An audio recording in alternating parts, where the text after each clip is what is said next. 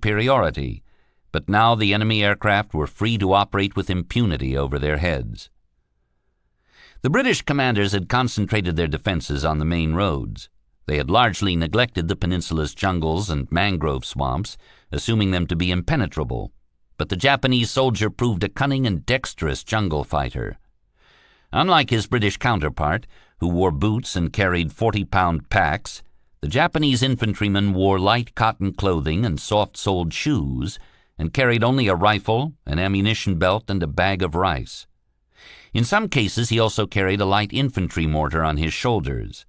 Small units of 5 to 10 men advanced swiftly and quietly in single file along primitive jungle trails.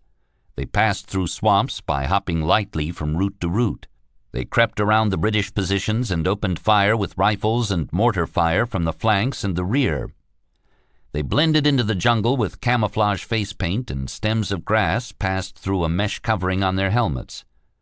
They hid in the underbrush or in the branches of trees and waited there for days, if necessary, until enemy soldiers wandered into their killing range. They disguised themselves as native workers and infiltrated the British camps, then assassinated their enemies one by one with knives or bayonets. They lay in leech-infested swamps with branches covering their heads and remained there motionless for hours. If and when an enemy soldier advanced into range, they rose suddenly and opened fire. The British deplored those shrewd Oriental tricks, but were slow to amend their tactics to deal with them. General Brooke Popham, after observing Japanese troops on the Hong Kong-China border a year before the war, had described them as various subhuman specimens dressed in dirty gray uniforms, which I was informed were Japanese soldiers. If these represent the average of the Japanese army, the problems of their food and accommodation would be simple, but I cannot believe they would form an intelligent fighting force. Now, in the jungles of Malaya, the Philippines, Burma, and the East Indies, a different myth was gaining currency. The Japanese infantryman was a super warrior to be feared and respected as a creature uniquely adapted to jungle warfare. When asked to explain why the British forces were faring so badly in northern Malaya, Brooke Popham now repeated the same observation he had made a year earlier, but with a very different emphasis. The Japanese have a capacity to live on the country, he said. They require very, very little, and what they do find to eat is what they are used to. The British can't do that. The subhumans of 1941 had mutated into the superhumans of 1942. Many Allied soldiers apparently believed that the Japanese possessed preternatural senses and abilities. Like bats, they could see in the darkness. Like panthers, they could move soundlessly through the underbrush. Like ants, they could communicate with their own kind by some unspoken brainwave. Unlike men, they had no fear of death. The Japanese trooper was supposed to be fearless, scornful of U.S. soldiers, invisible, a superb sniper, and willing to fight to the death rather than give up a position, wrote Floyd W. Radke, a junior U.S. Army officer who fought in the South Pacific. Of course, some of this was sheer nonsense, but unfortunately it took U.S. generals and colonels a long time to figure out how to counter such a creature. The new myth, like those it displaced, was founded on absurd racial canards, but it struck fear into the men who had to face those reputed super warriors on the ground, and for that reason it threatened to turn self-fulfilling. Again and again the pattern was repeated. The British lines quickly crumbled in the face of flank attacks or frontal attacks. The officers tried and failed to rally their fleeing men, then gave up and followed on their heels. The island city of Penang, off the west coast of Malaya, was evacuated in great haste on December 17th. British troops were ordered to demolish military assets and stores, but they had little time to complete the work, and much useful weaponry, supplies, and shipping was left to the enemy. The army evacuated only white civilians from Penang, a practice bitterly resented by the native Malays and Chinese, many of whom had offered to fight alongside the British troops. The British commanders had decreed a scorched earth policy, but more often than not the retreating forces could not bring themselves to carry it out, perhaps because they clung to the hope that they would soon recapture the surrendered territory. As a result, the Japanese gained control of Malaya's vital rubber plantations and tin mines, with most of the buildings, equipment, and supporting infrastructure intact. In Singapore, Cecil Brown confided in his diary, You could almost see morale collapsing like a punctured tire. No one knew the truth, and few trusted the reports of the local civilian or military officials. People are believing the worst. For all they know, the Japs are right outside Singapore. The official communiques were full of hollow bravado and clumsy euphemisms. After British forces had been driven into retreat near the Creon River, it was reported that they had successfully disengaged the enemy. Censors attempted to suppress bad news even when it was widely known. Air raids over the city were a nightly trial, and the inhabitants could see the Japanese bombers, picked out in the searchlights, flying in perfect formation, seemingly indifferent to the anti-aircraft bursts. Often they attacked in broad daylight, and no RAF fighters rose to engage them. Propaganda leaflets were dropped, sometimes written in Malay or Mandarin Chinese. For example, "Burn all white devils in the sacred white flame of victory." The native workers did not want to work, and the soldiers did not want to fight. Brown recorded a conversation with a British major who confessed that he could not work up any venom against the Japanese because they were, in contrast to the Germans, unimportant blighters. The journalist was flabbergasted by this case of cognitive dissonance. The British are getting the pants beat off them, and the major doesn't think the Japs are worth bothering about. The local civilian grandees vacillated between dread and denial. Lady Brooke Popham later said, "It was just parties, bridge, and dancing to the very last. They simply refused to believe that war could come to Singapore. I asked a certain lady to help me with civil defense measures 2 hours a day. She said it would interfere with her tennis."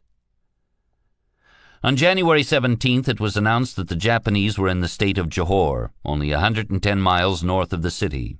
British troops retreating from the north brought the incubus of their defeatism with them. It spread. The Navy had let them down, the Air Force had let them down, and the leaders had proved incompetent. In the city, the inhabitants began their unseemly scramble to escape. Ship fares were hiked. Favors were called in to gain seats on outgoing commercial flights. Staff officers arranged to be reassigned to Field Marshal Wavell's new ABDA headquarters on Java. Native Malays, Chinese, Indians, and other Asian ethnic groups knew that they would be left behind and demonstrated their resentment by refusing to work. In districts bombed out in the Japanese air raids, the dead were left in the streets. Work parties could not be raised to cart them away for burial. By late January, the stench of the dead had settled like a pall over the city. The island fortress prepared to be laid under siege. On January 31st, all remaining British troops retreated across the Strait of Johor and dynamited the causeway behind them.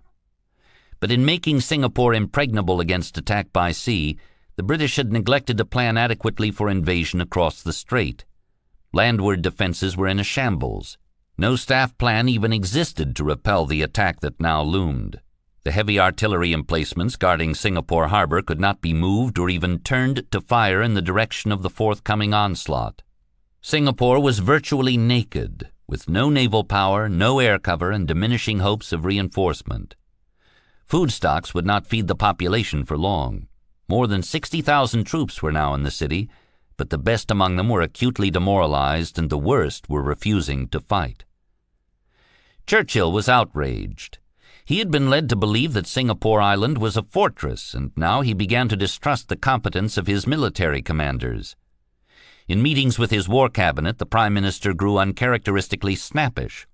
According to General Brooke, Churchill often burst out with remarks like, "Have you not got a single general in that army who can win battles?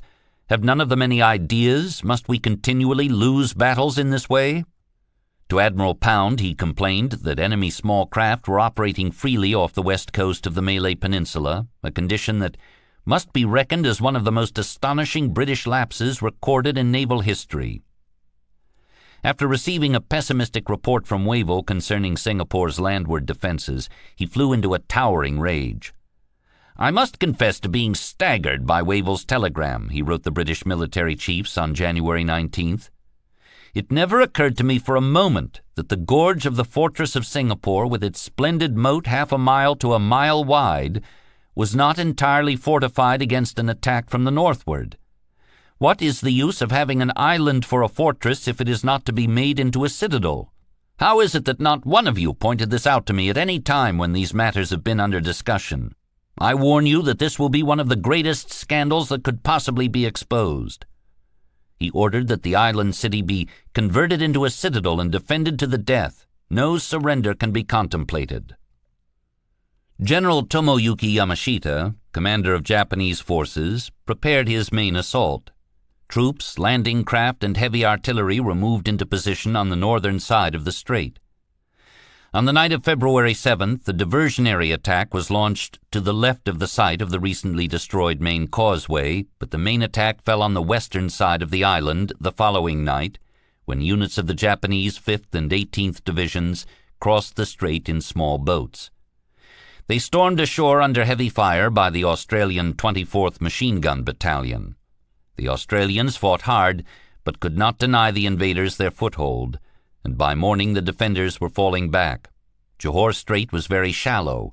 At low tide there were points at which the Japanese soldiers could simply wade across it, holding their rifles above their heads.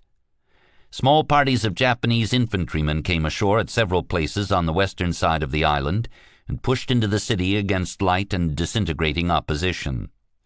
The British Commonwealth troops they encountered broke ranks and ran with distressing regularity. Meanwhile, the crackerjack Japanese Army engineers rebuilt the causeway across Johor Strait, and within a matter of hours columns of tanks, trucks, and heavy artillery were rolling across it. Wavell flew into Singapore on the 9th and toured the defensive lines with General Percival, the local commander. He reminded his commanders on the spot that the British troops in the city heavily outnumbered the enemy. "We must defeat them," he wrote on February 10th. "Our whole fighting reputation is at stake and the honor of the British Empire. The Americans have held out on the Bataan Peninsula against far greater odds. The Russians are turning back the picked strength of the Germans. The Chinese, with almost complete lack of modern equipment, have held the Japanese for 4 years. It will be disgraceful if we yield our boasted fortress of Singapore to inferior enemy forces." He ordered total ruthlessness, even if it meant the mass slaughter of both the military forces and the civilian population. He flew back to Java on February 11th and reported to Churchill that night, "Battle for Singapore is not going well. Morale of some troops is not good, and none is as high as I should like to see." He referred to an inferiority complex among the defenders, which bold and skillful Japanese tactics and their command of the air have caused. Defeatism was endemic. Australian diggers were overheard to say, "Chum to hell with Malaya and Singapore. Navy let us down, Air Force let us down. If the bungs," natives, "won't fight for their bloody country, why pick on me?" It was an attitude widely shared by the front-line fighting men. Amidst such rank ineptitude in a land so far from home, when the cause was so clearly doomed, why throw their lives away? As the Japanese swept toward the urban center of Singapore, they gained control of the freshwater reservoirs that provided its drinking supply. That extinguished any remaining hope of a long siege. In a day or two, the great city would die of thirst, if nothing else. The ominous thump of Japanese artillery and the whistling of shells could be heard throughout the city. Columns of oily black smoke rose from the blackened shells of bombed-out fuel storage tanks. Panicked throngs pressed down toward the wharves and bid or begged to be taken aboard one of the last departing ships. "There was a lot of chaos and people killed on the docks during these bombardments," recalled an American sailor on a ship in the harbor. "Everywhere you looked, there was death. Even in the water there were dead sharks and people floating all around." Yamashita was shocked and even shaken to learn that British troop strength in the city was twice what he had been led to believe by his intelligence sources. But he resolved to bluff his way through to a negotiated surrender. On the 14th, an ultimatum from Yamashita addressed to Percival was dropped from an airplane behind the British lines. "In the spirit of chivalry, we have the honor of advising your surrender. From now on, resistance is futile and merely increases the danger to the million civilian inhabitants without good reason, exposing them to infliction of pain by fire and sword." On the same day, Percival was forbidden to consider such an offer by Wavell, who urged that "you must continue to inflict maximum damage on enemy for as long as possible by house-to-house fighting if necessary. Your action in tying down enemy and inflicting casualties may have vital influence in other theaters." At the same time, however, Wavell cabled Churchill to report that Singapore was done for, and after consulting with the British military chiefs that night, the Prime Minister agreed to allow a surrender. The next morning, Sunday, February 15th, Percival traveled under a flag of truce with a Japanese colonel to meet Yamashita. The meeting was lavishly documented by a crowd of Japanese reporters, photographers, and camera crews. Yamashita demanded an unconditional surrender and refused to order a ceasefire until such a surrender document had been signed. The Japanese general pledged to treat the civilian population properly and to observe the rights of prisoners of war. Neither pledge would be honored. Percival signed the instrument of surrender, with hostilities to cease at 8:30 p.m. that night. The Gibraltar of the East had fallen. The army charged with its defense had surrendered to an enemy force less than half its size after a battle lasting less than a week. Even at the time, it was recognized as the most ignominious episode in the annals of British military history. An editorial in the Daily Mirror summed up the feelings of the British people. "The Japanese have wrenched out this cornerstone of the greatest empire in history and have propped it up as a jeering monument to brave men who are dying for the folly of others who have much on their conscience." Having bet the pot on Singapore, and having seen the great pile of chips swept from the table, Field Marshal Wavell did not pretend that the East Indies could be saved. Indeed, he did not even want them reinforced, lest the reinforcements be delivered straight into the hands of the enemy. Java, the only major island in the group still in possession of the Allies, was 500 miles long and threatened with invasion on both its eastern and western flanks. The day after Percival's surrender, Wavell told Churchill, "Landings on Java in near future can only be prevented by local naval and air superiority. Facts given show that it is most unlikely that this superiority can be obtained." On February 21, 1942, he amplified the point. "I am afraid that the defense of Abda area has broken down and that defense of Java cannot now last long. It always hinged on the air battle. I see little further usefulness for this HQ. I hate the idea of leaving these stout-hearted Dutchmen and will remain here and fight it out with them as long as possible, if you consider this would help at all." Picking up the cue, the U.S.-British combined chiefs dissolved the Abda Command. American, British, and Australian ground and air forces were evacuated south to Australia or west to Burma, where they would live to fight another day. Wavell was ordered to fly to India, where he would resume his old post as Commander-in-Chief of British forces in that country. The decision to pull out of the beleaguered Indies was hard-hearted but logical. In the Philippines and Malaya, the Allies had lost large numbers of men with little to show for it. But the Dutch, still vexed by the Anglo-American decision to freeze them out of the Allied High Command, had no intention of joining in the general retreat. In Europe, their home country had long since been broken to the Nazi yoke, and the Netherlands government in exile clung tenaciously to its remaining overseas territories.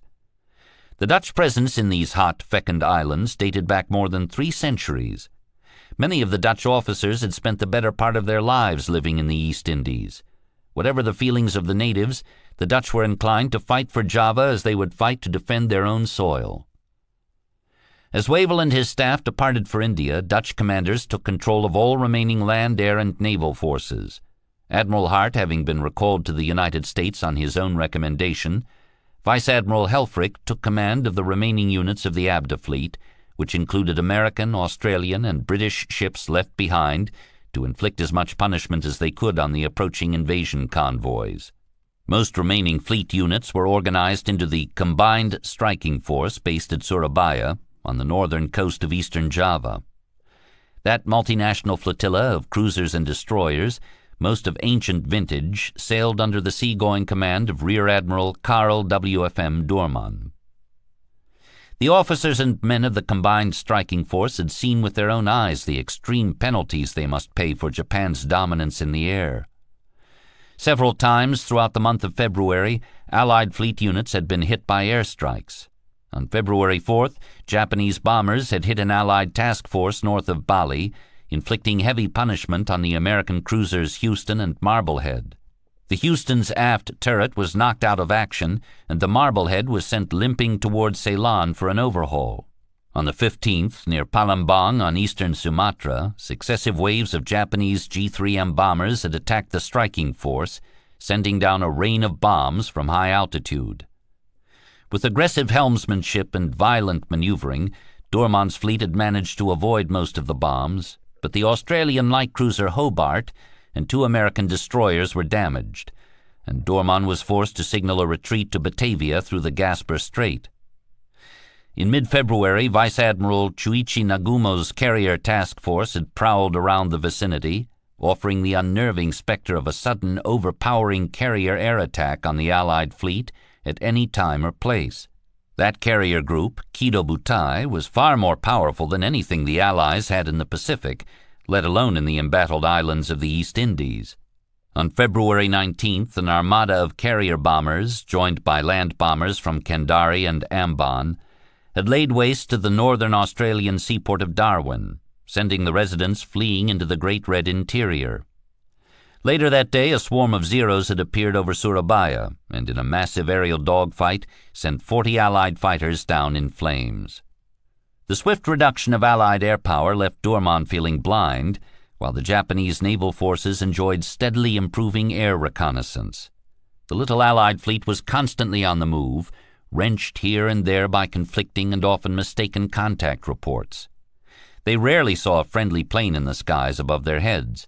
By the end of February, the officers and crews were exhausted and on edge. One of the American skippers referred to his crew's considerable psychological tension. They were plagued by poor communications, failing equipment, retrograde technology, and inadequate port facilities. Refueling was a recurring headache. Storage tanks in Surabaya and Batavia were always on the verge of running dry, and the oil workers who might have helped had fled the scene. Often the ships were obliged to put to sea with half-empty fuel tanks, or with a partial supply of ammunition and torpedoes. An insidious female voice, carried over the airwaves by Radio Tokyo, taunted the Americans in California-accented English. "Poor American boys," she mock-lamented. "Your ships are swiftly being sunk. You haven't a chance. Why die to defend foreign soil which never belonged to the Dutch or British in the first place?"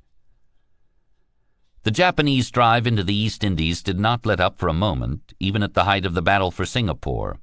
Admiral Yamamoto, directing the campaign from his flagship Nagato in her Hashirajima anchorage, was determined to give the Allies no rest and no space to breathe. He insisted on an early seizure of Java, the richest and most populous island in the region.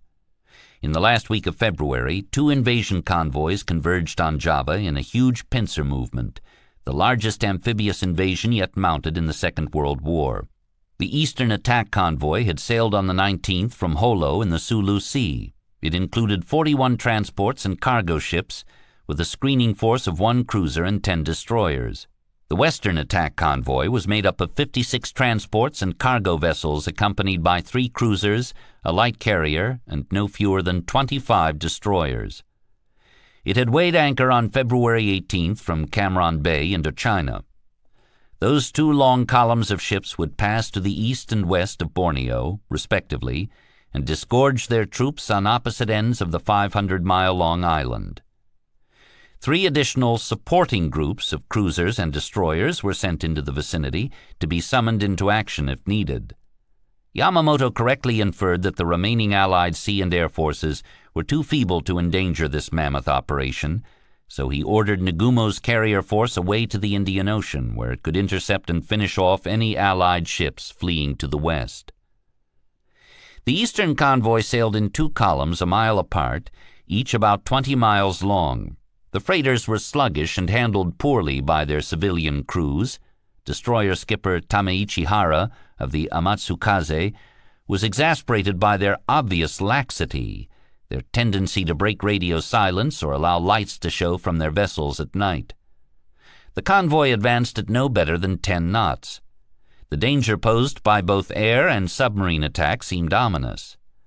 But what few Allied bombers did appear over the convoy did not score any hits, and the American submarines, staging out of Surabaya, made no impression at all. The Japanese freighter Arizona Maru was struck by a dud torpedo in early February.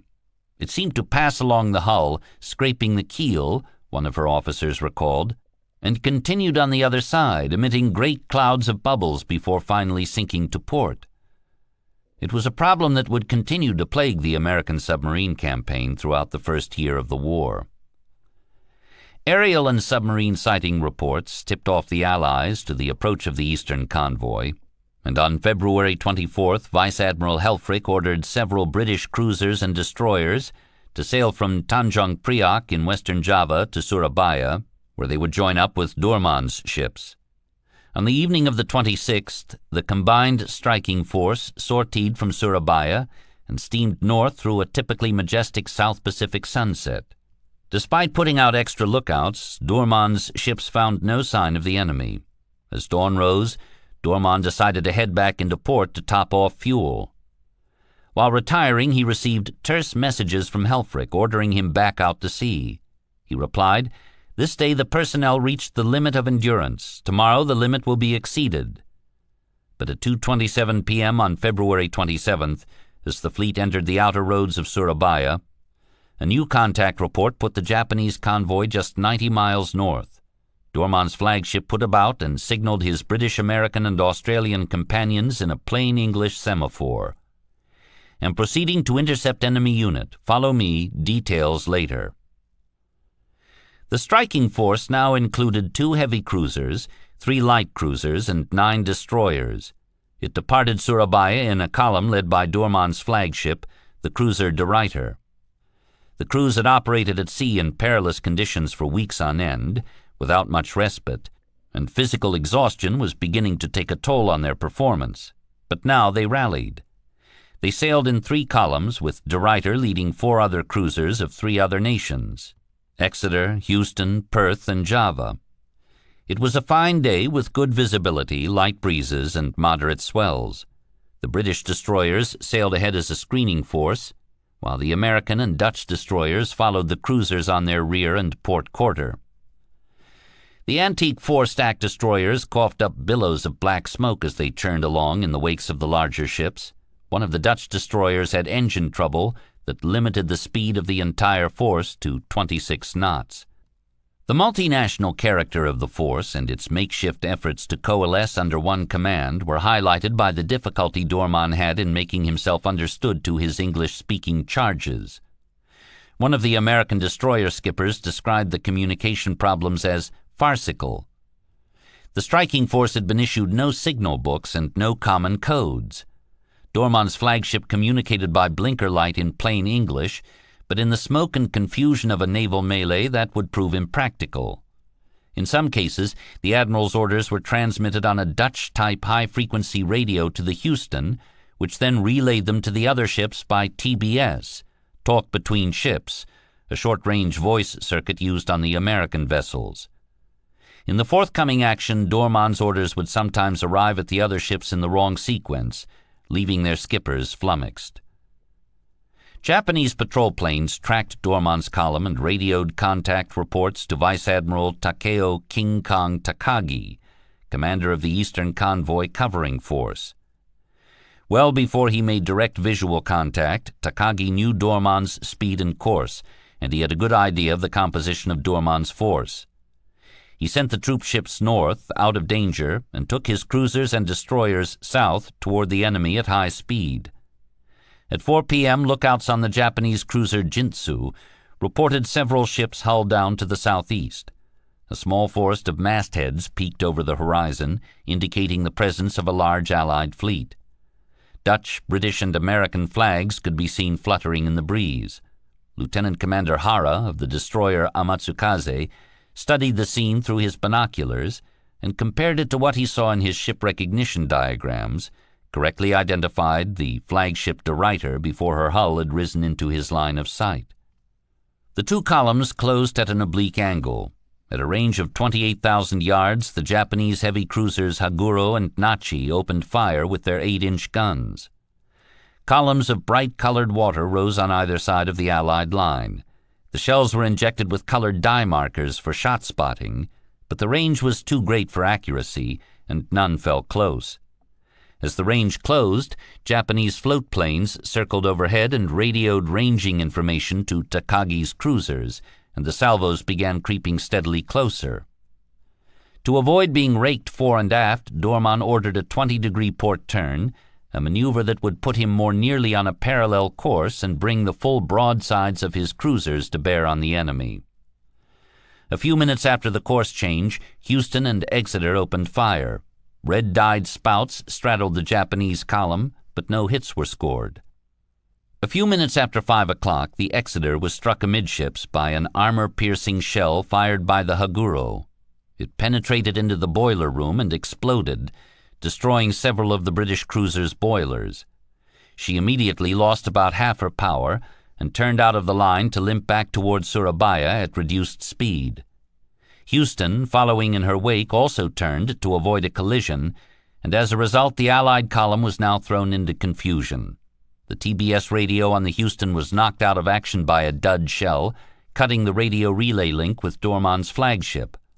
From then on, wrote Commander H.E. Eccles, skipper of the destroyer USS John D. Edwards, all communication was by flashing lights obscured by gun smoke, smoke screens, and hampered by rapid maneuver.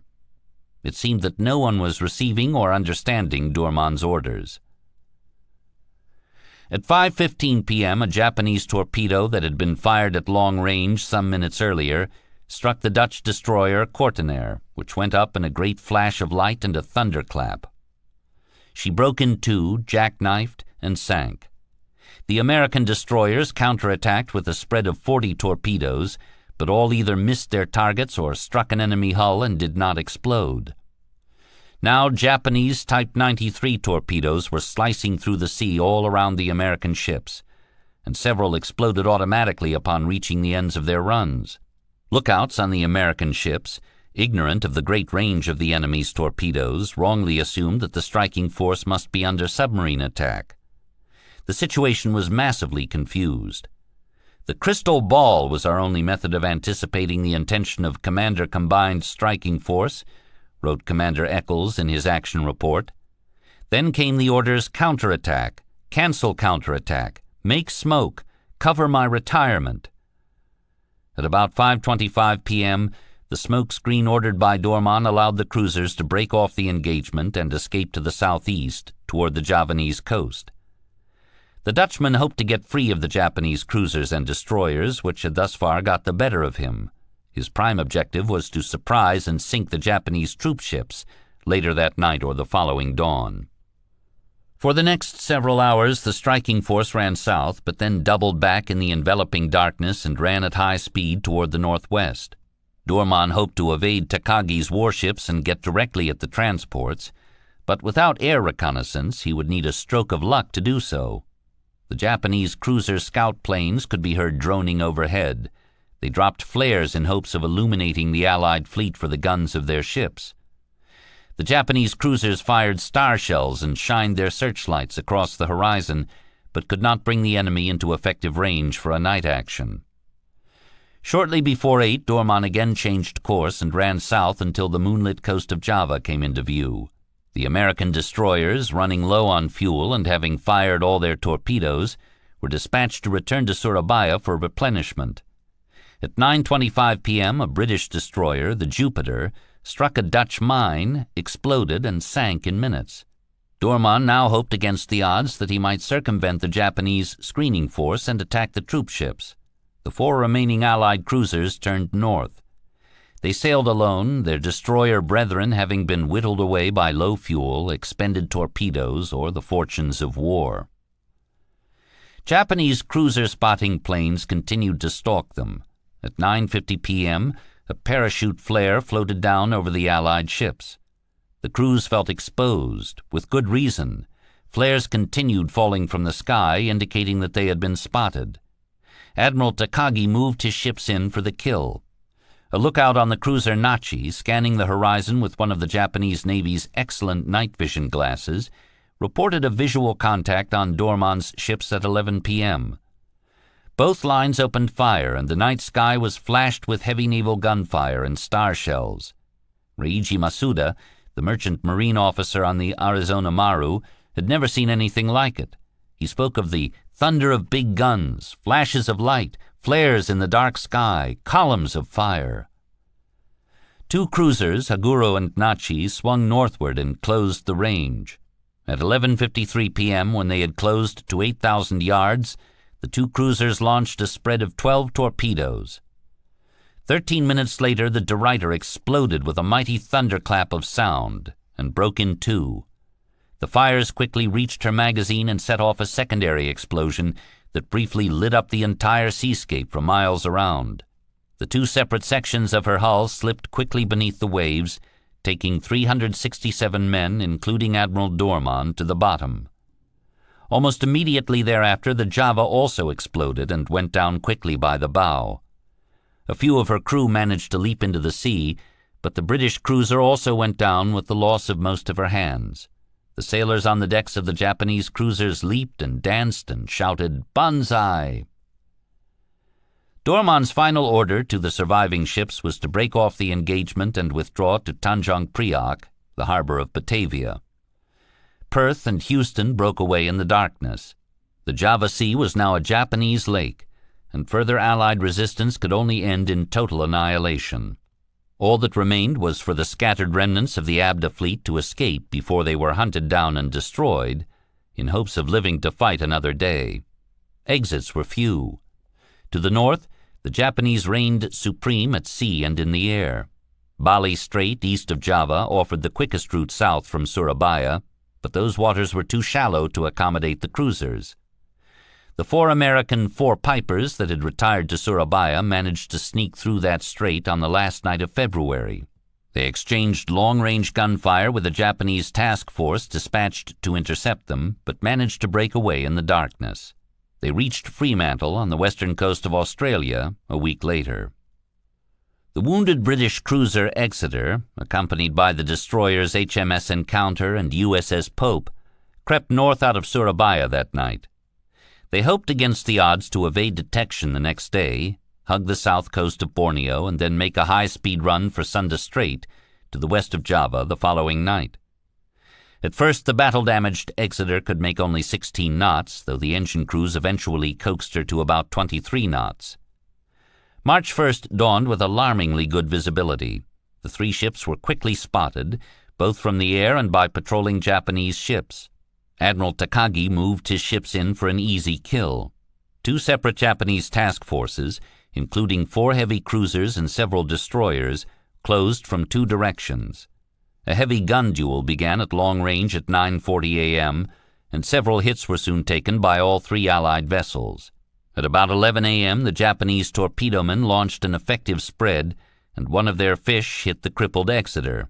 She rolled over and went down at 11:30.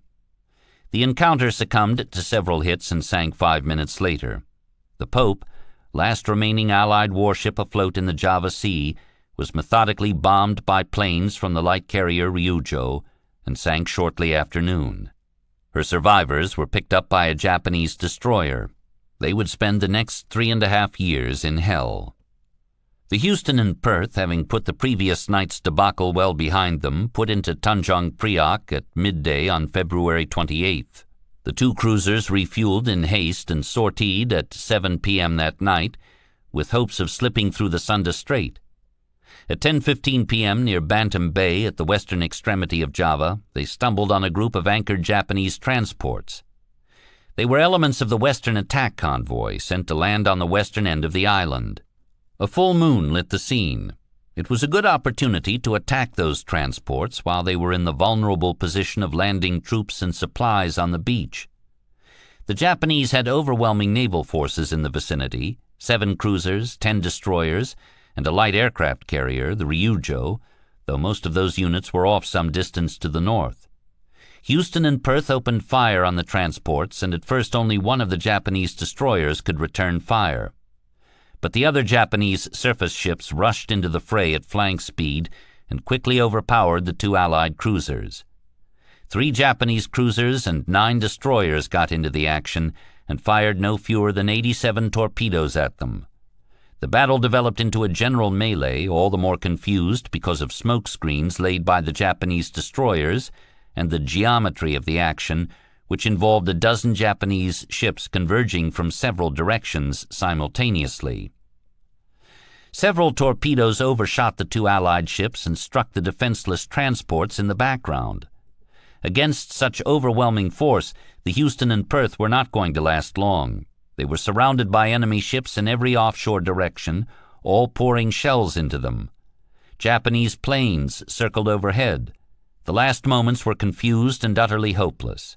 Captain A.L. Marr of the Houston later wrote, "All communication systems which were still operative were hopelessly overloaded with reports of damage received, of approaching torpedoes, of new enemy attacks begun, or changes in targets engaged." The American and Australian ships gave some punishment back to their tormentors, but took much the worse of the exchange. In the general melee, 5 Japanese ships were hit by friendly fire. 2, a minesweeper and a transport, were sunk. With such a great number of torpedoes launched at the 2 Allied cruisers in a relatively small area, it was perhaps inevitable that some would strike the anchored transports. As the ships were so close inshore, a large percentage of the crews aboard got ashore safely. General Hitoshi Imamura, Commander-in-Chief of the 16th Army, swam to shore and staggered onto the beach, soaked head to foot in fuel oil. At midnight, the Perth took a direct hit from an 8-inch shell. Shortly afterwards, she was struck by a torpedo under the waterline, and that was too much for her. She sank quickly. The Houston was also pummeled by heavy shell fire and 3 torpedoes. A few minutes after midnight, a shell penetrated the engine room and broke a steam main, scalding the engine room crew to death. Steam ruptured through the deck, and she listed heavily to starboard. At 12:25 a.m., Captain Rooks ordered abandon ship. Shortly after that, the Houston was struck directly in the bridge, killing her captain.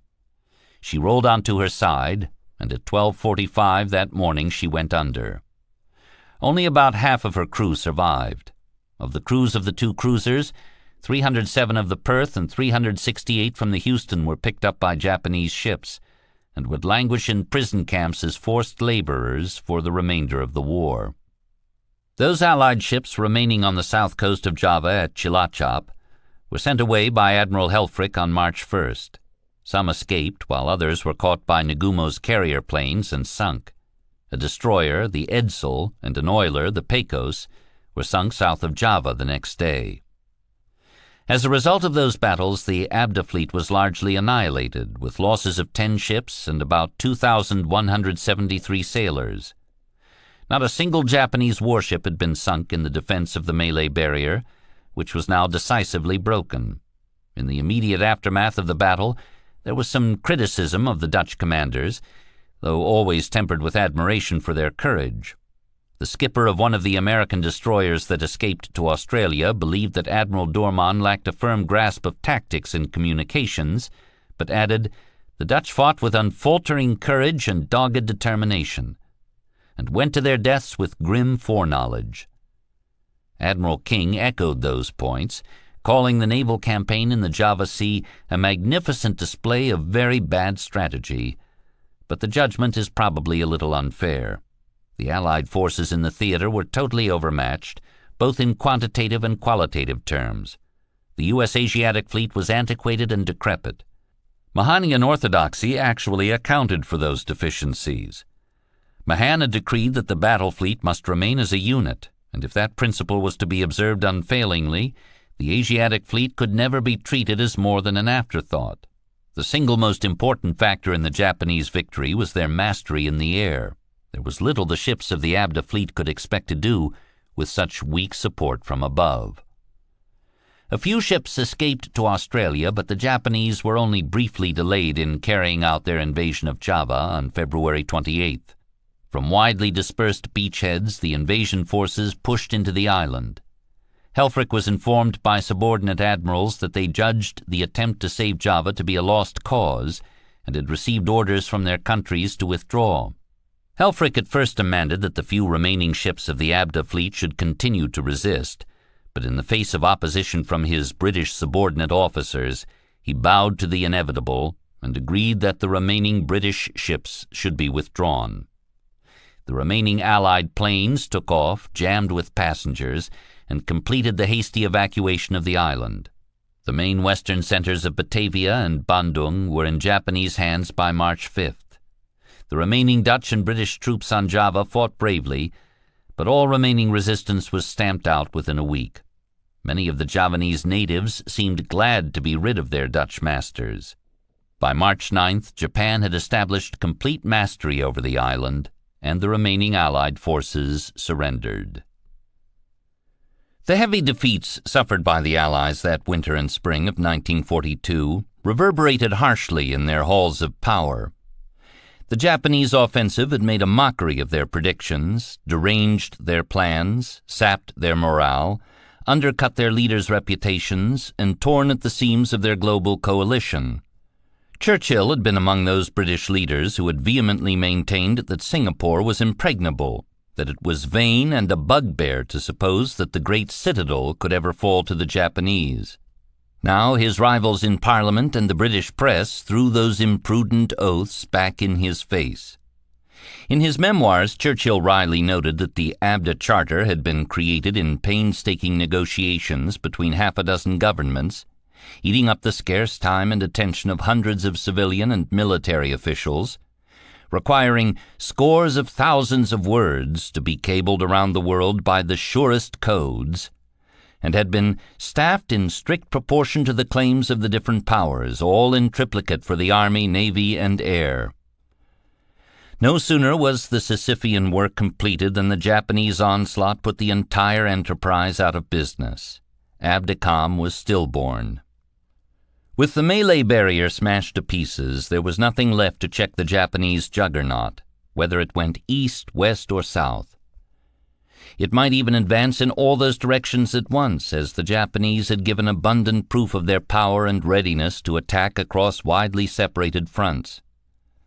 On March 8th, the date of the surrender of Allied forces on Java, Japan's 15th Army marched into Rangoon, the capital city of Burma. The demoralized British troops, cut off from the seaport that had been their main source of supply, fell back to the north and west. The British now had to ask themselves whether the population of India would regard the approaching Japanese as invaders or liberators. The Japanese gained control of the Burma Road, the Allies' major route of overland supply for the nationalist Chinese. Chiang Kai-shek warned of a collapse of Chinese resistance and threatened to open truce talks with the Japanese. Also on March 8th, Japanese invasion forces went ashore on the coast of New Guinea, at Lae and Salamaua, and began clearing land for new airfields. That pointed toward a further advance along the axis of South Pacific islands lying to the east of the Dutch East Indies, the Admiralties, the Bismarcks, and the Northern Solomons, and a direct threat to the line of sea communications between North America and Australia. Australian Prime Minister John Curtin, in a strident exchange with Churchill, had demanded the return of several Australian divisions from the Middle East, refusing the latter's entreaties that they be diverted for the defense of Burma. He had even broached the term inexcusable betrayal in his comments on the defense of Singapore. The vast southern landmass, with its largely unpopulated 16,000-mile coastline, lay totally exposed. Its only real defense was its physical remoteness and the red desert wastes of its interior. Kido Butai, Admiral Nagumo's feared carrier strike force, continued to swallow up enormous swaths of ocean. In the first week of April, it was afoot in the Indian Ocean. On the morning of April 5th, when many servicemen and civilians were at religious services to celebrate Easter Sunday, Japanese carrier aircraft descended suddenly on the port of Colombo on the west coast of Ceylon. They sank only one destroyer and a merchantman, but they inflicted heavy damage on the wharves and port installations and shot down 24 British planes that scrambled to intercept them. Later that same day, more of Nagumo's planes found and sank 2 British cruisers, Dorsetshire and Cornwall. On the morning of April 9th, a wave of Japanese carrier planes appeared over Ceylon's second important base, Trincomalee. As at Colombo, the attackers took a heavy toll on shore support facilities. A counterattack by 9 RAF Blenheim bombers fell on the retreating Akagi, but they scored no hits. 5 Blenheims were shot down and the others damaged. Later that day, Nagumo's planes found the British aircraft carrier Hermes at sea and sent her to the bottom along with an escorting destroyer. Running low on fuel, Kido Butai exited the Indian Ocean through the Strait of Malacca and turned north for home. Altogether, in carrier and submarine attacks, the Japanese had destroyed 23 merchant vessels and 5 Royal Navy warships, including the Hermes. That was a heavy blow and left Burma more isolated than ever. But worse from the British point of view was the prospect that the Japanese might return with troop ships and stage an invasion of Ceylon or even India. In the geopolitics of the Second World War, the Indian Ocean was the crux of the issue. It was a main artery of global Allied supply lines, critical to China, North Africa, and even Russia. It held the key to control of the Persian Gulf, recognized even then as home to the largest oil reserves in the world. In early April, the British asked the Americans to send naval reinforcements to the Indian Ocean, a request that Admiral King refused. By late April, American communications intelligence units had confirmed that the Japanese had no further operations brewing in the Indian Ocean. But the Allies continued to wring their hands over the vision of a German-Japanese link-up in the Persian Gulf and an Axis chokehold on the greatest oil-producing region in the world. Nor was there much good cheer radiating from the other theaters of the war. In North Africa, Rommel's Africa Corps had seized the port of Benghazi, driving the British back toward Tobruk. General Rommel seemed poised to launch a punishing tank offensive against Egypt and the Suez Canal, a campaign that might sever a principal artery of the British Empire. In the Mediterranean, British efforts to resupply the besieged and starving island of Malta had been thwarted by enemy air and submarine attacks. On February 11th and 12th, 2 German battle cruisers and 1 heavy cruiser broke out of the French port of Brest, eluded a British blockade, darted up the English Channel, ran the big shore batteries at Dover, and reached Germany intact. The Channel Dash, as the British press acerbically called it, was a thumb in the eye of the Royal Navy. In the United States, German U-boats were sinking merchantmen and oil tankers just off the East Coast, often within sight of land, and the U.S. Navy was apparently powerless to stop them. In California, invasion fears were revived by an incident north of Santa Barbara on the night of February 23rd, when a Japanese submarine surfaced off the beach and shelled an oil refinery. The next night, Los Angeles succumbed to mass panic as the city's anti-aircraft batteries let loose at an imaginary Japanese air raid. Most tormenting of all in those ominous weeks was the prospect of a Russian collapse. Hitler was known to be preparing a huge spring offensive in the Caucasus. Could the Red Army withstand it? And would Japan attack in Siberia, forcing Joseph Stalin to fight on 2 fronts? In his correspondence with Roosevelt, Churchill did not conceal his private anguish. He was candid and open-hearted to a remarkable degree, even hinting that the pressure was getting to him. He confided on February 19, 1942, "I do not like these days of personal stress, and I have found it difficult to keep my eye on the ball." On March 7th, "The weight of the war is very heavy now, and I must expect it to get steadily worse for some time to come." Roosevelt's inborn optimism was valuable in those dark days of the war. He acknowledged that the fall of Singapore would give the well-known backseat drivers a field day, but urged the British leader to be of good heart and to keep up your optimism and your grand driving force. He encouraged Churchill to take time away from his duties to relax. "Once a month I go to Hyde Park for 4 days, crawl into a hole, and pull the hole in after me. I am called on the telephone only if something of really great importance occurs. I wish you would try it, and I wish you would lay a few bricks or paint another picture." But the President also emphasized that the Allies had better constantly look forward to the next moves that need to be made to hit the enemy. Yes, the defeats in the Pacific were disastrous and shocking, but there was nothing to be gained in agonizing over them. "Here is a thought from this amateur strategist," he wrote Churchill on March 18th. "There is no use giving a single further thought to Singapore or the Dutch Indies. They are gone." The immediate concern was to set up a new theater command system to replace the disbanded Abdicom. Australia must be defended at all costs as the launching pad for an eventual Allied counteroffensive. The British could do little to protect Australia. On the other hand, the Americans could do little to check Japanese aggression in the Indian Ocean or against the Indian subcontinent. Therefore, asked the President, why not simply divide command responsibility between the eastern and western flanks of the Japanese Empire, with the Americans to be predominant in the Pacific and the British in the Indian Ocean and Southeast Asia? He made the offer explicit in two long cables of March 7th and 9th, 1942. General Brooke was at first suspicious, noting in his diary that the proposal was good in places but calculated to drive Australia, New Zealand, and Canada into U.S. arms and help to bust up the empire. But no viable alternative lay on the table, and the strain on British military resources ruled out any new force commitments to the Pacific or Australasia. So what reasonable objection could they offer?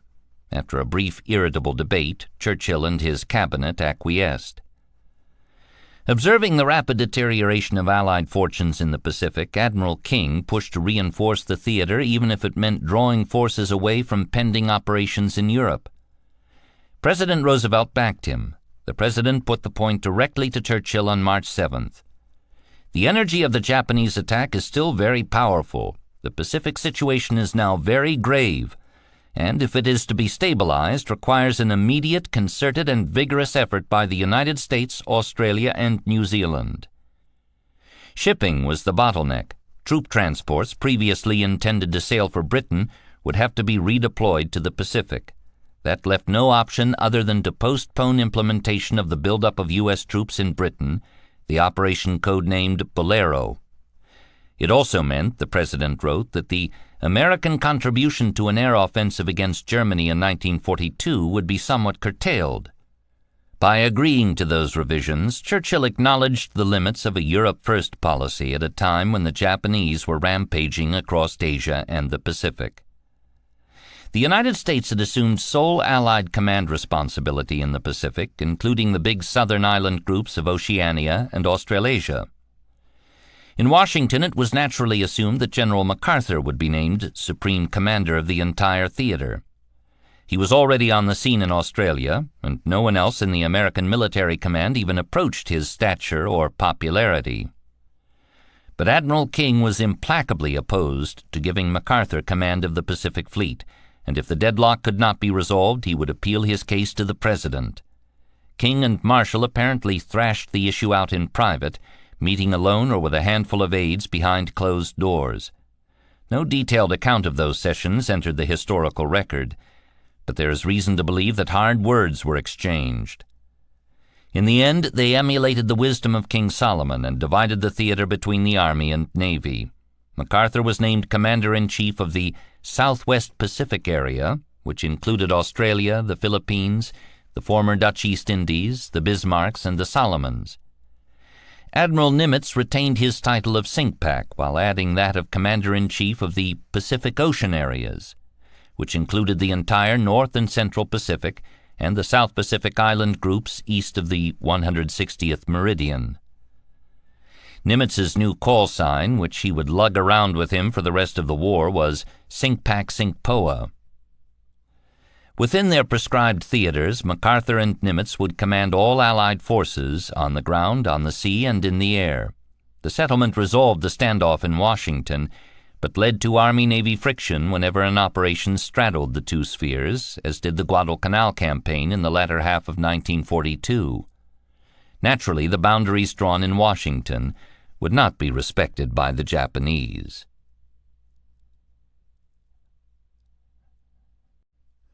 Chapter 8.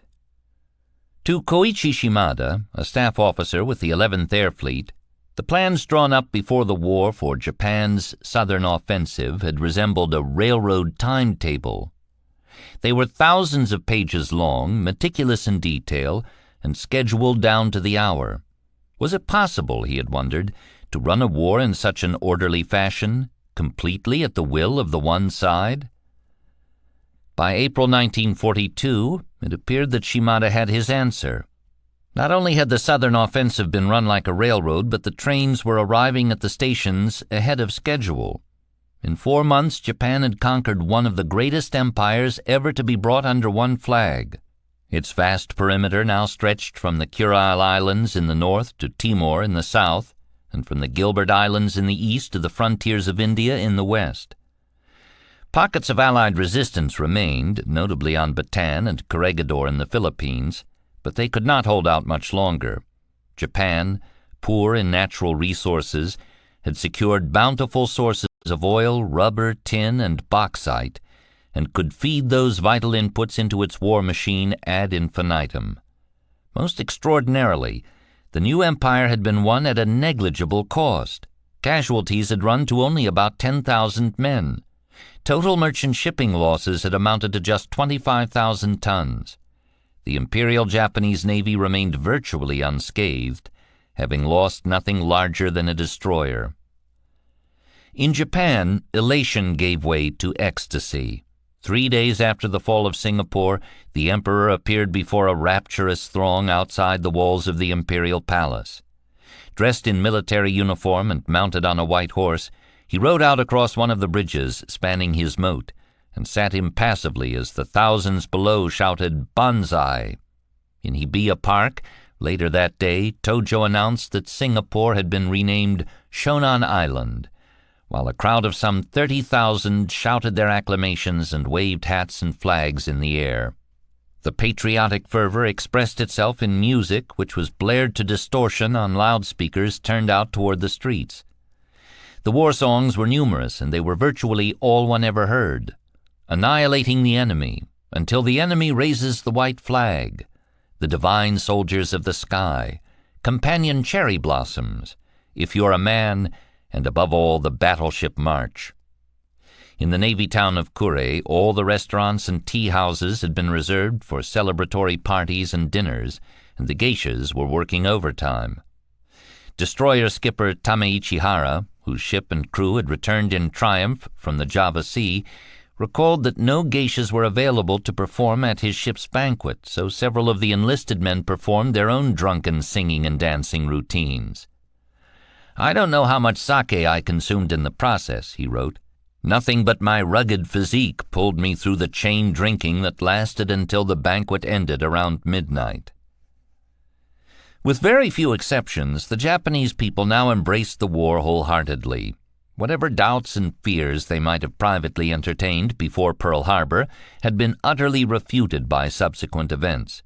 Evidently it was true that Japan was a nation of destiny, chosen by heaven to rule over Asia. At home, the tyranny of the militarist regime was unbridled. Elections were not yet abandoned, but political parties were dissolved and replaced with an uber party known as the Imperial Rule Assistance Association, which vetted and approved all candidates for elective office. The lives of ordinary Japanese were intricately controlled through the tonarigumi, or neighborhood associations, which were supervised by the Home Ministry and largely staffed by women. The tonarigumi distributed rations, promulgated slogans, organized air raids, stood fire watches, and reported unorthodox behavior or opinions to the police. Rationing of basic goods grew steadily more stringent.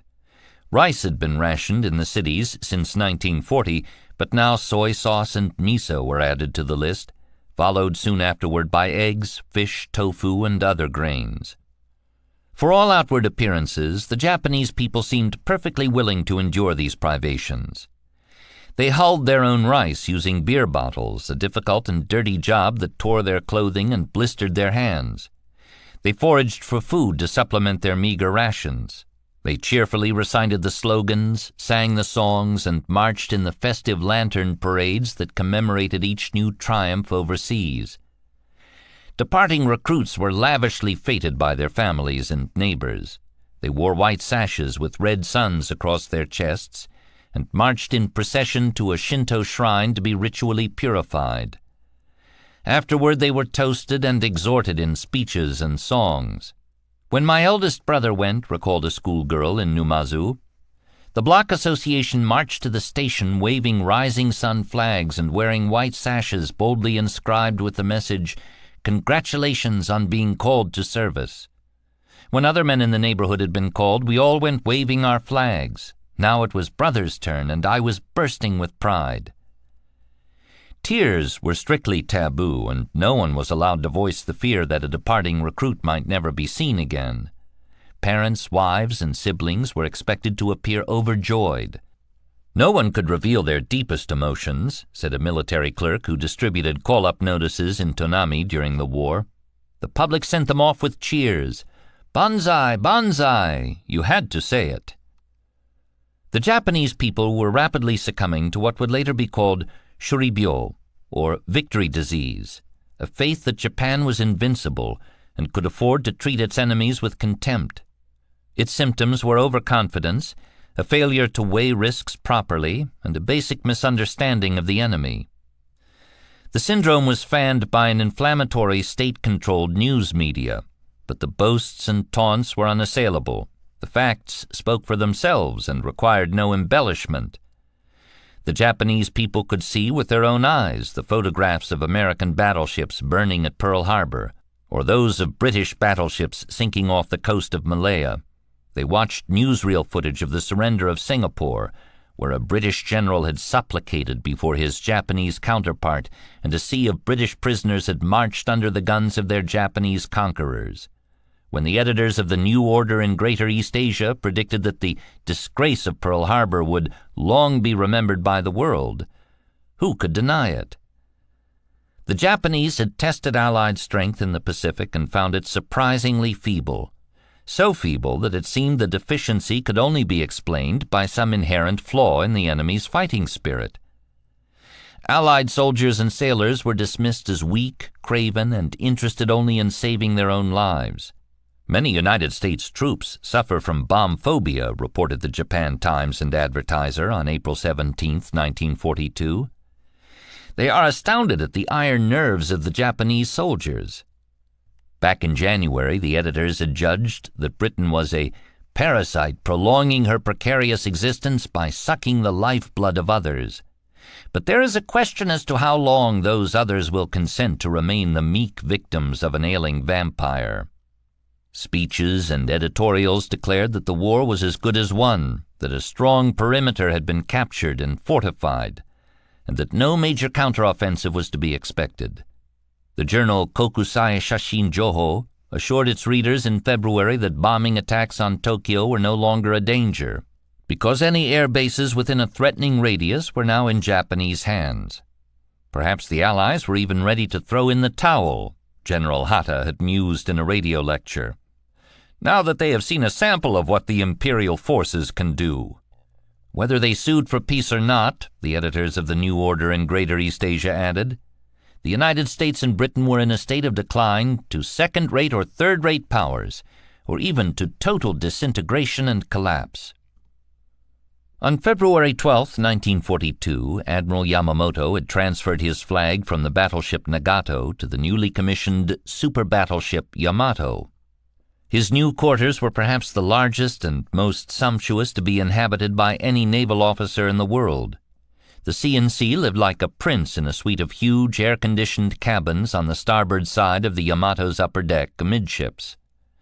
He took his meals in an airy wardroom, at a long polished wooden table, under the expressionless royal gaze of Hirohito, whose portrait was prominently mounted on a bulkhead.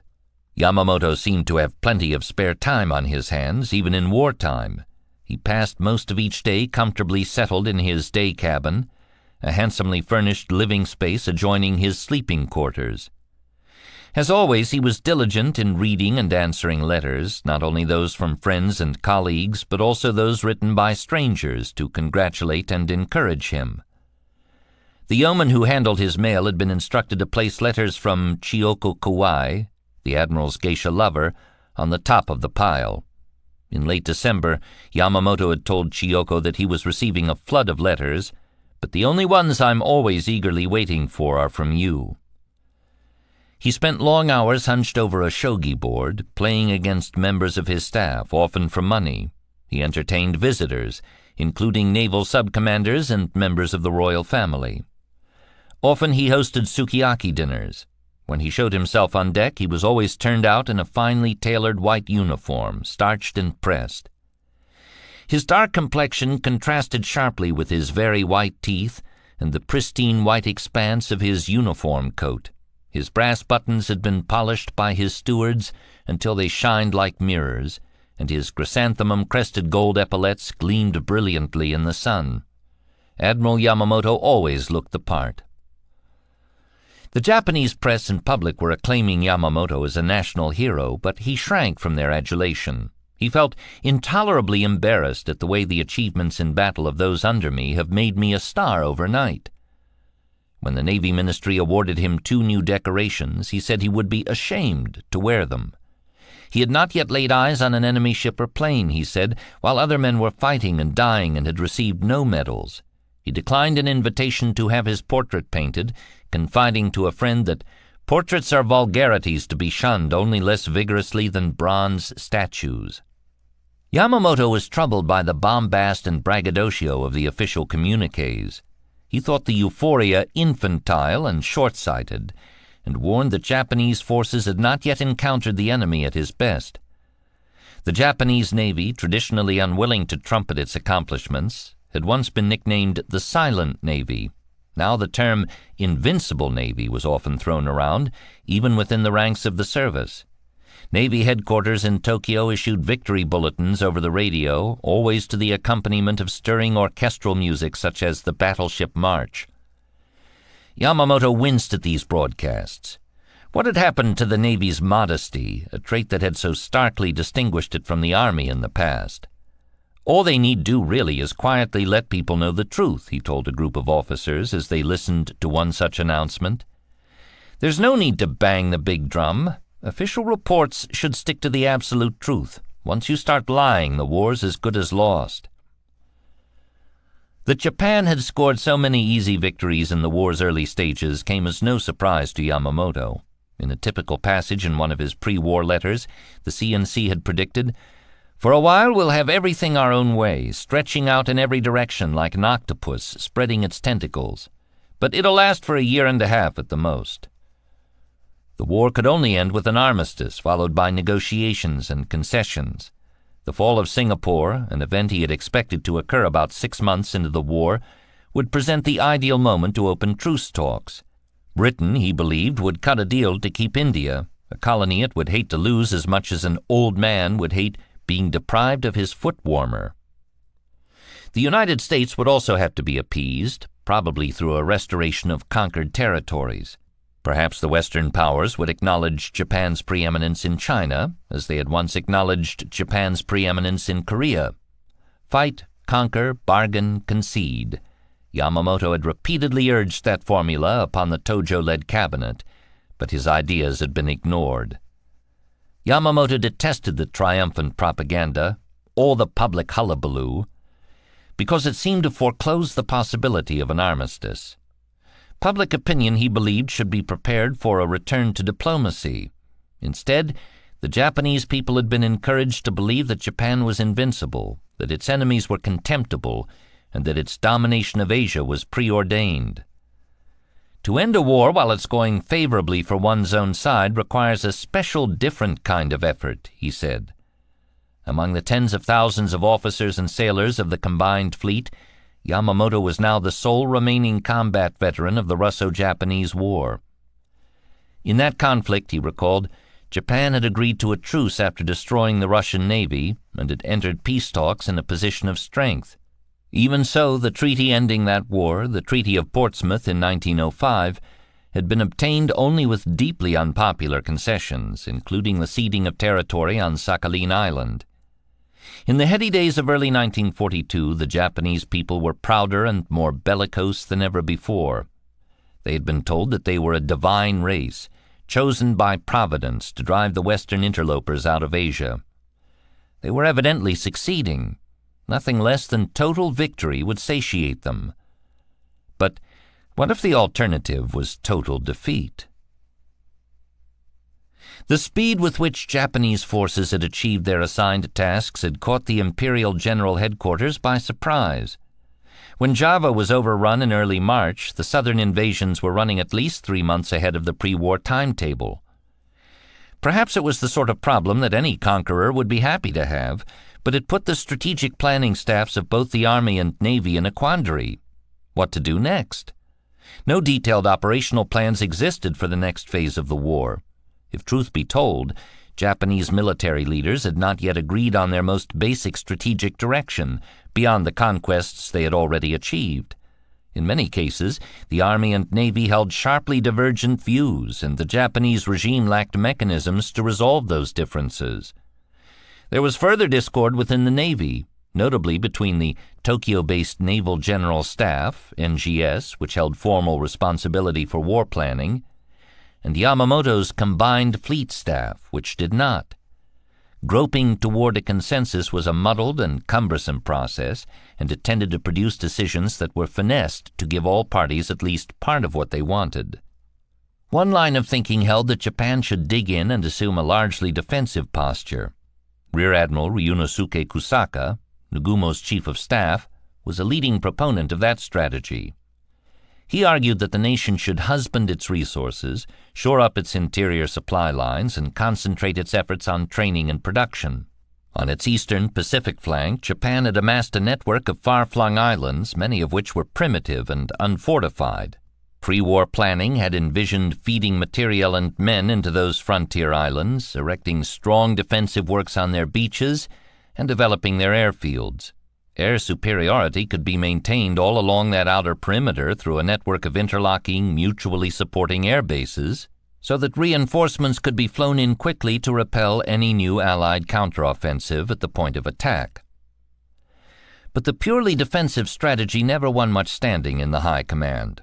Cultural factors may have been at work. The samurai tradition favored initiative and aggression over defensive tactics. A preference for offensive warfare permitted the culture of both the Army and Navy, and was ingrained in their tactical doctrines, weapons systems, and training programs. "It's annoying to be passive," noted Admiral Ugaki, Yamamoto's chief of staff, in his diary on March 11th. "Warfare is easy, with less trouble, indeed, when we hold the initiative." Having taken the initiative on December 7, 1941, the Japanese were loath to yield it to the enemy. Naval planners were also steeped in the Mahanian principle of the decisive battle, and shared a bedrock belief that the war could only be won by crushing the American fleet at one blow, as the Russian fleet had been crushed at Tsushima. In any case, the concept of the strong defensive perimeter had been shown up by the American carrier raids. With their flat tops intact, the Americans could penetrate deep into the heart of Japan's oceanic empire, strike without warning, and escape unmolested. In April 1942, Japan was the dominant military and naval power in Asia and in the Pacific, but it could not hope to maintain that status for long. The titanic war-making capabilities of the United States had not been destroyed, nor even seriously impaired.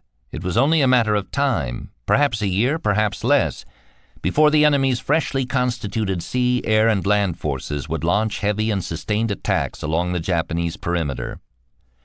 There was no hope in waging a prolonged war of attrition against a nation with 10 times Japan's latent military-industrial strength. Japan must therefore try to run out the clock. It must find a way to inflict such devastating punishment on the Allies that they would be forced to sue for peace before the end of 1942. As a solution to the problem, a group of officers within the NGS proposed an invasion of Australia. 5 divisions of the Japanese Army could easily be landed on the island continent's undefended northern coast. Such an invasion might or might not force the British to ask for terms, but at the very least it would deny the Americans their great southern springboard for an eventual counteroffensive.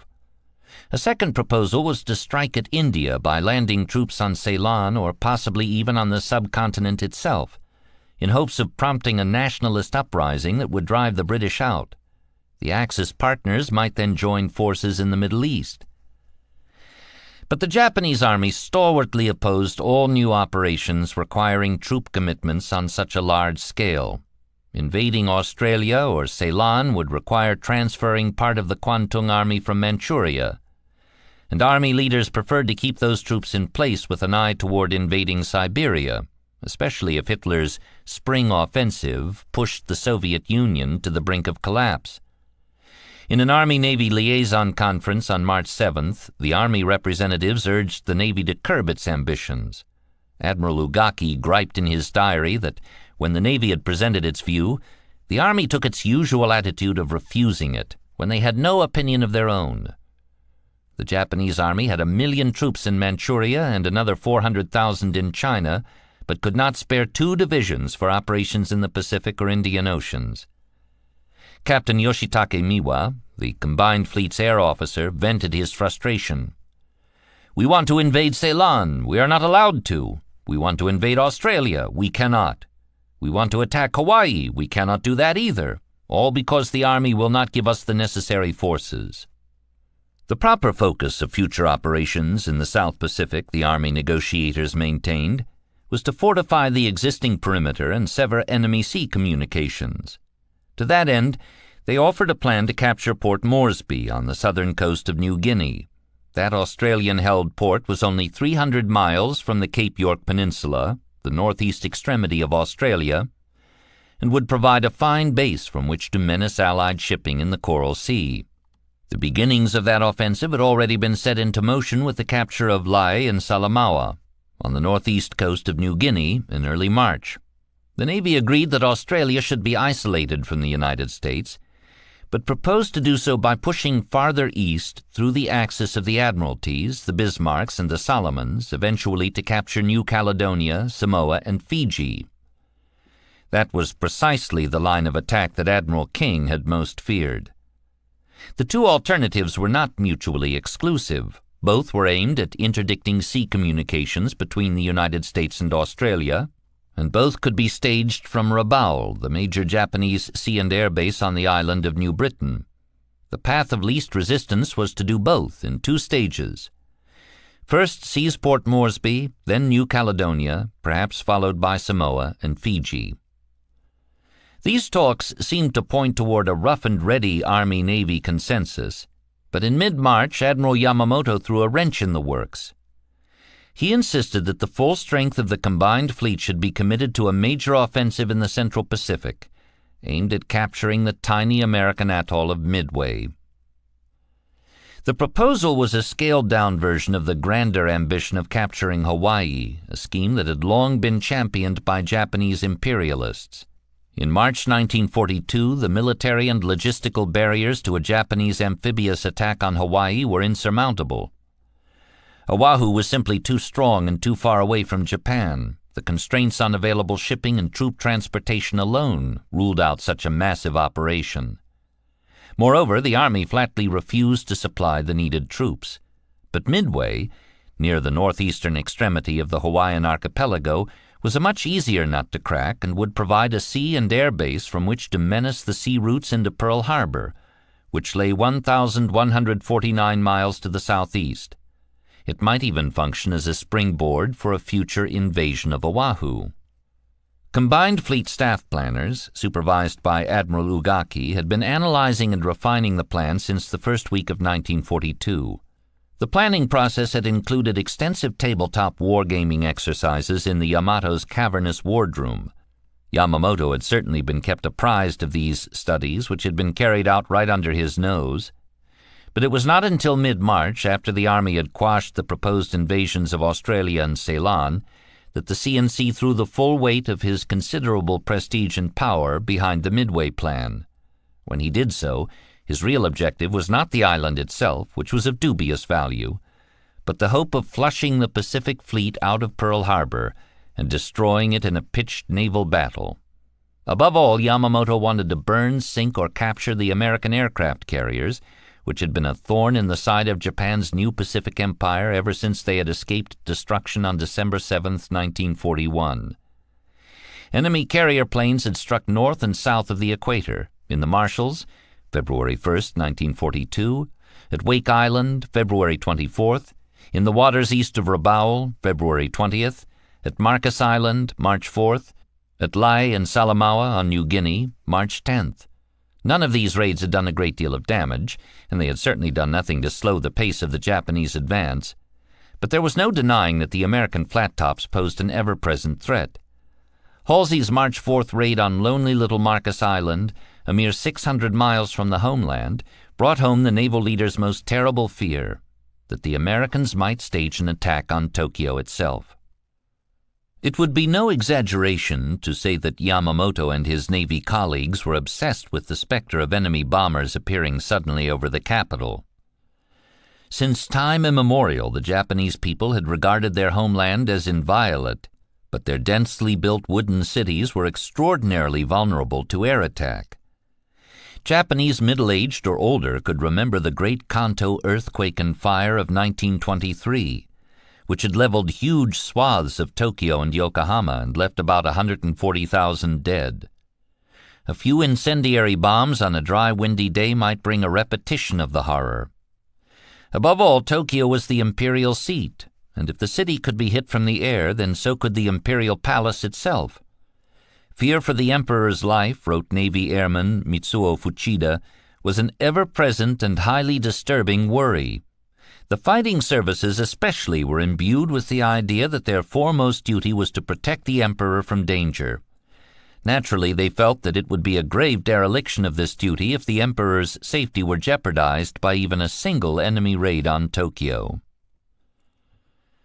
In his private correspondence, Admiral Yamamoto returned again and again to the subject. He advised Shinbashi Geisha to move some of her property out of Tokyo because the Navy had no reliable means to deter an enemy air attack on the city. He complained bitterly of radio and press reports assuring the Japanese people that air raids were not to be feared. His staff recalled that the C&C asked for daily reports of the weather in Tokyo and was always relieved to learn that the skies above the city were overcast. He directed Ugaki to arrange for long-range reconnaissance flights to be made over the eastern sea approaches, and to conscript a fleet of fishing sampans to be deployed in a picket line some 600 to 700 miles off the coast.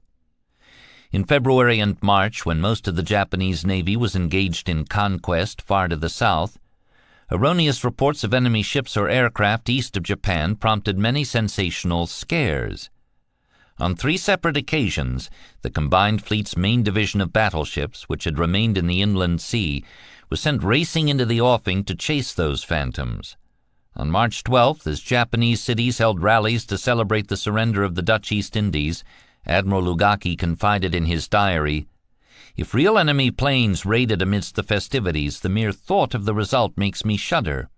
A great air raid over the heads of the rejoicing multitude.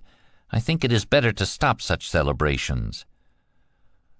Working around the clock for several days and nights in late March, combined fleet staff completed a preliminary draft plan for the Midway operation. It received Yamamoto's endorsement on March 30th. The operation would require the approval of the Imperial General Headquarters in Tokyo, but as in the earlier case of the Pearl Harbor raid, the headquarters was loath to give it. For the second time in 6 months, Admiral Yamamoto deliberately sought to usurp the rightful planning and policy-making function of the Naval General Staff. In doing so, he seems to have been motivated, at least in part, by a desire to settle some old scores. In the 1930s, his efforts to advance the cause of naval aviation had often run into resistance from conservative battleship officers on the NGS. In the fall of 1941, the NGS had opposed his plan to attack Pearl Harbor and backed down only when he had come to the brink of tendering his resignation. After the attack had knocked the American battleships out of action, leading officers of the NGS tried to share in the glory by concealing their attempt to obstruct the operation. Yamamoto was an old hand in the politics of the Navy and was not above making a ruthless power play against the headquarters. He was at the height of his power and influence, and seemed determined not to let the moment pass. If possible, he would arrogate the planning and strategy-making functions of the NGS to his own staff. The issue was settled in a planning conference at the Imperial General Headquarters between April 2nd and 5th. Yamamoto sent an emissary to Tokyo to represent the view of the combined fleet. Commander Yasuji Watanabe, a staff gunnery officer and one of the admiral's regular shogi opponents. With the boss's half-shaped plan under his arm, Watanabe went into conference with a group of NGS planners. He encountered hard-hitting, tenacious opposition. Those on the staff were irked by the prospect of any diversion or delay of their preferred thrust toward New Caledonia, which they had embraced as a fallback to an invasion of Australia after that operation had been deep-sixed by the Army. Commander Tatsukishi Mio, 1st Section Air Officer of the NGS, laid out the case against the Midway operation with clarity and passion. His objections were similar to those raised against the more ambitious plan to invade Hawaii.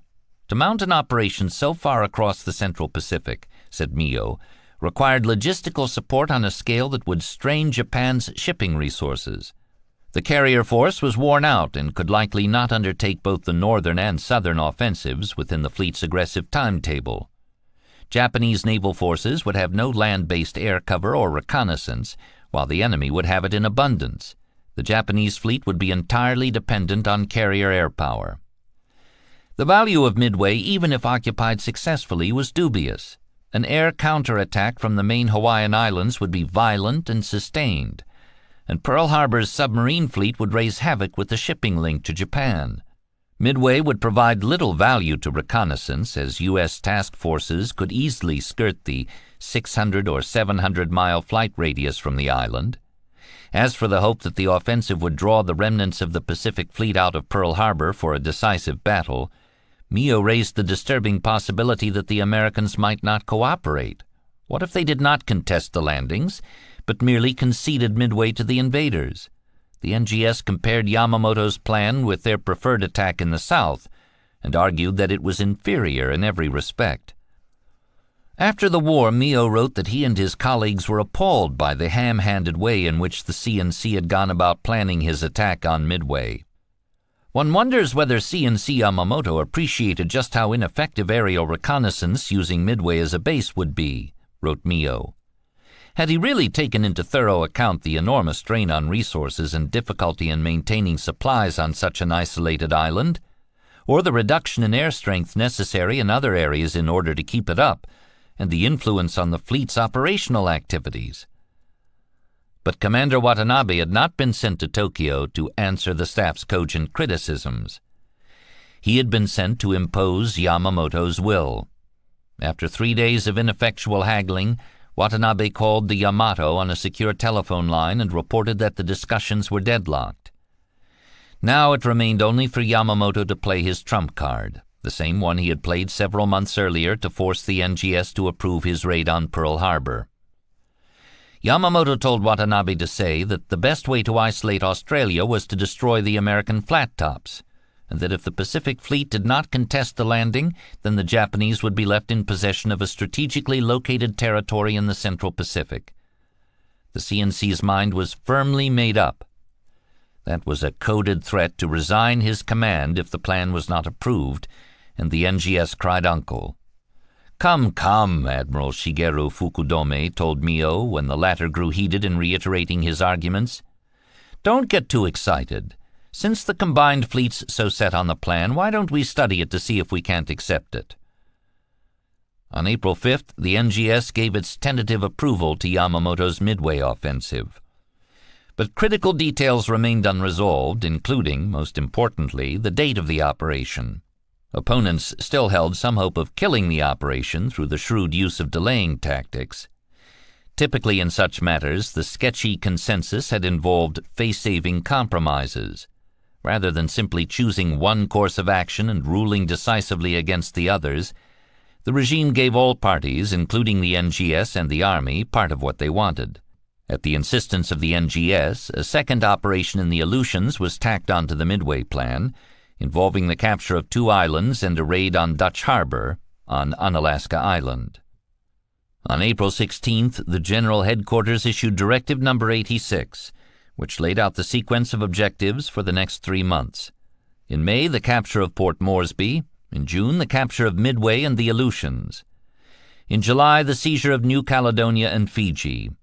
Critical details remained to be filled in, but the next phase of the naval war had been decided and decreed.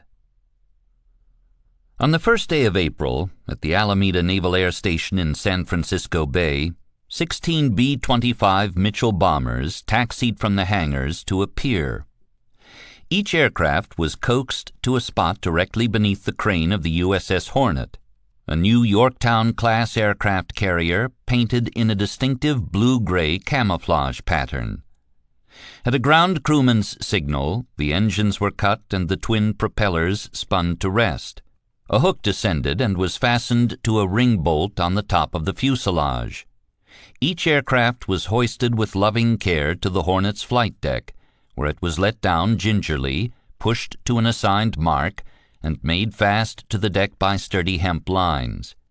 16 times that process was repeated until the entire after section of the flight deck was crowded with B-25s in a staggered double file.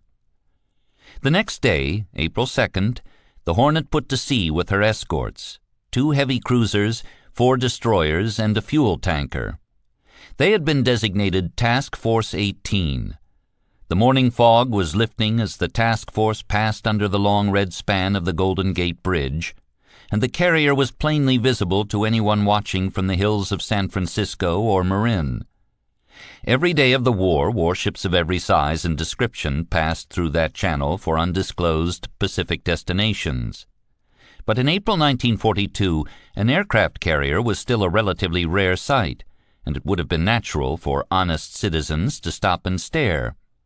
Rarer still was a flat top loaded with twin-engine Army bombers, because, as anyone familiar with aviation knew, such airplanes did not operate from carriers. The B-25s were much larger than the Dauntlesses, Devastators, and Wildcats that were the standard carrier aircraft of the day.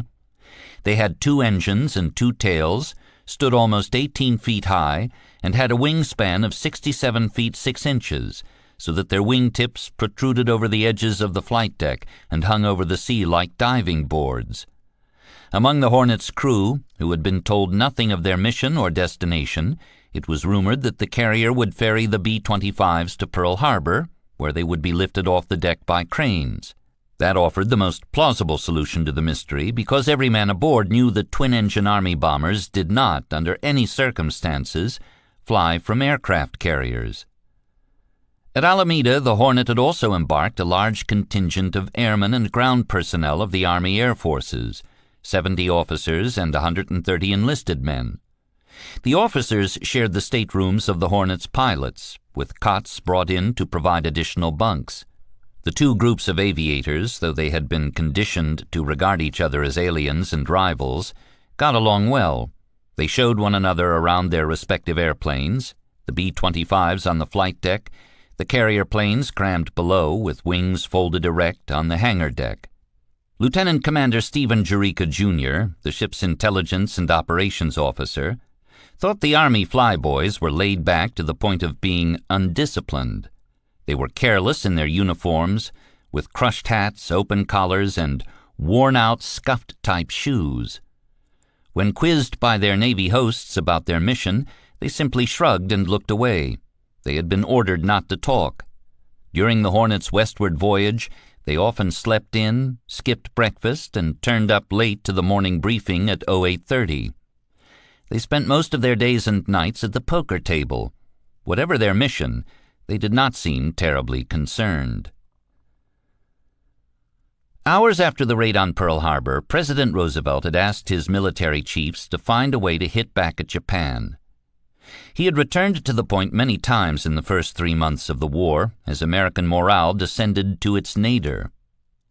The commander-in-chief asked and asked again, was there any chance of bombing the Japanese home islands? Admiral King had assigned 2 senior members of his staff, Captain F.S. Frog Lowe and Captain Donald B. Duncan, to investigate the possibilities. There were no ready options. The greatest obstacle was the great distances lying between Japan and any of the terrestrial airfields from which a long-range bombing attack might be launched. China, the Soviet Union, and the Aleutians were each considered and discarded.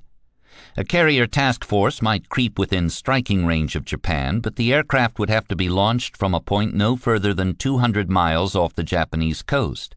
In that vulnerable position, like a worm writhing on a hook, the carrier would have to await the return of her planes. The risk of losing one or more of America's precious flat tops to a Japanese counterstrike was unacceptably high. Frog Lowe, on a trip to Norfolk to inspect the newly commissioned USS Hornet, noticed a painted outline of a flight deck on a naval station runway. An idea entered his mind. That outline, used by pilots to hone their skills in carrier flight operations, was slightly elongated to reflect the benefit of the apparent wind. In actual carrier flight operations at sea, a flat top turned into the wind and used her engines to augment the speed of that wind across her flight deck. Even in a rare dead calm, a carrier could generate an apparent headwind equivalent to her maximum speed, 32 knots in the case of the Hornet.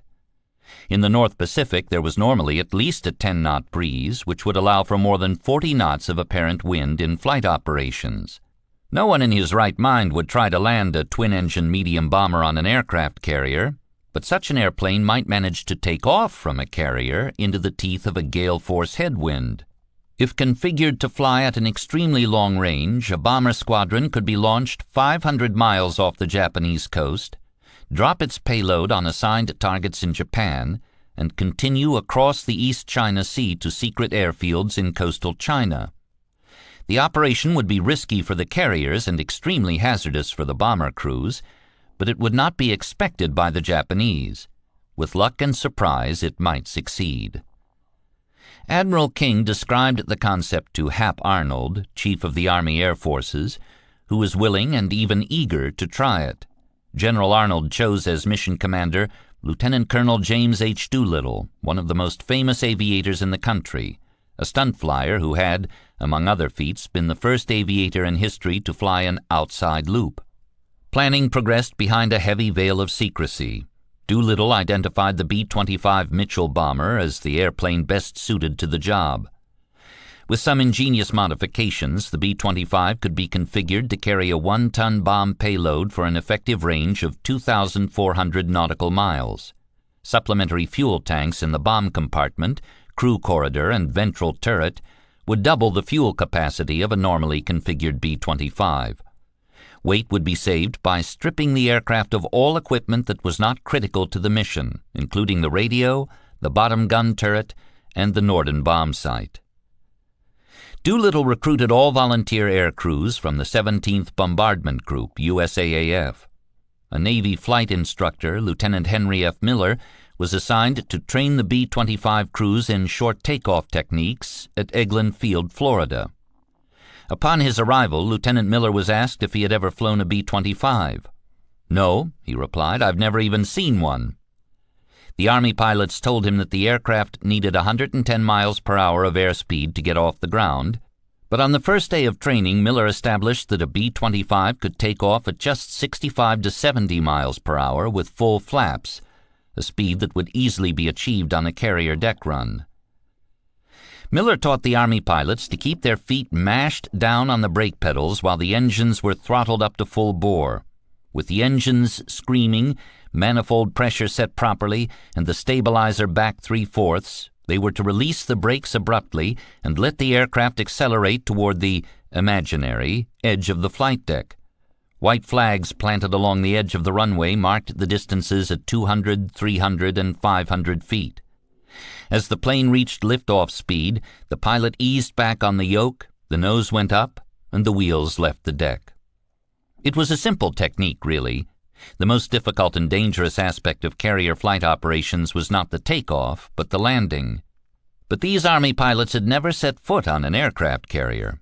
How would their nerves hold up when they were staring down that short, wet, pitching deck into the oncoming seas? Even Colonel Doolittle, when he climbed into the cockpit of his B-25 after it had been parked on the Hornet, was surprised at how short the flight deck looked. Lieutenant Miller, who was sitting in the cockpit beside him, assured the colonel that he had taken off with much less deck to spare. "Henry," Doolittle replied, "what name do they use in the Navy for bullshit?" 11 days out of San Francisco Bay, the Hornet was at latitude 38 degrees north, longitude 180 degrees. Directly on top of the international dateline, about 1,700 miles northeast of Oahu. Dawn broke over a green rolling sea flecked with whitecaps. There was a low, thick cloud ceiling. The 16 B-25s heaved and strained at their tie-downs, like butterflies clinging to a wind-blown leaf. As the light came up, it revealed the presence of a second aircraft carrier on the Hornet's port beam. She was the Enterprise. She had sailed from Pearl Harbor on April 8th with orders to rendezvous with the Hornet at these coordinates. Enterprise and her screening vessels, the heavy cruisers Northampton and Salt Lake City, with 4 destroyers and a fuel tanker, were designated Task Force 16 under the command of Vice Admiral Bill Halsey. The Hornet's Task Force 18 was now subsumed into Task Force 16, and Admiral Halsey assumed command of the combined force. The Enterprise Air Group would provide protection and reconnaissance, since the Hornet's own planes were trapped in the hangar deck until the flight deck had been cleared of Doolittle's bombers. The crew of the Enterprise, who knew nothing of their mission, studied the Hornet with intense curiosity. The B-25, with its squarish nose and dual rudders, was an easily recognizable aircraft. Several Enterprise fighters had been launched at dawn and were orbiting overhead. As I flew over the Hornet, I looked down and saw those B-25s packed on the flight deck, recalled machinist Tom F. Cheek. Needless to say, I spent the next 3.5 hours wondering about our destination. Tokyo wasn't even considered. According to the most plausible scuttlebutt, they were to ferry the bombers to the Aleutian Islands, or possibly to a Russian base on the Kamchatka Peninsula. Later that morning, Halsey authorized an electrifying public announcement, which was delivered over the Enterprise's loudspeakers. "This force is bound for Tokyo." The crew cheered, shouted, applauded, and backslapped their mates in exultation. The now enlarged Task Force 16 set a course of 265 degrees, almost due west, at speed 16 knots.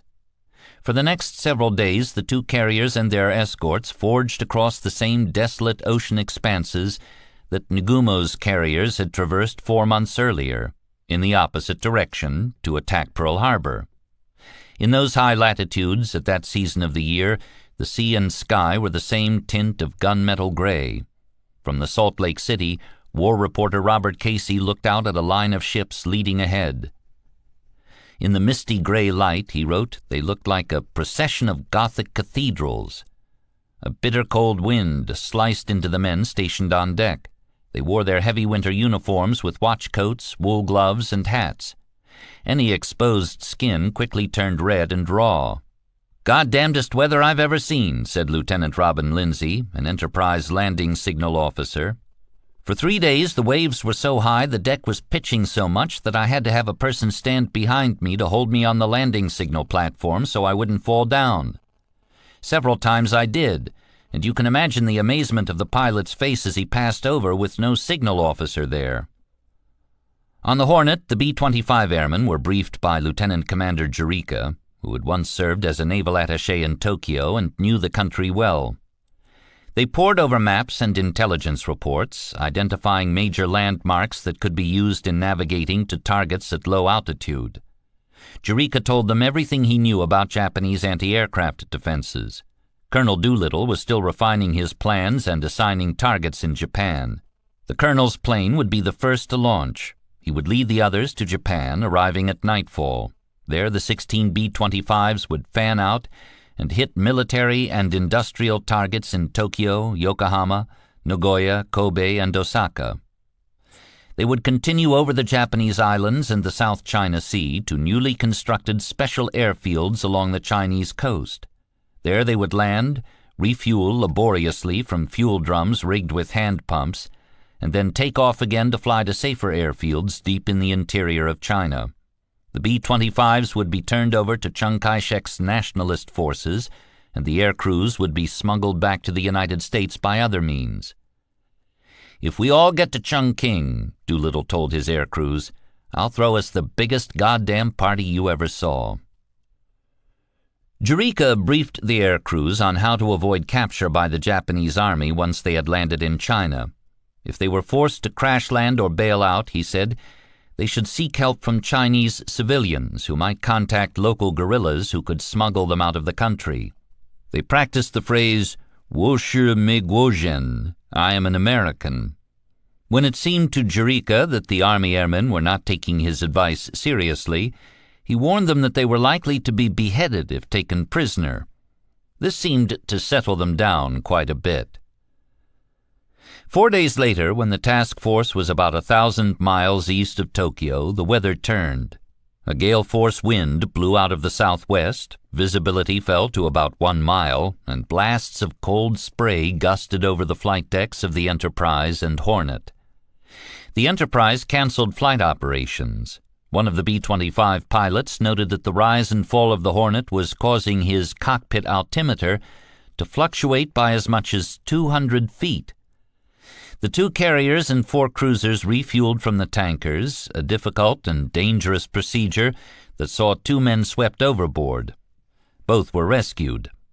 The destroyers and tankers, which labored mightily in those heavy seas, were ordered to remain behind. The carriers and cruisers continued westward at a speed of 20 to 22 knots, shuddering with the effort of their engines, climbing up the waves and plunging into the troughs, hurling enormous sheets of spray over their decks. In that violent manner they pushed another 400 miles into enemy waters. On April 18th, the day the Hornet was scheduled to launch Doolittle's bombers, the task force breached Yamamoto's small craft picket line. At 3:10 a.m., the Enterprise radar picked up 2 blips on the screen, about 4 miles away to the southwest. Halsey ordered a turn to the northwest to avoid the strange vessels. An hour later, the task force resumed its westerly course. Shortly after first light, the Enterprise launched a search flight and combat air patrol. At 7:15 a.m., when the sun was well above the horizon, one of the search planes, an SBD, returned to the carrier and dropped a beanbag message which was taken immediately to Halsey.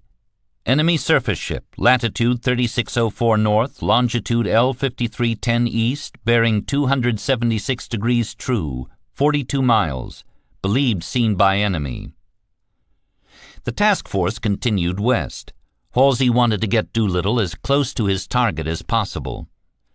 At 7:44 a.m., the Enterprise lookouts made direct visual contact with a small vessel about 2 miles away to the southwest. From the carrier flight deck, she seemed to vanish and then reappear as she rose and fell in the heavy seas. The sky was overcast, but below the cloud ceiling, visibility was excellent.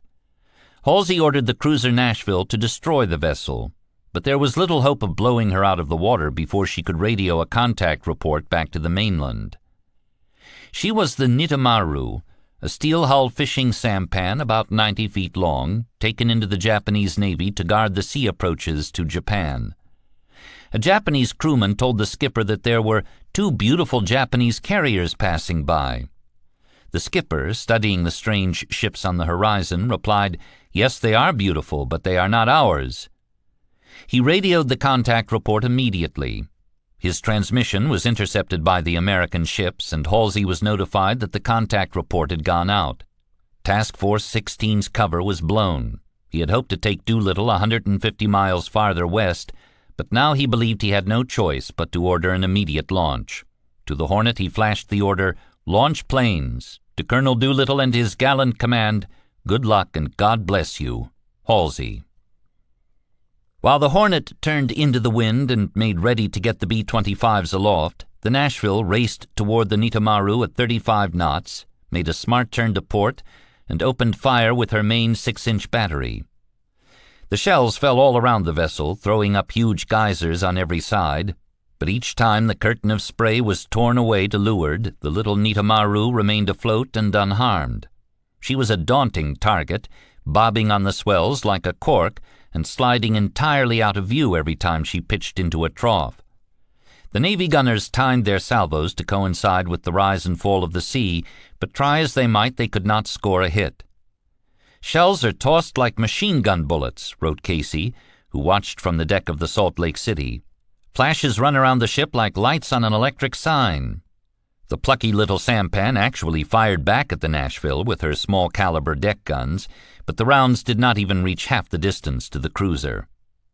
The Enterprise VF-6 fighters, guided to the spot by the fall of the Nashville's shells, tried to lend a hand. They flew low over the Nitamaru, intending to strafe the vessel with their 50-caliber machine guns, but they also found it surprisingly tough to hit the little sea-tossed target, which was rising and falling, Warrant Officer Cheek recalled, like a yo-yo. The columns of water thrown up by the Nashville's shells actually rose above the height of the planes as they made their strafing runs. After several passes, the Wildcat pilots reported that the vessel was badly shot up and that it was doubtful any of her crew was still alive. Shortly thereafter, she sank. The entire engagement had been watched with great interest, and not without sarcastic commentary, by the crew of the Enterprise, who rarely had the opportunity to witness a naval surface action. Neither the Nashville nor the Enterprise Air Group could take much pride in the action. The Nashville had fired no fewer than 928 6-inch rounds at the little sampan, an expenditure of ammunition that her captain described as ridiculous and excessive. It is possible that some of those shells struck the vessel but did not detonate, passing cleanly through and through. One of the F-4F Wildcats fired a full 1,200 rounds of .50 caliber ammunition at the vessel. In his after-action report to Nimitz, Halsey wrote that the performance of the planes had been disappointing. He added, "It is again indicated that more time must be available for training when air groups are at shore bases. This need is becoming more emphatic as time goes on." The Nitamaru's small machine guns had even managed to take down an Enterprise SBD. The pilot was forced to ditch the aircraft in the sea. He and his backseat man got out before it sank and were safely recovered. Meanwhile, the Hornet hurried to get Doolittle's bombers aloft. As the big loudspeakers on the island superstructure blared commands, deck crews respotted the B-25s to their launch positions. In about half an hour, Lieutenant Ted W. Lawson recalled, the Navy had us crisscrossed along the back end of the flight deck, two abreast, the big double-rudder tail assemblies of the 16 planes sticking out of the edges of the rear of the ship at an angle. The main 500-gallon wing tanks had previously been filled, but now they were topped off to restore the few pints that had evaporated. The deck crews rocked the planes to break any fuel bubbles that may have formed in the lines or tanks. The jury-rigged reserve tanks, including the bulletproof tank installed in the bottom turret and a metal tank in the top of the bomb bay, were filled to capacity. The ordnance crews brought the bomb carts up in the forward elevator and rolled them back along the heaving deck to the underside of the planes. Into the bay of each airplane were lifted 3 500-pound conventional bombs and 1 500-pound incendiary bomb. Some were affixed with medals that had been bestowed upon American officers by the Japanese government before the war. Others were scrawled with messages such as, "I don't want to set the world on fire, just Tokyo," and "You'll get a bang out of this." The Hornet's captain, Mark Mitcher, descended to the flight deck to see his guests off. He and Doolittle shook hands as a photographer snapped a photo. Then the colonel poked his head into the Hornet's ready room where his air crews were assembled and said, "Come on, fellas, let's go." The loudspeaker blared, "Army pilots, man your planes." The aviators weaved through the parked planes, each to his own, and climbed aboard. The engines fired to life and began warming at low RPM. The deck crews circled each plane and began removing the tie-downs one by one. Other Navy crewmen walked across the flight deck with large white boards held over their heads so that they could be read in the cockpits. They were marked with compass readings and notations on the strength and direction of the wind. Fuel hoses continued to feed the tanks, topping off the small quantities consumed as the engines were warmed. At the last minute before the doors were sealed, several additional 5-gallon fuel cans were handed up to the crew, who stowed them at their feet. No B-25 had ever flown a mission with even half the amount of fuel that Doolittle's bombers would carry that day. The voice on the loudspeaker cried, "Prepare to launch aircraft." The Hornet turned into the wind and throttled up to nearly 30 knots. The apparent wind over the deck now rose to some 75 knots, and the deck crews had to drop to their bellies and hang on to the tie-down fittings to avoid being blown into the blurred discs of the propellers. Ordnanceman Alvin Kernan, watching the scene from the nearby Enterprise, recalled, "High green foam-flecked waves and the taste and smell of the Northern Ocean." The Hornet's bow climbed and then plunged again. Heavy spray was thrown into the faces of the men stationed on the flight deck. As the old salts would say, SBD pilot Clayton Fisher recalled, "We took some green water over the flight deck when the bow pitched down. I was watching from the forward starboard catwalk along the flight deck and got rather wet from the spray." The B-25 pilots had trained for a carrier takeoff, and they had been briefed exhaustively in the theory and practice of a carrier takeoff, but none had ever attempted such a thing even in calm conditions, and these were not calm conditions. As Lawson looked down from his cockpit at the wet, rolling deck, his heart sank into his stomach. It was a harrowing sight. The Hornet bit into the roughhouse waves, dipping and rising until the flat deck was a crazy seesaw, he wrote later. Some of the waves actually were breaking over the deck, The deck seemed to grow smaller by the minute, and I had a brief fear of being hit by a wave on the takeoff and of crashing at the end of the deck and falling off into the path of the careening carrier. The violent pitching of the Hornet would require flawless timing. The flight deck control officer would have to give the go signal to each aircraft while the bow was falling, Lieutenant Commander Jerica observed, so that you would actually launch them into the air at least horizontal, but on the upswing, in fact, giving them a boost up into the air. Each heavily laden B-25 would have to begin its full throttle run downhill, apparently rushing headlong into the next oncoming wave. That was old hat to the carrier pilots, but it would be a harrowing experience for any aviator who had never done it before. He would have to repress his instinct to pull back too soon, which might stall his airplane at the moment of liftoff. Every catwalk, every gun gallery, every bridge wing on the Hornet was crowded with sailors and officers who stood watching with white knuckles and clenched jaws.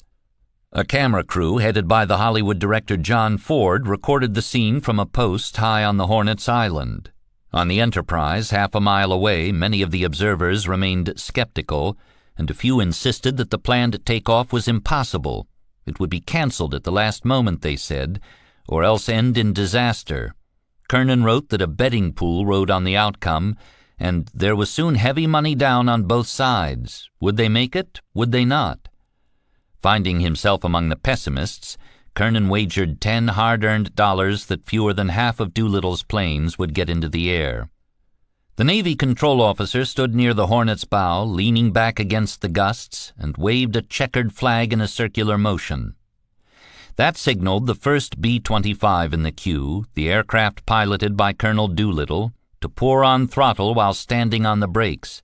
With the twin engines screaming so loudly that onlookers feared they might burn themselves out, and the entire body of the airplane quaking against the wooden wheel chocks, the checkered flag came down in the go signal. The chocks were pulled away in unison, and Doolittle released the brakes. His plane lurched forward and hurtled down the port side of the flight deck, the left wing hanging well over the port side of the ship. As the Hornet's bow came up, the 75-knot headwind applied its powerful lift, and Doolittle's wheels left the deck. "I would say he was 50 feet in the air within 50 feet of the bow," said Jerica, watching from the bridge. "He went off with the least run and hopped right into the air. At first, the plane was only moving about 30 knots faster than the carrier, so it appeared to be hovering, edging forward only gradually, like a tremendous kite rising on a string. Lieutenant Lawson wrote that Doolittle hung his ship almost straight up on its props until we could see the whole top of his B-25. On the brink of a stall, he forced his nose down, banked left, and flew back along the port side of the carrier, then banked left again to circle across the Hornet's wake. He was on his way to Tokyo." Doolittle's successful takeoff fortified the morale of the 15 other pilots, as it had been intended to do. Now they prepared to follow him, one by one, with renewed confidence. But the second B-25, piloted by Lieutenant Travis Hoover, careened off the bow without gaining altitude. From the perspective of men standing on the Hornet's stern, it seemed to drop into the sea. Hoover nosed up and poured on throttle, trying to claw his way into the air, and very nearly stalled. "The pilot held the nose up so high that he was dragging his tail skid," recalled Fisher. "He ballooned up, almost stalled out, cleared the flight deck, and then we lost sight of him as the bow pitched up. I thought he'd crashed, but we finally saw him very low over the water. His props were blowing salt spray off the surface. He staggered into the air and banked left, following Doolittle." Each time a B-25 lurched forward to begin its takeoff run, its prop wash added to the cumulative strength of the actual wind and the apparent wind generated by the Hornet's speed through the water. "It sure was windy," recalled George Bernstein, a plane pusher normally assigned to Torpedo Squadron 8, VT-8. "We had to literally drop to the deck and hang on with our fingers in the tie-down fittings when the B-25s revved up. I had a line attached to myself and 2 other men on the team to keep us from blowing in toward the props." One crewman, aviation machinist's mate Robert W. Wall, lost his grip. He was wafted into the air and thrown into the spinning propeller of another plane. His arm was severed at the shoulder. Lieutenant Bill Farrow, pilot of the plane that had taken Wall's arm, was badly shaken by the accident and nearly crashed on takeoff, but managed to claw his way into the sky as Hoover had done. By hook or by crook, all 15 planes got airborne and fell in behind Doolittle. Without fuel to spare for a rendezvous, they flew away one by one in a long irregular procession stretching away toward the gray western horizon. The sailors shouted in exultation, and even Lieutenant Miller, who was exasperated by the Army pilots' failure to keep their stabilizers in neutral position as they took off, was moved by their courage. I think without a doubt every officer and man aboard the Hornet would have pinned every medal in the world on those people who went off that deck in those airplanes. On the Enterprise, wrote Kernan, we all cheered loudly and choked down a few patriotic tears. I thought my $10 well lost in a good cause, as if I had actually contributed the money to success in the war. The Nito Maru's contact report was received aboard the Yamato shortly after breakfast.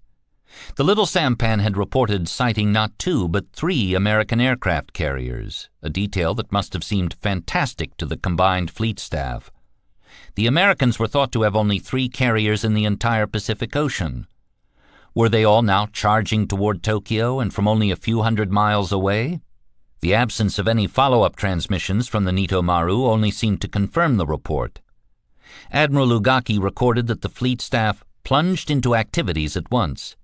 From Yamato flashed the signal, enemy task force containing 3 aircraft carriers as main strength sighted 0630 this morning 730 miles east of Tokyo. Operate against American fleet. Yamamoto ordered tactical method number 3, which involved sending units of both the 1st and the 2nd Fleet to sea to intercept the intruders. Admiral Nagumo, whose carrier force, Kido Butai, was off Formosa, on its way home from the Indian Ocean, was ordered to proceed at speed to the waters east of Japan. Critically, however, the Nito Maru's crew had failed to note that one of the carriers was carrying twin-engine bombers. If they had, the fleet staff might have put 1 and 1 together and concluded that an enemy airstrike was already en route to Tokyo. An ordinary carrier bombing raid could not be launched outside a radius of about 200 miles. So if the American carriers had just breached the outer picket line, it was safe to assume they were still 400 or 500 miles away from launch position. That meant the capital could not be threatened until the following morning. At 9:45 a.m., a Japanese patrol plane flying along the east coast of Japan reported the appearance of a strange twin-engine bomber. The report was not taken seriously because, as everyone knew, such airplanes could not operate from carriers. Another Japanese picket vessel spotted incoming B-25s and radioed 3 enemy planes, course southwest. But that report was also shrugged off as an obvious error. The first bombers arrived over Tokyo Bay shortly before noon on April 18th. They had approached the coast at very low altitude, a measure to avoid detection from the air or ground and to avoid the effective cones of the anti-aircraft batteries. In an eerie reenactment of Pearl Harbor, Japanese observers on boats and on the ground assumed the intruders were friendly planes and waved merrily at them. You see, Lawson wrote, the emblems on our plane were the old style, blue circle with white star and a red ball in the middle of the white star. Maybe that's what confused them. I'm sure we weren't being hailed as liberators. The B-25s passed near several Japanese military aircraft which made no attempt to engage or pursue them.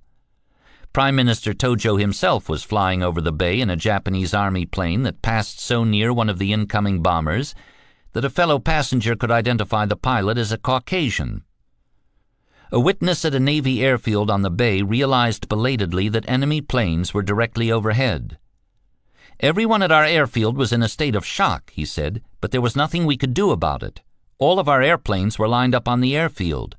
But the enemy aircraft didn't even take a look at them. Instead, the attackers disappeared and flew towards the Yokohama area. Koiwa Kazue was a civilian employee of the Yokosuka Navy Arsenal. He was on the telephone when an air raid alert sounded, followed closely by the sound of large explosions outside his window. Looking out, he recalled, the sky was full of the unfamiliar low-flying squat black American military aircraft. Anti-aircraft fire exploded in the sky above them. In a dry dock in front of his office, the warship Daiho had been hit and was emitting a ferocious cloud of black smoke. Large numbers of wounded were being carried on stretchers to the infirmary next to the docks. As he watched, he was joined by the commanding officer of the facility, Vice Admiral Ishichi Tsuzuki, who remarked with a rueful smile, "The enemy is quite something." The first group of B-25s, including the airplane piloted by Colonel Doolittle, climbed from the deck to about 1,500 feet as they flew over Tokyo. They hit several targets in Tokyo, including an oil tank, a steel mill, and a power plant. Some of the B-25s passed directly over the Imperial Palace, but Doolittle had issued explicit orders not to drop any bombs on the complex, though it could easily have been done. The next wave of planes remained at treetop altitude, the better to avoid the now alerted fighter patrols and anti-aircraft batteries. Lawson wrote that he flew up a valley toward Tokyo, so low that his aircraft was lower than the hills on either side. One of the B-25 pilots reported that he flew under a power line to throw off pursuing fighters. When Admiral Yamamoto was told that Tokyo had been bombed from the air, he became physically ill. His chief steward, Heijiro Omi, attested that he had never seen the admiral look so depressed. He retreated to his stateroom, shut the door behind him, and did not emerge for several hours, during which time Ugaki took effective command of the fleet. 32 medium bombers with fighter escort took off from Yokosuka Naval Base to fly search and destroy missions to the east. A squadron of submarines that had been dispatched to Truk was radioed instructions to sweep back to the north. 3 of Nagumo's fleet carriers, Akagi, Hiryu, and Soryu, were ordered to work up to full speed and track down and destroy the unknown intruders that had approached the Japanese homeland. The carriers, returning via the Bashi Channel from their raids in the Indian Ocean, were in desperate need of repair and recuperation. They had been at sea a long time, having traveled some 50,000 miles since December 7th. The accumulated wear and tear to equipment was beginning to tell, and their crews were nearing exhaustion. Even then, 4 months into the war, the Japanese were beginning to suffer from their blithe unconcern for the effects of fatigue on crew effectiveness. But no Japanese ship or aircraft had the range or speed to catch the American carriers as they raced away at near-peak speed, dead east on the compass. By nightfall, they had safely vanished into the cold, interminable wastes of the North Pacific. Immediately after the last B-25 had gone aloft, the task force had turned eastward. With the Hornet's flight deck clear for the first time since leaving San Francisco, the plane pushers hurriedly brought the fighters up on the elevators. Later that morning, several were launched to fly combat air patrol and to join the Enterprise Air Group in flying a wide air search pattern. The task force ran across several more picket boats during its retreat, which were sunk, with difficulty, by the orbiting American airplanes. Task Force radio operators picked up Japanese naval transmissions sent out in plain language, a clear sign that the enemy was flustered and in disarray. The messages themselves were so confused that they only confirmed that the Japanese had no idea how they had been attacked. Long-range radio bearings suggested that ships were operating at high speeds throughout the seas east of Japan, but no land-based aircraft could possibly reach the retreating task force. Unless enemy submarines happened to be in the vicinity, the American carriers had made a clean escape, and they knew it. Every ship in the task force tuned in to Radio Tokyo, hoping to learn from the Japanese themselves that Doolittle's bombers had reached the target. At about 2 p.m. local time, noon in Tokyo, the English-language broadcaster suddenly cut short his script. There were a few seconds of confused mumbling in Japanese, and then the channel fell abruptly silent.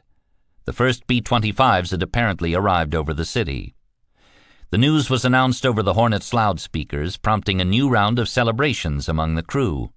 After about 30 minutes of silence, the announcer came back on the air, this time speaking in shrill, rapid-fire Japanese.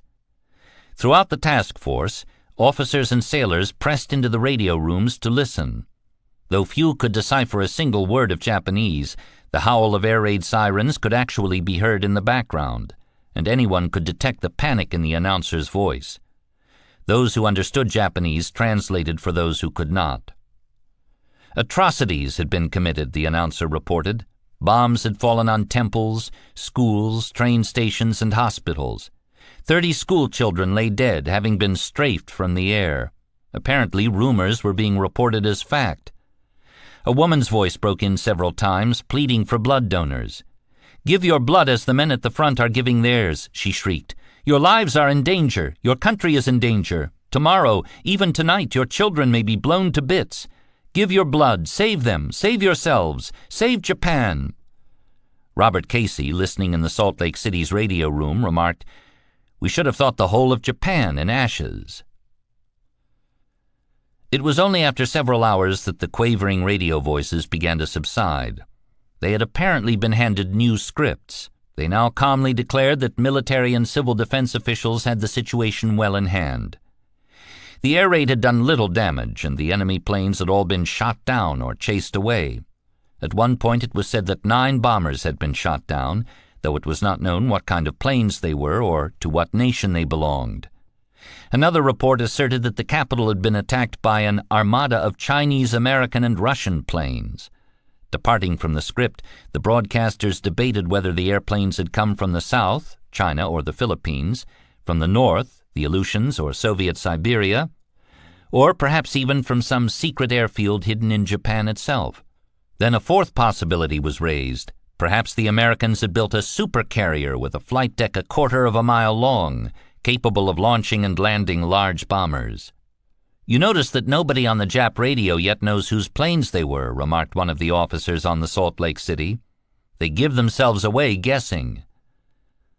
On the morning of April 19th, the U.S. carriers and cruisers rendezvoused with the destroyers and tankers, and the entire Task Force 16 turned south for Pearl Harbor. Rough seas made for accidents, and several planes were lost. The Hornet had been operating at sea for so long that the perishable provisions were barely edible. "They had stocked the fantail with cases and cases of potatoes," recalled Stephen Jurica. "All of them were sprouting. Everything was sprouting." For the last half-week before raising the Green Mountains of Oahu, the crew ate their fill of canned Spam. All of Doolittle's B-25s escaped Japanese territory unscathed.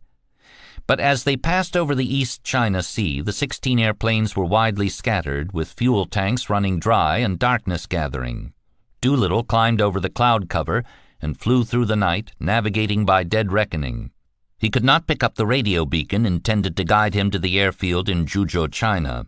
With his engines running on fumes, he and his crew strapped on their parachutes, opened the main hatch, and stepped out into the void. 14 other air crews also bailed out over China. One of the B-25s turned north toward Russia and landed at an airstrip near Vladivostok. The crew was interned by the Soviets for more than a year. Of the 80 airmen who flew the mission, only 4 were killed in action. Of the remaining 76, 8 were captured by the Japanese. In the United States, the press was cleared to report that bombs had fallen on Japanese soil. No details were released until months later, but the headline was enough to prompt a round of public rejoicing. 10-year-old James Covert of Portland, Oregon, recalled wrapping a bedsheet around his torso and holding a flashlight above his head like a torch. "I was the Statue of Liberty, and all the family danced around me." In Washington, a reporter asked Roosevelt for the location of the airfield from which the mysterious American bombers had taken off. The president's deadpan reply, "They came from our new secret base at Shangri-La." The news was especially significant because it came little over a week after the surrender of 78,000 American and Filipino troops at Bataan. The battling bastards had held out for well over 3 months, but their strength and morale were sapped by malnutrition and various illnesses that could not be treated for lack of medicines. They had given up hope of seeing the promised mile-long convoy of ships bringing food, ammunition, and supplies from the United States.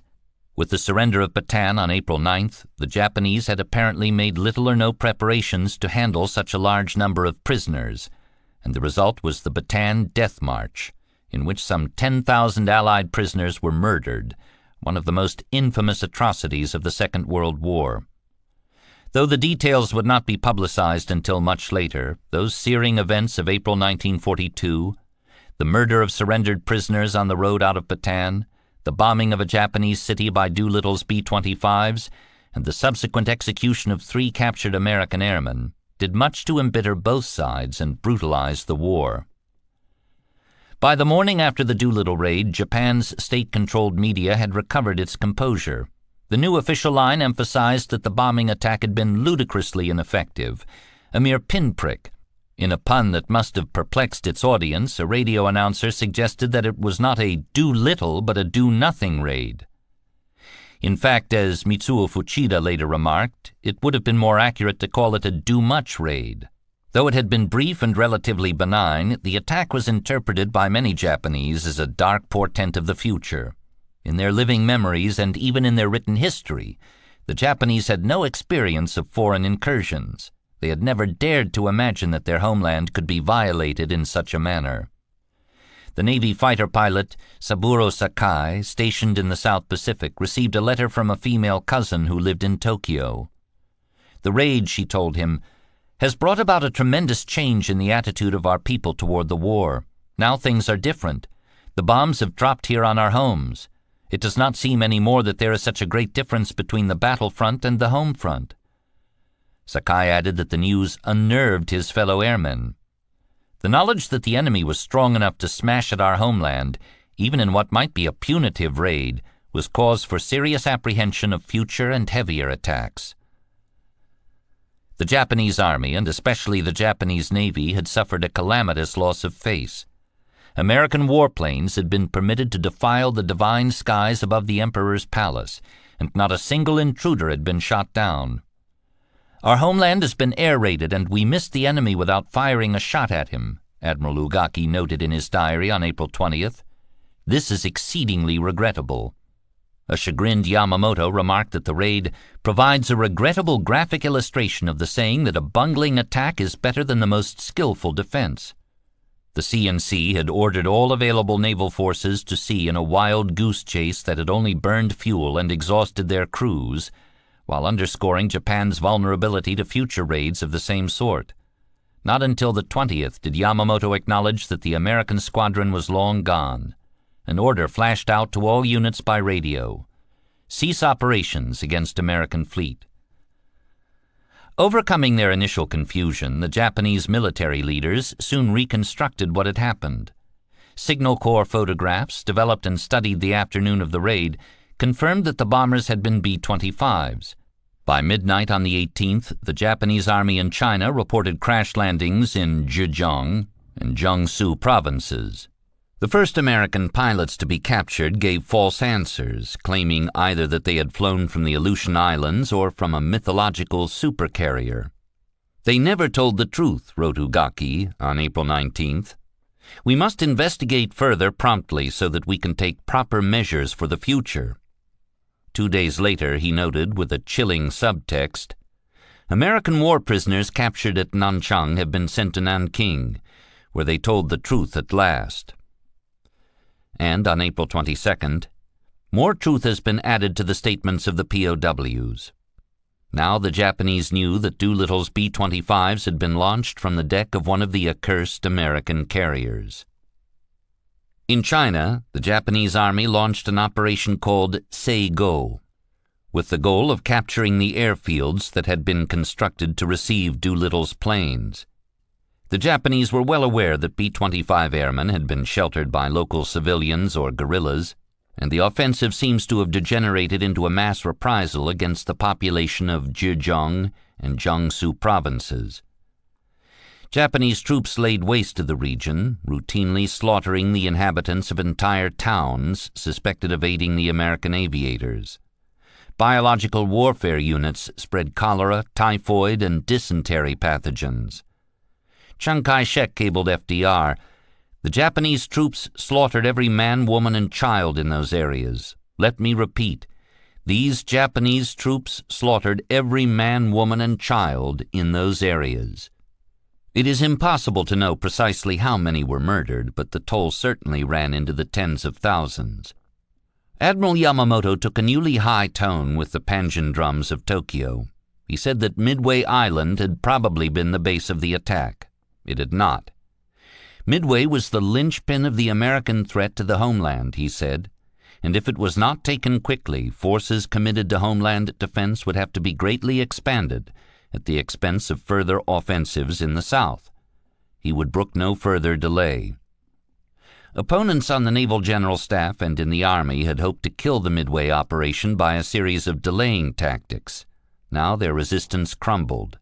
On April 20th, at a meeting of Army and Navy planners, it was agreed to postpone attacks on New Caledonia, Samoa, and Fiji until after the Midway operation.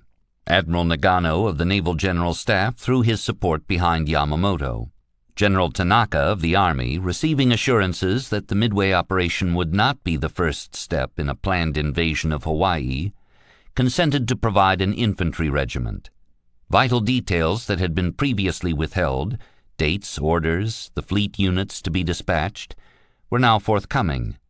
The Midway offensive was to take place the first week of June, immediately after the return of major fleet units from Operation Mo, the sea-air-land offensive aimed at capturing Port Moresby, the Australian base on southeastern New Guinea. Chapter 9. At the 14th Naval District Headquarters near 1010 Dock in the Pearl Harbor Navy Yard, a single inconspicuous door opened from the palm-lined sidewalk onto the top of a stairwell. The entrant descended to the basement and encountered a heavy steel gate guarded by a Marine. If he showed the right credentials, he was admitted to a large windowless space bathed in white fluorescent light and furnished with rows of identical desks.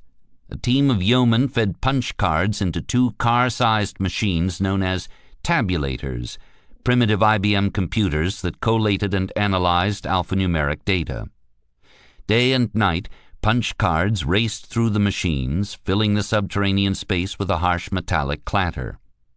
This enigmatic bunker was Hawaii's code-breaking unit, charged with peeling back the layers of encryption that cloaked Japanese radio communications.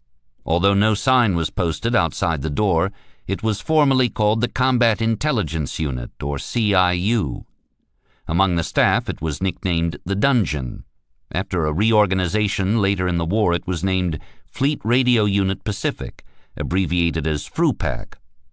Most commonly, then and in the historical literature, it was known as Station Hypo, phonetic code for the letter H designating the Hawaiian Intercept Station. Hypo's chief was Joseph Rochefort, a 41-year-old Navy commander. He was a tall, aristocratic man with dark hair and a keen, friendly face. He had learned to speak and read Japanese while stationed in Tokyo as a language officer in the 1920s, and subsequently joined that small, compulsively secretive coterie of officers who worked in the emerging field of communications intelligence. Rochefort did not much like cryptanalysis, finding that the work impaired his personal life, stunted his career prospects, and gave him ulcers. "I considered myself a naval officer," he later said, and he had done his best to avoid communications intelligence assignments. Some of the early histories of the war depicted Rochefort as a brilliant oddball who paraded around in a flamboyant red smoking jacket and slippers. In his oral history for the Naval Institute, recorded in 1983, Rochefort owned up to the jacket and slippers, but sharply denied that he or they were eccentric. Yes, he wore a smoking jacket over his khaki uniform shirt, but only because it had pockets for his pipe and tobacco pouch. Yes, he padded around the office in slippers, but only because his feet were sore from pacing the concrete floor. He did not wear them outside the closely guarded sanctum of his basement lair, and it wasn't that I was eccentric or anything. Perhaps not, but there was no doubt that the dungeon was a zone in which the usual standards of conduct did not apply. It was an organization of freethinkers in which a spirit of teamwork blended with an ethic of informality and an esprit de corps. It was built around a handful of talented code breakers and language officers who felt free to play their hunches. Rank and hierarchy were of little importance. Not much attention was paid to uniforms or to military punctilio of any kind, wrote Jasper Holmes, a Hypo veteran. Although there was never any doubt as to who was boss, a man's status depended on factors other than rank. Freewheeling intuition was respected, But so was the plodding line of attack they called siege tactics.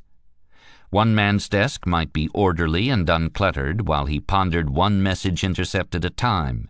His neighbors might be littered with candy wrappers, decorated with pin-up girls, and buried under piles of old intercepts. Rochefort would put up with any method or style so long as it got results.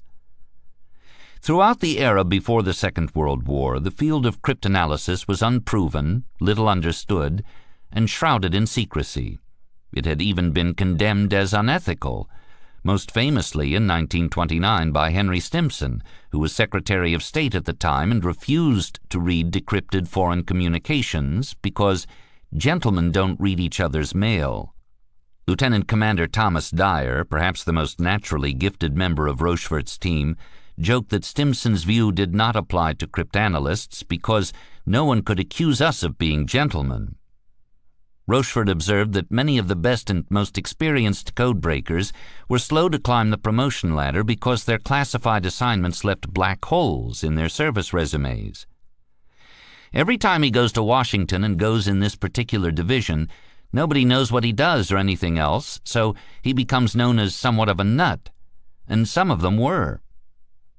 Men who got the best results were obsessive, preoccupied, and single-minded, on the verge between brilliance and being crazy. Dyer kept a sign above his desk. You don't have to be crazy to work here, but it helps a hell of a lot. After Pearl Harbor, Rochefort and his key lieutenants worked around the clock.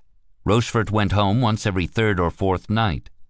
Most nights he slept on a cot in his office, fueled by coffee and sandwiches. 20 or 22-hour days were routine. Dyer sometimes worked 2 or 3 days straight, keeping his eyes open by swallowing handfuls of Benzedrine tablets that he kept in a bucket on his desk and offered freely to his colleagues. Asked about this later, Dyer explained, "I figured there were people out there getting shot at. If it should happen that it turned out to inflict some injury on my health in the long run, so what?" Most of the enlisted men and clerks worked in 12-hour shifts, 7 days a week, or what Holmes called a normal 84-hour week. The unit's headcount would expand fourfold in the first 6 months of the war.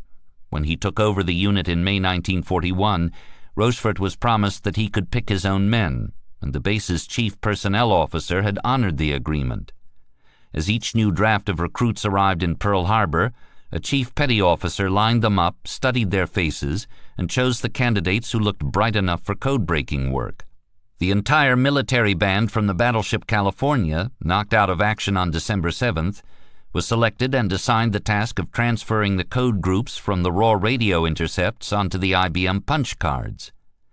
They were soon producing millions of these cards every week and running the big IBM machines without supervision. The musicians took to the work so readily, said Holmes, that a theory was advanced that there must be a psychological connection between music and cryptanalysis. Before the war, Station Hypo had been assigned by Washington to focus on secondary tasks, such as the Japanese diplomatic code, the flag officer's code, and weather codes. JN-25, the main Japanese Navy operational code, which held the enemy's most important secrets, had been reserved for analysts at Naval headquarters in Washington.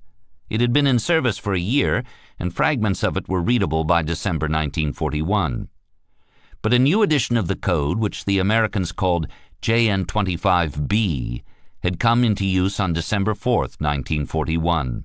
This meant that the second layer of encryption, the cipher additives, were all entirely new. All the accumulated work on the old cipher was wiped out, and not a word of the new messages could be read. They were, said Rochefort, in the black. Rochefort received permission to go to work on the new code. A week after Pearl Harbor, Hypo launched the mind-numbing Sisyphean campaign to decipher 50,000 5-digit numeral groups. As they began the work, it seemed overwhelming, perhaps even impossible.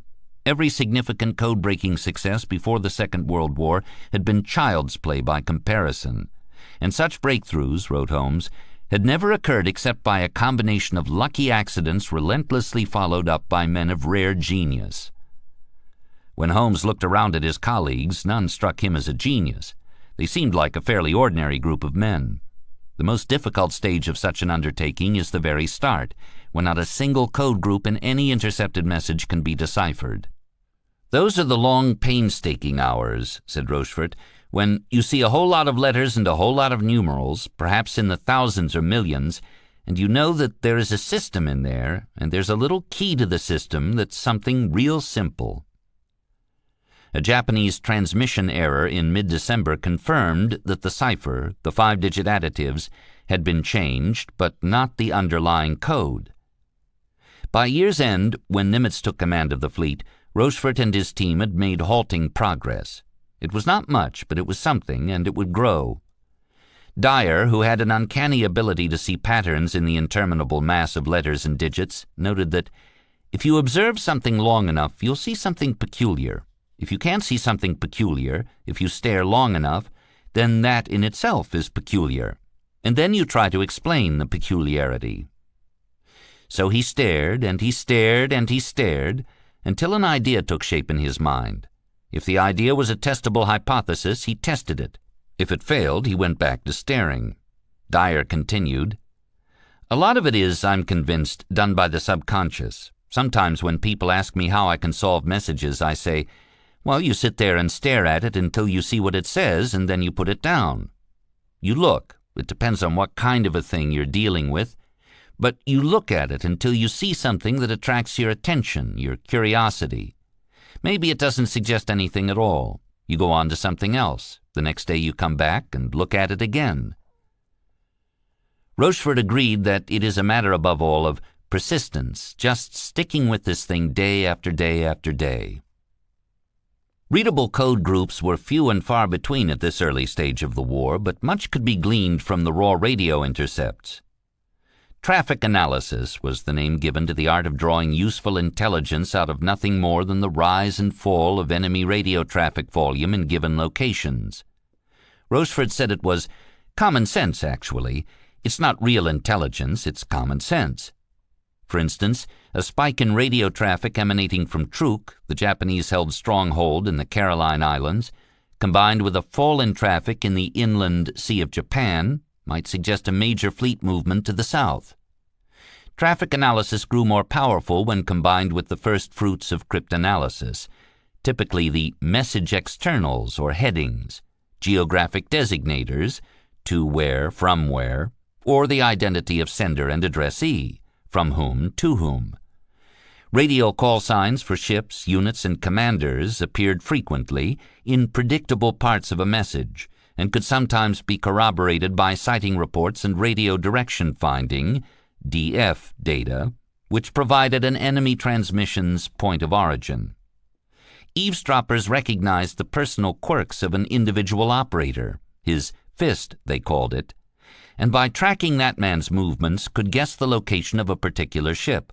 For these reasons, the externals fell relatively easy prey to cryptanalysis. Jasper Holmes wrote that in the months preceding the war he was not entirely convinced of the value of traffic analysis, finding the reports a mixture of gobbledygook and vague innuendos with very little solid information. But the war itself brought a satisfying surge in traffic from enemy positions throughout the Pacific, supplying plenty of grist for the mill. In early January 1942, the Daily Intelligence Bulletin reported a sharp increase in radio traffic in the Truk area. This pointed south, and when combined with a few fragments of legible decrypts and a heavy dose of educated guesswork, Rochefort correctly predicted that the Japanese would seize Rabaul on New Britain in the South Pacific. Whether or not the Allies could do anything to defend Rabaul was an open question, but if the main body of the Japanese fleet was moving south, that left plenty of other vulnerable points on the long and expanding perimeter of the Japanese Empire, where the Americans might stage carrier raids with little fear of walking into a trap. None of this information would matter unless it was read and relied upon by decision-makers at the highest level of the Navy. The admirals of the Second World War had begun their careers at about the same time the first primitive radio communications were used at sea. Cryptanalysis was a black box that few understood and many distrusted. If the code breakers had already burrowed into the heart of the Japanese code and were supplying fully decrypted enemy radio communications, no naval commander could afford to ignore them. But Hypo was still months away from producing such airtight intelligence. Traffic analysis was indicative, but could prove nothing. It rested, as Jasper Holmes put it, on a concatenation of deductions. It would have been within the rights of any admiral to refuse to place his faith in it. Fortunately for Hypo and the Navy and the United States, Chester Nimitz was not such an admiral. He was briefed each morning at 8 o'clock by his fleet intelligence officer, Lieutenant Commander Edwin Layton.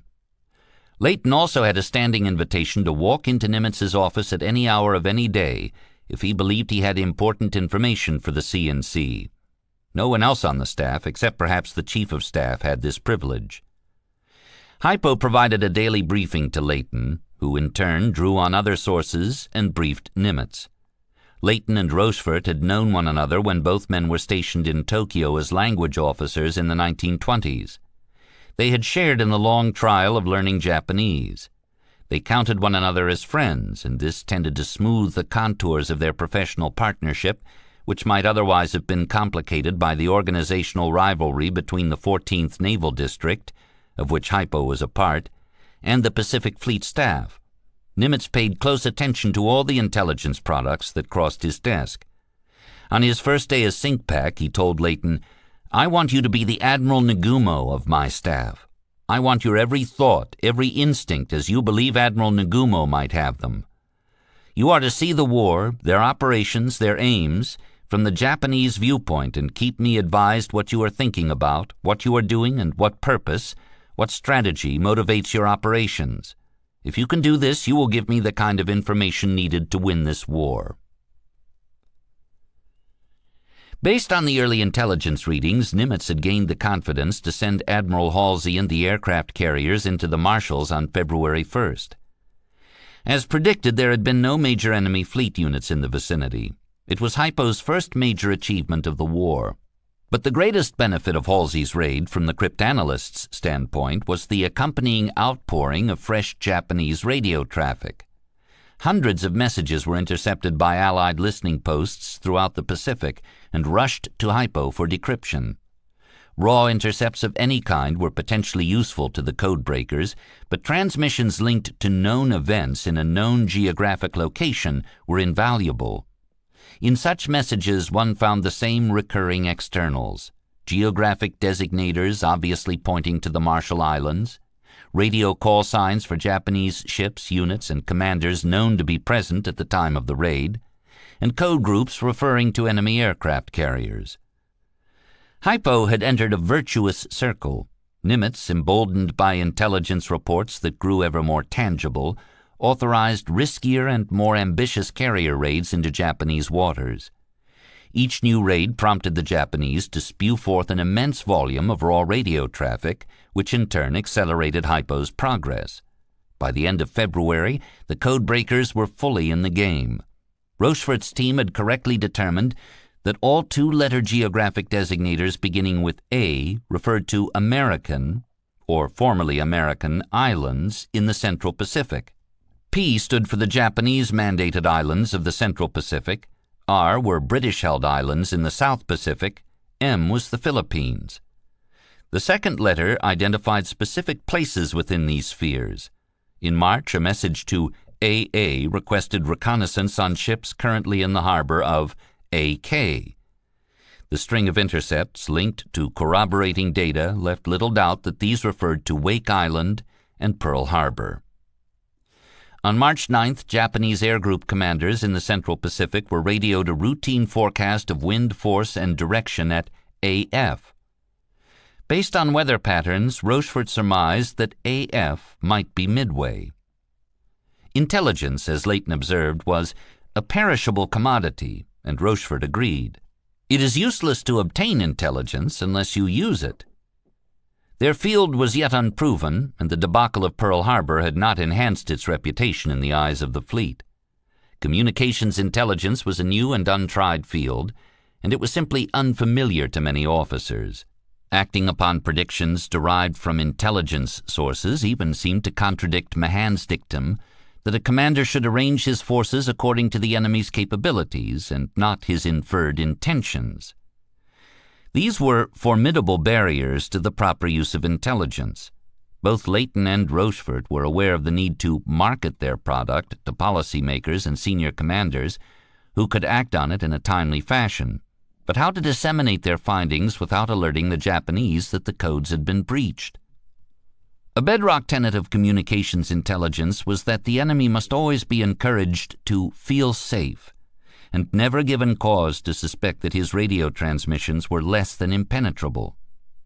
That the Americans were tunneling into the Japanese naval code was one of the most closely guarded secrets of the war. Ultra was the name given to intelligence based on decrypted Japanese messages, and only a small, lofty circle of officers were cleared for Ultra.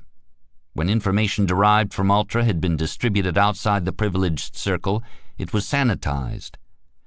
For example, a predicted Japanese fleet movement derived from radio decrypts might be described as a submarine or aircraft scouting report. The trick was to protect the vital secret while also ensuring that fresh intelligence was finding its way to commanders who had the power to act upon it. This business of secrecy, you see, is a sort of self-defeating thing, Rochefort later said. If you don't tell anyone about this, how can it be used? The shroud of mystery surrounding Hypo aroused enmity throughout the Navy Yard. Whenever Rochefort needed more men, supplies, or square footage, he was inevitably told to explain his need in greater detail. This he could not do. Instead, he appealed directly to Admiral Block, commander of the 14th Naval District. And Block always decreed that Rochefort should get whatever he wanted, and with no questions asked.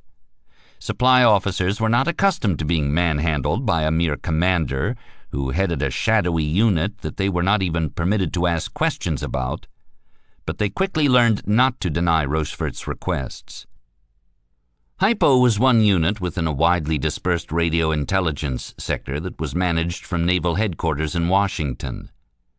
The largest unit in the system was OP-20G, the Washington-based Navy Radio Intelligence Section.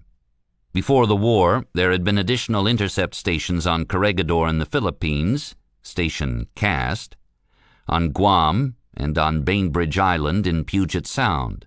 The British had an excellent cryptanalytic team at Singapore. The Japanese onslaught swallowed up the unit at Guam. Later, the Singapore unit evacuated to Ceylon, and Station Cast absconded in a submarine to Melbourne. Throughout the Pacific, smaller subsidiary DF stations measured radio direction finding data on enemy transmissions. When the system functioned properly, information flowed more or less freely between them. Freewheeling collaboration was vital, as breaks made by one unit could lead directly to breaks made by another, all built on the collective effort. But competition and dissension were in the wind. The surprise attack on Pearl Harbor had been a cataclysmic failure of communications intelligence. The debacle had cast a long shadow over the entire intelligence-gathering branch of the military. Being located on the spot at Pearl Harbor, Hypo was the target of much innuendo, though history would eventually show that the most damaging failures had occurred in Washington as a result of a hard-fought bureaucratic turf battle between the offices of Naval Intelligence, ONI, and Naval Communications, ONC. In any case, the high priests of the Navy agreed that a shake-up was in order. Admiral King and several of his chief subordinates, including War Planning Chief Admiral Richmond Turner, believed that radio intelligence should be streamlined and centralized in Washington, and that the satellite units of Hawaii and the Pacific should be brought under the firm control of the Commander-in-Chief of the U.S. Fleet, Cominch. In February 1942, the pre-war chief of OP-20G, Commander Lawrence Safford, was removed from his post and replaced by Captain John R. Redman, Naval Academy class of 1919, who had no experience in code-breaking or communications intelligence. The captain's elder brother, Rear Admiral Joseph R. Redman, was named Director of Naval Communications that same month. The brothers, along with Admiral Redman's deputy, Commander Joseph N. Wenger, would form a powerful axis in Washington. Safford and Rochefort had enjoyed a relationship based on personal trust, with the understanding that the different units in the system would not vie for credit. With Safford purged, the trust and rapport were gone, and relations between Hypo and Washington quickly turned sour. Wenger argued that Washington should assume active coordinating control of all intercept stations, DF nets, and decrypting units, and set up at the headquarters a central coordinating authority for all communications intelligence activities. Admiral King, who was favorably inclined to consolidating power and authority in his own headquarters, gave this plan his peremptory approval on February 6th. With a stroke of his pen, King had relegated the team at Hypo to a subsidiary role. But the prickly Rochefort was determined to preserve the independence of his unit, which he correctly identified as the best code-breaking outfit in the service. Indeed, he went further. I would say with all modesty that this was the best communications intelligence organization that this world has ever seen. Rochefort and the Redmonds were rivals from the start, then enemies, and their feud would very nearly spoil the American victory at the Battle of Midway. In February, as the Redmonds took the reins in Washington, tension was already building between Rochefort and his new bosses. Everyone in the system had access to the same message decrypts and radio traffic reports, but they were seeing different patterns and drawing different conclusions. Even as JN-25 began yielding up its secrets, the decrypts were mostly a series of blanks interspersed with a few tantalizing fragments of broken code. Radio traffic readings were subject to conflicting interpretations. Rarely did all the available evidence point in one direction. More often there were red herrings, and the analysts had to sift through huge amounts of data and develop theories based on deduction and inference. Often their predictions were little more than sophisticated guesses, which, for the sake of decorum, they called estimates. In Rochefort's view, Washington's analytic work was shoddy, and its conclusions too often flew in the face of common sense. Nor did he trouble to disguise his contempt for the Redmonds. In his eyes, they were empire builders, in the game for their own personal purposes, not for what they could offer. They had foreseen that communications intelligence was a burgeoning field, and hoped to ride its coattails to higher rank, pay, and personal glory. Repeatedly throughout February and March, Admiral King predicted Japanese carrier attacks on Hawaii, Midway, the West Coast, the Panama Canal, and Allied-held islands on the Hawaii-Australia line. On February 6th, in a dispatch to Nimitz and several other Pacific subcommanders, he reported that the Japanese operations in the Abda Theater may well be accompanied by strong raids against Midway, Oahu, New Hebrides, Northeast Australia, and possibly West Coast or Canal. Later the same day, again, King predicted carrier strikes against New Hebrides and New Caledonia. Where else? A skeptical Rochefort replied that the offensives were aimed at Java and Sumatra. They were. On March 11th, the Cominch warned that recent enemy air and submarine activities may well indicate another full-scale effort against the Hawaii Midway line, with the likely principal objective of crippling or destroying our vital base at Pearl Harbor. Hypo countered that the Japanese were pushing south and lacked the means to mount simultaneous large-scale operations in the Central Pacific. On March 18th, Nimitz gave his positive endorsement to Layton's reply, stating, "No indication of immediate major offensive action except in Malaya area." It appeared that OP-20G analysts were nourishing King's anxieties by sending him cherry-picked data that could be interpreted as pointing to such attacks. The men who had King's ear were unduly alarmist, and their impulsive theories might incite the fleet to chase its own tail. In the best case, this would waste time and fuel. In the worst, it would leave the fleet out of position to repel a concerted enemy thrust. Rochefort and his team, having lived through the rumor-plagued aftermath of the raid on Pearl Harbor, had learned to filter the evidence with hearty skepticism. Rochefort concluded that Washington was lost in the fog of war, and he was not afraid to say so. That he was often vindicated after the fact did not endear him to Wenger or the Redmond brothers. Hypo expanded steadily, and by April the basement was overcrowded. Rows of desks stretched from wall to wall, occupied by men wearing green eye shades to protect their eyes from the overhead fluorescent lights. They hunched over their notes and decrypts in an attitude of intense concentration. Several of the key cryptanalysts rarely left the basement, sleeping on field cots shoved up against the walls, or in their chairs with their heads laid down on their desks. Rochefort grew concerned that Thomas Dyer, perhaps the only other indispensable man on his team, would buckle under the strain. In March, he began pushing Dyer out the door every few days, with orders to catch a night of sleep in his own bed. Rochefort himself was usually found at his desk chair behind a barricade of stacked decrypts, wreathed in a haze of blue smoke from his pipe. One officer estimated that Hypo did a full year's worth of peacetime work in the first 3 months of the war, and the pace did not slacken in the least until after the Battle of Midway in June 1942. Jasper Holmes updated the position of all known ships, American, Allied, and Japanese, including warships, merchant ships, and submarines, on a big plotting board on one of the basement's walls. Stacks of decrypts and cardboard boxes of IBM punch cards covered all the horizontal surfaces, until finally the yeoman began stacking them on the floor, all around the desks and along the walls. Paperwork management was provisional and makeshift. Rochefort and his principal analysts knew they ought to devise a proper filing system with cross-indexing of archived messages, but they never found the time for that. Somehow, through the blizzard of decrypts and IBM cards, order prevailed over chaos. "This is one reason why these people are mostly crazy," Rochefort later recalled. "We'd have no problem at all. You'd mention something and you'd say, 'Now wait a minute, back here when they were around Halmahera on their way down to a landing at Port something or other, there was a message like this. Let's have it.' And they'd look in this pile of junk and they were able to locate it. And then, of course, you'd get a new one here, and this leads to another thing over here, and this leads to another thing, and this is how you fill the whole works up. One letter leads to another, and that leads to a third one, and so on. Then that's when your memory comes in very handy."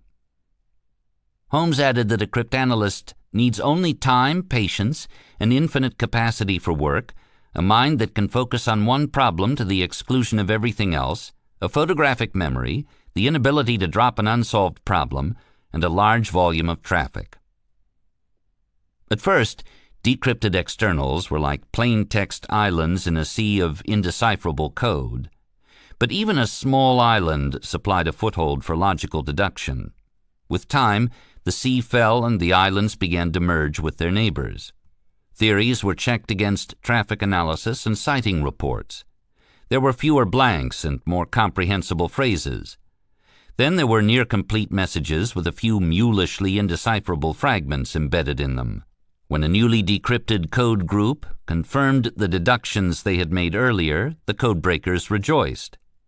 Each new triumph bolstered their conviction in the deductions they could not yet prove. Dyer compared the sensation of cracking one of the Japanese code groups, after many weeks of frustration, to a sexual orgasm. "Physiologically, it's not the same," he added quickly, "but the emotional feeling is pretty much the same." Not every break brought instant enlightenment. Japanese is a language rich in nuance and subtext. Not infrequently, a fully decrypted plain-text message made no sense to the analysts because they could not properly translate the Japanese words. Even the most competent and seasoned Japanese language officers might disagree with a colleague's translation. Japanese naval idiom was particularly multifarious, and it seems to have evolved rapidly even since the late 1930s.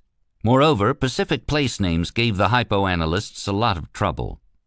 Over the centuries, the theater's innumerable islands, towns, bays, and shoals had accumulated native names, European names, and Japanese names. Many places were known by multiple names, and even the same name might have various spellings. Analysts could tap into a large in-house library of charts, piloting guides, and gazetteers that had been published in various languages and eras. They spread old charts out on tables and bent over them with magnifying glasses. Even when the Japanese used a Western name that could be found on an old chart, that name was rendered in kana, Japanese syllabary, and the Japanese sequence of syllables might sound very different from the original. It took Jasper Holmes some time to recognize Wodoraku as Woodlark Island. The first inklings of the impending Japanese offensive against Port Moresby in the South Pacific came in the last week of March, when intercepted messages revealed that Japanese naval air units had received orders to attack a target identified as RZP. At first, the geographic designator remained a mystery, but the volume of traffic and the repeated appearance of the term left no doubt that a major push was in the works.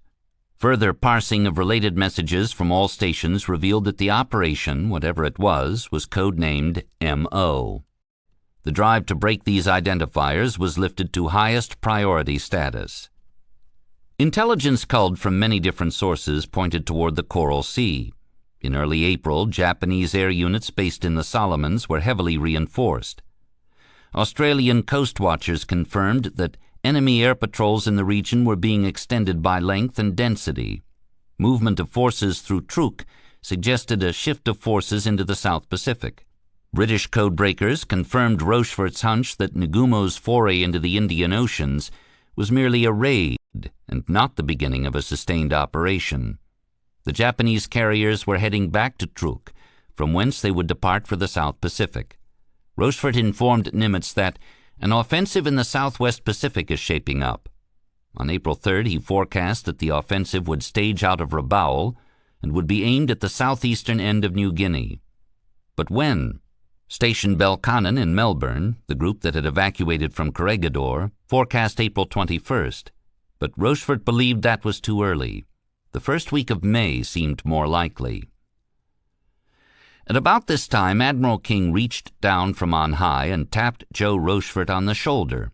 In a message addressed to the Hypo unit commander, the Cominch asked for an overall assessment of Japanese intentions. The query short-circuited the chain of command and came as a bit of a shock. "We were a little surprised that he would ask us what our views were," Rochefort said. "I personally felt that he was not even aware of our existence." Rochefort and his lieutenants dropped everything else and focused on their response, which was on its way back to King in less than 6 hours. It contained 4 substantive points. First, the Japanese had completed their current operations in the Indian Ocean, and the carrier groups were on their way home. Second, an offensive into the Coral Sea area was imminent and would be aimed at securing the southeastern end of New Guinea. Third, there was no evidence that the Japanese intended an invasion of Australia. Fourth, another major operation was in the planning stages to take place not long after the Coral Sea offensive. Details of time and place had not yet come into focus, but it would be a very large operation involving most of the units of the Japanese fleet. The response was a fine balance of logical deduction and acknowledged uncertainty. Even then, Rochefort suspected the as-yet undetermined offensive was aimed at Midway, but he lacked sufficient evidence to back up his hunch with a concrete forecast. On April 18th, the Doolittle raid brought another dam burst of Japanese radio traffic, the largest and most profitable yet. New details soon emerged about the pending operation in the South Pacific. MO was identified as a designator for Port Moresby. By April 24th, Nimitz and King had in hand an intercept that referred to an MO fleet, an MO occupation force, and an MO attack force. A large Japanese force comprising air groups and carriers would steam into the Coral Sea, covering the approach of a separate amphibious group, which would land troops at Port Moresby. Working from intercepted and decrypted messages revealing ship departure times, the intelligence analysts estimated the operation's scheduled date as the first week of May. Nimitz came to realize that Hypo was producing most of the key breaks in JN-25, and that he had better take action to ensure that Rochefort was not hamstrung by the bureaucrats in Washington. In mid-April, he asked King to realign the division of responsibility between Washington and Pearl Harbor. Hypo should be assigned to reading today's traffic today while it is of value to forces afloat, while the OP-20G cryptanalysts should focus on back traffic. King endorsed the request with a peremptory flick of his pen, apparently without even asking his subordinates their opinion. Not surprisingly, they took personal umbrage at this maneuver, and the quarrel between Rochefort and the Redmonds escalated into a blood feud. Rochefort had the upper hand for the time being, but his higher-ups would take advantage of any stumble. From that point on, freewheeling speculation was not to be shared between units. Meticulous scorekeeping was the new order of the day, and any mistaken estimates would be held against the party who had been so bold as to put them into play.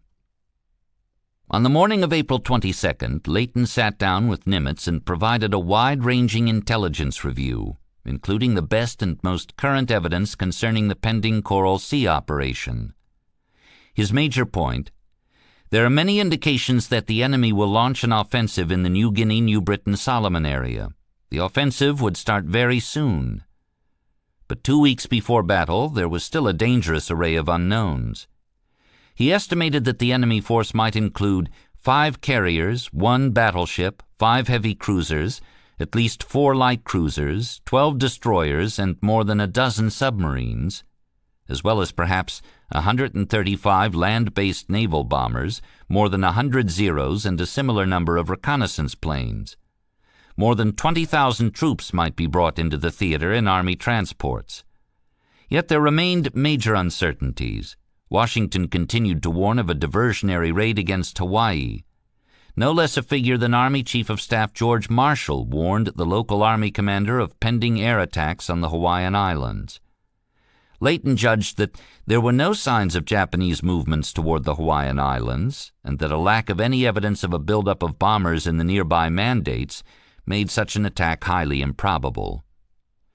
Nimitz was feeling the strain. No matter how well his intelligence advisors did their jobs, the responsibility to act upon their estimates was his alone. They did not disguise from him the gaps in their knowledge.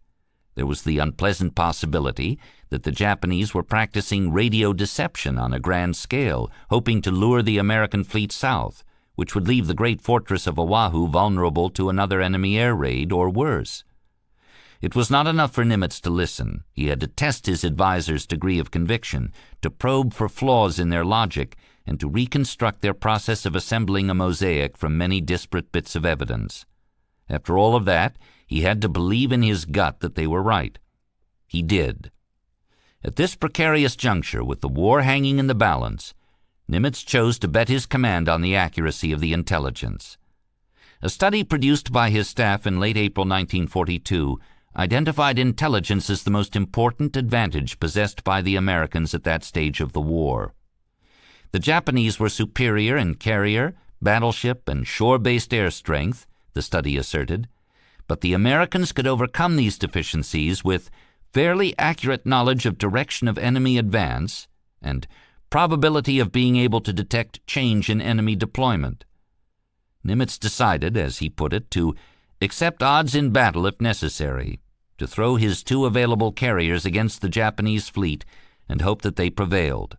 But they would have to sell the plan to King, who remained concerned about the safety of both the carriers and Pearl Harbor. On April 24th, Nimitz boarded his big Coronado flying boat and flew to San Francisco for a face-to-face summit with the Comanche. The city by the bay was at about the midpoint between Washington and Hawaii, and so offered a convenient rendezvous. It was the first of 18 meetings between King and Nimitz during the war. Most of these would be held in San Francisco. Nimitz and his staff checked into a top-floor suite in the St. Francis Hotel on Union Square. For the next 3 days, they held day-long meetings with King and his staff at the main conference room of the San Francisco Federal Building. Their most pressing business was to settle their strategy to deal with the pending MO offensive, but there were other items on the agenda. King enlightened Nimitz on the larger context of the war, the production ramp-up, haggling with the British and Soviets, prospects for an invasion of Europe, and how the Pacific fit into the Allies' global strategy. King suspected that Nimitz had been too gentle with his sub-commanders and staff. He wanted the Pacific Fleet purged of pessimists and defeatists, and the ousted men banished to peripheral billets. Navy Secretary Knox had advocated retiring many of the more senior admirals and placing junior admirals into seagoing commands, and King supported the policy. Nimitz did not object, but he recommended that assignments be made through the established channel of his old bureau in Washington. He believed in the Navy's personnel system and was willing to let it function without interference. King was specifically after Vice Admiral Frank Jack Fletcher. This black shoe, surface Navy admiral had accumulated a mixed record in the early months of the war. He had seemed to demonstrate a lack of aggressiveness, and his task forces had been embarrassed by unreasonably long fueling delays. King's faith in Fletcher was hanging by a thread, but Nimitz maintained that all the American carrier task forces were climbing a steep learning curve, and Fletcher had done about as well as could be expected in the circumstances. King conceded the point and granted Fletcher a stay of execution. The best American carrier task force commander was Bill Halsey, but Halsey was on his way back to Pearl Harbor from the Doolittle raid and would not be able to get the Enterprise to the South Pacific in time for the pending confrontation. King grasped that he had perhaps overreached in committing 2 of 4 available carriers to the Tokyo raid at a time when they might all be needed to deter a concerted enemy offensive in the South, but now it was too late to do anything about it. A third important question was a sub-theater commander for the South Pacific. On April 14th, Nimitz had assumed direct command of this area, but the great distances involved required a commander on the spot. This would be Vice Admiral Robert L. Gormley, who had served until now as the Navy's liaison in London. King considered him a very able man, and Nimitz concurred. Gormley would establish his headquarters in New Zealand. Rear Admiral J.S. McCain, an officer who had earned his wings at age 51, was named Commander of Air Forces in the South Pacific. Though Nimitz had explained his decision to contest the Japanese advance on Moresby as a willingness to accept odds in battle if necessary, the truth is that the sink pack was spoiling for a fight in the Coral Sea. Port Moresby was simply too important to yield to the enemy. It would give the Japanese a launching platform for new attacks on air bases and port facilities in Queensland, Australia. It would extend Japanese air search patterns over the Coral Sea. It would allow for a buildup of forces for the planned offensive farther east against New Caledonia, Fiji, and Samoa. Though the Japanese army had definitely ruled out an invasion of Australia, possession of Moresby might accomplish much the same thing: to cut the great island continent off, to draw the noose around its neck. On the other hand, Port Moresby was far enough east that the Japanese supply lines into the area would be stretched very thin. It was at the outer range of airstrikes from Rabaul and other bases. Contesting its occupation would not expose Allied forces to the brand of overpowering Japanese sea and air attacks they had suffered in and around Malaya and the Dutch East Indies. For the first time since Pearl Harbor, a pitched sea battle with the Japanese fleet was deemed an acceptable risk. With King's go-ahead, Nimitz returned to Pearl on April 28th and issued plans and orders for the approaching Battle of the Coral Sea. Carrier groups built around Fletcher's Yorktown Group, Task Force 17, and Rear Admiral Aubrey Jake Fitch's Lexington Group, Task Force 11, would arrive in the Coral Sea in time to attack the Japanese invasion fleet. They would rendezvous off the New Hebrides with an ANZAC, Australia-New Zealand, force of cruisers under the command of Rear Admiral John C. Crace. Fletcher would assume command of all local Allied naval forces. His orders, which he received on April 29th, were to check further advance of the enemy in the New Guinea-Solomon area by destroying enemy ships, shipping, and aircraft. The Enterprise and Hornet, returning from the Doolittle raid, would put into Pearl Harbor for fuel and provisions. Then they would hurry south to reach the Coral Sea by mid-May. They would not arrive in time to meet the initial thrusts of the Japanese fleet. That was the price paid by the Americans for bombing Tokyo.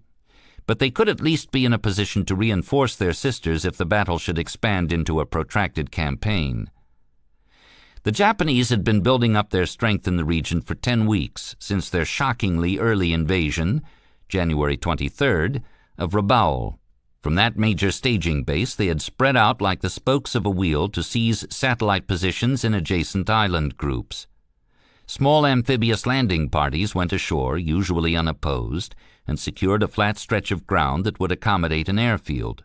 Work parties cleared trees and brush and leveled a primitive dirt landing strip. Mechanics, spare parts, fuel drums, and ammunition were brought in by freighters. The planes flew in with their air crews. By May 1st, Japan had established a large and growing network of these little satellite airfields: Kavieng on New Ireland, Salamaua and Lae on the north coast of New Guinea, Bouin on Bougainville Island, Buka Island. None was terribly important in its own right, but together they were mutually supporting and backed by the power of Rabaul. And all signs indicated that the buildup was ongoing. The Japanese submarine presence in local waters was expanding. Convoys from the west brought freighters, mine layers, gunboats, submarine and seaplane tenders, and troop ships. The enormous 4-engine Kawanashi Type 97 flying boats, with ranges approaching 3,000 miles, patrolled far and wide. The eye of Tokyo was over the Solomons, New Guinea, and a large and growing swath of the Coral Sea. Operation MO involved a tortuous amalgamation of naval surface forces, carrier task forces, amphibious landing parties, and various land-based air units amounting to about 150 aircraft. Vice Admiral Shigeyoshi Inoue, commander of the Fourth Fleet, retained command of the operation from his headquarters in Rabaul, but no fewer than 6 other admirals sailed with fleet elements at sea. Vice Admiral Takeo King Kong Takagi, victor of the Java Sea, commanded the carrier strike force, built around the big fleet carriers Shokaku and Zuikaku, with their screening vessels of cruisers and destroyers.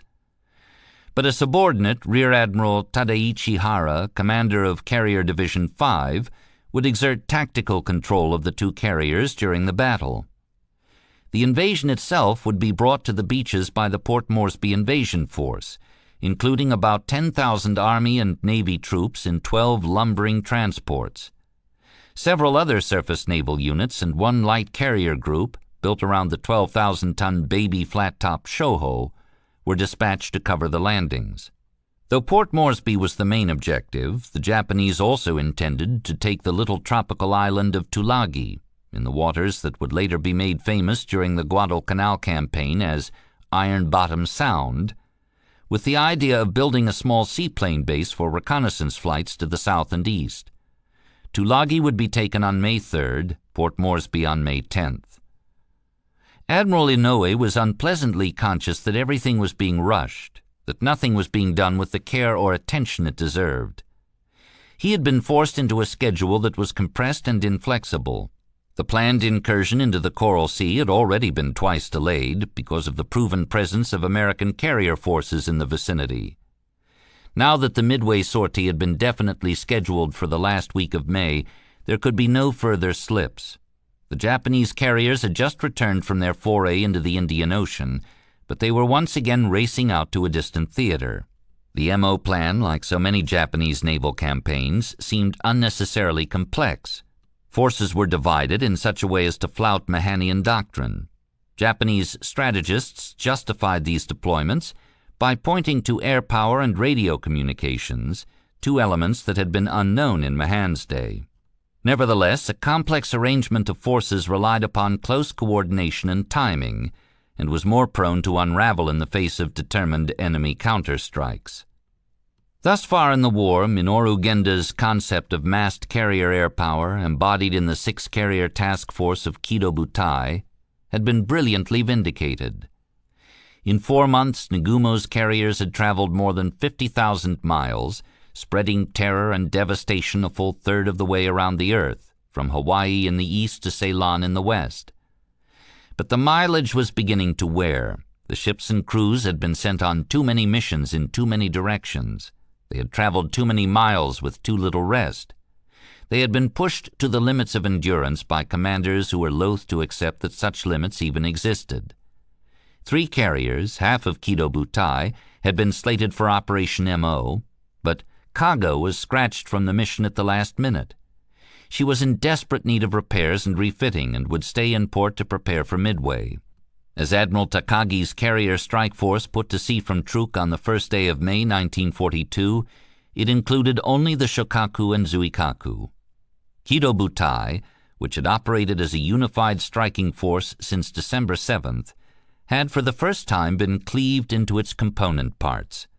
The curtain was about to rise on the first duel of aircraft carriers in the history of war at sea, and by happenstance, the 2 fleets sailed into battle with near equivalent force.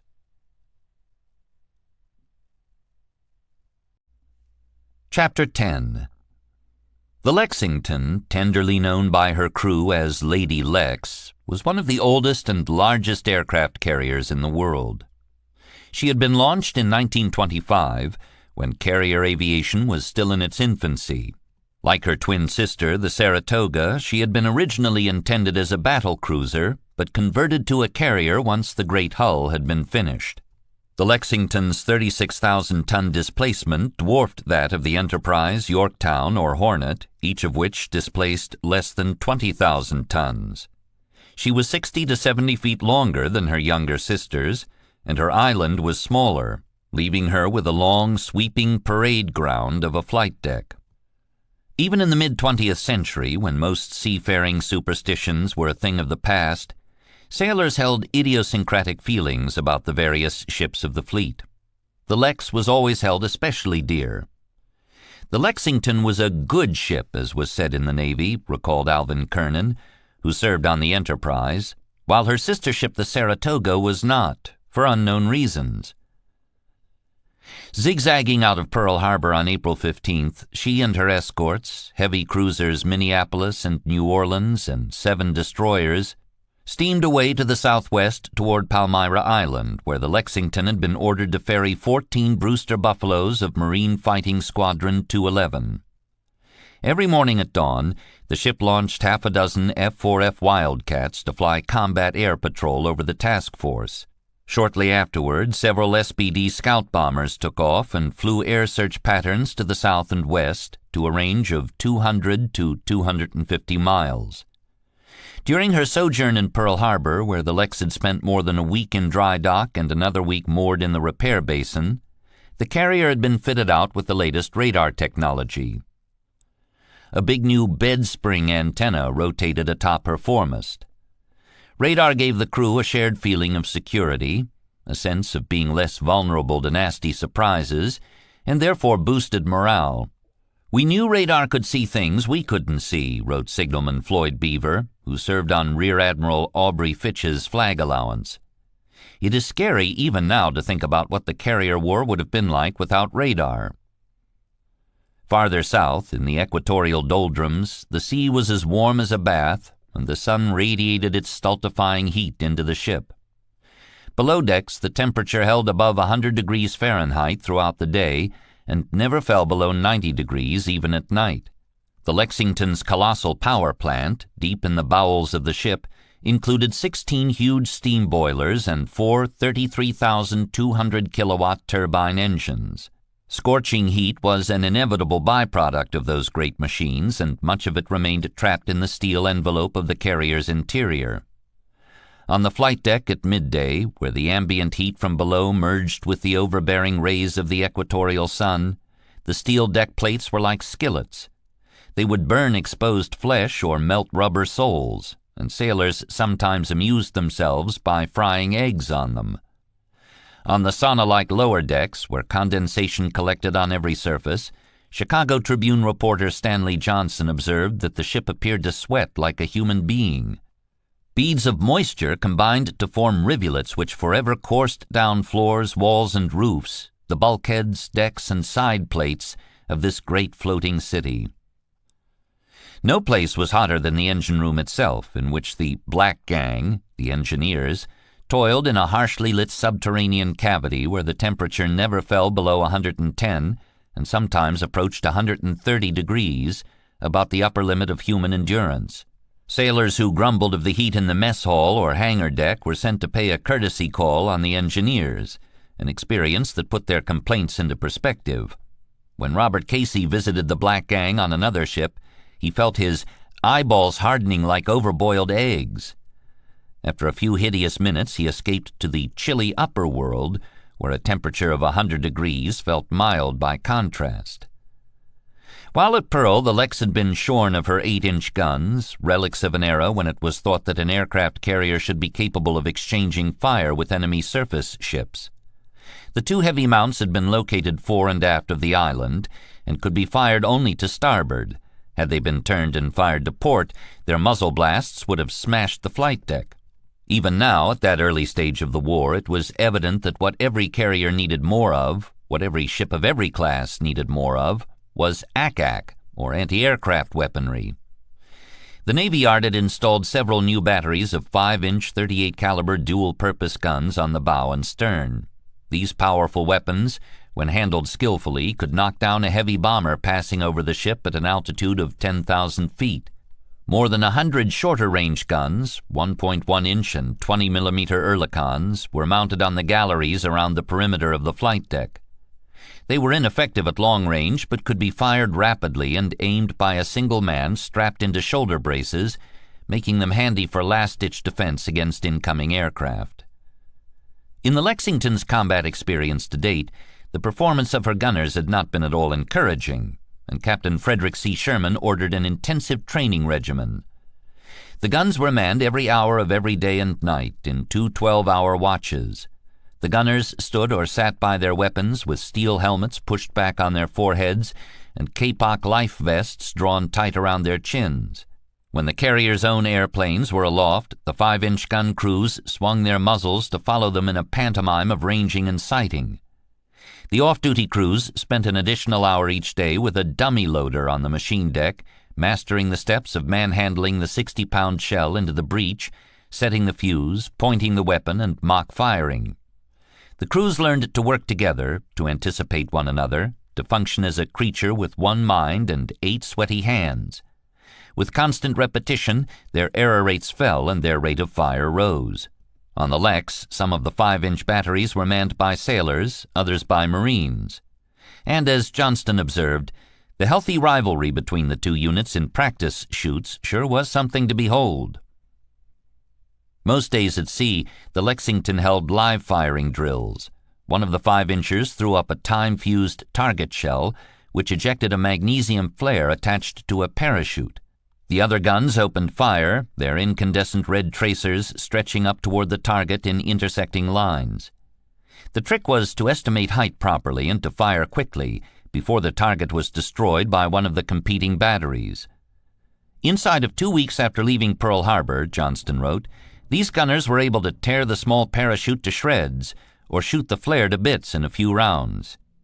Hitting a fast-moving target proved more difficult. In one of Sherman's drills, a cruiser scout plane passed over the carrier, towing a brightly colored target sleeve from a 4,000-foot cable. The 5-inchers blasted away on the first pass, at high altitude. Then the plane returned at lower altitude to let the Oerlikons have at it. The recurring problem with anti-aircraft fire, both in combat and in live firing exercises, was that the gunners tended to aim too low and did not lead the target sufficiently. Their bursts, it seemed, were always low and behind, never high and ahead. On the Lexington, the gun crews took turns skeet shooting at clay pigeons with shotguns off the carrier's stern, to inculcate a better instinct for leading their targets. With time and practice, results improved. The ship's crew watched these drills with curiosity, aware that their collective safety depended on how well the gunners mastered their craft. As the Lex approached the equator, her crew prepared for the traditional crossing the line rites, which divided the ship's company into the shellbacks, those old salts who had crossed the line before, and the pollywogs who had not. For 24 hours, the shellbacks would impose a reign of terror over the pollywogs, initiating them by various hazing rituals into the domain of Neptunus Rex, sovereign ruler of the raging main. An academic dissertation will someday be written about that peculiar seafaring custom, with its centuries-old lineage and its overtones of ancient pagan idolatry. Neptune's court allowed distinctions of rank to be put to one side, and military authority to be briefly subverted. Only on a ship at the equator, for example, might one see a Navy commander crawling on his hands and knees before an enlisted man. It was a period of high hilarity when tension was released and the veterans flexed their muscles against the Lexington's fresh recruits, about 500 of whom had never been to sea. The ship's combat readiness was never relaxed. The air patrols took off and landed as before, and half the crew always remained at their duty stations. Indeed, several of the leading officers of the ship were actively involved in the ceremonies, including several of the air squadron skippers, and even Commander Mort Seligman, the ship's executive officer, who headed the court that determined each man's status and passed sentences. Not coincidentally, the officers saw to it that the shellbacks were assigned to their posts while newcomers were left idle, and could not therefore plead that duty ought to release them from the looming ordeal. The court and jury convened in the mess hall, 2 decks below the flight deck. A grand inquisitor interrogated the pollywogs with the help of scribes and kibitzers. The accused were asked preposterous and insulting questions, and no matter how they answered, they were likely to be held in contempt of court. Some pollywogs were defiant, others submissive. All were bullied equally, though leniency could be bought by bribing the court with Coca-Cola, ice cream, or cigarettes. An officer who testified that he had served in naval intelligence was convicted of perjury on the grounds that no such thing had ever existed. Rookie pilots were required to spend the day in fur-lined winter flight suits with helmets and gloves, scanning the horizon for icebergs using binoculars fashioned from a pair of Coke bottles. The ceremony closed in the afternoon on the forward end of the flight deck, where King Neptune, usually a long-serving chief petty officer, wore a crown, held a trident, and sat on a throne, flanked by his queen and the royal baby. Each pollywog was stripped to his underwear and painted, anointed, with a concoction blended from egg yolks, banana oil, torpedo grease, and whatever else might have been scrounged in the galley or machine shops. After receiving the Sea King's benediction, each painted victim was forced to run the gauntlet down an 800-foot lane flanked by several hundred shellbacks who smashed him on the buttocks with canvas tubes. Staggering to the end, he was awarded a certificate stating that he had entered King Neptune's domain and could call himself a genuine shellback. Johnston, watching the scene from the Lexington's bridge, looked out at the cruisers and destroyers of the task force and noted that the same ritual was being played out on every other deck. The Lexington's sailors forgot how it felt not to sweat and found it difficult even to imagine cool weather. Their blue shirts and dungarees were soaked through within minutes of putting them on. They were plagued not only by the debilitating heat and incessant sweat, but by the odor of their own bodies. For as one carrier sailor from that period observed, this was before the popularity of deodorants. They could shower as often as they liked, but they took saltwater showers with a brief freshwater rinse. Signalman Beaver recorded that the Lexington's washrooms collected 3 or 4 inches of soapy oil and dirt-streaked water that rushed from side to side with the rolling of the ship and sometimes slopped over into the passageways outside. They shaved with salt water and endured the toll it took on their faces. The salt also aggravated their heat rash, a condition apparently suffered by almost every man aboard. It was worst around the waistline, where sweat-soaked underwear and clothing chafed at the skin, and the raw red welts rose to a height of 1/4 of an inch. Below decks, powerful fans circulated air through the passageways and berthing compartments, but the wind from the ducts was as hot as a hairdryer. Few men could sleep in that heat.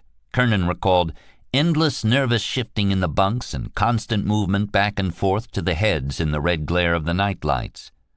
Some sought refuge above, in the bomb nets off the flight deck, with a blanket thrown across the metal mesh for padding. With the breeze generated by the forward progress of the ship, the air was actually pleasant after midnight. New orders arrived from Nimitz on April 19th. The Lexington and her screening ships were to proceed at economical speed to Point Acorn, about 300 nautical miles northwest of New Caledonia, where they would fall in with Yorktown, Task Force 17, and a force of Allied cruisers and destroyers under Rear Admiral Crace of the Royal Navy, Task Force 44. They continued on their southerly course, their long foaming wakes tailing off toward the northern horizon. They climbed up and over the equatorial bulge, toward the familiar waters of the South Pacific. Everywhere the sea looked the same, a rich, deep blue, the blue of vast deeps. The mid-Pacific was one of the most remote and inaccessible regions in the world. The Lex might have been cruising on some sweltering ocean planet, where the occasional low-lying palm-crowned atolls were prizes to be studied through binoculars but never approached. Each day merged into the next, and only the night sky betrayed their progress. Polaris, the North Star, edged closer to the northern horizon each night. Crux, the Southern Cross, rose in the south. The night that Lexington crossed the equator, sailors on deck could see both on opposite horizons. It was a region of glorious sunsets, painted on a broad western palette with mauve, lavender, turquoise, and rose. Flaming skies with cloud embers strewn about them, as Casey remembered them, with bands of weird luminous green at the horizon. Southward, toward the southern edge of the doldrums, each passing day seemed faintly cooler, if only, as Casey remarked, as much as melted lead may be cooler than melted brass. Soon they picked up the southern trade wind, a fine steady breeze that blew out of the southwest instead of the northeast, as it did north of the line. On April 29th, under overcast skies with frequent rain squalls, they passed between New Hebrides and the Solomons and entered the northern Coral Sea, where, wrote Navy Lieutenant James Michener, stationed on the nearby island of Afate, the waves of this great ocean formed and fled in golden sunlight. There was a fair breeze from Australia, as if that mighty island were restless, and from the Tasman Sea gaunt waves, riding clear from the polar ice cap, came north and made the sea choppy. As the light came up on May 1st at latitude 16 degrees 16 minutes south and longitude 162 degrees 20 minutes east, the Yorktown was visible in the distance. Admiral Fletcher, a frosty Iowan who had graduated from the Naval Academy in 1906, assumed overall command of both task forces. His first concern was fuel. He wanted every fighting ship's tanks near full when the main action commenced. But the task force was supported by fleet oilers that had made the long run from Pearl Harbor, and underway fueling was still a slow, painstaking process. The Lex and her escorts, freshly arrived from a long voyage, needed more fuel and thus more time to refuel. By visual signals, Fletcher ordered Task Force 11 south to meet the heavy cruiser Chicago and refuel from the oil tanker Tippecanoe. Yorktown and her charges refueled from another tanker, the Neosha, and then turned north toward the Louisiade archipelago. All crews were placed on 24-hour alert.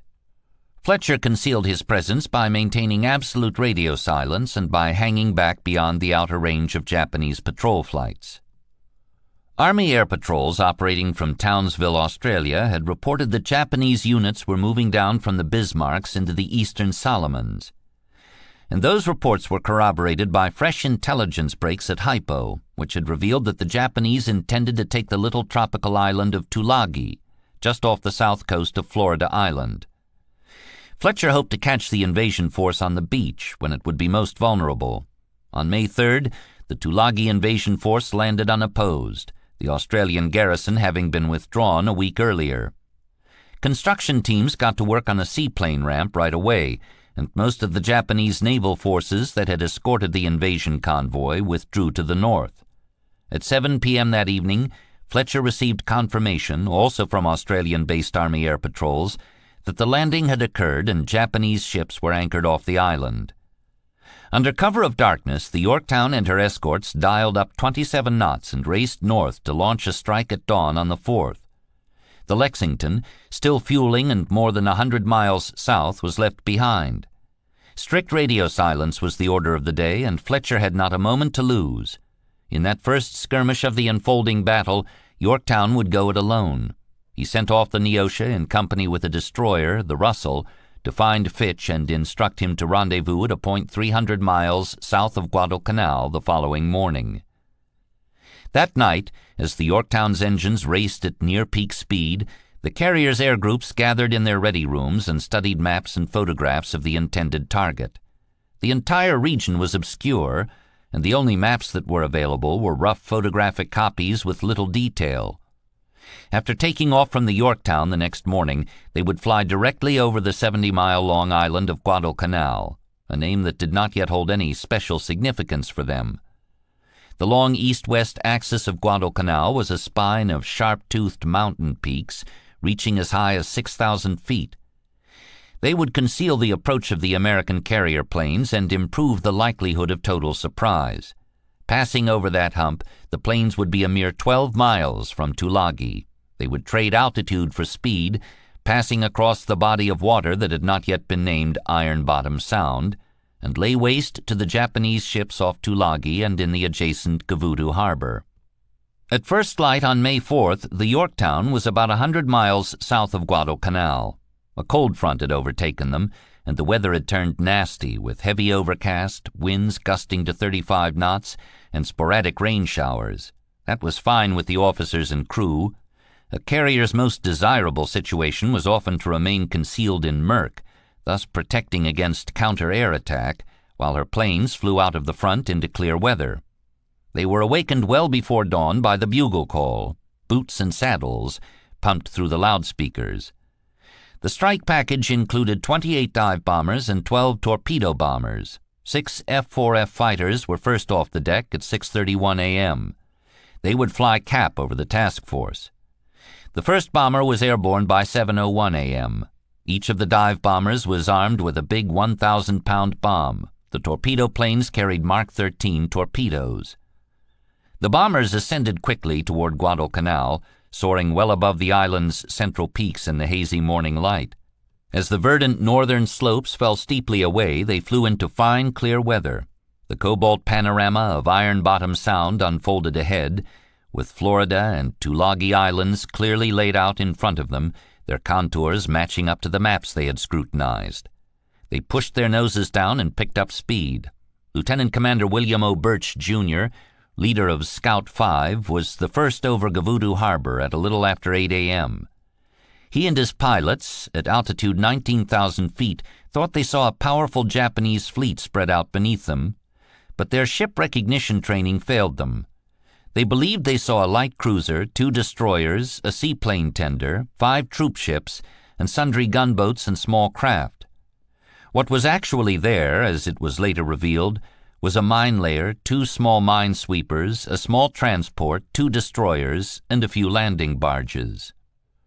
Most historians of the war have explained such errors as the result of poor visibility or pilot inexperience, but the curmudgeonly Samuel Eliot Morison was not so accommodating. He noted that the aviators' tendency to overestimate the size and class of enemy ships was endemic and did not diminish over time.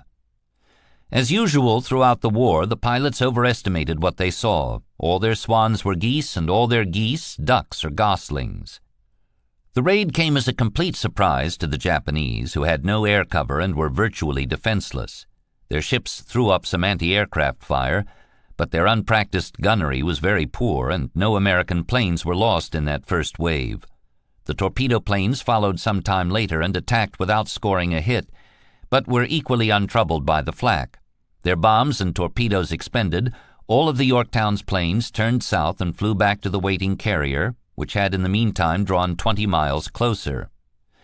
They rearmed and refueled so quickly, Lieutenant Commander Birch quipped, that the air crews did not have time to get a cup of coffee before being ordered back into their cockpits. By 11 a.m. they were back into the air to give Tulagi and Gavutu another working over. So close was the Yorktown, the hop over Guadalcanal required little more than half an hour of flying time, that the carrier managed to launch 3 separate attacks before the day was done, sending more than 60 planes into battle and losing only 3. The triumphant air crews believed, and reported to Admiral Fletcher in rich, convincing detail, that they had wiped out an entire Japanese surface fleet. After interviewing the Yorktown pilots, journalist Stanley Johnston concluded that they had sunk or heavily damaged 14 of 15 Japanese ships in the harbor, including 3 cruisers, and added that our flyers again demonstrated that combined dive bombing and torpedo plane attack is the most certain, destructive, and deadly method yet devised for attacking ships. Not until later was it revealed that the claims had been enormously exaggerated.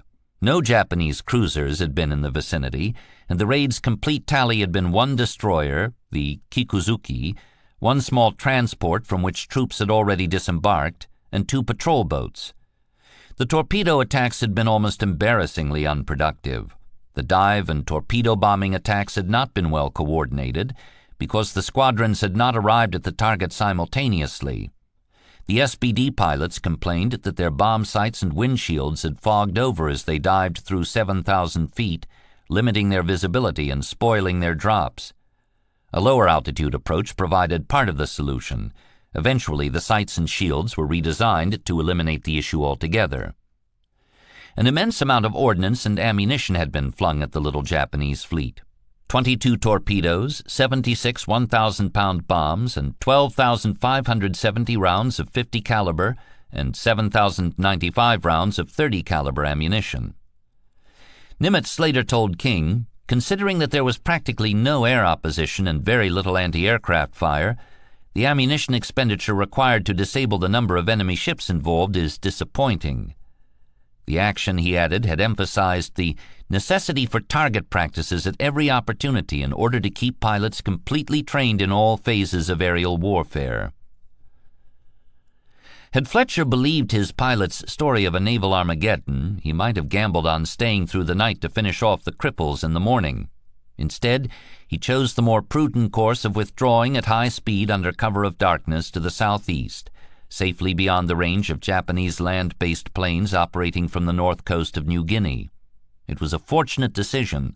Perhaps the most important result of the Yorktown's raid was that it alerted the Japanese to the presence of at least one American carrier in the neighborhood, since the single-engine bombers and torpedo planes that had screamed out of the skies over Tulagi were correctly identified as carrier-type aircraft.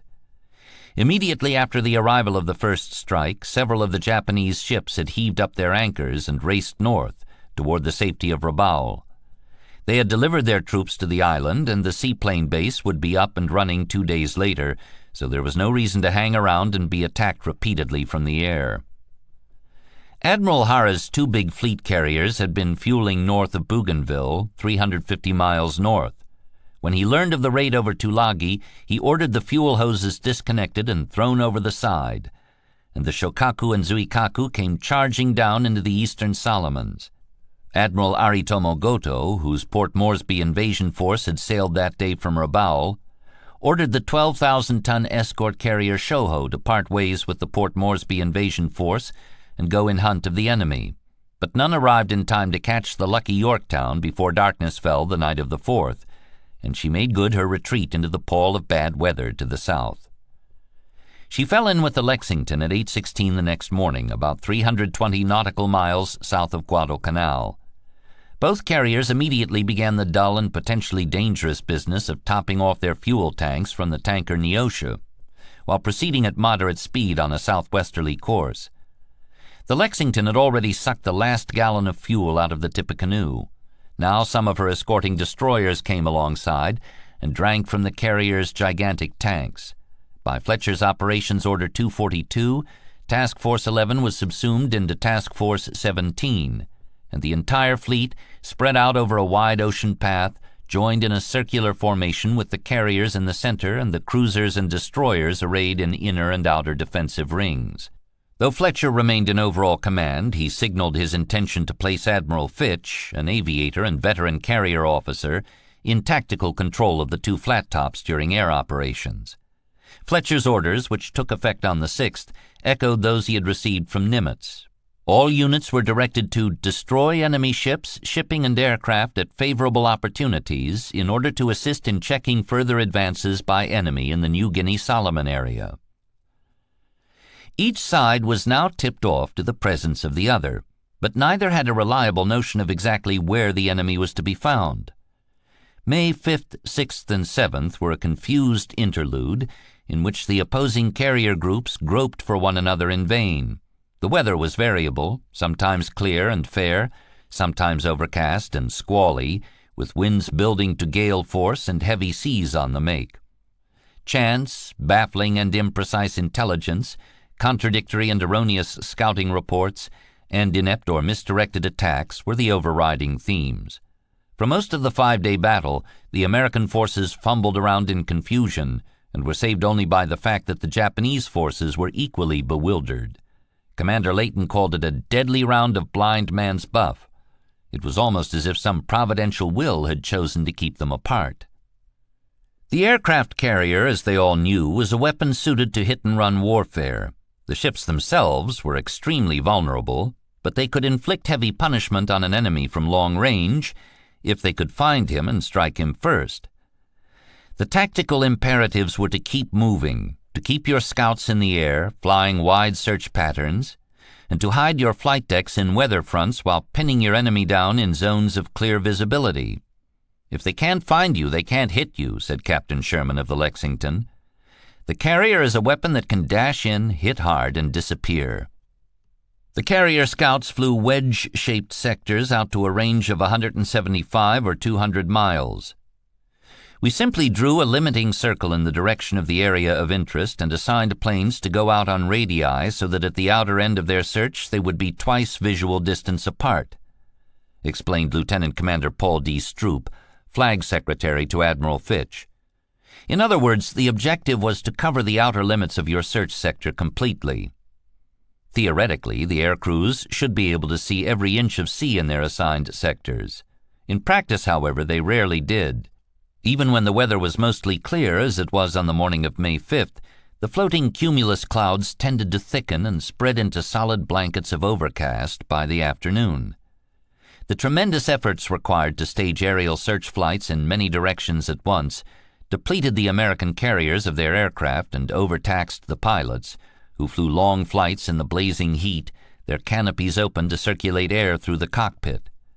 They returned with necks and cheeks bronzed from long exposure to the sun, and when they removed their flight goggles or aviator glasses, they revealed raccoon tan lines. Part of the air reconnaissance load was shared by a seaplane base in Noumea, the French colonial capital of New Caledonia, but it had only 12 PBY Catalinas in service and was too distant to search effectively in the Solomons. The Army bombers operating out of Townsville flew the sectors between Rabaul and the Coral Sea, but they provided little in the way of reliable reconnaissance. Acknowledging that the Army planes were dogged by bad weather, Captain Sherman lamented, "Whatever they saw, whether a transport, tug, or destroyer, was apt to be reported as either a battleship or a carrier." Furthermore, the Army pilots' position reports were often far off the mark because their own navigation was faulty. The Japanese relied heavily on their seaplanes, which staged out of several bases in New Guinea and the Eastern Solomons. The Americans were quick to praise the superior qualities of the four-engine Type 97 Kawanishi flying boat, whose breathtaking range extended to as far as 3,000 miles, giving it an effective search radius of more than 1,000 miles. Commander Mort Seligman, the Lexington XO, judged that the more modest range of the SBD scout bombers put the Americans under a handicap out here. If we want to find out what the enemy is doing, we've got to move up to within easy range of his land-based aircraft to find out. That limits our attacks almost to early morning and only after an all-night fast approach. And it makes it very difficult for us to gain the advantage of the element of surprise, which is a much more important factor in war than most people realize. It was a reasonable point, but the Japanese had scouting problems of their own. Even when the ubiquitous snoopers did spot American fleet units, they were usually preoccupied with finding cloud cover to avoid being shot out of the sky by the American Wildcats, and tended to misidentify the types of ships they had seen. Due to persistent technical problems in their radio communications, the sighting reports often failed to get through to Admirals Takagi or Hara. Contacts at long range, even when reliable, might not be actionable. If the American carriers lay beyond air striking range, a few hours of high-speed zigzagging might take them somewhere else entirely. Though Seligman could not know it until later, the Japanese felt as blind as the Americans during the 5-day battle. The American carrier aircraft, both the scouts and the fighters orbiting the task force, were constantly running into enemy air patrols. On the Lexington, staff officers crowded into the radio control room to listen to the live pilot transmissions. "Agnes to Lily, a plane at 17,000 bearing 135 miles. Having a look. Lily acknowledged. Will be around." Late on the afternoon of May 5th, Lieutenant Commander James H. Flatley, Jr., executive officer of the Yorktown's Fighting 42 and one of the most famed American fighter pilots of the war, radioed that he had spotted a Kawanishi above the cloud ceiling, about 27 miles from the Yorktown and 15 miles from the Lexington. The Yorktown's fighter director radioed back, "Where is the Kawanishi?" Flatley replied in the distinctively cocky, laconic drawl of the fighter jock, "Wait a minute and I'll show him to you." Perhaps a minute passed, and the blazing remains of a seaplane fell spinning out of the cloud cover to the northeast, trailing a ribbon of black smoke behind it. It hit the sea and exploded, plainly visible from the deck of the Lexington. Flatley was on the radio again, this time addressing the Lexington Combat Air Patrol. "A fine thing when we have to come over here and shoot these fellows down from on top of you. Why don't you keep your own nose clean?" Lieutenant Noel A.M. Gaylor, one of the Lexington's F-4F pilots, came on the circuit. "That one nearly fell on top of me, Jimmy. I was climbing up through those clouds, and when that ball of fire swept past me, I couldn't make out for a minute what it was." "That'll teach you not to fly underneath me," said Flatley. The carrier pilots had plenty of good reasons to be apprehensive of a showdown with their Japanese counterparts. In the first 5 months of the war, the Japanese carrier forces had struck many hard blows against the Americans, receiving none in return. Through May 4, 1942, U.S. Navy pilots could claim a cumulative score of 24 Japanese aircraft shot down. There was just one Navy ace, Butch O'Hare, who would give his name to the busiest commercial airport in the world. Nonetheless, the American flyboys were restless, tense, but surprisingly upbeat. They were spoiling for a fight. They gathered in their smoke-filled wardroom lounges each night after dinner, when darkness had fallen and their airplanes had been put to bed, and pored over maps of the theater. They talked endlessly about flying and fighting, illustrating maneuvers with their hands, chalking diagrams on a blackboard. And in those exchanges, much useful work was done because it was the aviator's way to share his knowledge with his colleagues and glean all of theirs in return. Recent encounters with the quick and maneuverable Zero had revealed its weaknesses. Months of experience with the clumsier but sturdier F-4F Wildcat had enhanced their pilots' respect for its virtues. "Don't forget now, no dogfighting with these babies," one of the Lexington's fighter pilots said. Another replied, "I think if we stick to our pair combinations, we should be able to handle them." There was a steady flow of new communications intelligence each day, from Rochefort's basement to Layton to Nimitz to Fletcher via long-range coded radio transmissions, which were received in the Yorktown radio shack, decrypted, and delivered to the Admiral on the flag bridge. But until May 6th, the specific timing and direction of Japanese fleet movements remained ambiguous.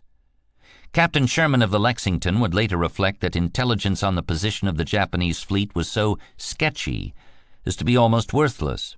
Reports from Pearl Harbor indicated the presence and direction of many Japanese units between New Guinea and the Solomon Islands, but those reports were multifarious and confused. Radio intercepts from the fleet were of very little use in the early days of the battle, either because the Japanese adhered to radio silence or because their forces were too distant to allow for good intercepts.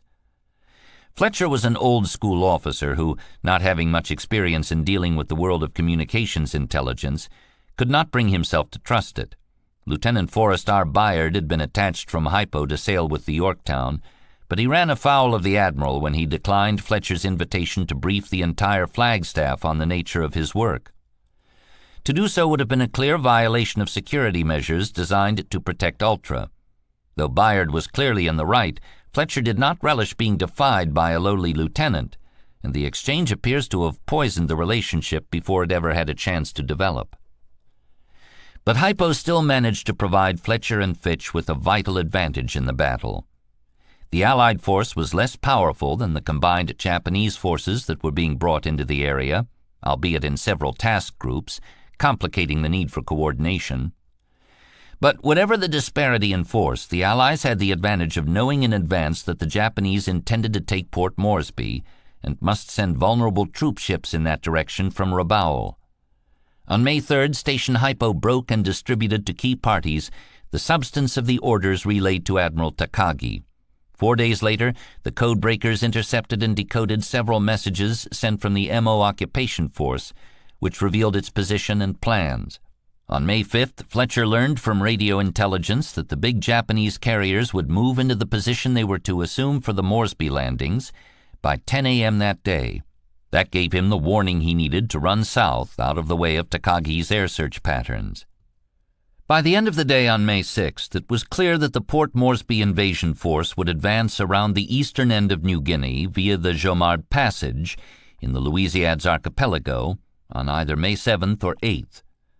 With that hard information in hand, Fletcher put the task force on a northwesterly course, topping off fuel tanks from the Neosha as they steamed at moderate speed, hoping to gain a position from which to attack the Japanese carriers, which he presumed to be covering the invasion convoy's progress toward Moresby.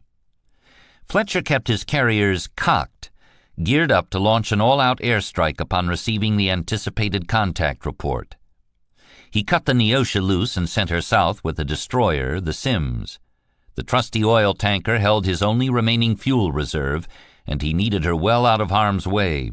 He also took the curious decision to detach 3 cruisers and 3 destroyers, designated as Task Group 17.3 under the command of Admiral Crace, to oppose the invasion force as it entered the Jomard Passage.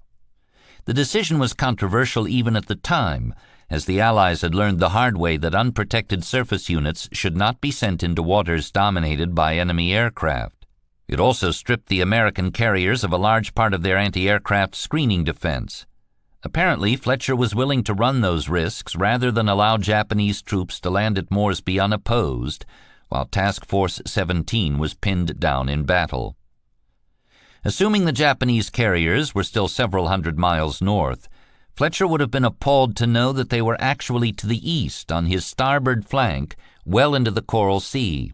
On the basis of a contact report received earlier that day, Admiral Takagi had ordered Hara to make an end run around the southern Solomon Islands and advance south to find and destroy the American carriers. At that moment, Task Force 17 was totally exposed and in mortal peril. If the Japanese had been luckier, they might have won the battle outright, perhaps sinking both Yorktown and Lexington while they were refueling. Such a blow might then have altered the outcome at Midway and therefore changed the entire course of the war.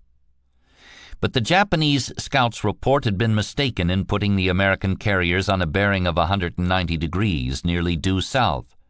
Takagi interpreted the report in a way that was consistent with what he already believed, that the American carriers were deep in the Coral Sea, nowhere near the invasion force's route of advance. On the night of May 6th to 7th, the 2 mutually oblivious fleets passed within 70 nautical miles of one another, each giving chase to the other, but in the wrong direction. Dawn revealed a leaden ceiling of cumulus clouds. A southern cold front had overtaken Task Force 17, bringing cool, gusty winds, choppy seas, and intermittent rain squalls. Visibility was limited to 10 or 15 miles. The Lexington's meteorological officer, Lieutenant G.L. Raring, estimated that the frontal area extended only a few miles north of the American carriers. North of the island of Tagula, where the enemy was thought to lurk, the skies should be clear and visibility excellent.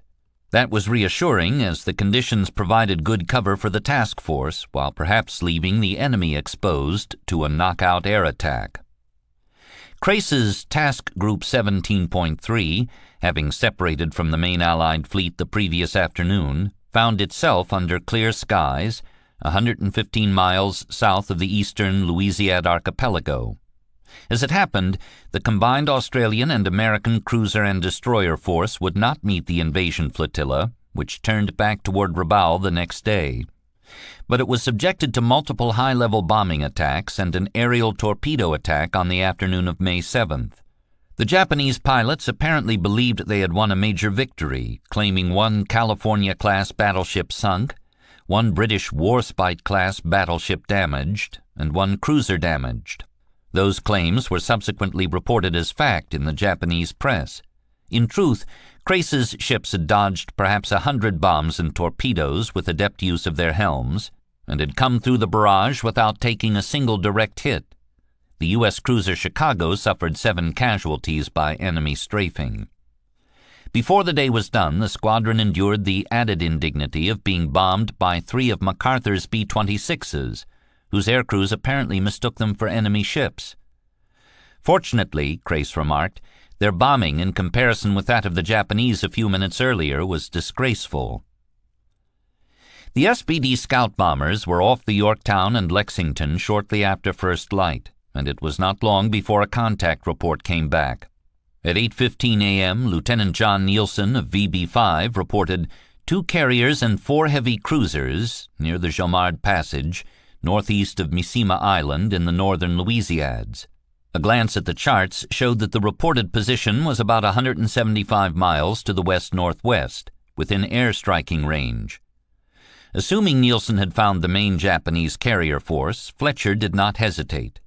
He ordered the full Monty, a combined strike package of 8 fighters, 53 dive bombers, and 22 torpedo bombers, launched from both flight decks.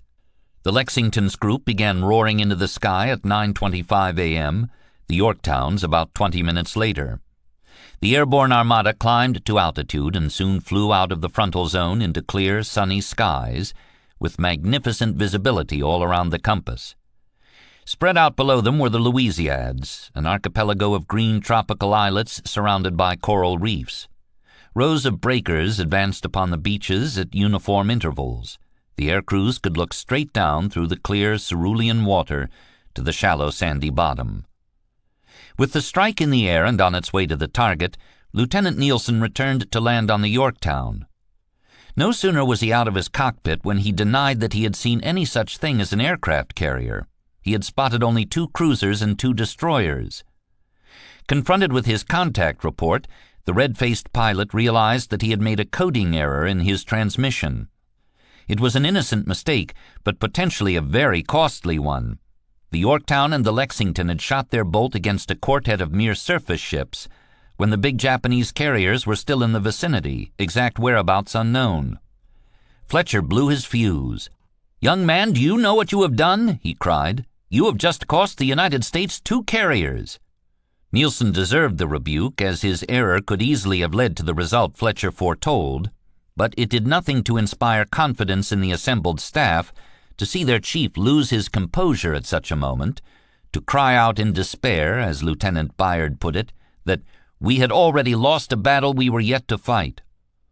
Fletcher briefly considered recalling the strike, but elected to allow it to press on in hopes of destroying the invasion force itself, which might be in the same area. That aggressive decision was soon vindicated. At 10:22 a.m., a new sighting report was received from MacArthur's headquarters.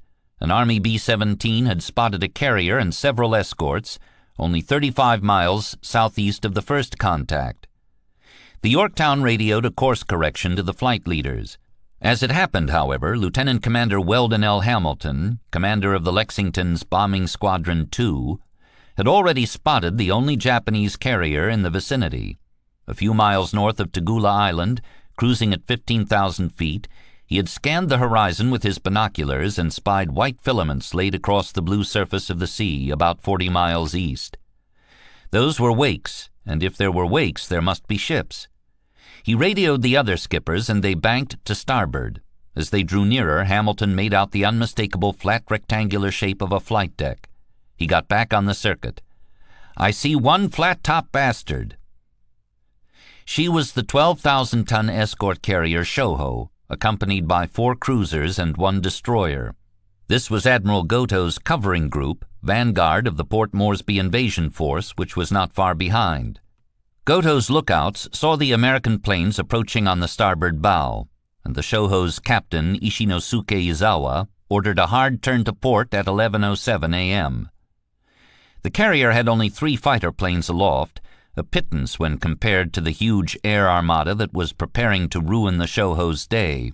What was more, 2 of those were not even Zeros, but the previous generation A-5M Type 96 fighters, Claude, which were not nearly as dangerous. Commander William B. Ault, commanding the Lexington's air group, was the first to attack. He and his command group of 2 wingmen, each in a Dauntless SPD armed with a 500-pound bomb, pushed over and dived on the carrier at 11 a.m. Her hard port turn spoiled their aim, and all 3 bombs fell in the sea, missing narrowly, though one near miss apparently blew 5 of Shoho's planes over the side. A few minutes later, the 10 SPDs of Lieutenant Commander Robert E. Dixon's Scouting 2 dove from 12,500 feet. They were pursued by 2 Type 96s, which followed the dive bombers down, but overran them when the Americans popped their air brakes. The Shoho continued her hard port turn, coming full circle. The 1-0 in the air attacked on the tails of the SBDs and threw off their approach, and all 10 500-pound bombs dropped by the squadron missed. Thus far, the Shoho had been extraordinarily lucky. Her violently evasive maneuvers had helped her dodge 13 bombs, and her game little threesome of fighters had done well against heavy odds to frustrate the attacks. Now Captain Izawa seized the moment to quick-launch 3 more zeros. Lieutenant Commander Hamilton of Bombing 2 had been maneuvering his squadron at high altitude to set up a coordinated attack with the Lexington's torpedo planes. Just as Dixon's SBDs released their bombs, the 15 dive bombers of his squadron, each armed with a 1,000-pound bomb, rolled into their dives. The Jap was exactly downwind as I nosed down, simplifying my problem tremendously, said Hamilton. My bomb, which was the first 1,000-pounder to hit, struck in the middle of the flight deck's width, just abaft amidships. As I looked back, the entire after portion of the flight deck was ablaze and pouring forth heavy black smoke. Dixon, recovering from his dive, saw a thunderclap of an explosion and a ball of fire mushrooming to a height of 400 feet. He congratulated Hamilton over the radio. "Mighty fine, mighty fine." A second bomb struck centerline aft, near Shoho's elevator, touching off secondary explosions on the hangar deck. As his SBD pulled away from the scene, Hamilton turned back to have a look. The ship was a flaming wreckage, rent by tremendous explosions, slowed to nearly stopping, a spectacular and convincing pageant of destruction. The Shoho's fate was probably sealed by those 2 hits, but the Americans were not yet finished with her. Lexington's Torpedo Squadron 2, led by Lieutenant Commander James H. Brett, Jr., was approaching from the southwest, broad on the burning carrier's beam. They had found a path through the screening vessels where the anti-aircraft fire was relatively thin. The lumbering TBDs spread out to set up an anvil attack, in which torpedoes would be dropped on both bows simultaneously so that the Shoho could not maneuver to avoid them both. The attackers were concealed behind the curtain of smoke and the geysers of water sent up by the dive bombers near misses, and though they were dogged by fighters, they made excellent drops. The Fish separated from the aircraft's bellies at an altitude of 100 feet and dived nose first into the sea, then recovered and ran true into the Shoho, where they detonated and tore great holes in her hull beneath the waterline. 5 torpedoes apparently struck the carrier, 2 on the starboard side and 3 on the port. As the torpedo planes retreated, it was obvious that the Shoho was dead in the water. Despite the notoriously low airspeed of the Devastators, none was lost in the attack or the withdrawal. The Yorktown's air group arrived over the carrier at 11:25, and from his altitude of 18,000 feet, Lieutenant Commander William Birch, Jr. did not realize that the Shoho was crippled. He led his 17 SBDs into a dive-bombing attack that probably added another 5,000 or 6,000-pound bombs to her tally of misery. 5 minutes later, the Yorktown's torpedo planes arrived and put another 2 to 5 torpedoes into her hull. That coup de grace was entirely superfluous. With too many bombs to count raining down along her whole length and too many torpedoes to count tearing out her bowels, the Shoho simply blew apart and sank. Birch recalled that she just plowed herself under. Wildcat pilot Jimmy Flatley, orbiting at 5,000 feet, was moved by the spectacle. The sight of those heavy dive bombers smashing that carrier was so awful I was physically ill, he said. They followed each other at 3 or 4 second intervals, and those powerful explosions were literally tearing the big ship apart. Flatley was disappointed that the Dauntlesses and Devastators had wasted bombs and torpedoes on a target that was done for, while 4 enemy cruisers and a destroyer were allowed to escape unmolested. There should have been a tactical coordinator to observe the action from altitude and divert attacks to other targets. Lieutenant Commander Stroop, Flag Secretary to Admiral Fitch, agreed that the Yorktowners had flogged a dead horse. "It was a very successful attack," he said, "except that we had an overkill on the carrier. Looking back on this, it was too bad that the attack hadn't been better coordinated and some of the force spread around on other ships. But this being our first battle of that kind, everybody went after the big prize, and they sank this rather soft carrier very quickly."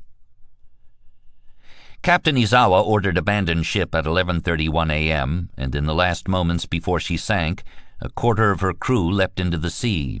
203 men survived. 631 were killed in the explosions or were trapped in the ship when she went down.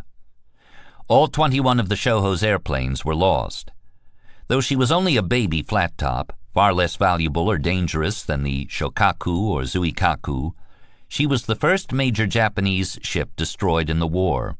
Dixon prompted a round of applause on the Yorktown and Lexington when he radioed back the prearranged message. "Scratch one flat top. Dixon to carrier. Scratch one flat top." The immediate significance of the sinking of the Shoho was that it prompted Admiral Inoue, monitoring events from his headquarters at Rabaul, to fear for the safety of the Port Moresby invasion convoy. He ordered the flotilla to turn around and beat a hasty northward retreat, thus abandoning, at least for the moment, the objective of the entire MO operation. Until the American carriers were caught and killed, he was not willing to risk the safety of his troops and other surface units. As it turned out, they would not return. The attempt to take Moresby by sea would be given up for good, delivering a strategic victory to the Allies and placing Australia forever beyond the threat of invasion. 200 miles to the east, the two big Japanese fleet carriers had duplicated Fletcher's error of launching an all-out attack on a secondary target based on a flawed sighting report. At 7:22 a.m. that morning, a cruiser-based floatplane pilot radioed that he had spotted one carrier and one escorting cruiser 163 miles due south of the Shokaku and Zuikaku. The scout confirmed his report at 7:45 a.m., and a second Japanese patrol plane corroborated the sighting. Takagi and Hara took the bait. Assuming they had found the Saratoga, which they thought to be the only American flat top in the theater, the Japanese commanders ordered a massive air attack from both flight decks. At 8 a.m., the airplanes began roaring into the sky, and 30 minutes later a formidable air armada was southbound.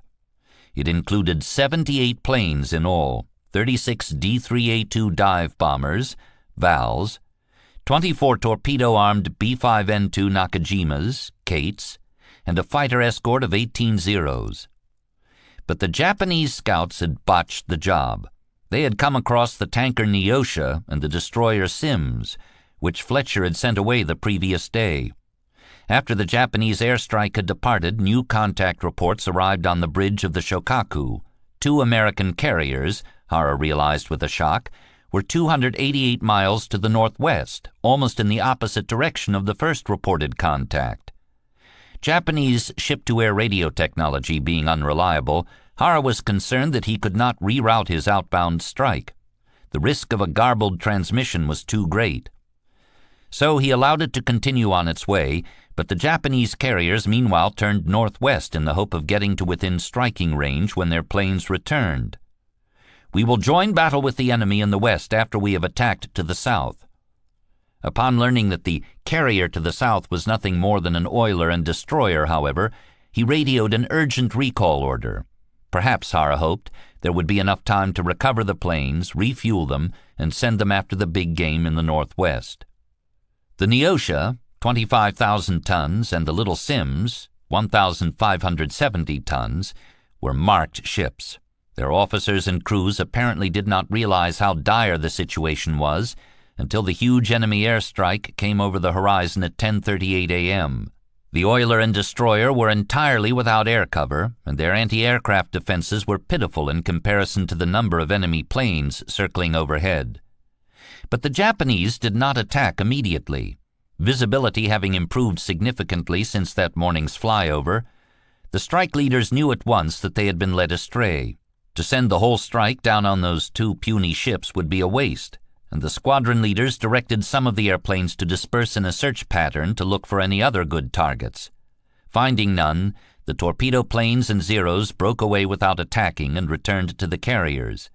The dive bombers remained to take care of the Neosha and Sims.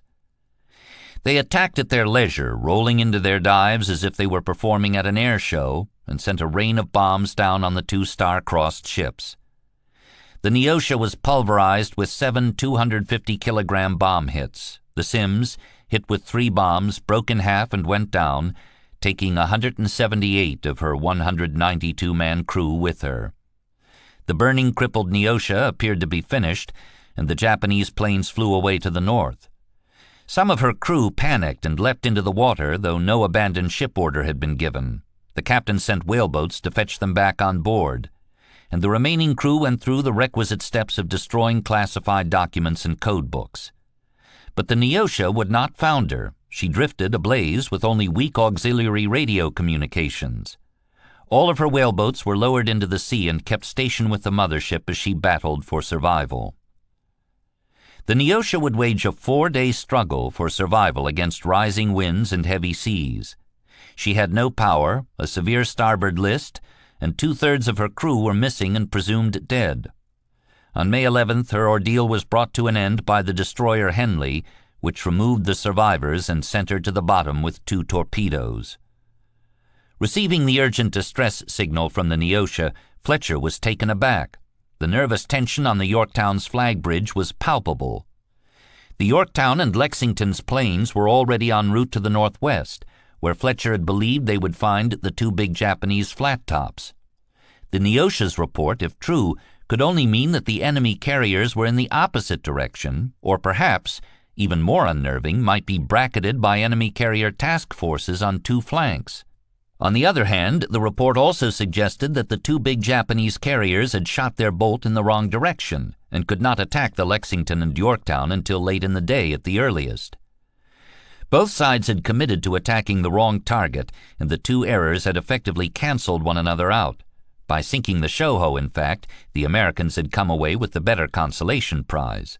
In any case, it was now clear to both sides that their big carriers were finally on the verge of coming to grips, if not later that afternoon, then the next morning without fail. Between 12:45 and 1:15 p.m., the American strike returned and landed aboard the carriers, having lost only 3 dauntless SPDs.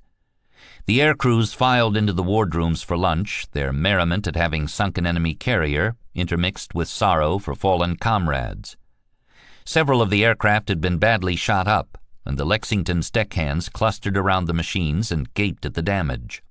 Here was dramatic proof of the value of sturdy construction. Stanley Johnston wrote that one of the Dauntlesses reminded him of a colander. Wings, fuselage, tail, and plexiglass windshield were riddled with bullet holes.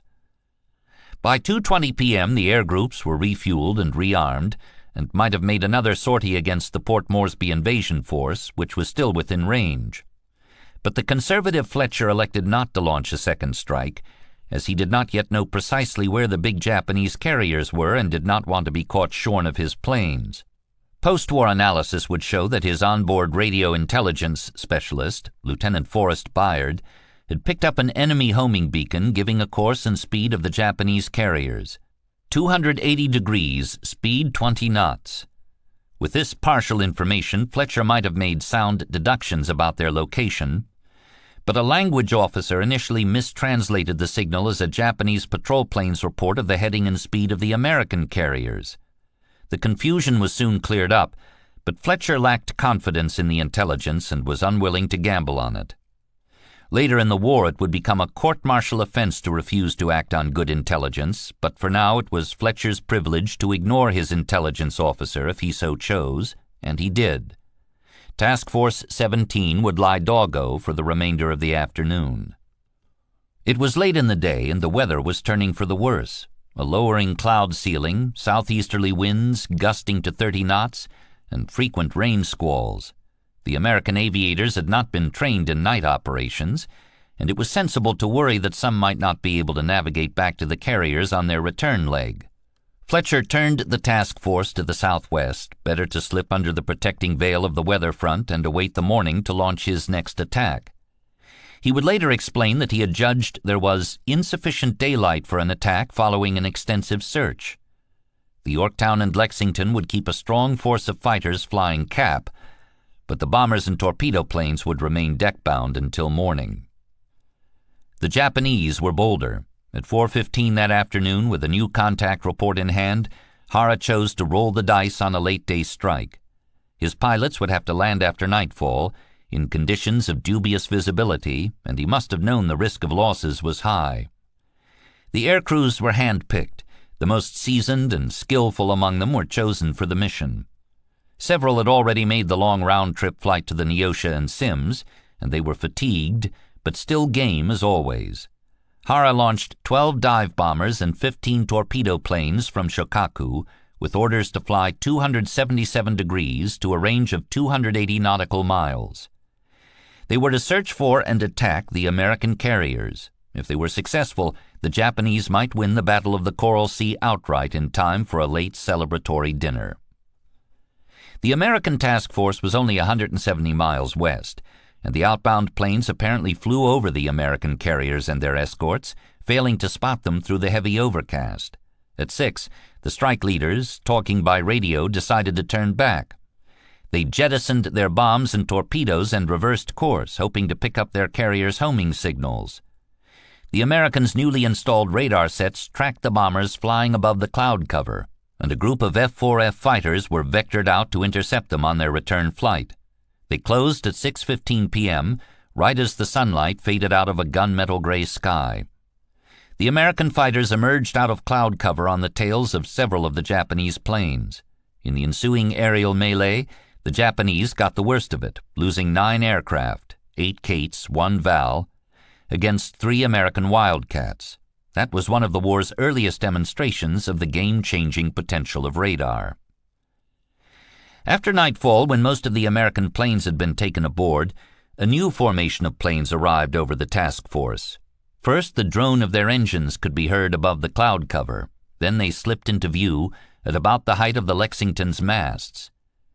These planes were in very good formation, recalled Lieutenant Commander Stroop. They had their navigation lights on, indicating that they intended to land. But many observers on both carriers and several of the screening vessels noted that something was awry. Captain Sherman of the Lexington counted 9 planes, more than could be accounted for among the American planes that were still aloft. They were flying down the Yorktown's port side, a counterclockwise approach, the reverse of the American landing routine. They were flashing their blinker lights, but none of the Americans could decipher the signal.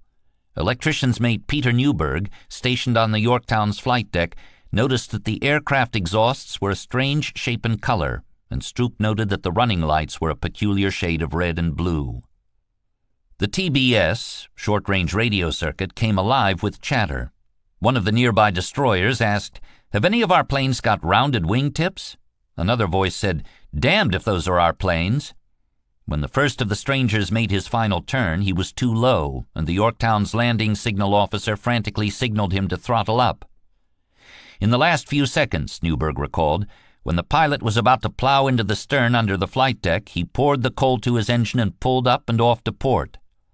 The signal light flicked briefly on red circles painted on his wings. One of the screening destroyers opened fire, and red tracers reached up toward the leading plane. A voice on the Lexington radioed to all ships in the task force, ordering them to hold fire, but the captain of the destroyer replied, "I know Japanese planes when I see them." Anti-aircraft gunners on ships throughout the task force opened fire, and suddenly the night sky lit up as if it was the 4th of July. But there were friendly planes in the air as well. One of the Yorktown fighter pilots complained, "What are you shooting at me for? What have I done now?"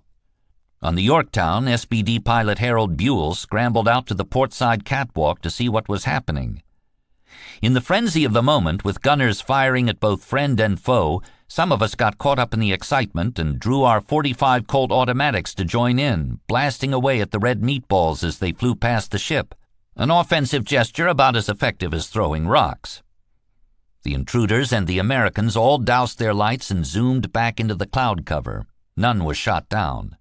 It was not the last time in the war that confused Japanese pilots would attempt to land on an American carrier. Later that night, fascinated radar operators on the Lexington tracked the enemy planes on their flight to the east and reported that they were circling only 30 miles away. Could the Japanese carriers be that close? So it seemed. When the intelligence unit tuned into the Japanese flight frequency, they could overhear the carriers communicating with the pilots in plain Japanese, trying to talk them in. After the war, it was determined that they had been farther east, perhaps 60 to 100 miles. There was some discussion of dispatching the task force's destroyers to stage a night torpedo attack, but Fletcher chose not to risk it. Hara's gambit had been a debacle. The Japanese carriers lit up their searchlights to guide their planes back in, but 21 of the 27 planes launched that late afternoon failed to return to their carriers. 9 had been shot down in aerial combat, 12 more lost at sea, and none of the lost air crews were rescued.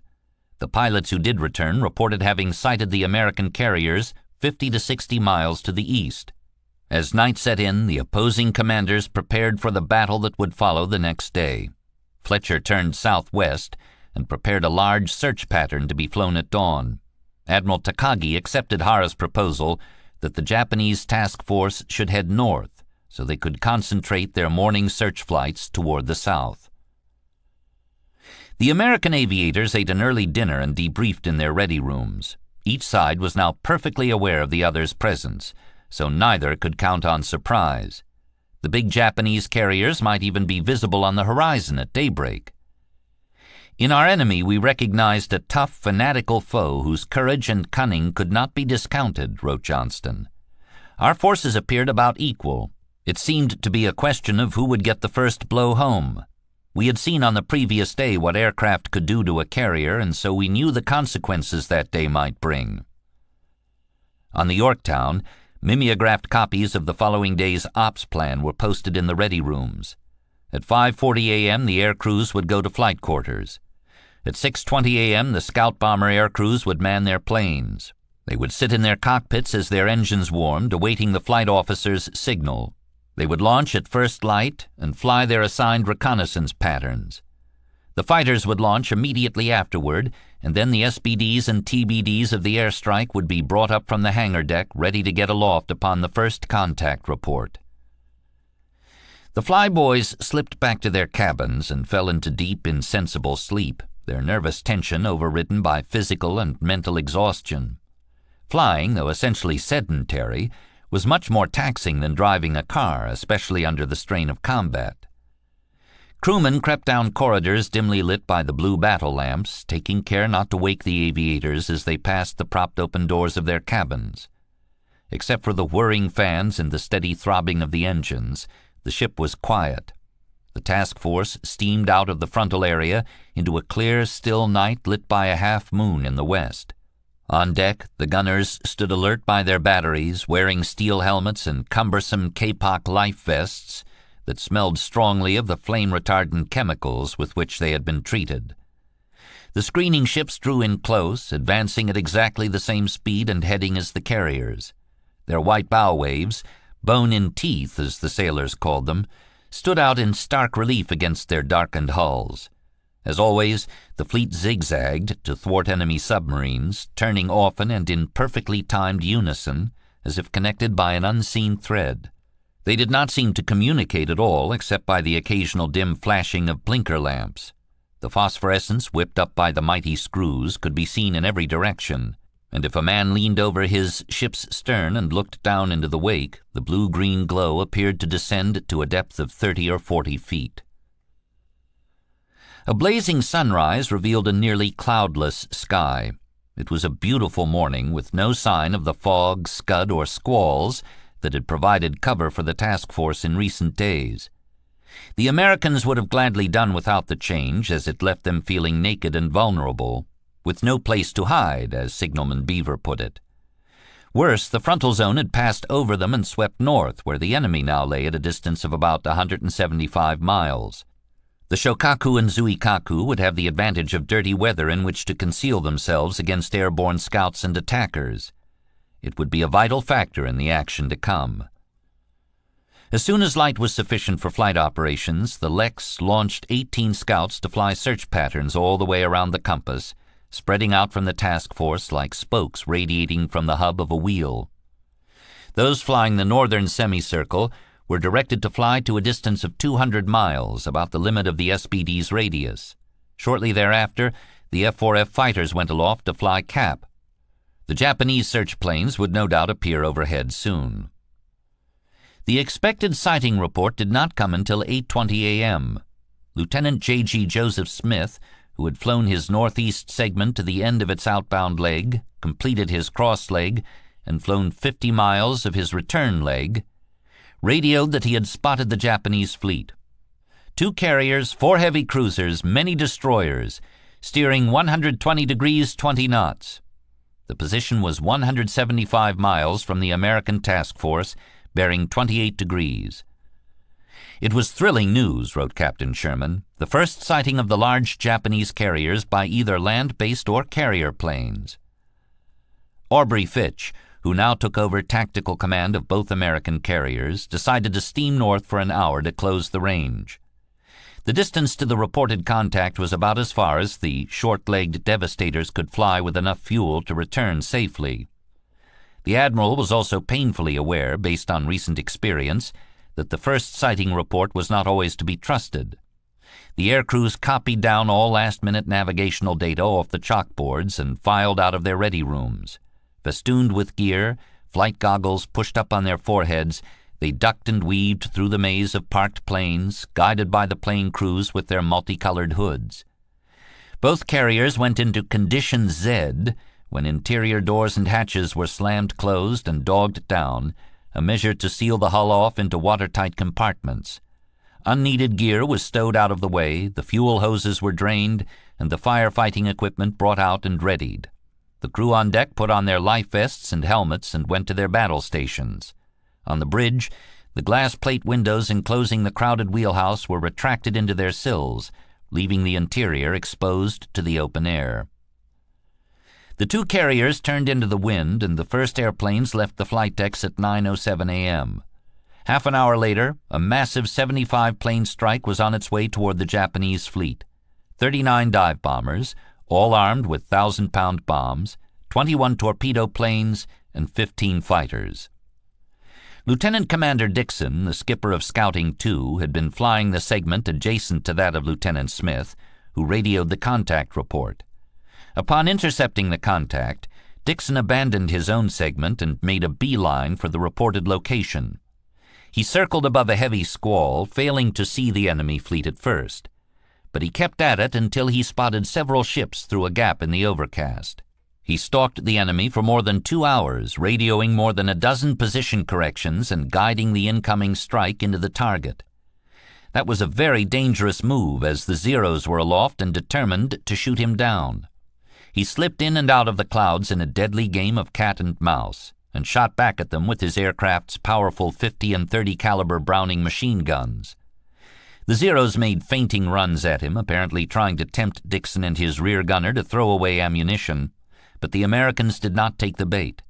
If they came in too close, Dixon recounted, I would make a steep turn and head toward them with one wing low. This allowed me to be in shooting position with my front guns, and also permitted my gunner to fire forward over the wing with his twin flexible mounted guns. The air armada flew north, but not in good order. The Yorktown and Lexington groups drew apart, eventually losing sight of one another. The different plane types, dive bombers, torpedo planes, fighters, flew at different speeds and altitudes and drifted further apart as they put the miles behind them. The dive bombers had to climb to high altitude, above 15,000 feet, to be in position for their diving attacks.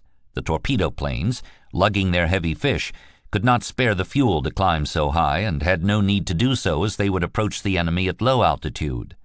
The fighters had to throttle back to maximize fuel economy, which left them vulnerable to sudden diving air attacks.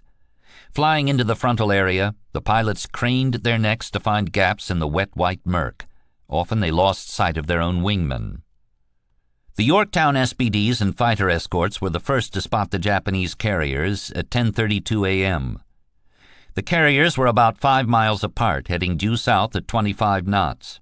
Lieutenant Commander William Birch, Jr., who had tactical command of the Yorktown's 2 SBD squadrons, held the dive bombers in a circling pattern while awaiting the arrival of the torpedo planes so they could make a coordinated attack.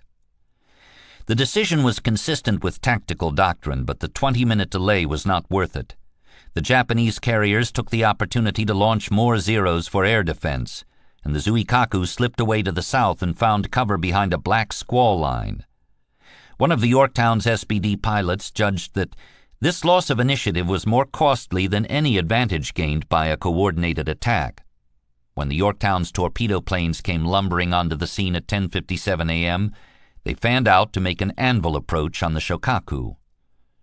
Lacking any fighter escort, they made awkward torpedo drops at ranges of a quarter to a third of a mile and scored no hits.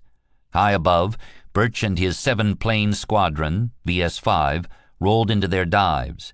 As they hurtled through 8,000 feet, their bomb sights and windshields became fogged over, as they had done over Tulagi 4 days earlier, and the problem was so severe that they were nearly blinded. Birch estimated that the fogging problem reduced the accuracy of their drops by 75%, and remarked that they had been obliged to bomb from memory. All 7 of their bombs went into the sea. The 17 Dauntlesses of Lieutenant Wally Short's Bombing 5, which had circled around to take up a better initial diving position, followed about 3 minutes later. Plummeting toward the Shokaku at a 70-degree angle, they were harassed by Zeros and their windshields fogged over. Yet they somehow managed to plant 2 1,000-pound bombs on the flight deck, one fore and one aft. The second was dropped by Lieutenant John J. Powers, who held his dive to below 1,000 feet before releasing. The low drop guaranteed that he would not survive. The explosion of his own bomb on the starboard side abaft of the Shokaku's island engulfed his aircraft. It was virtually a suicide attack. Powers traded his life and that of his rear seat man to remove the possibility of missing the target. He was awarded a posthumous Medal of Honor. Maintenance Officer Hachiro Miyashita of the Shokaku was below in one of the machine shops on the hangar deck. The first blast ignited secondary explosions that wiped out the machine and maintenance facilities. Several dozen men were killed outright, and many more succumbed to smoke inhalation as they tried to escape. Miyashita climbed a ladder to the flight deck, which he reached just in time to see Powers' bomb hit that deck. Those 2 bombs tore gaping holes in Shokaku's flight deck and left her burning furiously for several hours. She had suffered casualties of 108 men killed and 40 wounded. She was not fit to conduct flight operations until she could be repaired in port, and her air group was obliged to land on the Zuikaku. But the Shokaku's wounds were not mortal. Her damage control teams eventually managed to subdue the fires. Having taken no torpedo hits, her hull was intact and she could make way under her own power at 30 knots. Her captain requested permission to withdraw from the battle and was granted it. At 12:10 p.m., the Shokaku retreated toward Truk with an escort of 2 destroyers. The Lexington Air Group had a frustrating day. The outbound flight had been confused and disjointed, and most of the Lexington planes arrived in small formations, separated by intervals of 5 to 10 minutes. 3 Wildcats and 9 SBDs failed to find the enemy fleet at all and turned back. The Lexington Air Group commander, Commander Bill Ault, caught sight of both Japanese carriers through a break in the fog and rain, but he could muster only 4 dive bombers, 11 torpedo planes, and 6 fighters. "You couldn't see much," recalled Lieutenant Gaylor, one of the Lexington's fighter pilots. "Big towering columns of rain clouds, sort of like pillars. You'd go around them and all of a sudden you'd see the carrier. Here he is, and there he's gone. It was just such an incredibly confusing, mixed-up, screwed-up situation. Poor visibility and people yelling on the radio. The ubiquitous Zeros seemed to attack from every direction. The Wildcats fought them off while the sluggish torpedo planes sought cover in the mists. There was always one of them making a run at me," said Gaylor. "Early in the scrap, I evaded the attack of one and then jumped his tail. He immediately resorted to the old Zero trick of zooming for altitude. Remember, those babies will climb 4,000 feet a minute. They just love to have you on their tail trying to follow them up. If you do, they climb out of your range, flop over backward at the top of their zoom, and you suddenly find them diving back at you when you are almost stalled and easy meat." Before the Lexingtonians could organize themselves, the Overcast moved back in and hid the enemy fleet from view. Ault began a quartering box search and soon found the wounded Shokaku about 20 miles west. He attacked immediately with 3 wingmen. The 4 SBDs dived and scored 1 additional hit on the starboard side of the flight deck. All 12 of Lexington's torpedo planes also attacked the carrier and came away with the optimistic belief that 5 of their fish had scored. but it is a confirmed fact that no torpedoes struck the Shokaku that day, or if any did, they must have failed to detonate. Spread out on a sparkling blue sea under a fair sky, Task Force 17 was like a worm writhing on a hook. The officers and crew of the American flat tops knew they would come under heavy air attack that day, probably before noon. So it came as no surprise when the Yorktown's radio room intercepted a contact report transmitted by Warrant Officer Kenzo Kano in a Nakajima Type 97 at 8:28 a.m., just a few minutes after Lieutenant Smith had found the Japanese carriers. Have sighted enemy carriers. Location of enemy carriers 205 degrees and 235 miles from your position.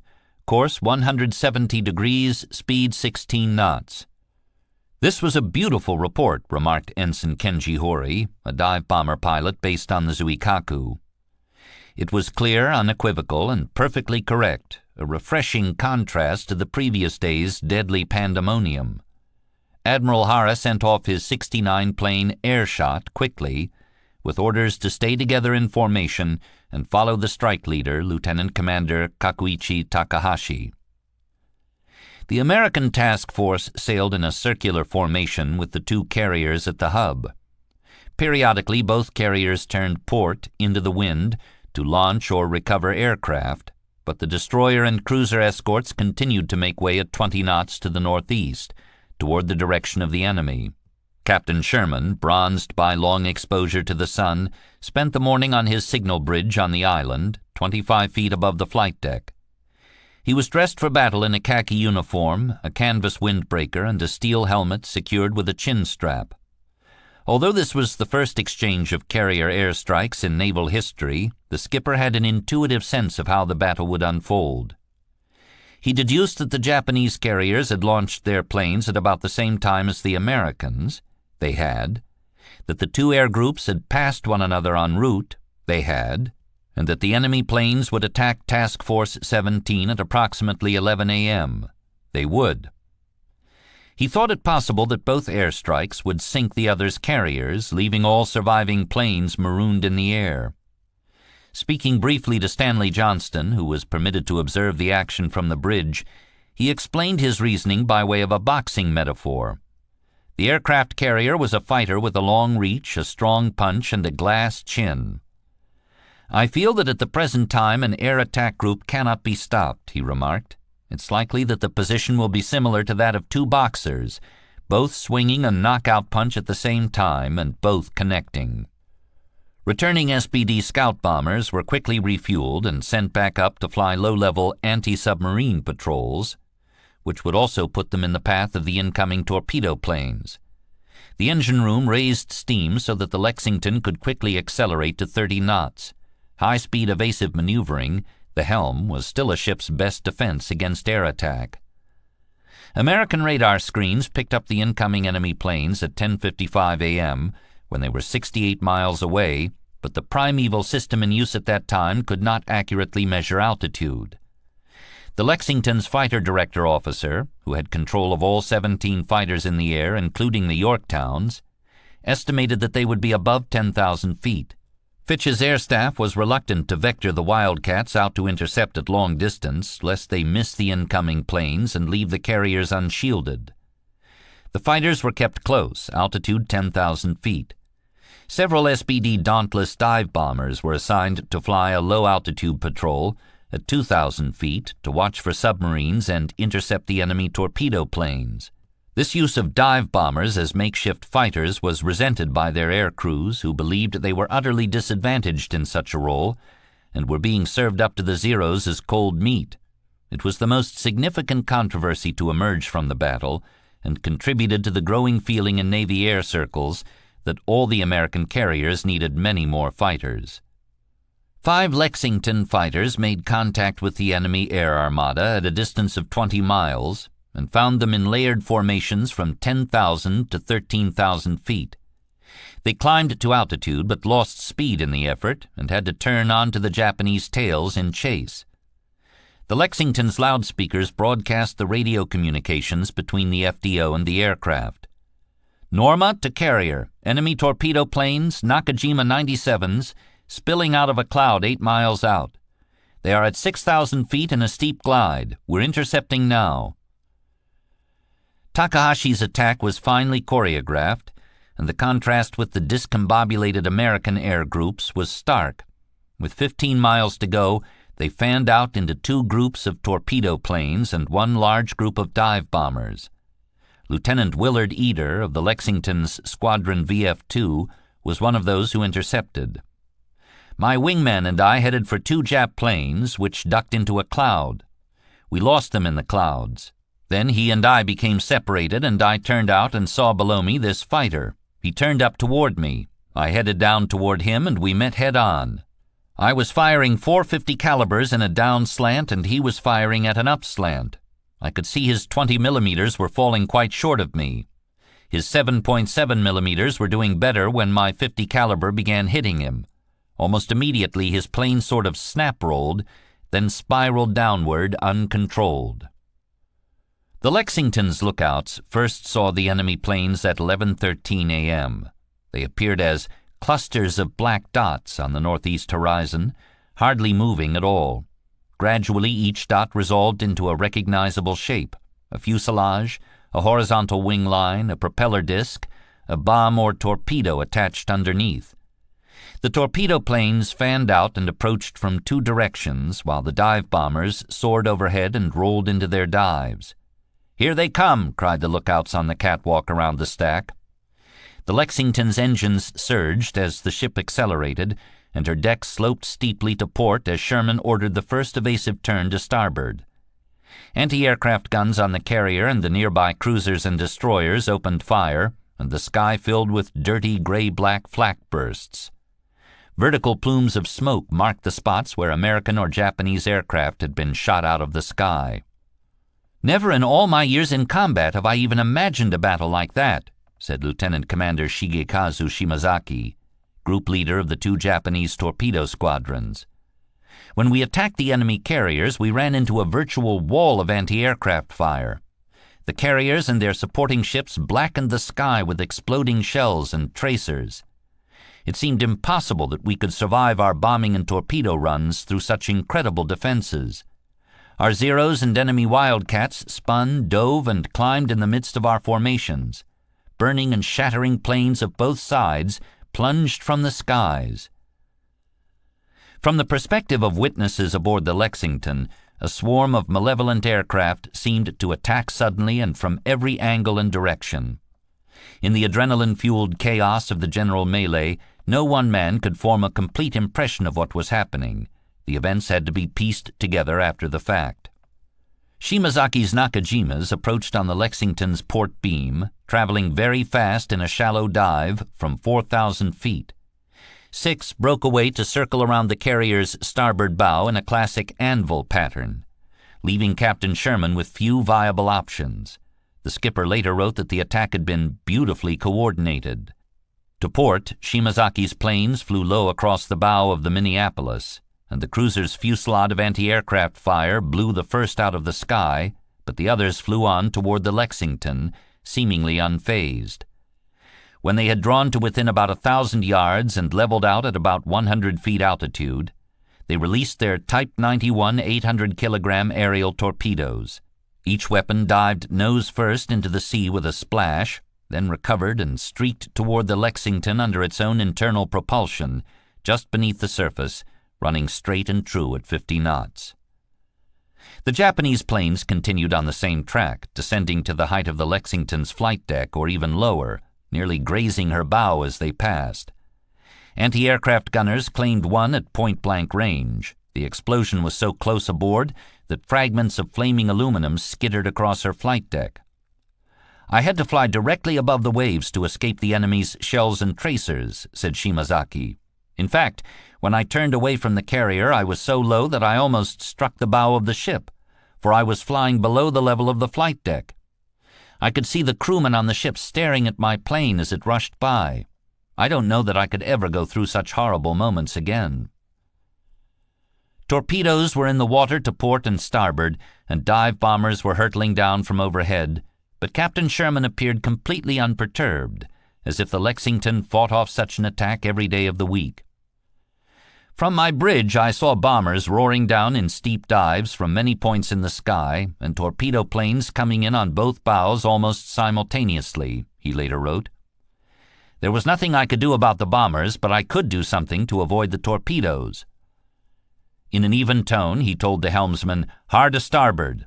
The long axis of the Lexington's hull was agonizingly slow to respond, even with more than 30 knots of speed. The captain recalled that she turned majestically and ponderously, and that those moments seemed an eternity. A trail of foam marked the track of each torpedo as it closed the range toward the ship. Some were porpoising, alternately breaking the surface and then diving. Johnston watched the submerged missiles with dismay and realized that the Lex was not going to dodge them all. Their wicked noses looked to me like death incarnate. I have the illusion they are alive and breaking water to peek at us, only to dive again after having made sure of their courses. The descending shriek of the dive bombers served notice that bombs were about to fall from above. The Aichi D3A1 Type 99s, with their distinctive fixed landing gear, were streaking down in near vertical dives, spaced out at regular intervals. They released one by one at about 1,500 feet. Each bomb, a sinister black dot, separated from the fuselage and took a divergent trajectory as the aircraft began to pull out of its dive. The first several fell astern into the Lexington's wake, and several more fell close abeam. Each near miss was marked by a deep, rippling explosion that seemed to come from within the hull itself. Each blast threw up a white waterspout to the height of the carrier's highest masts and soaked men standing on the catwalks. One 242-kilogram high-explosive bomb struck forward near the port forward 5-inch gun gallery. A blinding reddish flash reached to a height of 50 feet. The entire Marine gun crew was wiped out, and firefighting teams hurried over to extinguish the flames. Another projectile came within a few feet of hitting the island itself, but missed and fell into the sea. A third hit the Lexington's big smoke funnel, high on its port side, killing several of the gunners stationed on the catwalks around the rim. A near miss had cut a rod that operated the ship's steam siren, jamming it open so that it screamed without interruption for the next several minutes while the battle continued. A second wave of torpedo planes approached in a shallow glide on the Lexington's port quarter through an intense barrage of anti-aircraft fire. They dropped their fish at a range of 1,000 yards and continued over the ship, strafing the carrier's deck as they flew over her. The Lexington twisted and turned on a violent serpentine path. Her screening destroyers and cruisers, which the enemy planes had completely ignored, were unable to remain in their circular formation. With a dozen Japanese torpedoes converging on his carrier, Captain Sherman realized he was powerless to avoid them all. But not all of the weapons were functioning correctly. Two that had seemed sure to hit the Lexington apparently dove right under her keel and were seen to emerge on the opposite side. Another pair ran parallel, one on either side of the ship about 50 yards away, and an officer on the navigation bridge shouted, "Don't change course, Captain. There's a torpedo on each side of us running parallel." Sherman held course until they passed ahead and disappeared. But at 11:20 a.m., the Lexington's luck ran out. She was struck by two torpedoes in quick succession on her port side, forward, and amidships.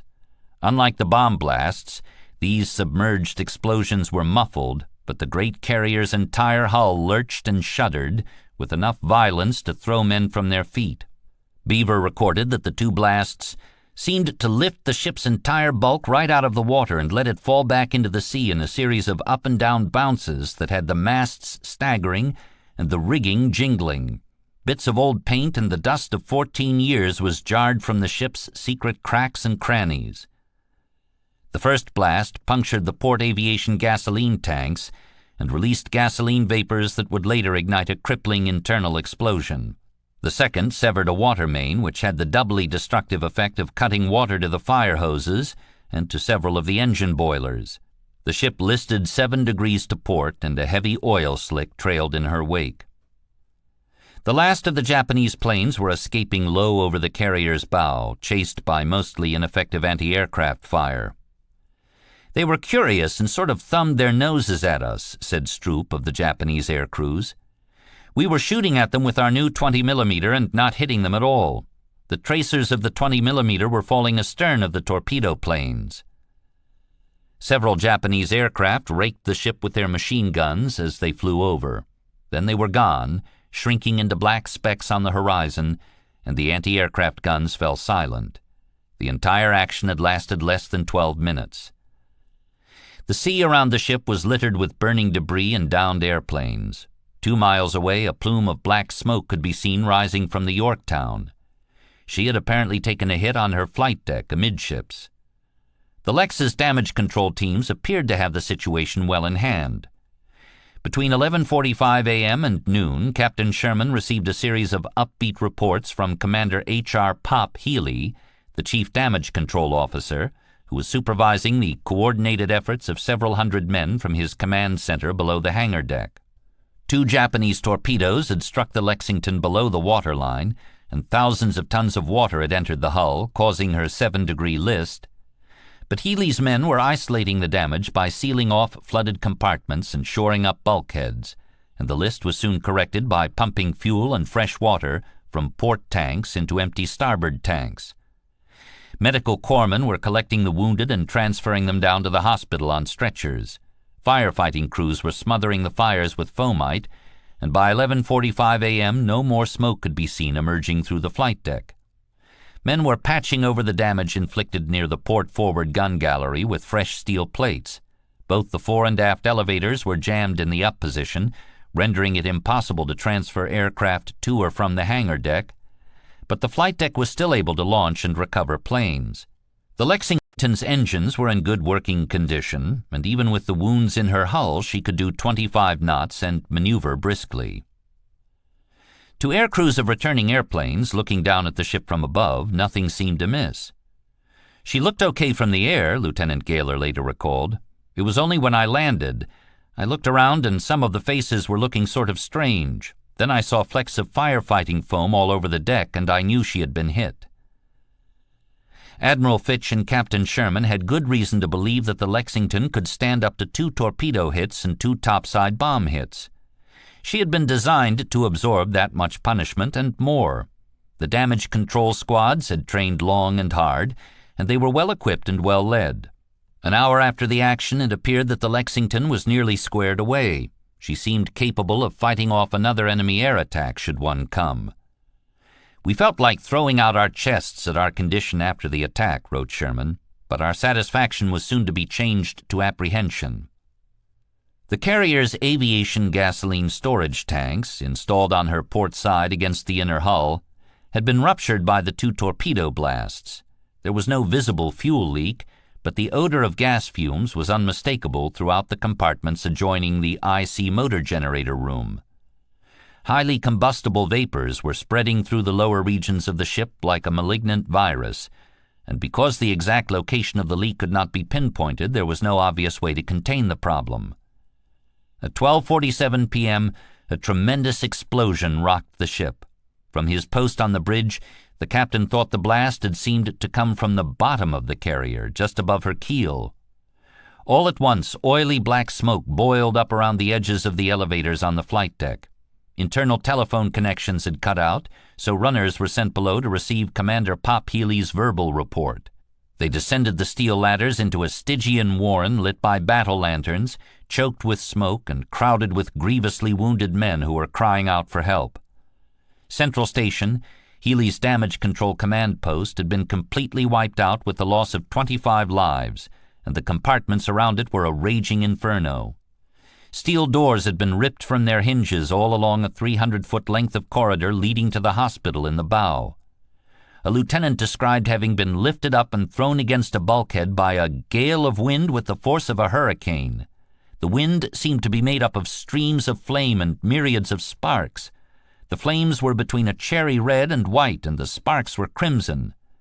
The gale lasted for only a few seconds and left nothing but heavy choking fumes. There were cries from the surrounding rooms, so I shouted at the top of my voice, "Take it easy and hold your breath, and we'll all get out." Firefighting gangs descended into that hellish world, dragging long hoses behind them. They wore masks against the smoke, breathed from portable oxygen tanks, carried flashlights to light the way, and when the water pressure in their hoses failed, they turned handheld chemical extinguishers on the advancing flames. The sweat ran into their eyes and they became light in the head, but they fought on, enduring the oven-like heat, the choking smoke, and the constant threat of new explosions. They dragged the burned and wounded men to the ladders and carried them up to the hangar deck, where medical corpsmen had commandeered plane-handling dollies to transport the stretchers aft. Though Sherman and Fitch did not yet know it, the Lexington had entered a vicious spiral that would end in her total loss. By tearing open watertight doors and bulkheads, the first internal gasoline explosion had allowed volatile fumes to circulate more widely through the ship, and the damage control teams could no longer seal off and isolate the critical areas. Now explosions rippled through the ship every 10 to 15 minutes. Fuel tanks were further damaged, bleeding their combustible fluids into the inferno. Water mains were crushed or cracked, causing the pressure in the fire hoses to diminish and then fail entirely. Electrical mains fell to the advancing flames, cutting out power and leaving the lower decks in darkness. The chemical extinguishers and oxygen tanks began to run low. Firefighters fell wounded and had to be evacuated by their mates. Even in areas where the watertight doors were shut and sealed, the fire heated the bulkheads to such a degree that the paint on the opposite sides ignited, allowing the flames to penetrate through the steel walls. There was a second devastating explosion at 2:42 p.m., and a third at 3:25 p.m., and by that time it was clear that the fires were unmanageable. From the bridge, the captain looked down on a flight deck that was showing increasing signs of the trauma below. Even after the first big explosion, the carrier had continued to launch and recover aircraft, but the explosion at 2:42 p.m. had shut her flight operations down for good. The forward elevator was glowing red-orange, with tongues of flame licking around its perimeter. Wounded men were brought up from the hangar deck, now rendered uninhabitable by smoke and flames.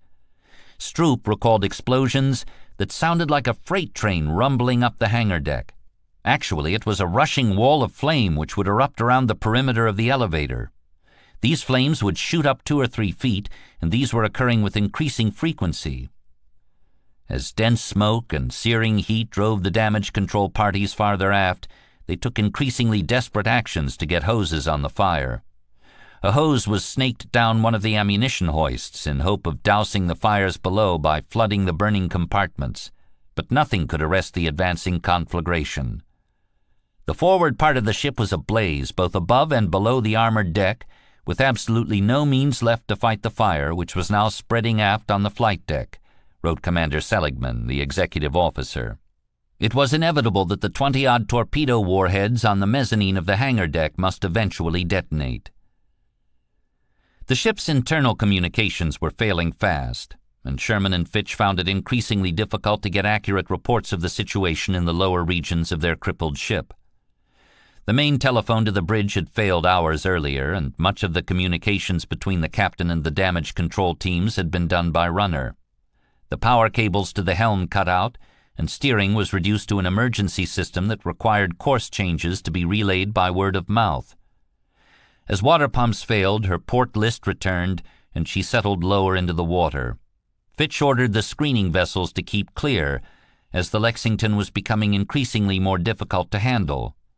A sound tube to the engine room, requiring no electricity, continued to function for some time, but the sound quality deteriorated steadily. Captain Sherman realized that if he did not order the engineers to evacuate and the last remaining communications link cut out entirely, the men stationed there would remain at their posts until consumed by the flames. At 4 p.m. he ordered them to douse the engines, blow off the steam from the boilers, and evacuate to the flight deck. The excess steam rushed up the funnel with a throaty whoosh. The engines fell silent, the 4 big propellers came to rest, and the Lexington lay dead in the water. The carrier's loyal escorts, the destroyers Anderson, Hammond, and Morris, and the cruisers Minneapolis and New Orleans, drew in close to the dying ship and awaited instructions. At 4:30 p.m., Sherman sent a messenger to find Commander Seligman, who had taken over the remaining damage control efforts, to bring all remaining crewmen up to the flight deck. The hunt through the lower decks was a dangerous job, but it had to be done. The loudspeaker system was long gone, and every man needed to know that he had been ordered away from his station. Injured men were being brought up to the flight deck in a steady stream, many suffering from severe burns or smoke inhalation. But there was never a shortage of volunteers who were willing to go below and help retrieve other members of the crew.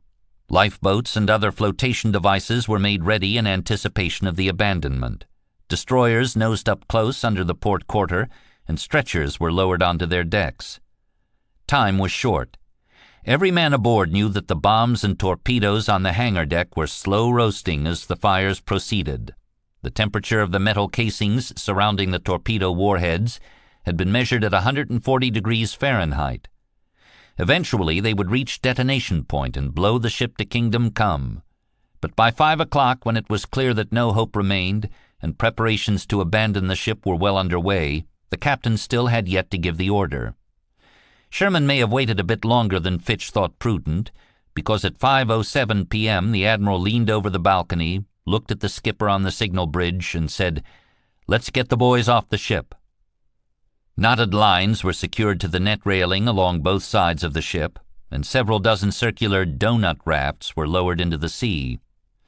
Men began going down the lines, some descending directly into the rafts, some onto the decks of the faithful destroyers, some into whaleboats, and some directly into the water 50 feet beneath their feet.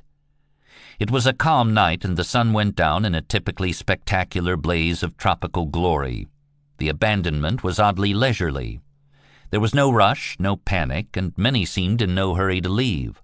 A tub of ice cream was brought up from the ship's service store and served out in paper cups. Anti-aircraft crews lowered 20-millimeter gun barrels and ammunition clips to the decks of the destroyers to save them going to waste when the carrier went down. Men stood in orderly lines behind each rope and left their shoes in neat rows on the edge of the flight deck. They gave 3 cheers for the captain. Lieutenant Gaylor dived from the flight deck and swam out about 100 yards, then swam back and climbed back up one of the ropes to the flight deck. When asked why he had returned, he replied, "Oh, I got a bit lonely out there. I didn't know any of those guys. When are you fellas going to come?" Admiral Fitch left the island, now deserted, trailing a small entourage of staff officers. A Marine orderly continued to observe correct punctilio, following one step behind Fitch with the Admiral's coat folded neatly over his arm. "I remembered going across the flight deck and realizing it was pretty hot, and pretty soon the whole thing was going to be in flames," Stroop recalled. "Port side forward, we had what little breeze there was that made that the coolest part of the ship." Stroop, as Fitch's flag secretary, used his arms to make a semaphore signal to one of the cruisers. "Send a boat for Admiral." A motor launch pulled up directly under the spot, and Fitch lowered himself down the line and stepped swiftly into the launch. By 6 o'clock, only a handful of men remained on the Lexington. The flight deck was painfully hot underfoot. Little licking tongues of flame raced in erratic patterns across the wooden expanse, only to die out and to be replaced moments later by others, recalled Signalman Beaver, one of the last men to leave the ship. We could see nothing aft but fire and smoke. The bow was still clear, but the tar caulking between deck planks was beginning to bubble up. We could feel the heat on our faces. The captain and executive officer were the last to go. They had paced the flight deck one last time, looking for stragglers. Finding none, they stood above one of the knotted lines on the Lexington's stern for a moment, both apparently unwilling to take the final step. Sherman ordered Seligman to go down ahead of him, as it was the captain's duty and privilege to be the last man to leave the ship. As Seligman lowered away, an explosion went up amidships, throwing flames and airplanes high into the air, and Sherman ducked under the edge of the flight deck to get cover from falling debris. Seligman shouted at the skipper to come down the line. "I was just thinking," Sherman replied, "wouldn't I look silly if I left this ship and the fires went out?" The captain later wrote that abandoning the Lexington was heartbreaking and the hardest thing I have ever done. But the venerable old carrier had run her race, and it was Sherman's duty to deliver himself, physically intact, into the continuing service of the U.S. Navy.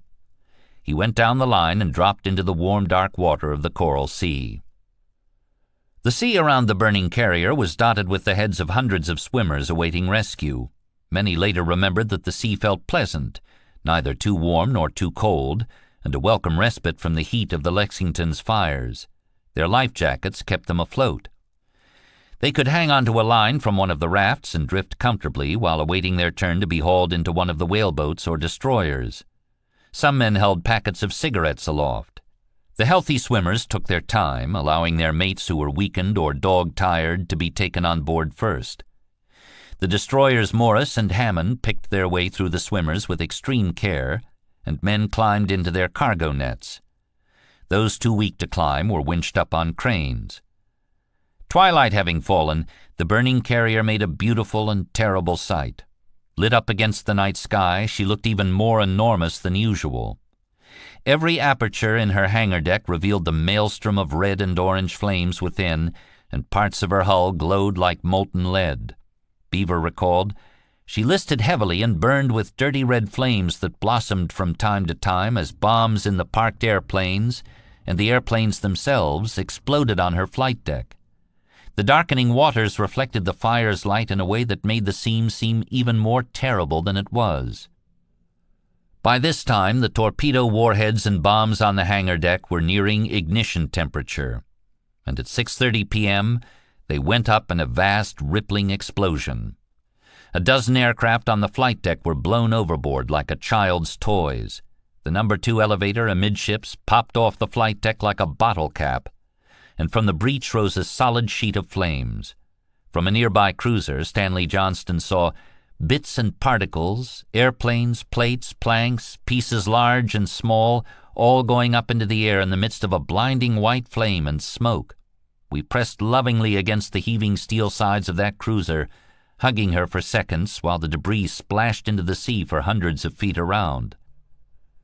Admiral Fletcher had already decided against making another attack that day and ordered the entire task force to make way to the south to draw off from the enemy. He had considered but rejected a proposal to send the cruisers and destroyers after the Japanese task force to draw them into a surface action, as they would probably meet with heavy air attack.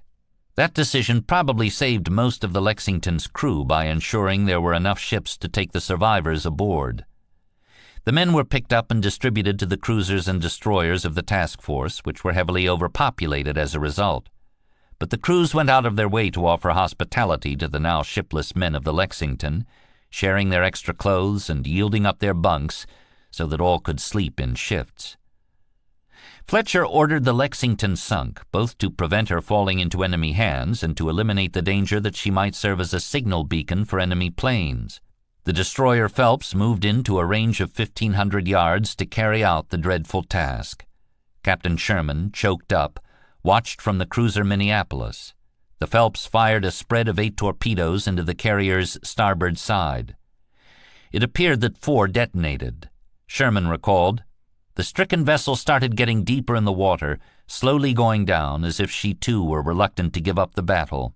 With her colors proudly flying and the last signal flags reading, 'I am abandoning ship,' still waving at the yardarm, she went under on an even keel, like the lady she always was." At 7:52 p.m., the Lexington went down in a cloud of hissing steam, taking the bodies of more than 100 of her crew with her. About a minute later, a tremendous underwater explosion was felt and heard for miles around, even on the other ships of the American task force a full 10 miles away. It was Lady Lex's last defiant roar. She was on her way into the abyss. The Yorktown, smaller and more maneuverable than the Lexington, had dodged 8 torpedoes and perhaps a dozen bombs. Captain Elliot Buckmaster had conned the ship from the signal bridge, shouting "hard to starboard" and "hard to port." Taking advantage of his ship's tight turning radius, Buckmaster had dealt with the torpedoes by taking them bow on. That is, he turned the Yorktown directly toward the incoming tracks and neatly threaded them, missing the nearest by less than 50 feet. "The ship's wake was boiling into a large white curve as she turned," recalled William G. Roy, a photographer stationed near Buckmaster on the bridge.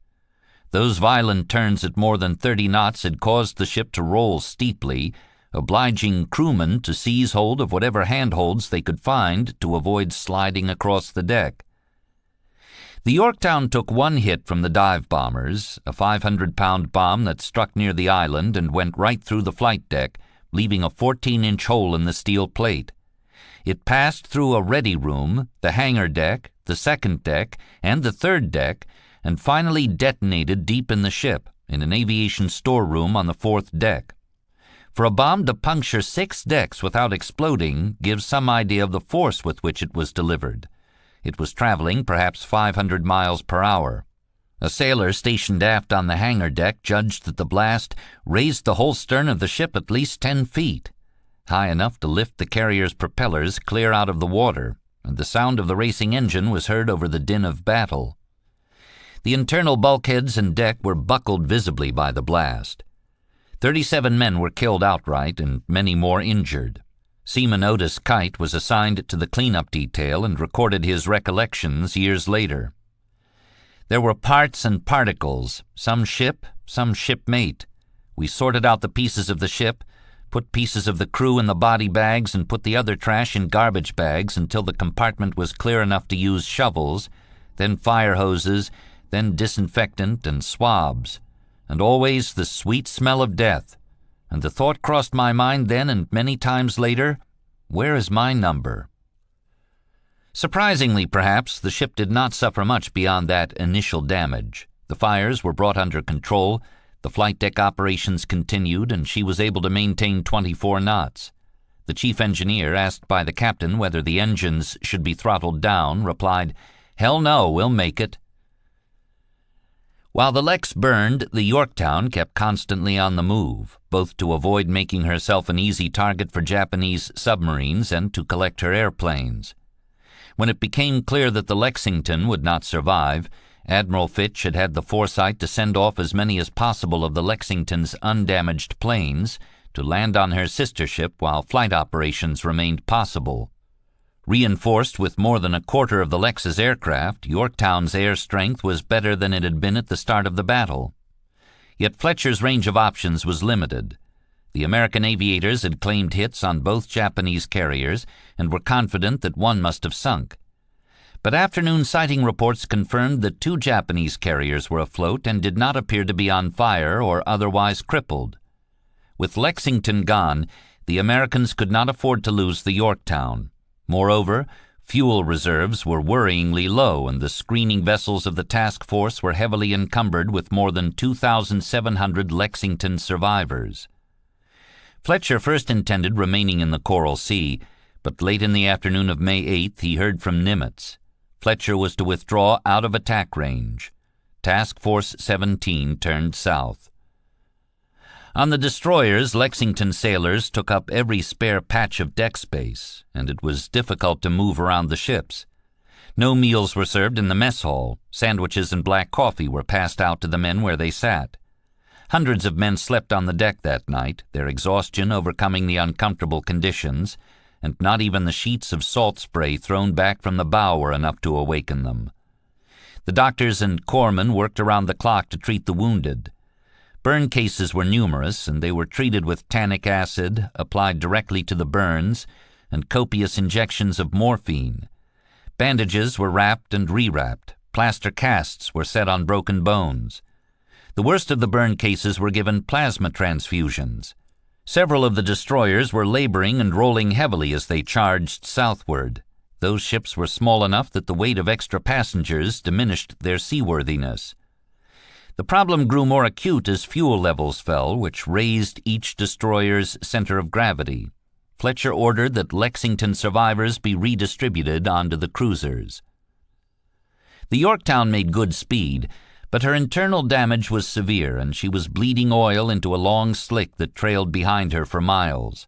That was a dangerous state of affairs, as a slick could be tracked by hostile airplanes. Fletcher ordered one of the destroyers to follow close behind in the carrier's wake in hopes of breaking up the slick. The passengers and crew, being told nothing of the enemy's whereabouts, tended to assume that the Japanese were in hot pursuit. Lieutenant Wally Short confessed, "We were running scared if the truth were told." Task Force 17 turned east in the early hours of May 9th and snuck out of the Coral Sea by a route south of New Caledonia. Low on fuel, The Yorktown paused in port at Tongatapu and the Tonga Islands, awaiting the arrival of another oiler. Several of the surface ships put in at Noumea, capital of New Caledonia. The fleet buzzed with rumors about a forthcoming operation in the North Pacific. The Japanese were also in headlong retreat. On the afternoon of May 8th, Admiral Shigeyoshi Inoue concluded that he had no other choice but to call off the Port Moresby landing and send both aircraft carriers back toward Truk. "Port Moresby attack will be postponed to a later date," he radioed Yamamoto. "Your approval is requested." He had several respectable motives for his decision, including a low fuel state and the risk that the invasion force would come under devastating air attack if sent back toward Moresby. Even if both American carriers had been sunk, as the Japanese airmen would have him believe, the heavy presence of Australia-based Army bombers had been noted. The Shoho, which was to have provided air cover for the troop ships, was gone, and although the Zuikaku was in one piece, the Japanese carrier air groups had been decimated in the air battles of May 7th and 8th. At the end of the second day, total carrier air strength had been reduced to 39 planes, 24 Zeros, 9 dive bombers, and 6 torpedo planes. Many of the best and most seasoned air crews had been shot down or lost at sea. Inoue's request exasperated Admiral Yamamoto, who thought him craven and passive. At midnight, the commander-in-chief peremptorily denied permission to pull back and directed Takagi to hunt down and annihilate all Allied naval forces left in the vicinity. Takagi did not have the fuel to go after the Americans. Some of his destroyers were at 20% fuel, his cruisers at about 50%. But for appearance's sake, he launched some searches in the direction of the retiring American fleet. May 9th and 10th were occupied in refueling his ships from a tanker, and by that time it was clear that Fletcher's forces had fled the scene. The Japanese could have pushed on and taken Moresby with little opposition, and many have wondered why they did not. It was a strange failure of nerve for a nation that had shown such consistent boldness in the war to date. It ensured that the Battle of the Coral Sea would go into the history books as a strategic victory for the Allies. On May 11th, Yamamoto countermanded his earlier order and told Takagi to bring Zuikaku home. She was needed for the Midway offensive. Lest anyone forget the cost of war, both the Shokaku and the Yorktown, as they retreated from the scene of battle, buried large numbers of their fallen crewmen in their wakes. Maintenance Officer Hachiro Miyashita of the Shokaku said that his ship rang out with the cries of the wounded, but many of those plaintive voices fell silent as the men succumbed to their wounds. He was moved by the plight of his lieutenant, whose body was so thoroughly riddled with shrapnel that the doctor was reminded of picking potatoes from the soil. On May 9th, Shokaku committed 107 bodies to the deep. "We covered their faces with gauze and wrapped their bodies in blankets," Miyashita said. "Then we placed a practice non-explosive 30-kilogram bomb between their legs in the crotch area in order to weigh down the body for burial at sea. However, after being put in the water, the caskets later broke up due to water pressure, and the dead bodies floated back up to the surface." Chief Warrant Officer Frank Boo of the Yorktown would never forget seeing bloody handprints on white sea bags where men stricken by the bomb blast had tried to raise themselves to their feet. The corpsmen laid the dead on wire mesh stretchers and pulled sheets over their faces. On the night of May 8th, many of those stretchers were left in officers' staterooms near the ship's hospital until a sea burial could be arranged. Ensign Buell, the Yorktown SBD pilot, was so exhausted that he crawled into a bunk in a room full of dead shipmates. He was awakened in the small hours of the morning by hands grasping me and lifting me from the bunk. It was still dark and I had no idea what was happening, so I asked in a rather loud voice what the hell was going on. At the sound of my voice, I was immediately dropped halfway out of the cubicle, and a rather startled voice said, "My God, Doc, this one ain't dead." Chapter 11. Admiral Fletcher's first buoyant reports to Pearl Harbor and Washington had been transmitted when the Lexington was still fighting for her life and seemed likely to survive. "First enemy attack completed. No vital damage our force," he radioed Nimitz, and a relieved sink pack replied, Congratulations on your glorious accomplishments." Fletcher's subsequent updates described the deteriorating conditions aboard the Lex. Finally came the abysmal news that she was gone. Commander Layton recorded that Nimitz was visibly jolted and muttered several times that they should have saved her. Now there were only 3 American carriers left in the Pacific, and one, Yorktown, had suffered battle damage that might or might not require her to return to the mainland for repairs.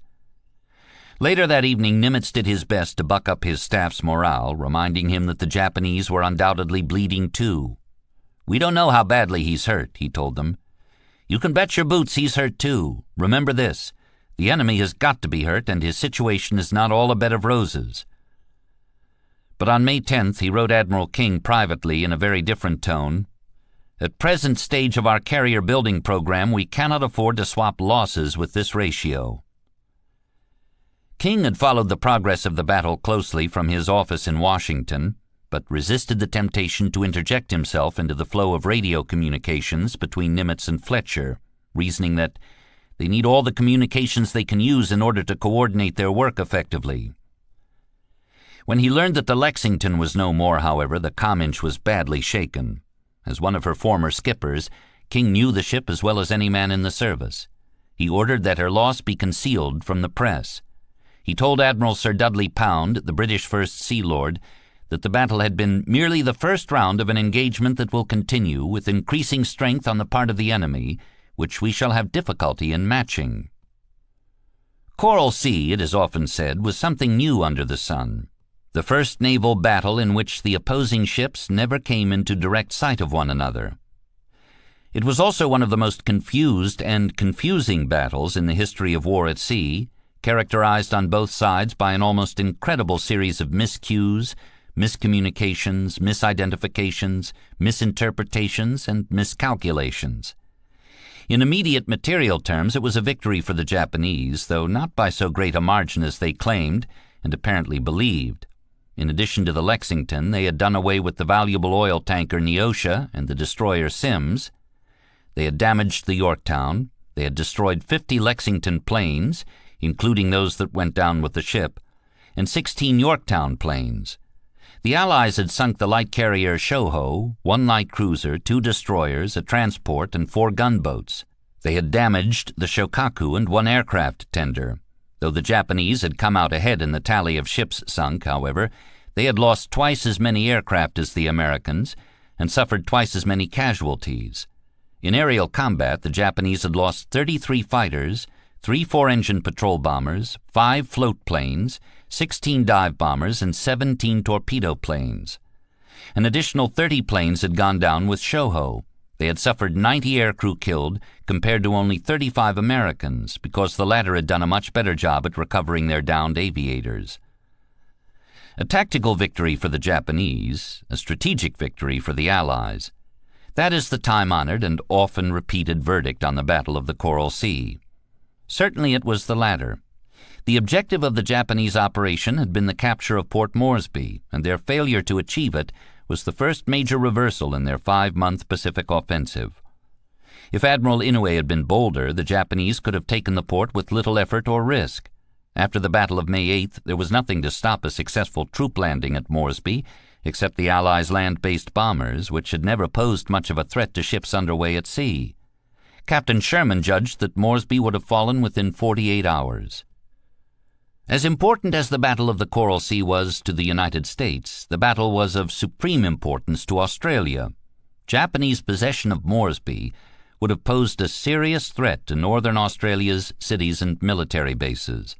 General MacArthur, who did not often praise the Navy, said that the battle had been the real safeguard of Australian independence. It was, in a sense, Australia's Trafalgar, a naval victory that shattered the hopes of a formidable would-be invader. For years after the war, the anniversary of the battle was celebrated by Australians as a quasi-national holiday.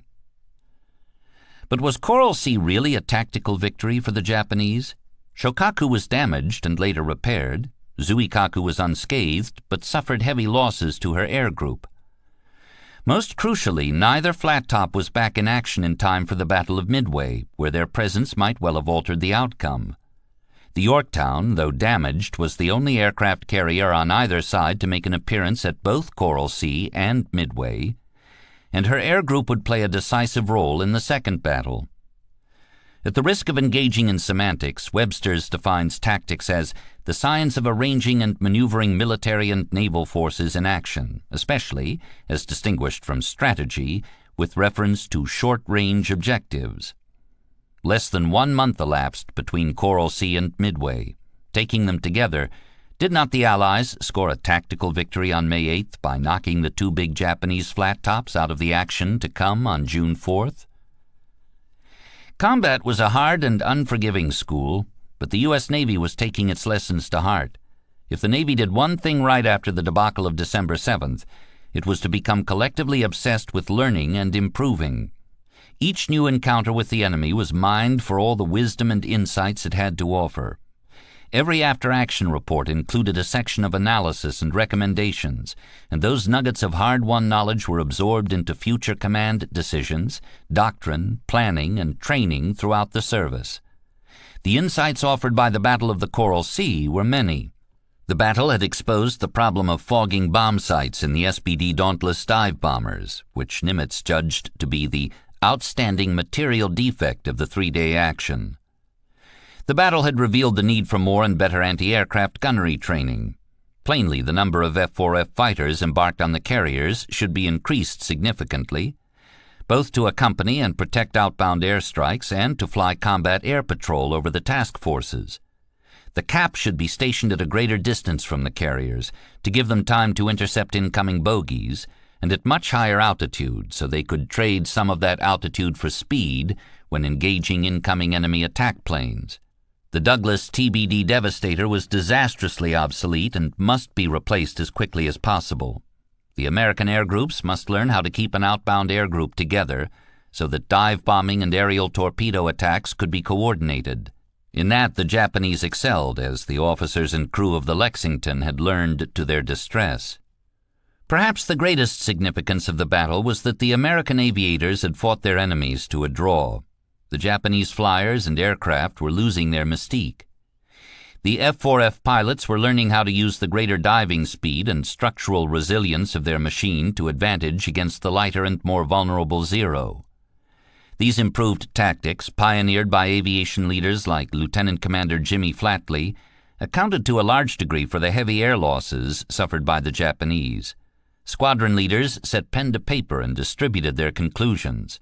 Flatley advised his fellow Wildcat pilots, gain plenty of altitude before contact with enemy VF, fighters. You can lose altitude fast, but you can't gain it fast enough when up against enemy VF. Use hit-and-run attacks, diving in and pulling out and up. If your target maneuvers out of your sight during your approach, pull out and let one of the following planes get him. If you attempt to twist and turn, you will end up at his level or below and will be unable to regain an altitude advantage. If you get in a tough spot, dive away, maneuver violently, find a cloud. Stay together. The Japs' air discipline is excellent, and if you get separated, you will have at least 3 of them on you at once. You have the better plane if you handle it properly, and in spite of their advantage of maneuverability, you can and should shoot them down with few losses to yourselves. Imperial headquarters in Tokyo announced that 2 American carriers, identified as the Saratoga and Yorktown, had been sent to the bottom. The claimed sinking of the Yorktown was based on the aviators' optimistic impression that they had hit her with 3 torpedoes and 8 to 10 550-pound bombs, presumably enough punishment to sink any carrier in the world. Rear Admiral Hara, in his after-action report, had surmised that the Yorktown was probably sunk, but acknowledged that he could not confirm it. Tokyo also announced that Japanese forces had sunk an American battleship, disabled a British heavy cruiser, and badly damaged a British battleship of the Warspite class. Those latter claims were a flight of fantasy. No Allied battleships had been in the area, and no cruisers had been hit. Emperor Hirohito published a rescript lauding the fleet for its latest splendid victory. Even Adolf Hitler joined in the chorus. After this new defeat, the Führer predicted, the United States warships will hardly dare to face the Japanese fleet again. since any United States warship which accepts action with the Japanese naval forces is as good as lost. Among the officers of the combined fleet staff, however, there was little joy. Even if it proved true that 2 enemy carriers were on the floor of the Coral Sea, the price had been heavy. The Shoho was the first major Japanese ship destroyed in the war, and the loss of so many aircraft and veteran air crews came as a nasty shock. Moreover, the senior officers of the Japanese Navy knew what the public bulletins did not disclose, that the main objective of Operation M.O., Port Moresby, remained in Allied hands. Combined fleet staff faulted Takagi and Hara for having been insufficiently aggressive in hunting down the American fleet, and condemned Inoue for timidity in withdrawing his forces prematurely. Air Staff Officer Masatake Okumiya summed up the feelings of the staff. The truth of the matter was that our senior naval commanders in the Coral Sea area lacked the fighting spirit necessary to engage the enemy. In his private diary, Admiral Ugaki confided, "A dream of great success has been shattered. There is an opponent in a war, so one cannot progress just as one wishes. When we expect enemy raids, can't we employ the forces in a little more unified way?"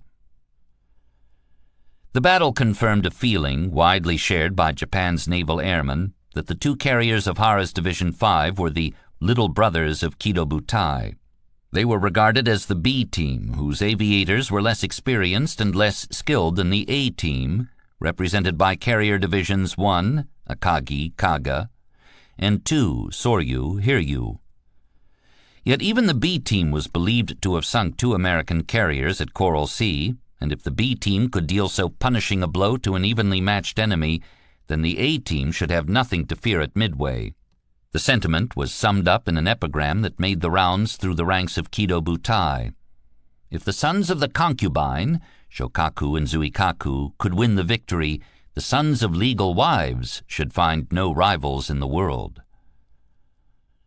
There may have been merit in those criticisms of the Japanese commanders and the aviators of Carrier Division 5, but they also tended to deflect attention away from a more urgent question. Had the Japanese underestimated their adversaries?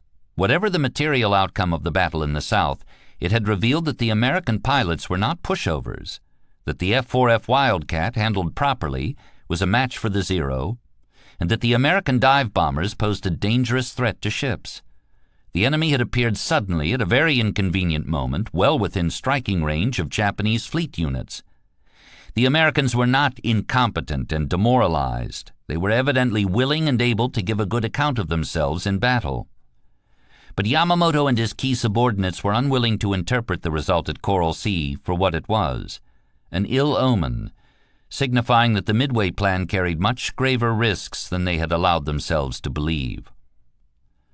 On May 5th, 2 days before the big fight in the Coral Sea, orders for the Midway and Aleutians operations had been disseminated throughout the Japanese fleet. Navy Order No. 18, under the signature of Admiral Osami Nagano, had instructed Yamamoto to carry out the occupation of Midway Island and key points in the western Aleutians in cooperation with the Army. It would be the largest naval amphibious operation ever attempted in the history of naval warfare.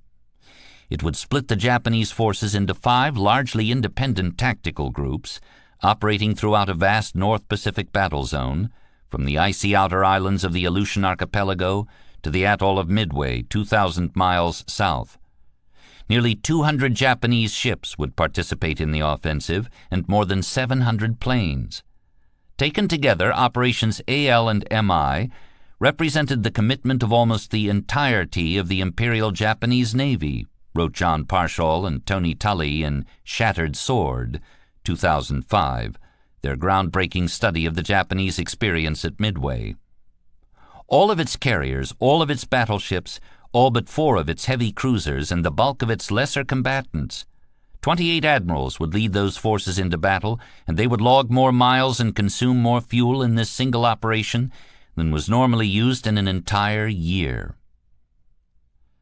The plan involved a complex, highly choreographed series of attacks which would have to unfold with exquisite timing and in strict radio silence.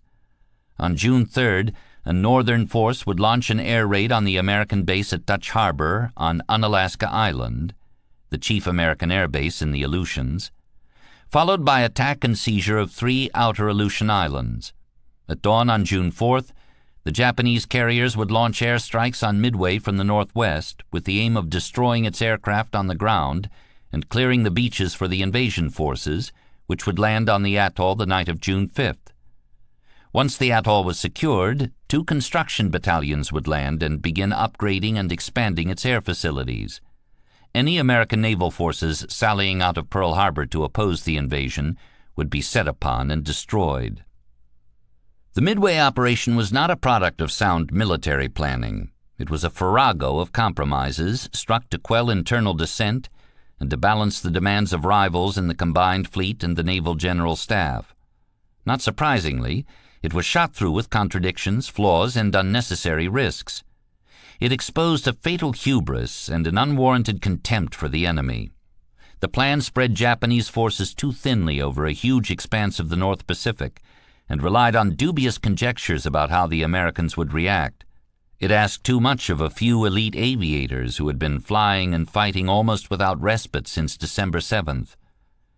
Though the Japanese were loath to admit it, the most experienced of their carrier air crews were bone-weary, while the newcomers lacked the training and seasoning to equal the skill of the veterans. In his subsequent report on the battle, Admiral Nagumo would observe that there had been considerable turnover in personnel. Inexperienced flyers barely got to the point where they could make daytime landings on carriers. It was found that even some of the more seasoned flyers had lost some of their skill. The Aleutians operation, which had been tacked on at the insistence of the Naval General Staff, bore no clear strategic relationship to the attack on Midway. The forces there engaged, at such a great distance north of Midway, would be incapable of coming to the timely support of the main fleet in the south. The Japanese could take the islands of Attu and Kiska with little opposition, but their possession was meaningless. They were of little value to either the Japanese or the Americans. Lacking any nearby bases of support, the occupiers would be left powerless to beat back a determined counterattack. The Midway offensive seemed motivated, at least in part, by a desire to make work for the main Japanese surface fleet of battleships, which had spent most of the war swinging peaceably at their harbors at Hashirajima Anchorage in Hiroshima Bay. The disparaging term Hashirajima Fleet had been making the rounds among the Japanese carrier task forces. Moreover, the crews of the anchored ships were growing more restless as the weeks wore on. Admiral Ugaki fretted that the morale of the main body is stale after a long stay in home waters. I have encouraged them, but we must study methods of training afresh and at the same time engage in some operational action. With such a formidable armada, possessing a clear margin of superiority in both carrier and surface naval strength, why didn't Yamamoto just concentrate his forces and overwhelm the Americans? Why not just fight and win the battle by the numbers? Apart from the Aleutians misadventure, a face-saving concession to the Naval General Staff, it appears that the Midway plan was an attempt to balance the Mahanian rule of concentration with the need to disguise the true scale of the Japanese offensive from the Americans. Yamamoto's main purpose in attacking Midway was to lure the American carriers into battle. If Nimitz should discover that nearly the entire Japanese Navy was hovering off Midway, he would likely keep his ships safe in port, even if to do so meant conceding the atoll to the enemy. Yamamoto's intention was to keep the bulk of his forces safely beyond range of Midway-based reconnaissance flights, so that an unsuspecting Nimitz would send the Pacific Fleet out to give battle. But in that case, could the widely dispersed Japanese forces get into action in time to make a difference? The dilemma, wrote Parshall and Tully, was never satisfactorily resolved. If the premise is accepted that the Americans would have to be lured from Pearl Harbor in order to create the needed battle, there was no way to construct an operational plan whose distribution of warships was both deceptive and mutually supporting. The two goals were antithetical. Yamamoto knew he couldn't have it both ways, and he willingly sacrificed mutual support to the perceived need for stealth. Underlying the planned Midway offensive was a casual yet insidious assumption that Japan was fated to continue its run of victories, an affliction of mind that the Japanese later called, with the benefit of grim hindsight, shoribyo, or victory disease. During the first week of May, Yamamoto and ranking officers from throughout the fleet gathered on the battleship Yamato for a multi-day planning conference. The whole ship was a-glitter with brass, writes Yamamoto's Japanese biographer. At mealtimes, everywhere was jammed with distinguished officers. The most junior among the vice-admirals were turned out of the C&C's wardroom and obliged to dine in the ordinary wardroom, while rear-admirals went to the gun-room, and mere captains and the like were reduced to eating standing on the deck. Conference tables and folding chairs were set up in the forward mess halls for the larger meetings. Tabletop wargaming exercises were held in the Yamato's spacious staterooms and wardrooms, with model ships placed on maps of the North Pacific and throws of the dice to signify the omnipresent roll of chance.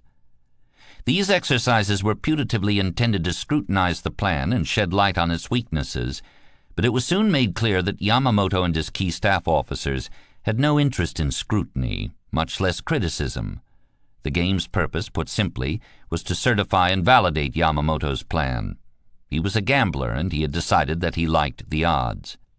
During one tabletop exercise on the second day of the conference, carriers of the Red Team, representing the U.S. Navy, appeared on Kido Butai's port flank and dealt it a sudden crippling air attack.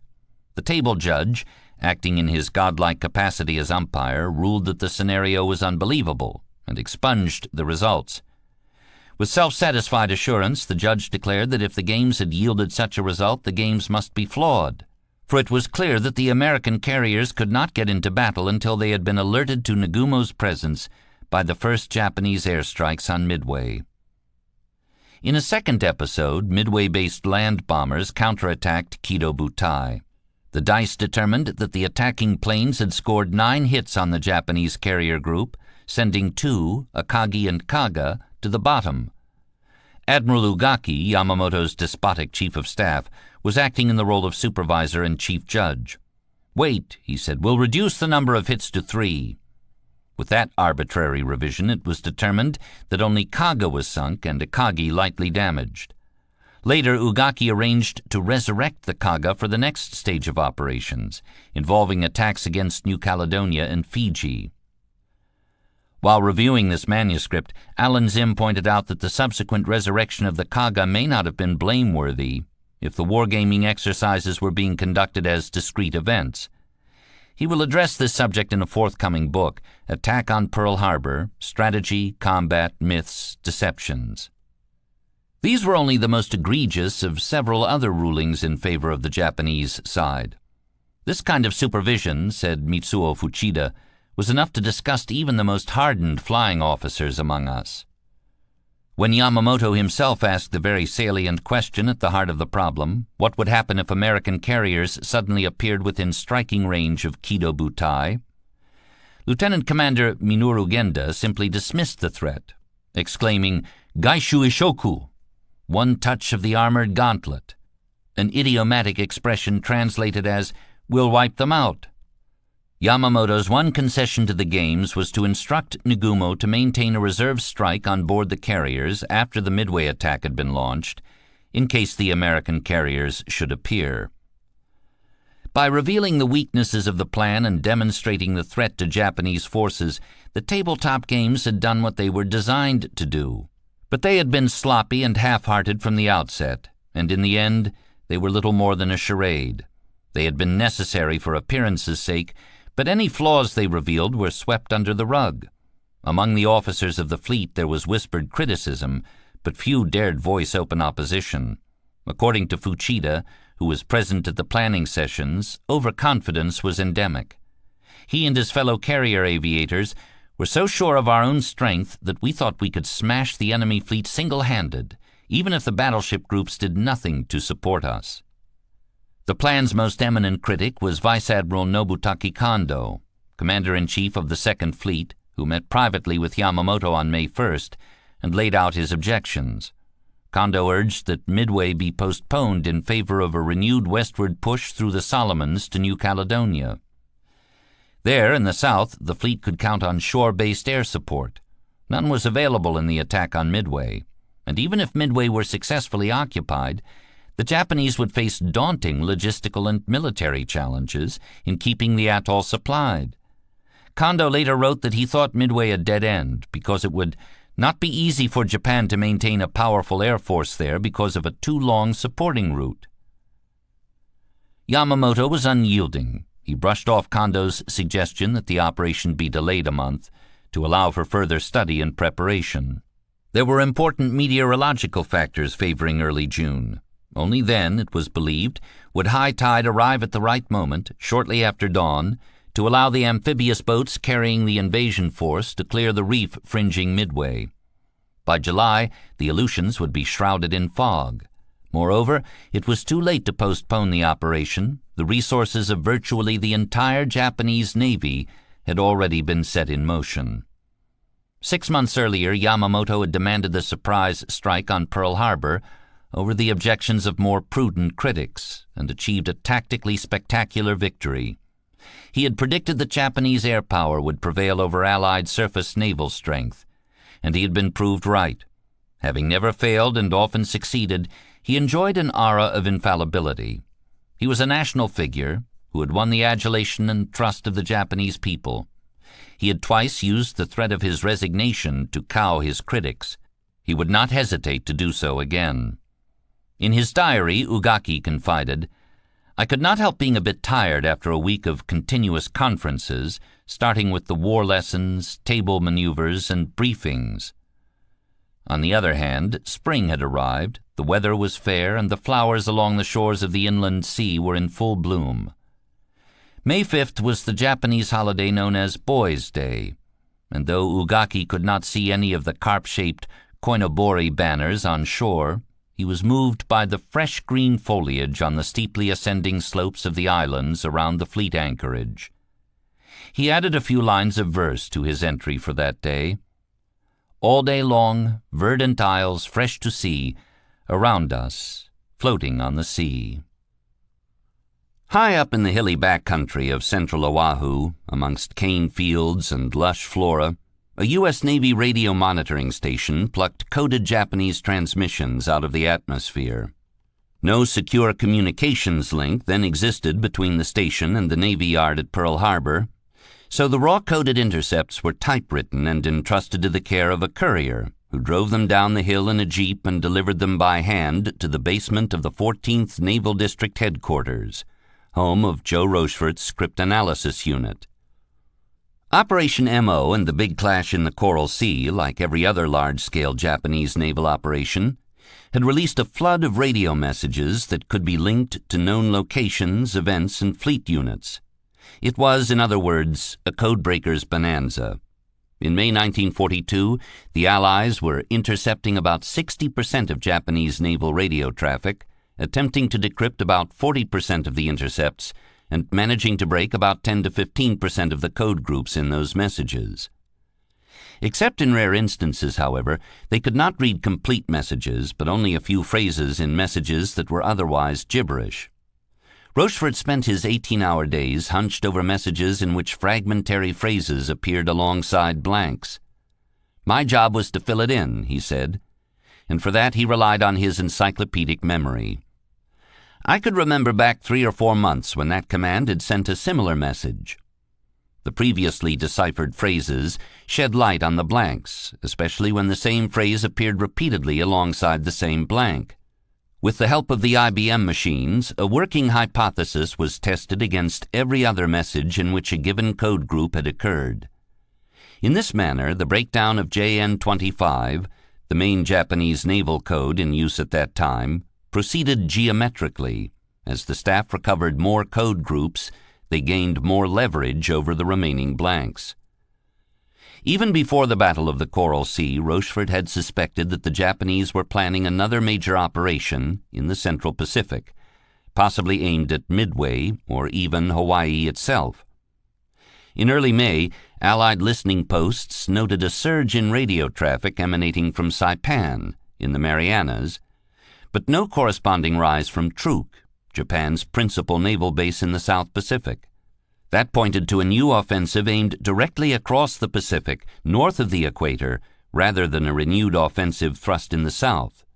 A request for a large quantity of fueling hoses to be sent to Saipan seemed to indicate a fleet operation ranging far from Japanese bases. Reconnaissance flights from Kwajalein in the Marshall Islands were growing in length and frequency. Traffic patterns gave the impression that the pending operations would be large in scale, probably involving the 1st, 2nd, and 5th fleets. Evidently, something big was about to happen in the Central Pacific. On May 12th, Rochefort called Leighton. "I've got something so hot here it's burning the top of my desk," he said. "You'll have to come over and see it. It's not cut and dried, but it's hot. The man with the blue eyes will want to know your opinion of it." The message included a recovered code group for Koryaku Butai, or invasion force. Another phrase, tentatively identified as forthcoming campaign, was linked to the geographic designator AF. On the following day, May 13th, 2 significant messages were intercepted and partially decrypted. In one, a Japanese vessel submitted a request for charts covering the Hawaiian Islands area. In the second, a forecast of movements by a supply ship indicated that the future base of the 3rd Air Group would be AF, and discussed logistics of moving base equipment, ammunition, spare parts, and ground crews to that location. As early as March, Rochefort had postulated that AF was Midway. All geographic designators beginning with A had been shown to be in the Hawaiian Islands and other American-held islands in the Central Pacific. But Rochefort did not believe the Japanese possessed the military forces or, especially, the shipping to mount an invasion of Oahu or any of the other main islands of the Hawaiian group. What else in the region would be a likely target? Midway was the only atoll large enough to support an air group. The others, such as Palmyra or Johnston Island, were thought too small to be worth a major effort. A simple process of elimination, therefore, pointed to Midway. By May 12th, there was no doubt in Rochefort's mind that Midway was the target of the pending attack. Leighton agreed. "We knew that AH was Oahu and that AK was probably the French frigate Shoals. Now that the base supplies for an air unit were being readied for shipment into AF with the occupation forces, it had to be one of our island bases within striking distance of Pearl Harbor. Midway was the obvious target, since it was nearly 150 miles nearer the Japanese on Wake than the alternative, Johnston Island." The deduction was sound, and the conclusion correct, but none of that would matter unless Admiral Nimitz could be convinced. There was no ironclad proof that AF was Midway. It was a supposition, relying on a mosaic picture made up of many disparate bits of evidence. But Leighton and Rochefort, having correctly foretold the Japanese move against Moresby, now enjoyed the SINCPAC's full attention. In the month between Coral Sea and Midway, Nimitz would be called upon to make the most high-stakes decisions of his 40-year naval career, and he was willing to risk everything based on the best estimates of his intelligence advisors. But Nimitz, in this instance, was not the ultimate authority. Behind Nimitz in Washington loomed the imperious figure of Admiral King, who was anxious not to lose any more of the Navy's few remaining aircraft carriers and was taking an active hand in choosing where and how to deploy them. In the period immediately after the Battle of the Coral Sea, King remained uneasy about New Caledonia, Fiji, and the other island groups straddling the U.S.-Australia sea link. Analysts at Op-20G, the Communications Intelligence Unit in Washington, fed King estimates that reinforced his pre-existing belief that the Japanese would aim their heaviest blows in the South Pacific. They were fixated on a series of decrypts referring to a fleet rendezvous at Truk, and argued that enemy naval forces were moving south. Rochefort agreed that a Truk rendezvous was in the cards, but believed it would not occur until after the capture of Midway. "The amazing part of the whole thing was that many people could not accept this line of reasoning," said Rochefort later. "We were quite impatient at Station Hypo that people in Washington could not agree with our rationale, because they had the same information and should, without any particular stress on their brains, have come up with the same answer." Some even suspected that the cryptanalysts were being conned. The Japanese radio dispatches pointing toward Midway might be an elaborate hoax. One of Rochefort's strongest pieces of evidence was the May 13th intercept in which the 3rd Air Group had announced its future base as AF. To critics, that seemed too good to be true. No less a figure than General Marshall, the Army Chief of Staff, remarked that one Japanese unit gave Midway as its post office address, and that seemed a little bit too thick. Army commanders were concerned about the safety of Oahu and feared that Nimitz's deployments would denude the island of its air defenses. When asked to send B-17s to reinforce Midway, General Delas C. Emmons, the local commander of Army Air Forces, was reluctant to comply. "Japs may be practicing deception with radio orders intercepted by us," he warned Nimitz. "Estimates should be directed at capabilities rather than probable intentions. Enemy forces have sufficient strength to make damaging raid on Oahu with view to wrecking facilities in Pearl Harbor and Honolulu." As these conflicting points of view came to a head, the feud between Washington and Hypo became bitter, ugly, and personal. In secure radio transmissions between the units, insults were even woven into the message padding, the random phrases placed before and after message texts for security. Layton suspected that someone in Redmond's camp even took steps to destroy records of internal communications that would have exposed Op-20G's errors to scrutiny. "It was a mess," recalled Lieutenant Commander Hamwright, one of Hypo's senior codebreakers. "We would fight with Op-20G all the time. We could not get together." The Hawaiians charged that the Washingtonians were too apt to jump at shadows, that they made too much of stray, fragmentary decrypts, often failing to apply basic common sense to their own predictions. Having worked through the immediate aftermath of the raid on Pearl Harbor, when an almost unbelievable array of lurid rumors had circulated, the Hypo team had learned the importance of skepticism. They did not believe their counterparts in Washington had absorbed the same lesson. As Jasper Holmes put it, "No one who is not experienced it can realize how difficult it is to track the shadow of truth through the fog of war." Rochefort and his team were certain that AF was Midway and that the attack would come in the first week of June. They had convinced Nimitz of their reasoning, but they lacked enough evidence to overcome Washington's obstinate claims to the contrary. To that end, Rochefort had a timely brainstorm. He proposed a ruse. The local commander on Midway would be told to transmit a plain-language radio broadcast back to Pearl Harbor, reporting that Midway's desalination plant had broken down, and that as a result, the atoll was short of fresh water. This was done. A Japanese monitoring station on Wake intercepted the broadcast and immediately passed it on to Imperial General Headquarters in Tokyo, which in turn alerted the combined fleet to a freshwater shortage on AF. The latter message was intercepted and broken by Hypo and by the cryptanalyst unit in Melbourne. The ploy had succeeded brilliantly, proving outright confirmation that AF was indeed Midway. But Op-20G incredibly did not relent. Perhaps, they suggested, the Japanese were trying to mislead the Allies with radio deception. Or, as a fallback, perhaps the Japanese were planning an operation against Midway, but it would not take place until the second half of June, after another major offensive in the South Pacific. Nimitz was under intense strain.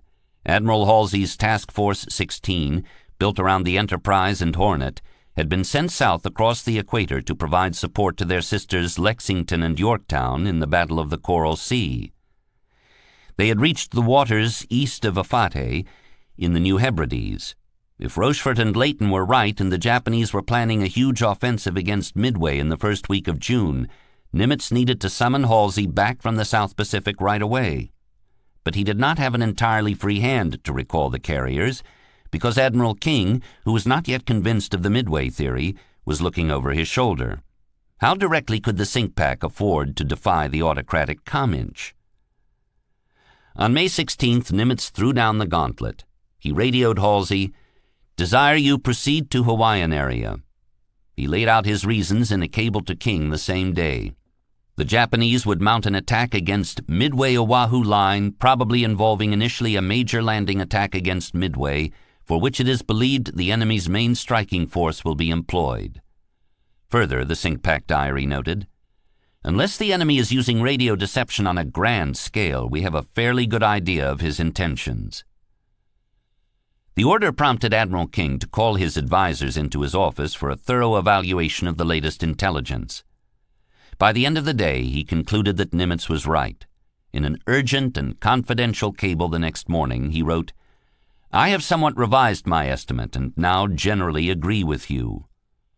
The new offensive would be aimed at capturing Midway, and in the course of the campaign, the Japanese Navy would attempt to trap and destroy a substantial portion of the Pacific Fleet. King agreed that the American carriers should be positioned to give battle, but added that Nimitz must not allow our forces to accept such decisive action as would be likely to incur heavy losses. Even now, however, critical details were missing.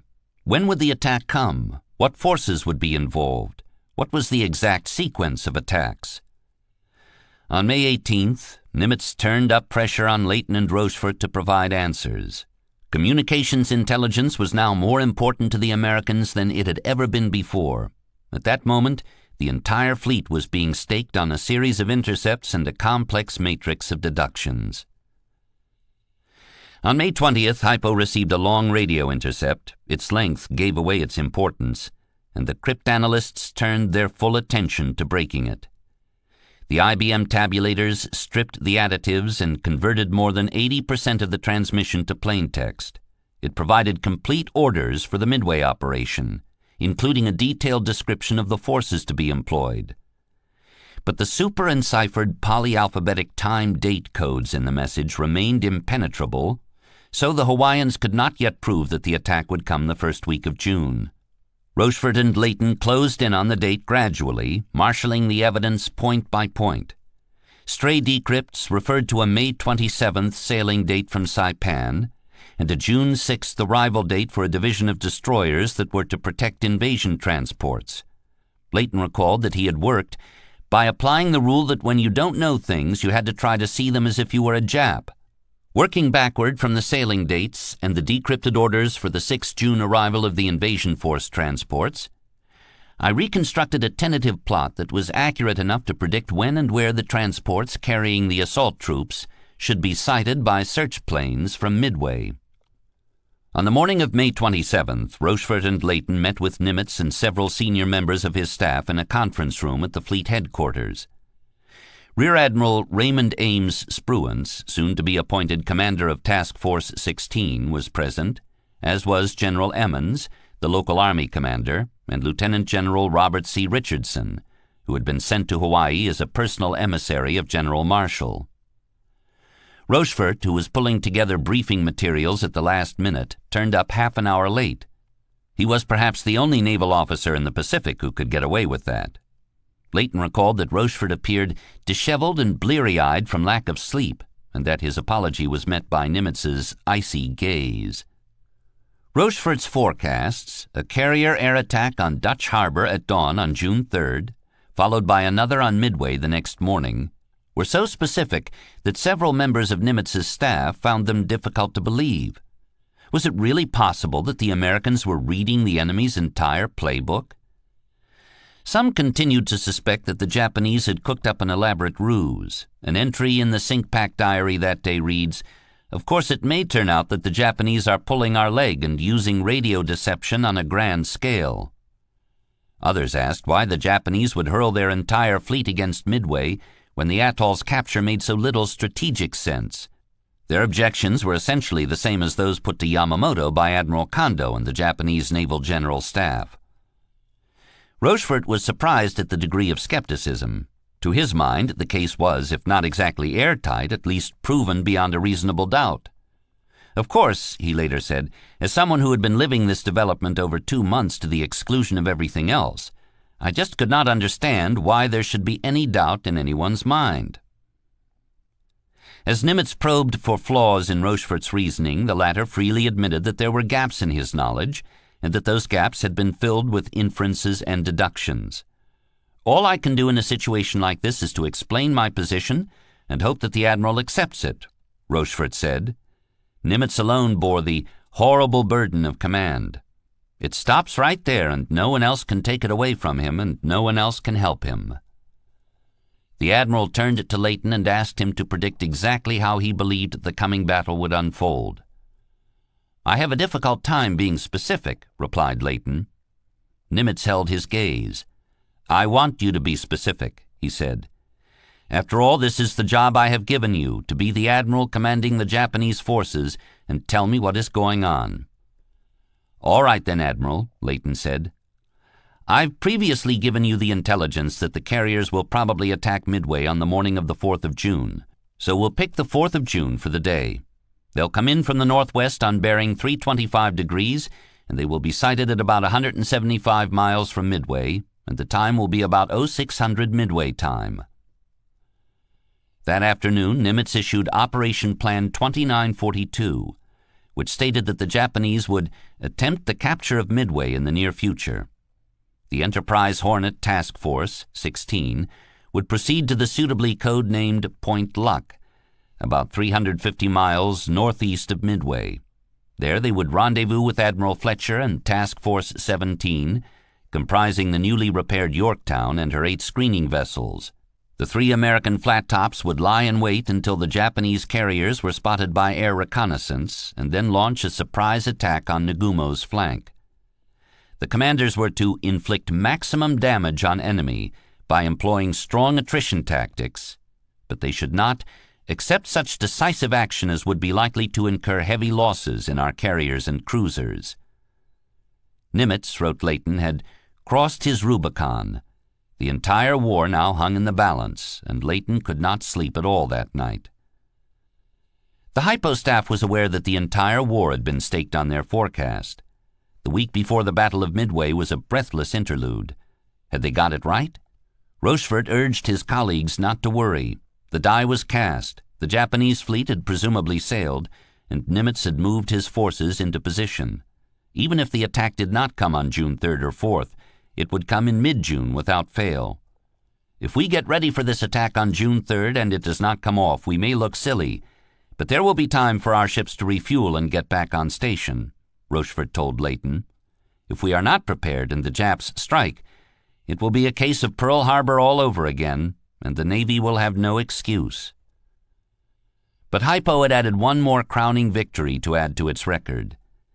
The Japanese had used a super-enciphered time-date code in many of its communications, including Yamamoto's long battle plan, which had been sent out to the fleet on May 20th. Rochefort's unit had been so engrossed in breaking new messages that it had not found the time to focus on the problem.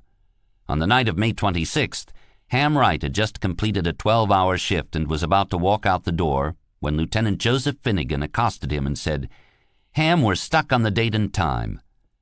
Wright went back to his desk, cleared off the clutter, and concentrated on the problem.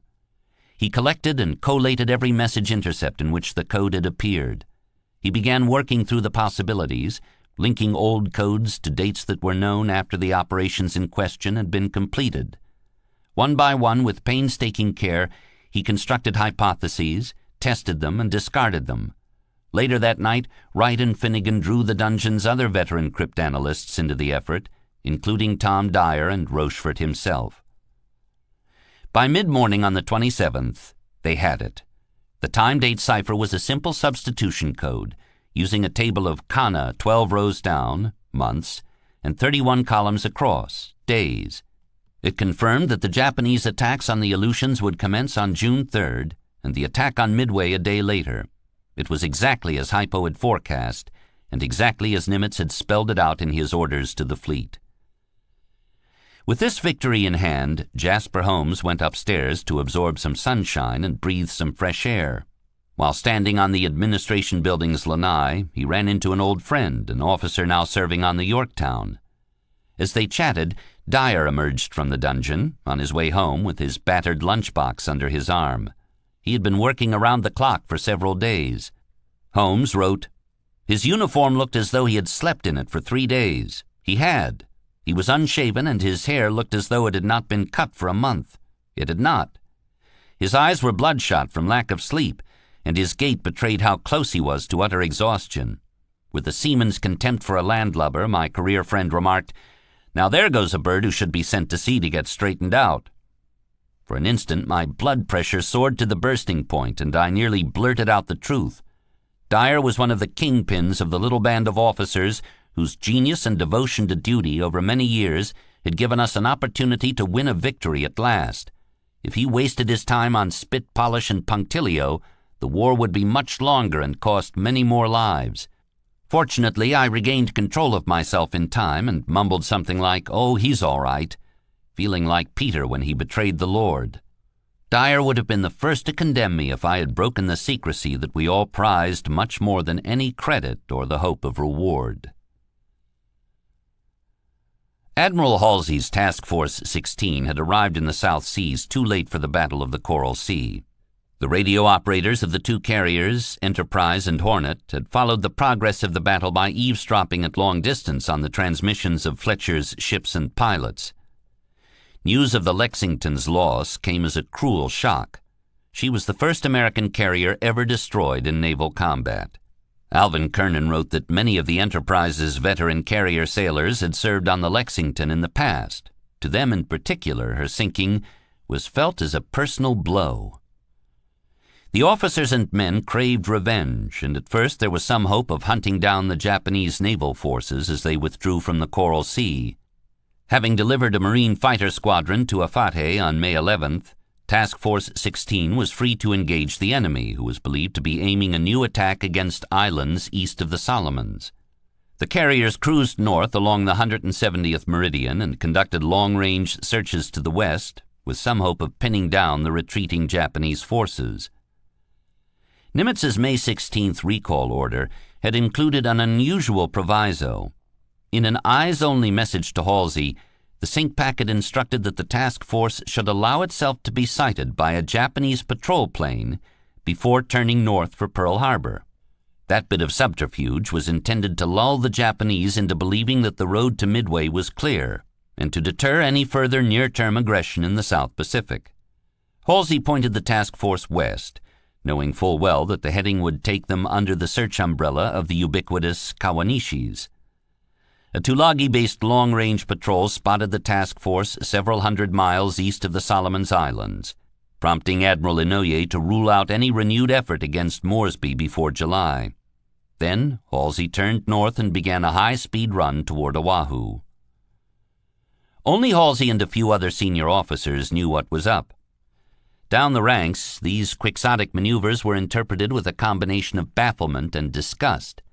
Robert Casey, aboard the Salt Lake City, thought it strange that the force had been sighted when it could easily have concealed its presence by hanging back to the east, and noted, "There's something fishy about this." With the task force racing north at 20 knots, it was obvious that they were hurrying home to Pearl Harbor, and it felt uncomfortably like a retreat. "It seemed to us like craven cowardice," Kernan recalled, and there was a good deal of muttering. On May 26th, under a sweltering tropical sun, the 21 ships of Task Force 16 crawled into Pearl Harbor. Though the Yorktown and her screening vessels had not yet even arrived, the East Lock was crammed full of ships, and maneuvering among them was difficult, delicate work. Minutes after the Enterprise was safely in her berth, Halsey and his flag lieutenant descended into the Admiral's barge to be taken across to the Pacific Fleet headquarters. When Nimitz and Halsey came face to face, the sync pack was taken aback. The task force commander was not well. He was gaunt. His eyes were sunken. He had lost 20 pounds. His skin had erupted in scaly patches of red and white, later diagnosed as general dermatitis, a condition that was undeniably stress-related. During his last days at sea, he had tried to soothe the spreading rash by standing on the bridge, exposed to the sun and air, dressed in nothing but his skivvies, but to no avail. The painful condition had made it increasingly difficult for him to sleep, and a sleep-deprived admiral was not the man to lead the Navy's few remaining carriers into the most important battle of the war. Halsey had carried the burden of seagoing command too long without a break, and Nimitz ordered him to the Naval Hospital. He would miss the Battle of Midway while confined to a hospital bed, his body smeared with a medicinal ointment. It was, he would later remember, the most grievous disappointment of my career. Nimitz downplayed Halsey's condition in his report to the Commench. "He is in the best of spirits, full of vim and vigor, and anxious to get going," he wrote King on May 29th. but he does need a short period of rest. He is neither ill nor on the sick list. On May 28th, Admiral Frank Jack Fletcher was notified that he would retain command of Task Force 17. With Halsey laid up, he would be the ranking admiral afloat. But another flag officer would have to step into Halsey's shoes as commander of Task Force 16. Halsey recommended Rear Admiral Spruance, commander of the task force's cruiser division. Nimitz, who shared Halsey's high opinion of Spruance, agreed without hesitation. Spruance was a black-shoe admiral, but he would retain Halsey's first-rate staff, and he was well practiced in carrier operations. Indeed, Nimitz had already tapped Spruance as his next chief of staff and planned to bring him on in that capacity immediately after the forthcoming battle. Spruance and Halsey were as different as it was possible for two career naval officers to be. Spruance was soft-spoken, prudent, a listener who distrusted rhetoric and never strived for dramatic effect. He led through example and through the quiet projection of confidence and competence, never allowing excitement or emotion to influence his decisions. He tried to avoid reporters, and when he could not avoid them, he gave them nothing remotely interesting or quotable. Halsey was gruff, blunt-spoken, and swaggering, and when addressing the press or the men under his command, he could not resist colorful bombast. Yet Halsey and Spruance had been personally close since the early 1920s, when they had served together in the Pacific Destroyer Force. Their wives, Fanny and Margaret, had become good friends during that period when both families were stationed in San Diego. Their sons, Billy and Edward, were the same age and had been inseparable childhood playmates. Spruance had been born into a wealthy Baltimore family and had lived the first years of his life in a mansion. But his family was bankrupted while he was still a boy, and he was packed off to Indianapolis to live with two aunts. He applied to the Naval Academy because his family could not afford to send him to college. He had not liked the academy at all, regarding it as a hidebound, narrow-minded institution in which poorly qualified instructors emphasized rote memorization of technical details, and in which barbaric hazing rituals were tolerated as character-building exercises.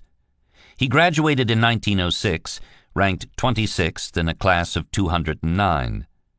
The lucky bag called him a shy young thing with a rather sober, earnest face and the innocent disposition of an ingenue. Would never hurt anything or anybody except in the line of duty. The young Spruance had been doe-eyed and slightly built, but with age he developed a more formidable bearing. He was a reserved man who smiled little, but he did not, like Ernest King, come across as cold or arrogant. He kept himself fit with long daily hikes, holding a fast, steady pace. He did so even while at sea by walking endless circuits of the deck of his flagship. Spruance has often been described as cerebral, and the adjective is fitting.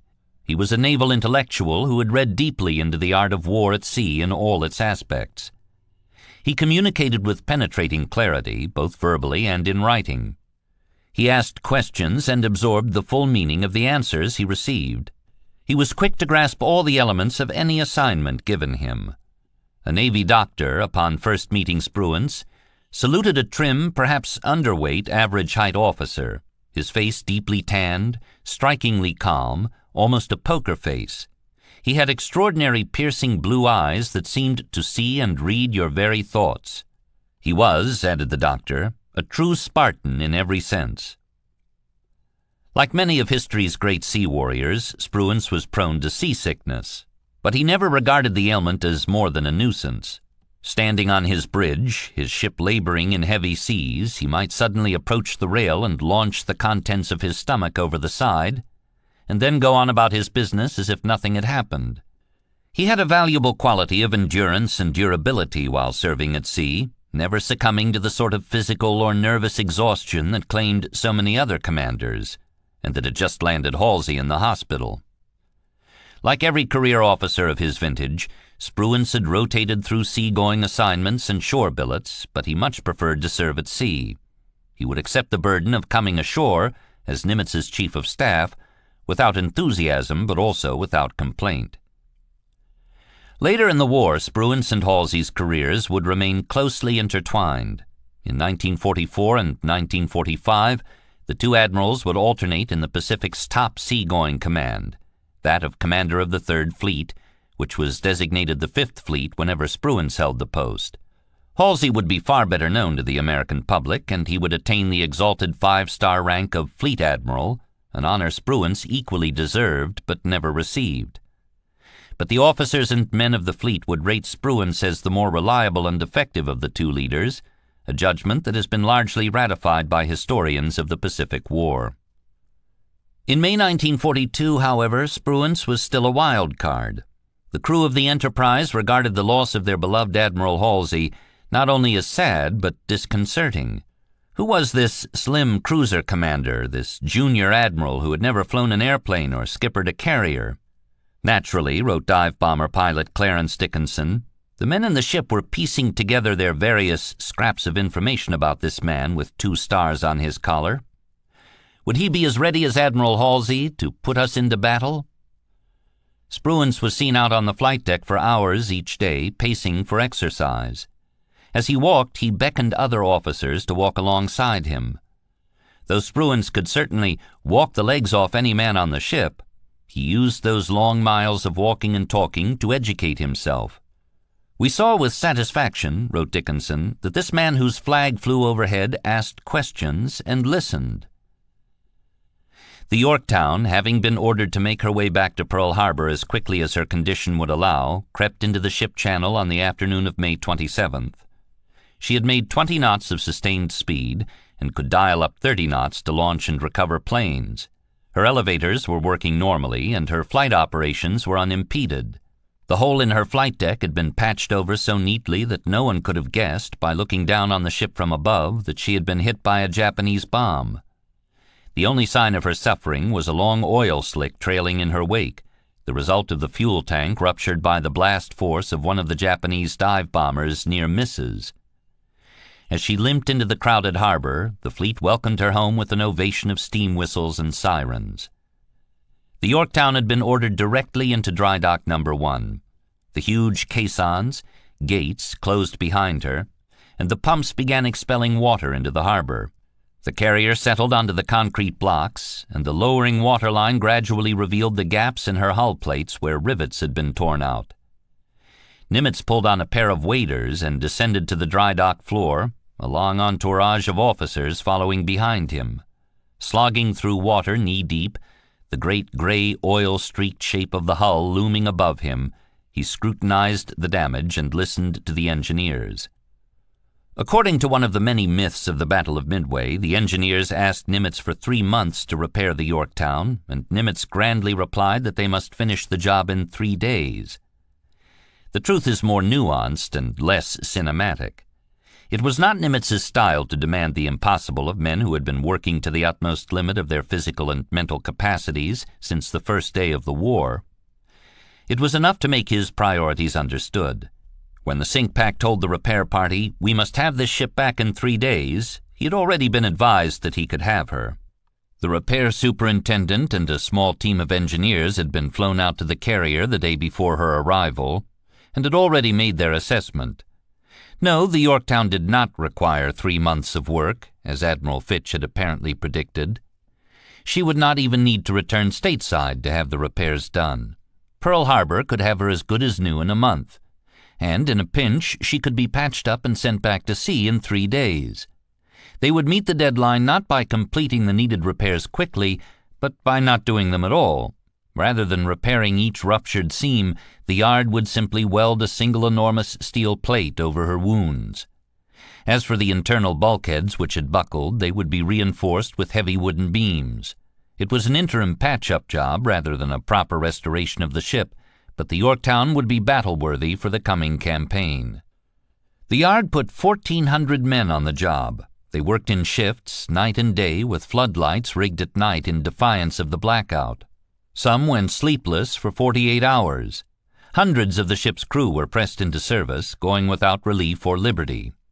At the same time that she was repaired, the carrier had to be reprovisioned, having consumed all her victuals with the exception of a few powdered eggs, powdered milk, and pasta. In those 3 days, Otis Kite recalled, the Yorktown did a humongous amount of resupplying. Early on the morning of May 29th, water began surging back into dry dock number 1, and the patched-up carrier was lifted off the blocks and floated free. At 11 a.m. the gates opened, and she was towed to her berth, no longer leaking oil. The crew of the Enterprise was denied liberty during the carrier's brief stay in her berth. All hands worked at provisioning the ship. Food and provisions were lifted aboard from lighters. Ammunition was hoisted onto the ship and secured in her magazines. Fueling lines filled her tanks. Teams of men unpacked machine gun rounds from their crates and inserted them into ammunition belts. The work went on all night, with the ship illuminated by floodlights. On the 27th, Admiral Nimitz came aboard and presented medals to several white-clad aviators and sailors, while the ship's company stood to attention and the Marine Guard presented arms. Though all the carriers and their escort ships had been long at sea, few officers or men were granted liberty during their brief stopover at Pearl. Even those who were allowed to leave their ships were largely confined to base, and many of the aviators were sequestered at other bases on Oahu. The Hornets' dive bomber squadrons flew into Ewa Field. Upon descending from their planes, the airmen were told that they would be confined to base for the duration of their stay. Other members of the Hornets' crew were let loose in Honolulu the day they flew in, but the following night they were all recalled. All liberty canceled. Report at once to the ship. The Enterprise pilots moved into the Royal Hawaiian Hotel on Waikiki and devoted their liberty to a bout of hard drinking, but they too were summoned back to base early. Fear of leaks undoubtedly explained those curious restrictions. The fleet was pulsating with rumors about the pending operation, and much of the scuttlebutt was apparently on the mark. It was obvious from the hurried provisioning and loading of the ships that something big was about to happen. Ordnanceman Kernan recalled that the entire crew of the Enterprise knew in advance that a large Japanese fleet was to attack Midway, that the strategy and tactics for the coming battle were learnedly discussed by the admirals of the lower deck, who were on the whole, as always, of the opinion that the officers would screw it up. Robert Casey, being a civilian, was permitted to leave his ship and hitchhike into Honolulu. While there, he spoke to an Army colonel who informed him that Army pilots had been standing watches in their cockpits, and that an air attack on Oahu was expected at any time. The colonel had it on good authority that an advanced detachment of the Japanese Navy, complete with carriers, battleships, and transports, had been sighted off Midway. Casey correctly dismissed the report as cockeyed. The Japanese fleet would not be sighted for several more days, but the focus on Midway was dead to rights. As the rumors circulated, a pervasive sense of foreboding settled over the American fleet. Without knowing all the particulars of the coming battle, many assumed that they would be heavily outnumbered by the enemy. "As usual, we seem to be holding the short end of the stick, this time shorter than usual," wrote Casey in his diary. "We muster carriers, cruisers, and about half a dozen destroyers to face one of the biggest fleets ever turned loose on the Pacific, an armada that rates as a good half of the Jap fleet, and we're meeting it as usual with a fly swatter and a prayer." The Yorktown Air Group, having suffered heavy losses in Coral Sea, was largely reorganized and rebuilt in the week before battle. Squadrons were cobbled together with sundry planes and newly trained pilots who happened to be on hand at Pearl. Saratoga's Bombing 3, VB-3, replaced Yorktown's Scouting 5, VS-5, which had lost too many planes and air crew to remain viable. A new fighter squadron, Fighting 3, VF-3, absorbed several of the planes, pilots, and mechanics of VF-42, which had served on the Yorktown since late 1941. A newly constituted Torpedo 3, VT-3, replaced Torpedo 5, VT-5, which also went ashore for a period of rest and training. Jimmy Thatch, skipper of the new Fighting 3, had become a lonely evangelist for the F-4F Wildcat. He was one of the few American fighter pilots, Jimmy Flatley was another, to say outright that the F-4F, if handled properly, was superior to the Zero. The key was to match the Wildcat's strengths against the Zero's weaknesses. He believed that the Americans were better gunners and were armed with better guns. To ensure that the guns could be brought to bear on a Zero in aerial combat, it was essential that the American pilots conserve altitude before engaging the enemy, and they must fight as a team, relying on wingmen to shoot pursuers off their flanks. His formation maneuver, the Thatch Weave, would prove highly effective in aerial combat. Thatch's squadron was being equipped with a new version of the Wildcat, the F4F4, which had folding wings. Because it occupied less space on the hangar deck, each carrier could accommodate 27 fighters, 9 more than before. But there was a cost. The F4F4's 50 caliber machine guns fired only for 22 seconds before ammunition was expended, down from 40 seconds on the earlier version of the plane. The sacrifice of precious firepower on the eve of the big showdown was considered an ominous development. Lieutenant E. Scott McCuskey, a veteran fighter pilot of VF-42, remembered a profound feeling of doom. This whole situation looked desperate. Admiral Nimitz was throwing everything he had against the superior Japanese force approaching Midway Island, including the battle-damaged Yorktown. McCuskey expected to be ordered to cover the low-altitude approach of the obsolete Devastators, and he did not like the Wildcats' chances against the Zeros at low altitude.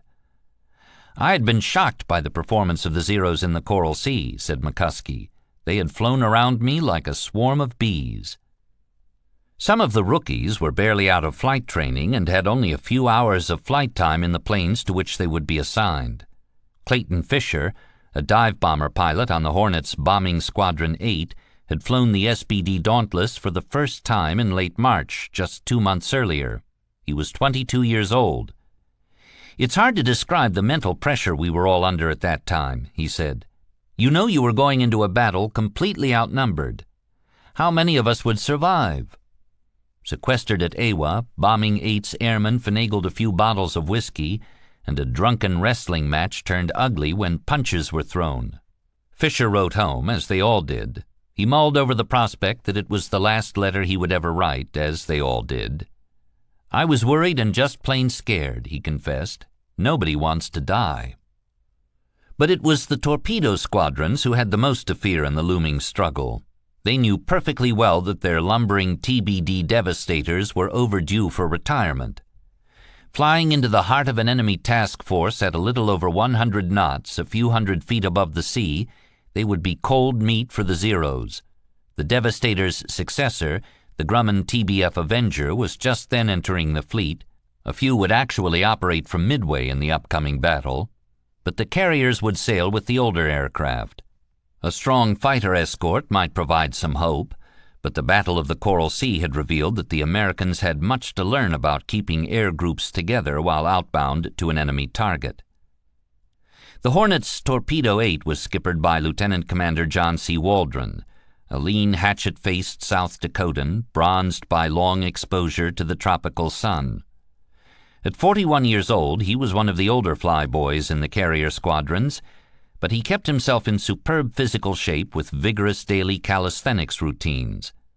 Waldron often led his airmen in group exercises on the flight deck while at sea, to the amusement of the Hornet's crew. Many of Torpedo 8's pilots were raw ensigns, barely out of flight school. When Ensign George Gay and his fellow newcomers joined the squadron shortly before the Battle of Midway, none had ever carried a torpedo on a plane before, let alone dropped one on a target. They were ludicrously unprepared, and they knew it. "Quite a few of us were a little bit skeptical and leery," Gay later said. "But we'd seen Doolittle and his boys when they hadn't even seen a carrier before, and they took the B-25s off, and we figured, by golly, if they could do it, well, we could too." With so many inexperienced men in the squadron and so little opportunity for training flights in the rushed prelude to the battle, Waldron conveyed as much knowledge as he could in daily classroom sessions.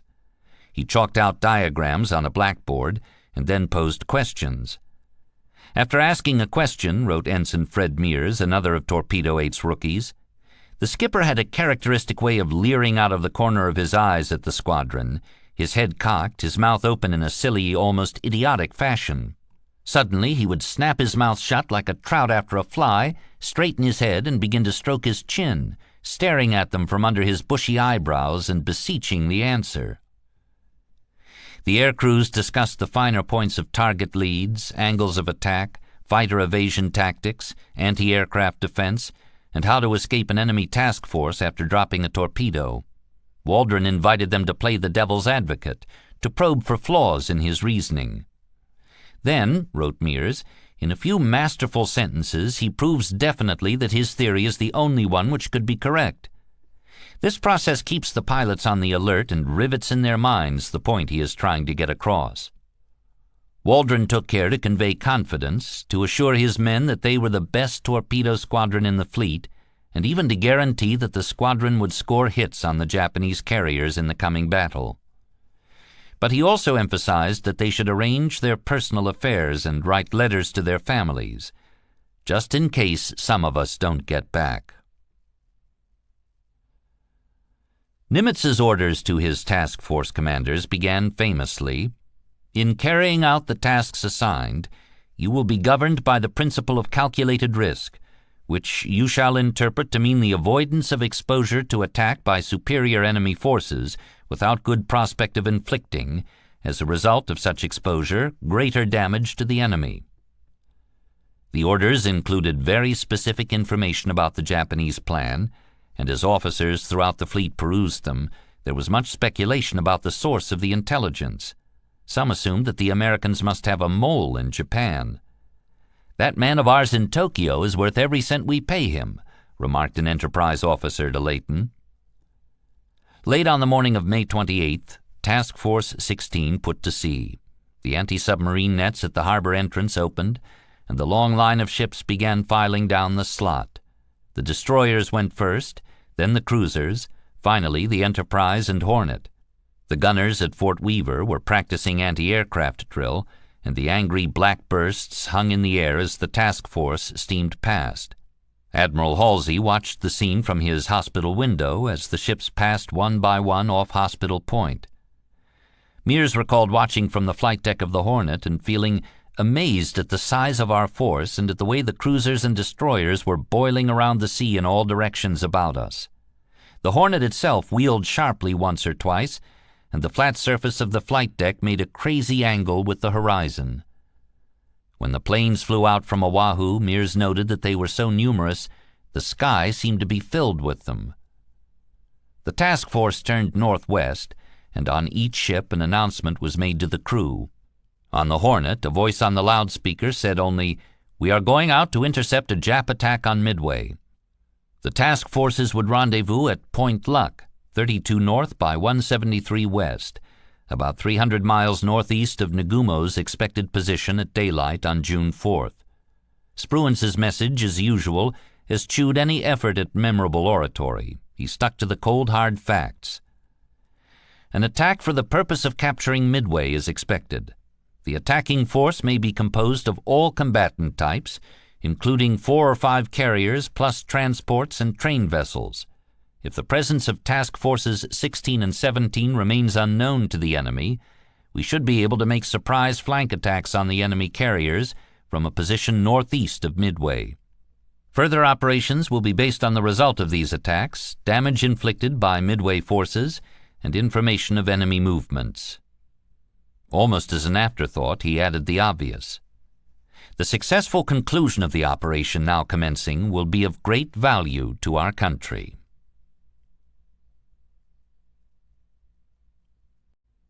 Chapter 12. In the second week of May, during the final harried preparations for the Midway offensive, the Yamato put into the naval base at Kure to load provisions and undergo minor repairs. Shrugging off the risk of a public scandal, Yamamoto invited Chiyoko Kawai, the famed geisha who had become his surrogate wife, to take the train down from Tokyo. They checked into a small inn in the city under false names.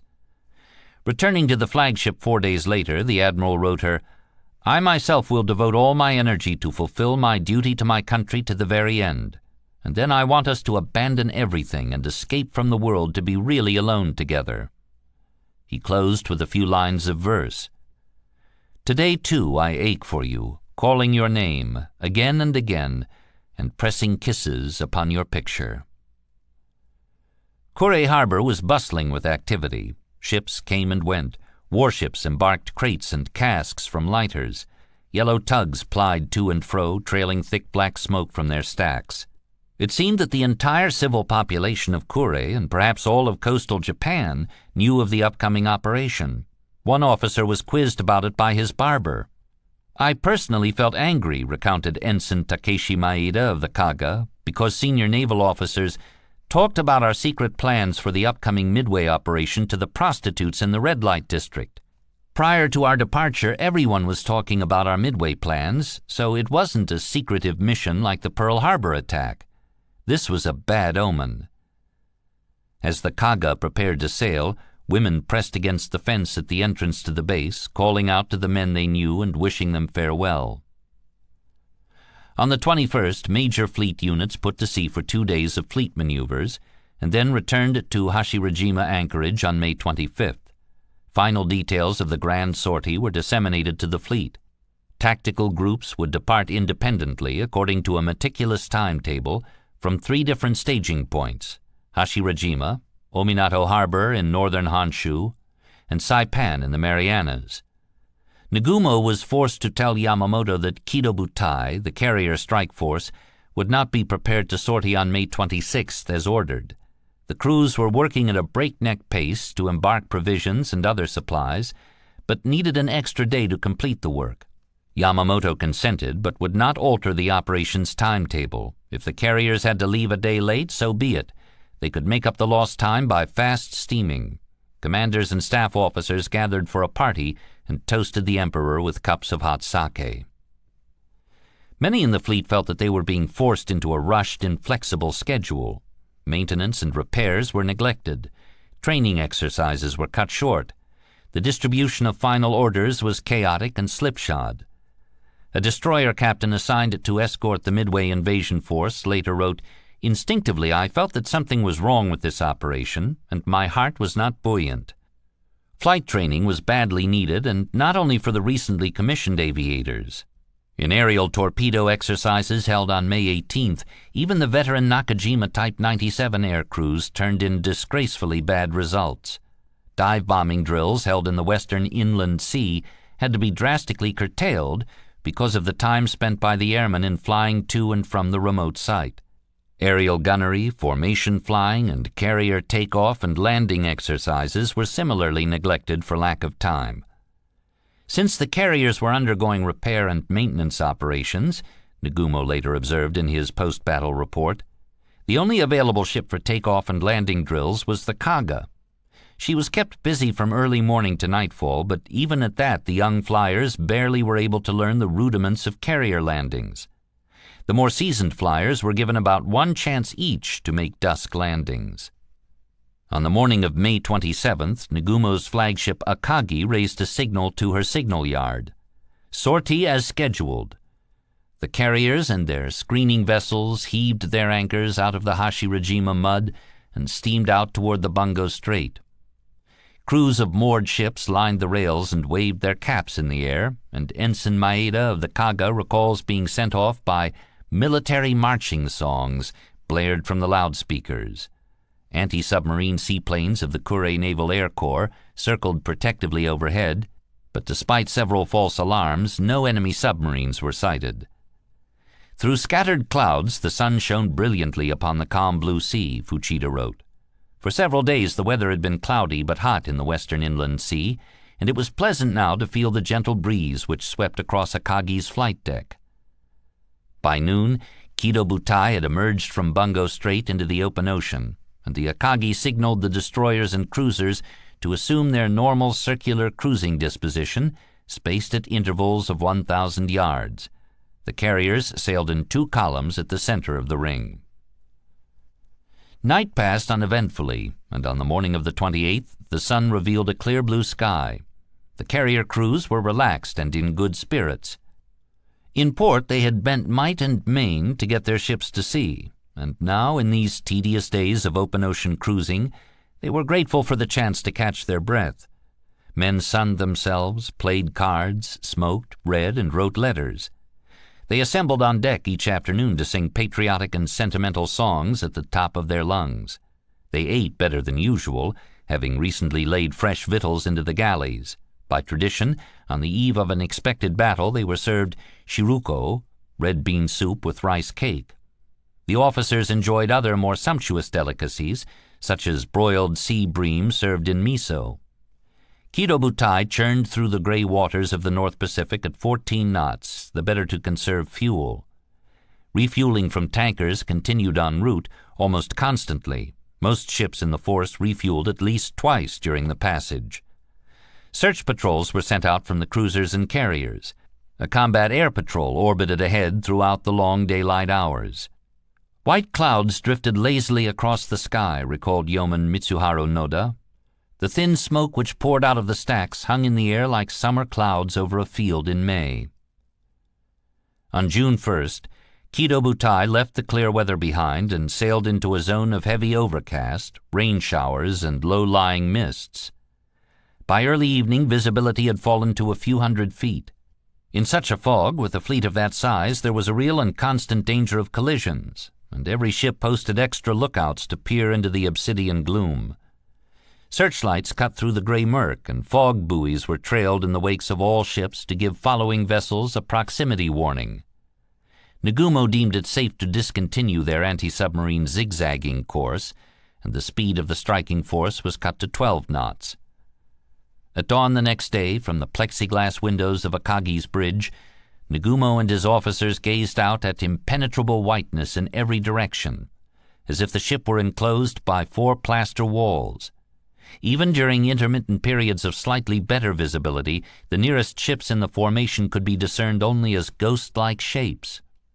Operational plans called for a course change on June 2nd, but Akagi was to order the change using blinker lights, and the fog rendered that impossible. Nagumo was under a strict injunction to maintain radio silence, but he decided to transmit the order using a low-powered voice radio, which he hoped would not carry beyond a few miles. At 10:30 that morning, Akagi broadcast the order to the task force. At 1200 hours, change to course 100 degrees. As noon came, the task force turned and began its final approach toward Midway on a south-southeast heading. The Japanese had no reliable recent intelligence on the whereabouts of the American carriers, or even on the state of American naval strength at Pearl Harbor. For that information, Yamamoto had counted on long-range reconnaissance flights by Kawanishi flying boats operating out of the Marshalls. But Nimitz had sent a destroyer and seaplane tender to prevent the Kawanishis from refueling at French frigate shoals, forcing Yamamoto to cancel those flights on May 31st.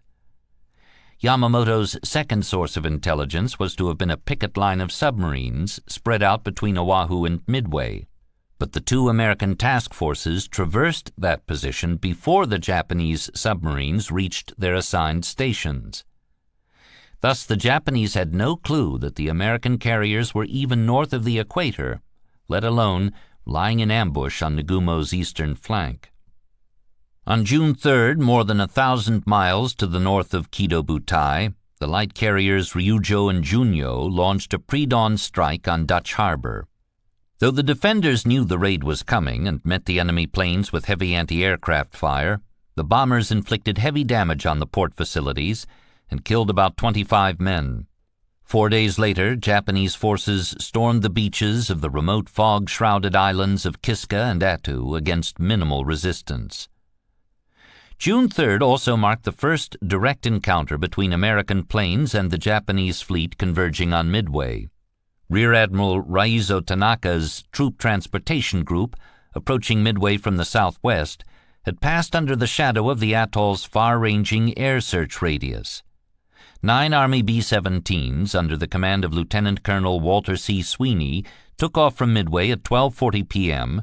and flew west to attack the group. Locating Tanaka's convoy at 4:23 p.m., they dropped their 600-pound bombs from between 8,000 and 12,000 feet. 6 months of war had provided abundant evidence that high-altitude bombing of ships at sea was fruitless, and this case was no different. The Japanese crews watched the bombs fall from high overhead and steered their ships to avoid them. All of Sweeney's bombs fell into the sea, some missing by more than half a mile.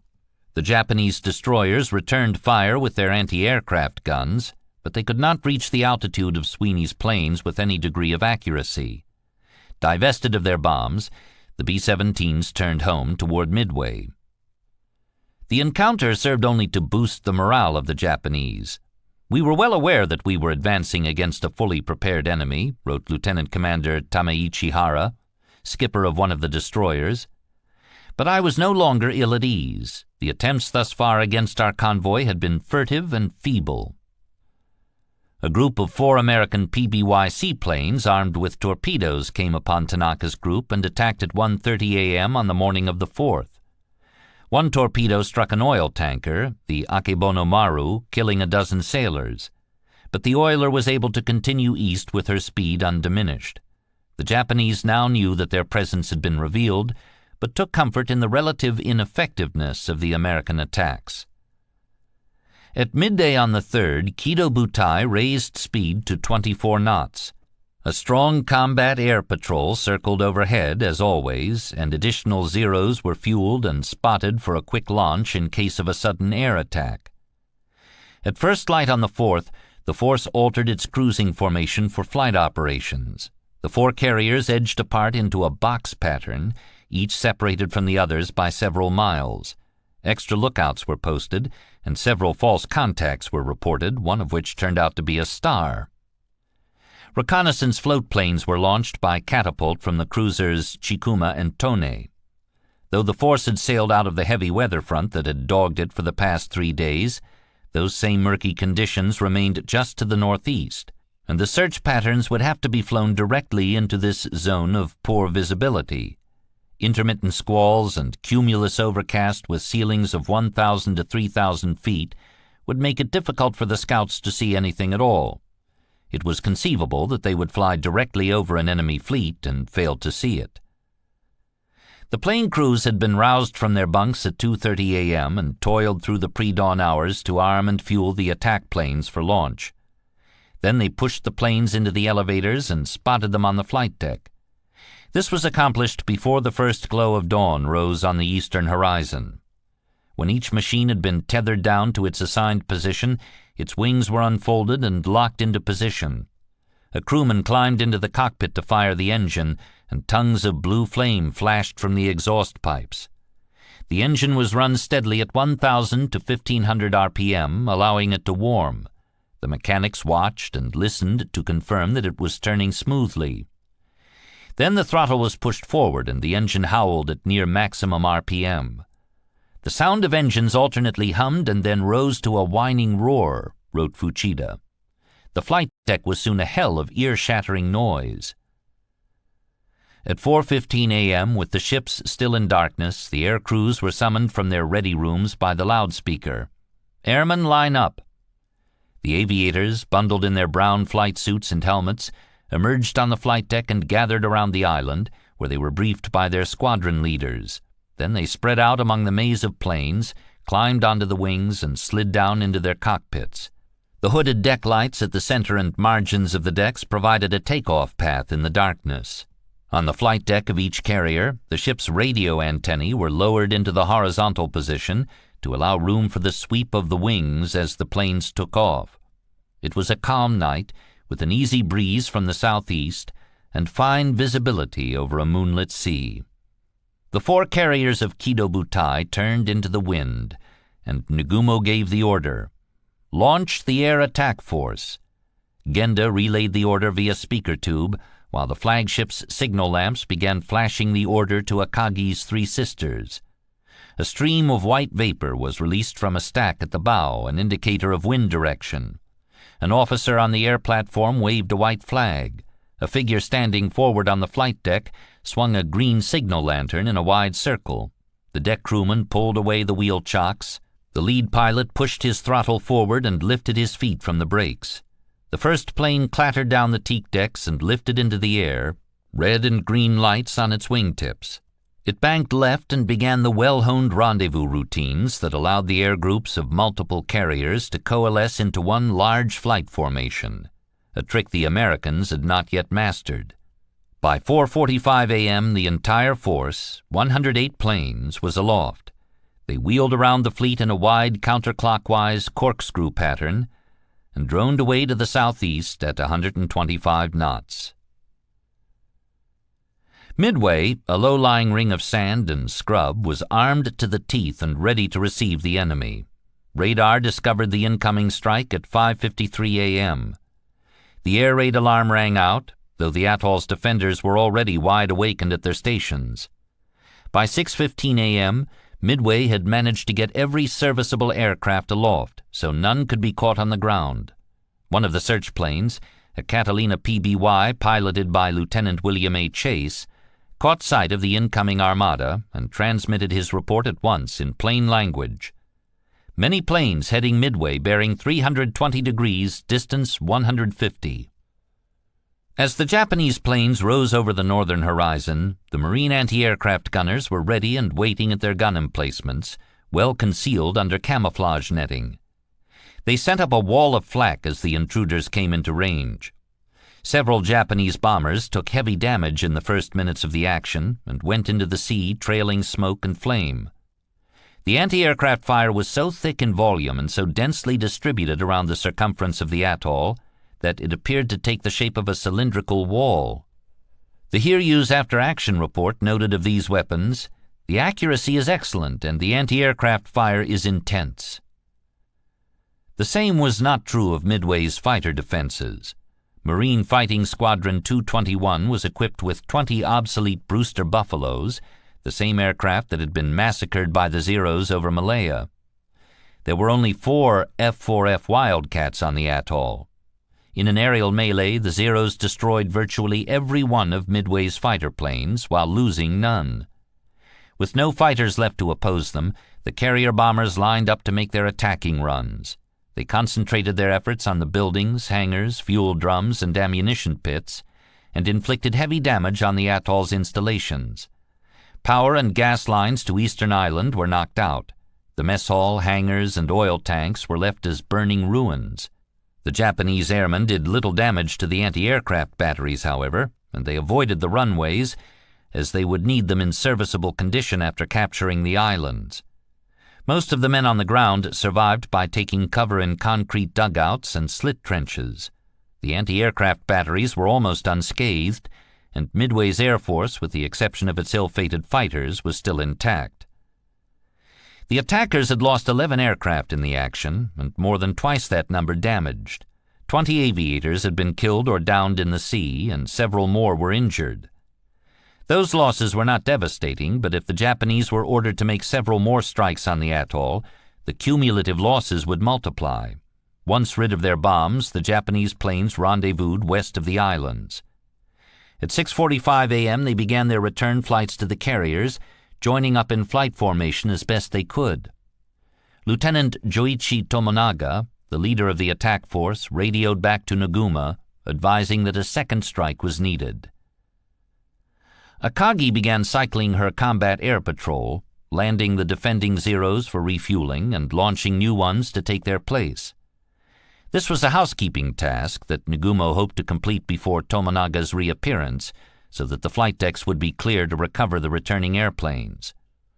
A few minutes after 7 a.m., the first of several small, assorted groups of American airplanes from Midway arrived to attack the Japanese carriers. All of these attacks would be bravely carried out, but ineffective, scoring no hits on any Japanese ship. But the continuous pressure of new air attacks, however ineffectual, put the Japanese off balance and began to deform Yamamoto's painstaking plans. These first air attacks on Kido Butai limited Nagumo's flexibility to react to the morning's various twists of fate, and started a chain of events that would climax 3 hours later in the most decisive 5 minutes of the entire Pacific War. The first group came in low from the south, directly onto the Japanese carrier's bows. 6 new Navy TBF Avenger torpedo planes flying into combat for the first time ever, and 4 Army B-26 medium bombers from Midway. Both flights were armed with torpedoes. On the Japanese ships, trumpets were blown to alert the crews. A swarm of about 30 Zeros came down to intercept and battered the intruders with their 20mm guns. All but one of the Avengers was sent spinning into the sea.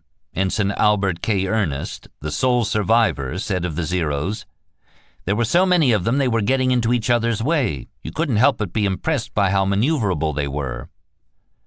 The B-26s fared only slightly better because they were brawny enough to absorb more punishment.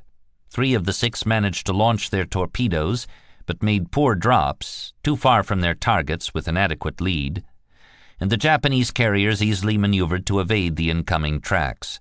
One of the shot-up B-26s seemed to bore directly in for the Akagi's bridge. The pilot apparently knew his plane was finished and tried to take some of the enemy's raining brass with him to the afterlife. Nagumo and his staff, astounded by the suicidal blitz, ducked for cover, but at the last second before impact, the big twin-engine bomber veered off, missing the flagship narrowly, and splashed into the sea. Yamamoto had ordered that a reserve strike be kept on board in case enemy aircraft carriers should suddenly materialize on Kido Butai's exposed port flank, but Nagumo had received no sighting reports and expected none. His reconnaissance planes had been aloft for nearly 3 hours. Radiating north and east like the spokes of a wheel, they had reached the end of their outbound flights, turned on their doglegs, and most were now due to turn back toward home. It was theoretically possible, but not likely, that they would find enemy ships while flying their return legs. Nagumo, therefore, had no reason to believe American ships were in the vicinity. The near miss of the dying B-26, however, seems to have aroused him to the need to put Midway's Air Force out of action. The Nakajima Type 97 Kate torpedo planes of the second strike were armed with torpedoes for anti-ship operations. If they were to attack Midway instead, they must be rearmed with Type 80 land bombs. At 7:15 a.m., Nagumo gave the order. Planes in second attack wave stand by to carry out attack today. Re-equip yourselves with bombs. On the hangar decks, the hard-run armorers again sprang into action and started the intricate process of removing torpedoes and attaching bombs to the bellies of the aircraft. The task would require at least an hour and a half. No sooner was the order given than one of the search planes reported a contact. The cruiser Tonei's No. 4 float plane, which had flown a heading of 100 degrees from the Japanese force, radioed at 7:28 a.m. Sighted what appears to be the enemy, composed of 10 ships bearing 10 degrees, distance 240 miles from Midway, on course 150 degrees, speed 20 knots. Petty Officer Hiroshi Amari, the pilot, had not mentioned carriers, and it was possible he had spotted a surface force which could pose no immediate threat at that range. On the other hand, the possibility that Tonei No. 4 had stumbled across the outer screening vessels of a carrier task force could not be lightly dismissed.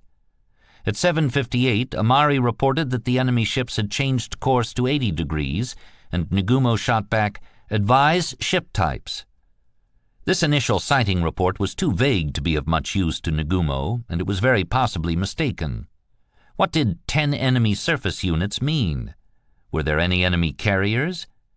The reported location was off Amari's assigned search line. 6 months of naval war, and the Battle of the Coral Sea in particular, had given ample reason to distrust initial contact reports. Nonetheless, Nagumo ordered the plane crews to cease rearming the reserve strike. If subsequent contact reports persuaded him that an American carrier was within striking range, he needed those planes armed with anti-ship ordnance. So Nagumo hesitated and awaited further information. To suspend rearming was one thing. To reverse the rearming and rush the reserve strike up the elevators to be launched against the strange ships in the northeast was another. Nagumo did not choose the latter, more aggressive course of action, and for that he has been pilloried by generations of historians on both sides of the Pacific. Certainly, with the clarity offered by hindsight, Nagumo's best option was to launch an immediate strike with whatever airplanes he had on hand, even if that meant sending torpedo planes armed with land bombs, and even if Tomonaga's planes returning from Midway found the flight decks congested and were forced to ditch at sea. But at 7:45 on the morning of June 4th, Nagumo did not have the benefit of hindsight. He had to act on the basis of what he knew. He knew that Midway's airfields posed a threat to Kido Butai and would continue to pose a threat until knocked out of action. He knew that Tomonaga's force was inbound with fuel tanks running dry and needed clear flight decks on which to land. He knew as of 7:40 a.m. that the Japanese fleet had a mere 14 fighters flying combat air patrol, down from 31 earlier that morning. The ineffectual but troublesome attack of the Avengers and Marauders had forced the Zeros to consume fuel and expend ammunition, requiring them to land and replenish. On the other side of the ledger, he had a vague contact report from Tone No. 4, inconclusive as to ship types and very possibly mistaken. Less than a month earlier in the Coral Sea, another Japanese carrier task force commander had been misled by a flawed contact report and sent a huge airstrike in the wrong direction. Based on what he knew and did not know, Nagumo could be forgiven for electing to await more definite information before deranging his entire order of operations. Nagumo's scope of action was sharply limited by time and circumstances. His 4 flight decks were scarce resources, much in demand, and none could launch and recover airplanes simultaneously. The flight elevators were a bottleneck. The time required to rearm the reserve strike on the hangar decks was a bottleneck. The need to cycle the cap was a bottleneck. Waves of attacking enemy planes had the effect of shrinking those bottlenecks because they forced the Japanese carriers to maneuver evasively, closing their decks to flight operations, and because they forced the protecting Zeros to return to the carriers more frequently for fuel and ammunition. Nagumo's entire naval career had led him to this point. His lofty post as commander of Kido Butai, the tepid support he had received from Yamamoto, the criticism he had absorbed for his supposed failures at Pearl Harbor. The delicate balance between the need to attack and the need to preserve his own force, his conviction that further airstrikes on Midway were needed to shut down that atoll's air attacks on the Japanese fleet. Nagumo had many high-stakes decisions to make and very little time to make them. He and his officers were stationed on Akagi's cramped bridge, pressed cheek to jowl around a small chart table and hemmed in by lockers and pedestal-mounted binoculars.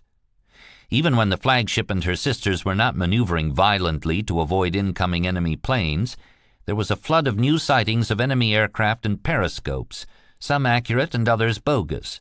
In such an environment, without peace or privacy, the Admiral must have found it difficult to hear himself think. At 7:53 a.m., Japanese lookouts spotted a group of 16 incoming SBD Dauntless dive bombers. This was a Midway-based U.S. Marine Squadron, VMSB 241, led by Major Lofton R. Henderson. Most of Henderson's Marine flyboys had not seen the inside of an SBD until a week prior to the battle, and none had trained in dive-bombing tactics, so Henderson brought them down from 9,500 feet in a shallow dive. They pressed in bravely, flying through heavy flak, but the Zeros swooped in behind them and cut them up badly, splashing Henderson's plane first. Several bombs narrowly missed the Hiryu, which was obscured by a curtain of high waterspouts as the bombs detonated on impact with the sea, but she suffered no damage. The Zeros gave chase to the retreating Dauntlesses and shot down several more. Just as the surviving Marine SBDs left the scene, 14 B-17s under Lieutenant Colonel Sweeney roared high overhead at 20,000 feet. They had been vectored out to the west to bomb the same transports they had attacked the previous day, but were subsequently instructed to turn east and attack Kido Butai. Lieutenant Commander Iyozo Fujita, a Zero pilot, began a steep climb to intercept the high-flying Army bombers, but discovered that their flying altitude was much too high for me. Nor could Japanese anti-aircraft fire reach that lofty height with any degree of success. The B-17s, unmolested, dropped their sticks of bombs on the carrier Soryu. Their aim was apparently much better than it had been the previous day, because several fell surprisingly close to the ship, though none hit. Geysers of water engulfed the Soryu, recalled Lieutenant Hiroshi Suzuki of the Akagi.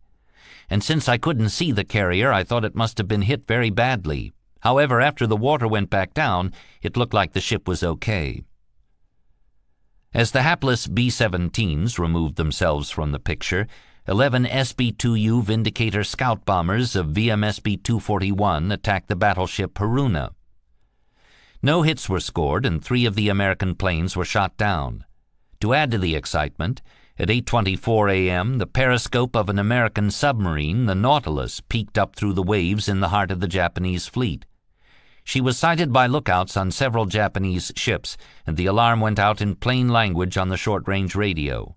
A destroyer moved in to depth charge her, and a Zero swooped low to strafe her. She crash-dived. Thus far, the Japanese had brushed off every successive wave of attacking planes with seeming ease, and no American bomb or torpedo had so much as scratched any ship in the carrier force. Frankly, Fuchida said, it was my judgment that the enemy flyers were not displaying a very high level of ability, and this evaluation was shared by Admiral Nagumo and his staff. It was our general conclusion that we had little to fear from the enemy's offensive tactics. On the other hand, said Takeshi Maeda of the Kaga, we were very impressed by the enemy aviators' sheer determination to fight, as they kept on coming to attack us. No American squadron had yet arrived with a fighter escort. What if one did? Moreover, the Japanese had not yet seen a proper dive-bombing attack, the most dangerous anti-ship tactic in the American arsenal. But such an attack could arrive at any time. Maeda also realized that the relentless pressure was hindering flight operations and would make it difficult to get the reserve strike off before Tomonaga's return. He said, "To me, things looked pretty dim." Even in the midst of these aerial melees, the Japanese carriers had to cycle the Combat Air Patrol, or CAP, so as to keep their air defenders fueled up and freshly armed. Kaga managed to land some of her planes right as the B-17 attack was beginning, though it required her to hold course into the wind. The first planes of Tomonaga's force began arriving while American planes were still in the area, and the carriers were still making evasive turns. They could do nothing but circle at low altitude and wait for the American attacks to disperse. None of the returning planes could stay aloft for long, as all were low on fuel. Some were damaged, and some of the air crews were injured. To allow them to land safely, the carriers would have to steam into the wind for at least 15 minutes. Another 30 minutes would be needed to move the aircraft down to the hangar decks. Such was the state of play at 8:20 a.m. when Tone No. 4 radioed, "The enemy is accompanied by what appears to be a carrier in a position to the rear of the others." The report must have made Nagumo's blood freeze. In the first 6 months of the war, Kido Butai had always dictated events, forced the enemy to react, inflicted heavy punishment, and then withdrawn before any real danger could materialize. There had been tense moments, as in the Indian Ocean, but this was an entirely new and perilous set of circumstances. For the first time in its renowned career, Kido Butai was compelled to react to events dictated by a foe. The cardinal rule of carrier warfare, the rule that ruled over all others, was to strike first. But Tomonaga's planes had been orbiting patiently, their engines running on fumes, and if they were not recovered immediately, they would go into the sea. Japanese carrier doctrine did not allow for one group of airplanes to be warmed up forward of the crash barriers, while another group was recovered. Nagumo was now forced to choose between two disagreeable alternatives. The first was to order Tomonaga's entire strike to make a water landing, ditch their planes in the sea and hope to be rescued, in which case the reserve strike might have been ready to launch by about 9:15 a.m. But that would involve the certain loss of all orbiting planes and the probable death of some portion of the air crews. Nagumo chose his second option, to recover the morning strike and move them to the hangar decks, in which case the reserve strike would be ready to launch against the American fleet shortly after 10 a.m. With a bit of luck, Kido Butai would be left in relative peace for the next hour and a half. Below, in the hangar decks, the rearming of the reserve strike proceeded. When the exhausted mechanics received Nagumo's order to switch the ordnance back to anti-ship types, Maintenance Petty Officer Kaname Shimoyama recalled, "There was utter confusion on Akagi. Inside our hangar there was very little room, and it was very hard to do this job. Our torpedoes also were very heavy and were manually loaded on our aircraft.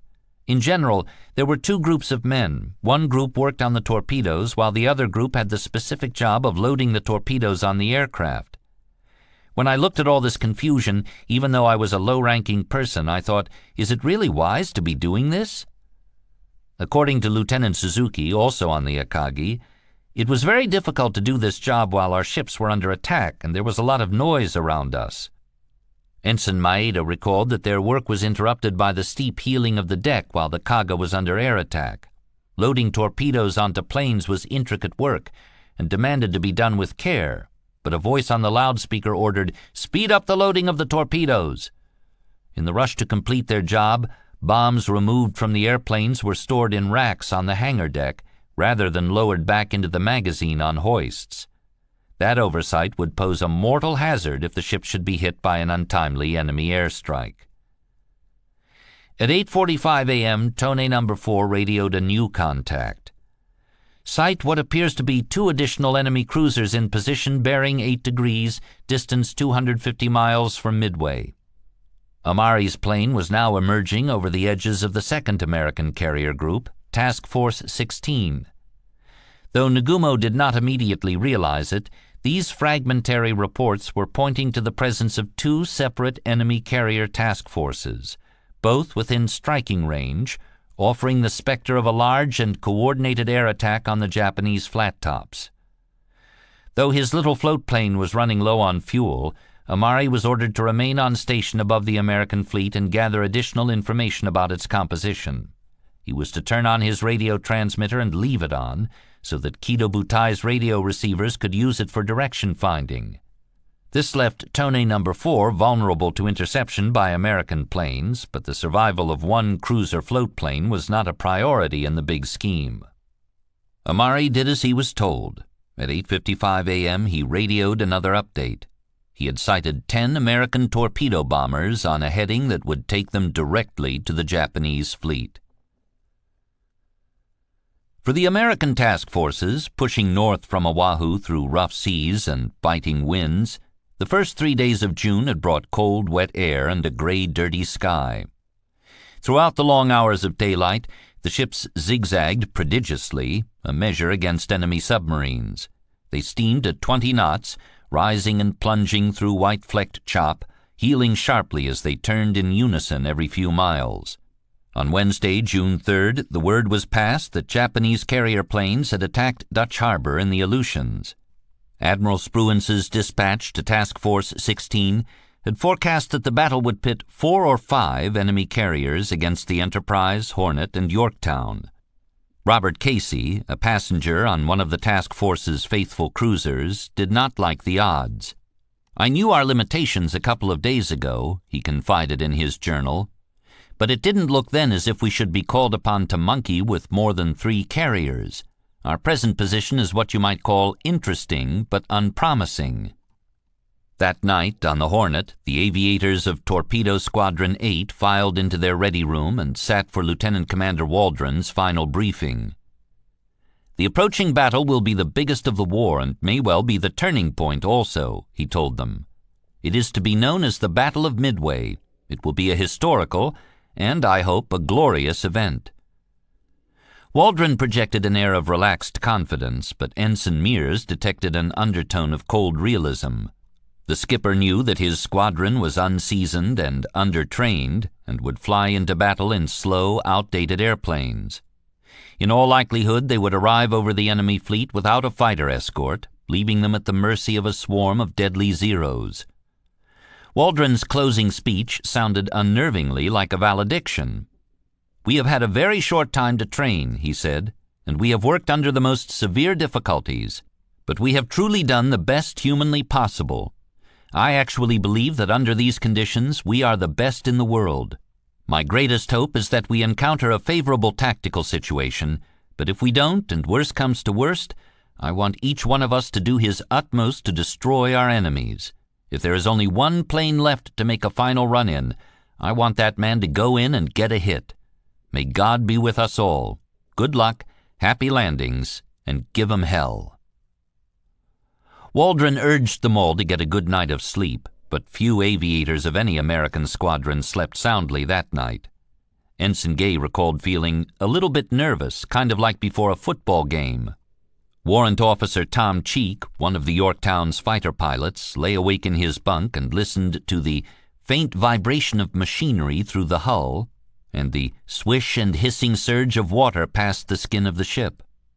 Clayton Fisher, dive bomber pilot on the Hornet, wrote letters to his wife and mother before turning in, privately reflecting that his odds of survival the next morning were minimal, even if we achieved our planned surprise attack on the Japanese carriers with all their experienced air groups.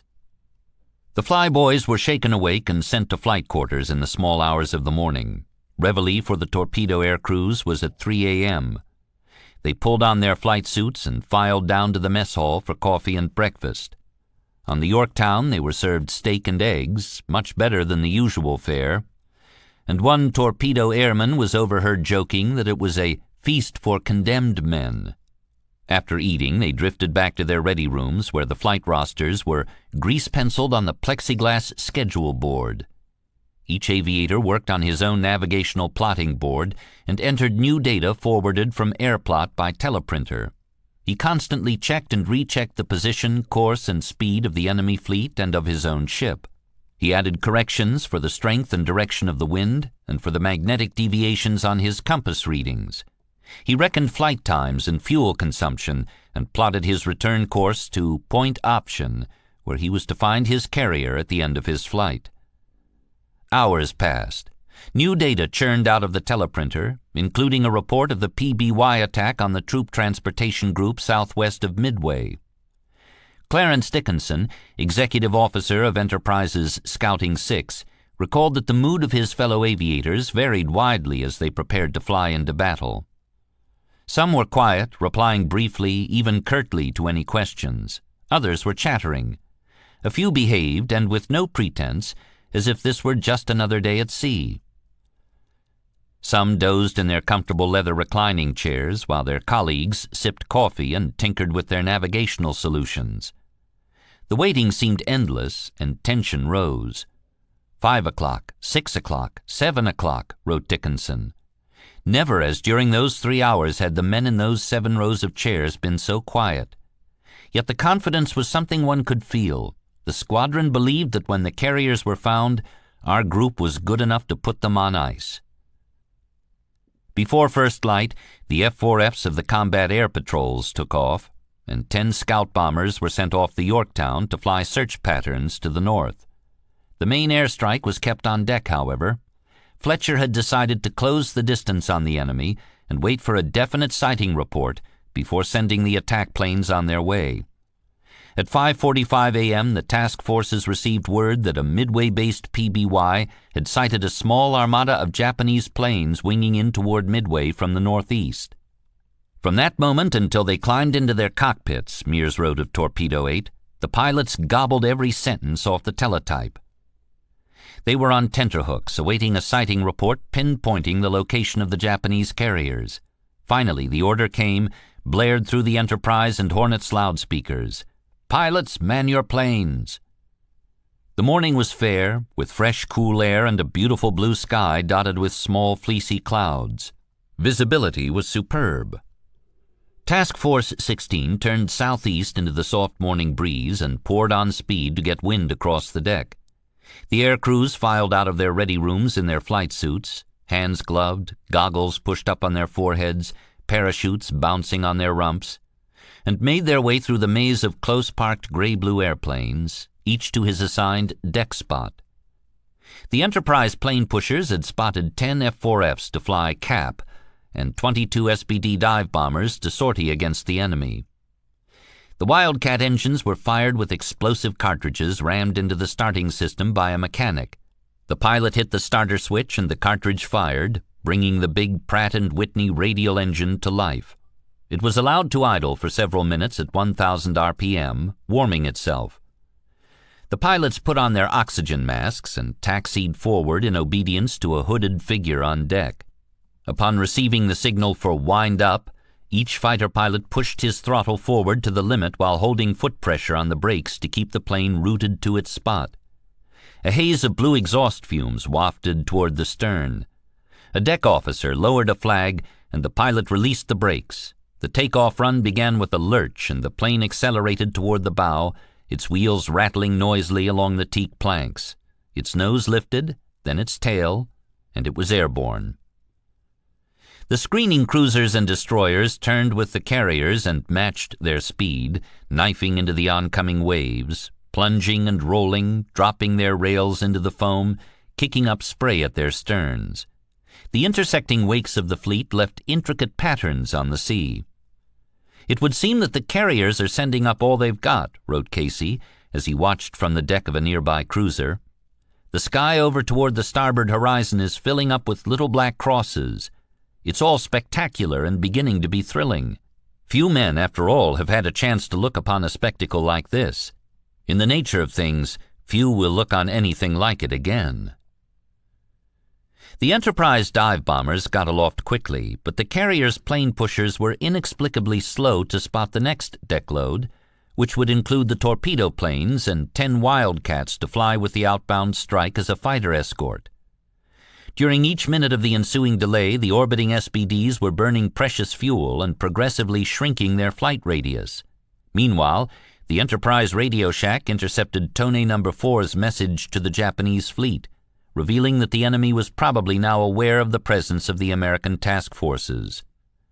Spruance wisely chose to throw doctrine to the wind and send the SBDs off without waiting for the rest of the strike to get aloft.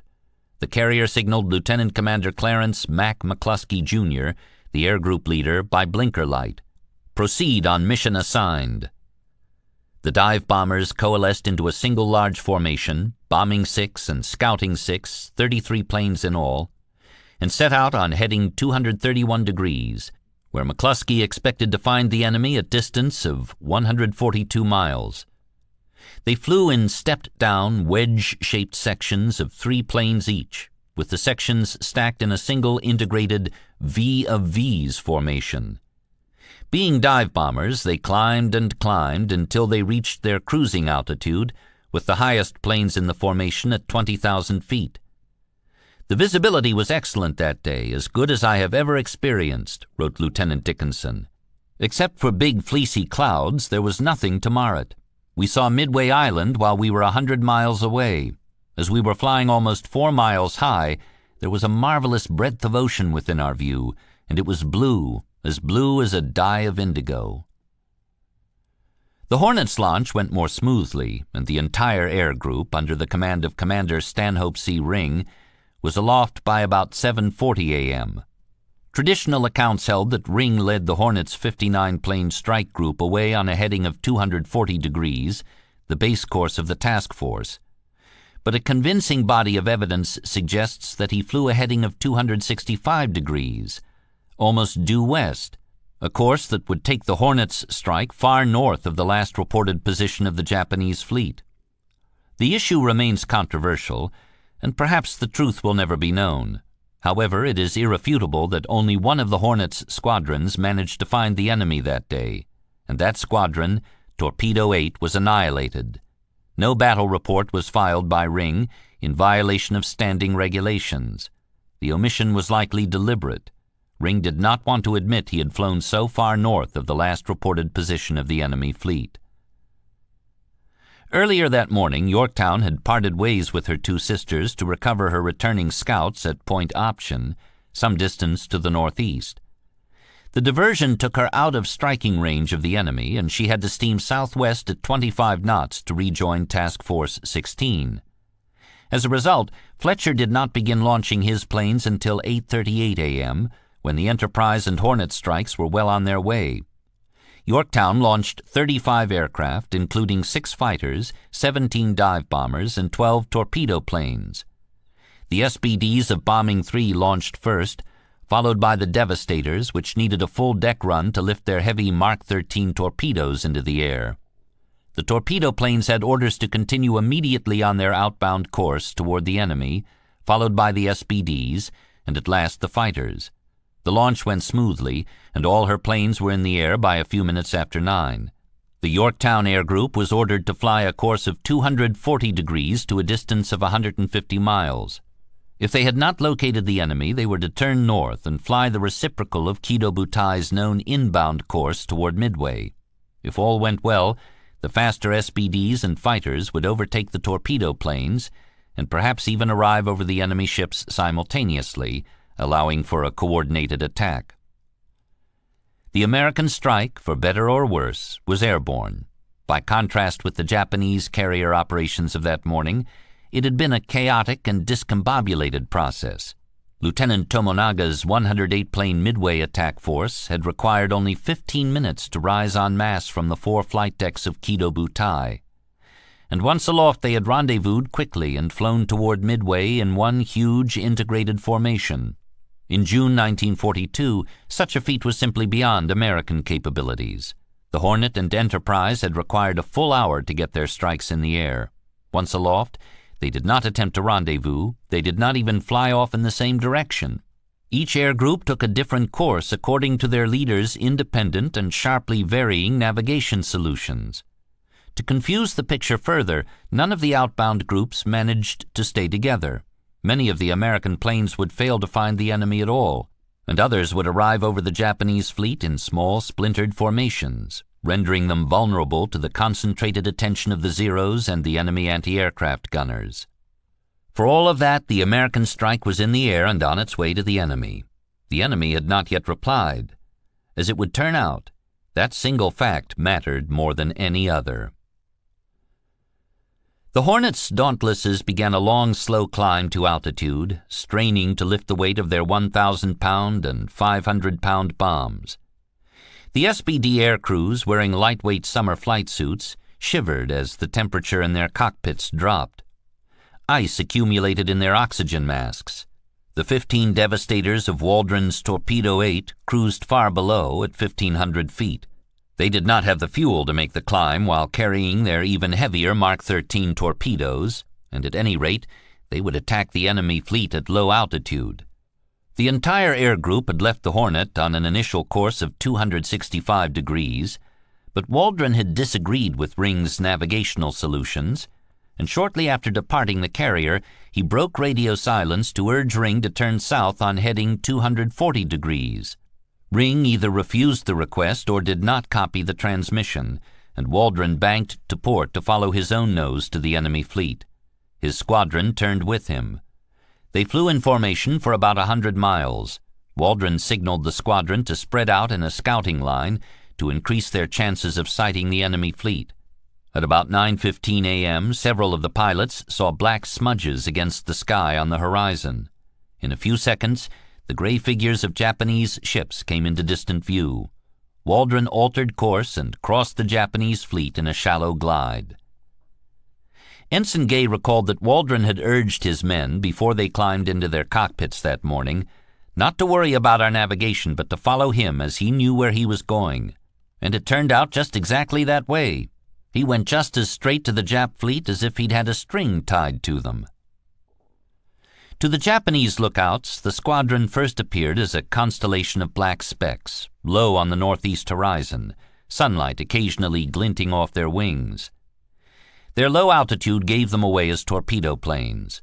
According to Fuchida, the mood among his shipmates darkened. Though the Japanese fleet had thus far brushed off a series of attacks by many different kinds of planes, they had been lucky, and their luck could not last forever. But the carriers had just completed their recovery of the Midway strike, so they were free to maneuver evasively. They turned away from the sluggish TBDs, thus lengthening the time and distance the attackers would have to fly. The Zeros closed in from overhead on all sides, executing wing-overs and half-loops to line up their killing shots on the incoming American planes. Waldron had demonstrated temerity and skill in leading his squadron directly to the Japanese fleet, when Ring had taken the rest of the Hornet's air group on a fool's errand to the northwest. But Torpedo 8 now found itself in dire circumstances.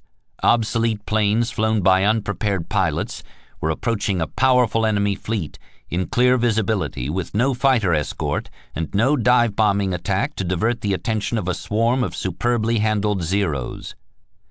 Inevitably, Torpedo's attack has drawn comparisons to the charge of the Light Brigade in the Crimean War, described in Alfred Lord Tennyson's famous poem.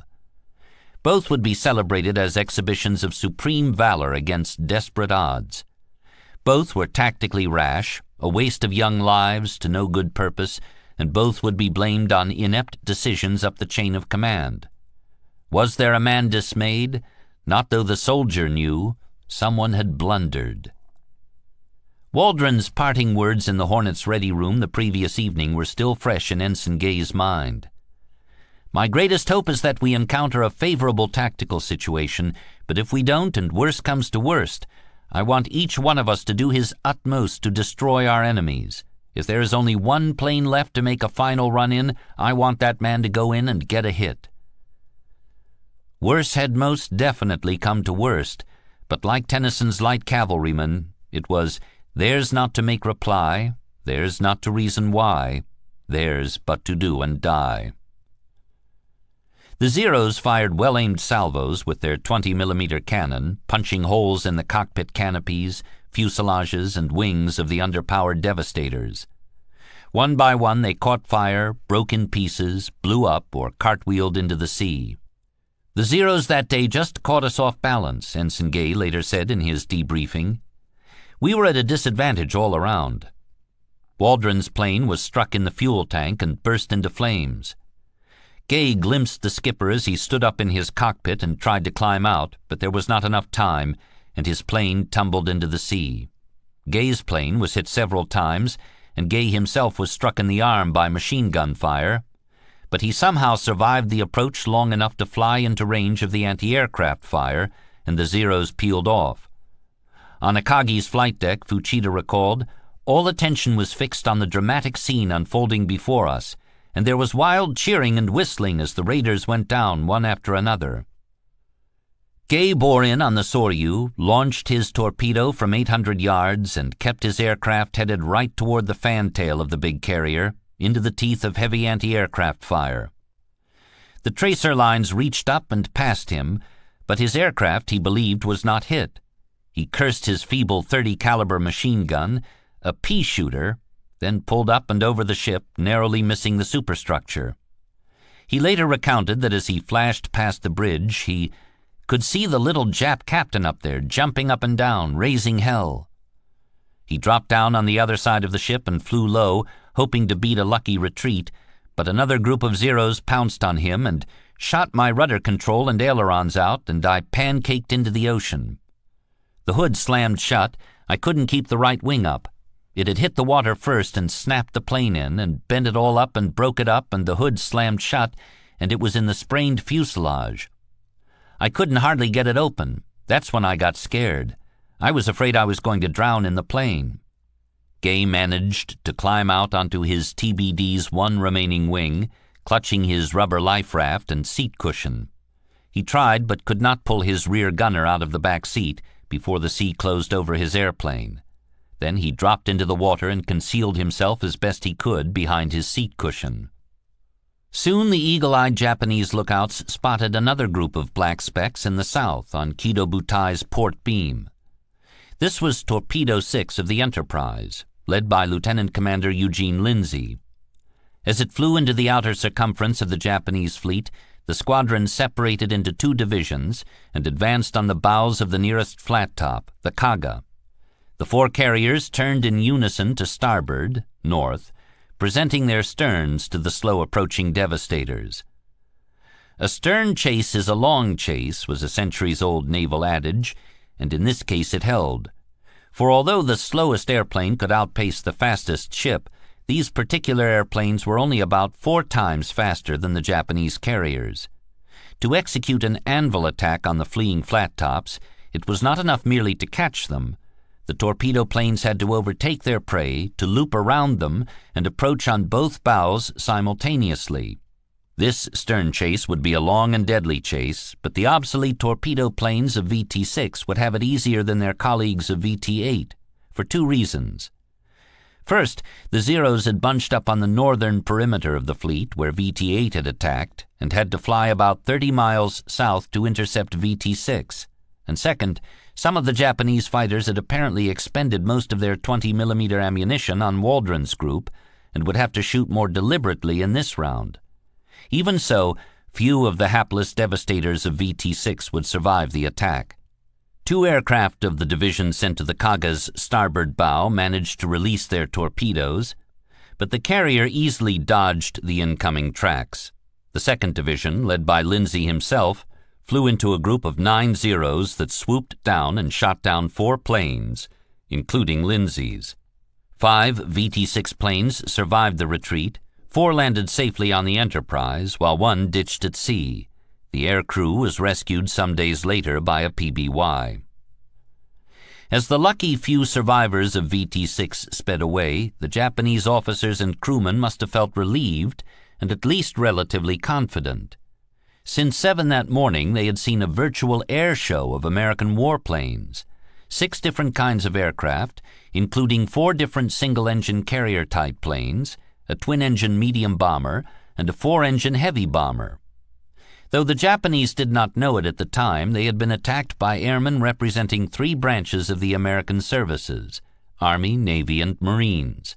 They had been level-bombed, glide-bombed, and torpedo-bombed. They had caught their first glimpse of the Grumman TBF Avenger. And although the new torpedo plane's combat debut had been none too impressive, it would inflict plenty of misery on the Imperial Japanese Navy in the 3 years to come. No Japanese ship had yet been scratched, and the Zeros had brushed off every successive wave of attackers while losing only a few planes. Even so, by interrupting flight operations and forcing a more rapid cycling of the cap, the constant pressure of new air attacks had kept Kido Butai on its back foot. Within another 20 minutes or so, the first bombers would be lifted up on the elevators and spotted on the flight decks, and if the decks could be kept clear for about 45 minutes, a powerful counterstrike would be launched against the American fleet, probably before 11 a.m. Until then, the Japanese carriers would remain in the treacherously vulnerable position of having their attack planes fueling and arming in their hangar decks. Most worrying to Admiral Nagumo and his officers, perhaps, was that Kido Butai had not yet been subjected to a proper dive-bombing attack. They knew that the SBD Dauntless dive bomber was the most lethal carrier aircraft in the American inventory. Less than a month earlier, at Coral Sea, dive-bombing attacks had maimed the Shokaku and obliterated the Shoho. So the Japanese commanders must have asked themselves, where were the Dauntless squadrons, and what would happen if they appeared suddenly in the skies overhead? 32 SBDs from the Enterprise, the combined force of Scouting 6, under Lieutenant Wilmer Earl Gallagher, and Bombing 6, under Lieutenant Richard Halsey Best, had flown southwest from the task force at 231 degrees.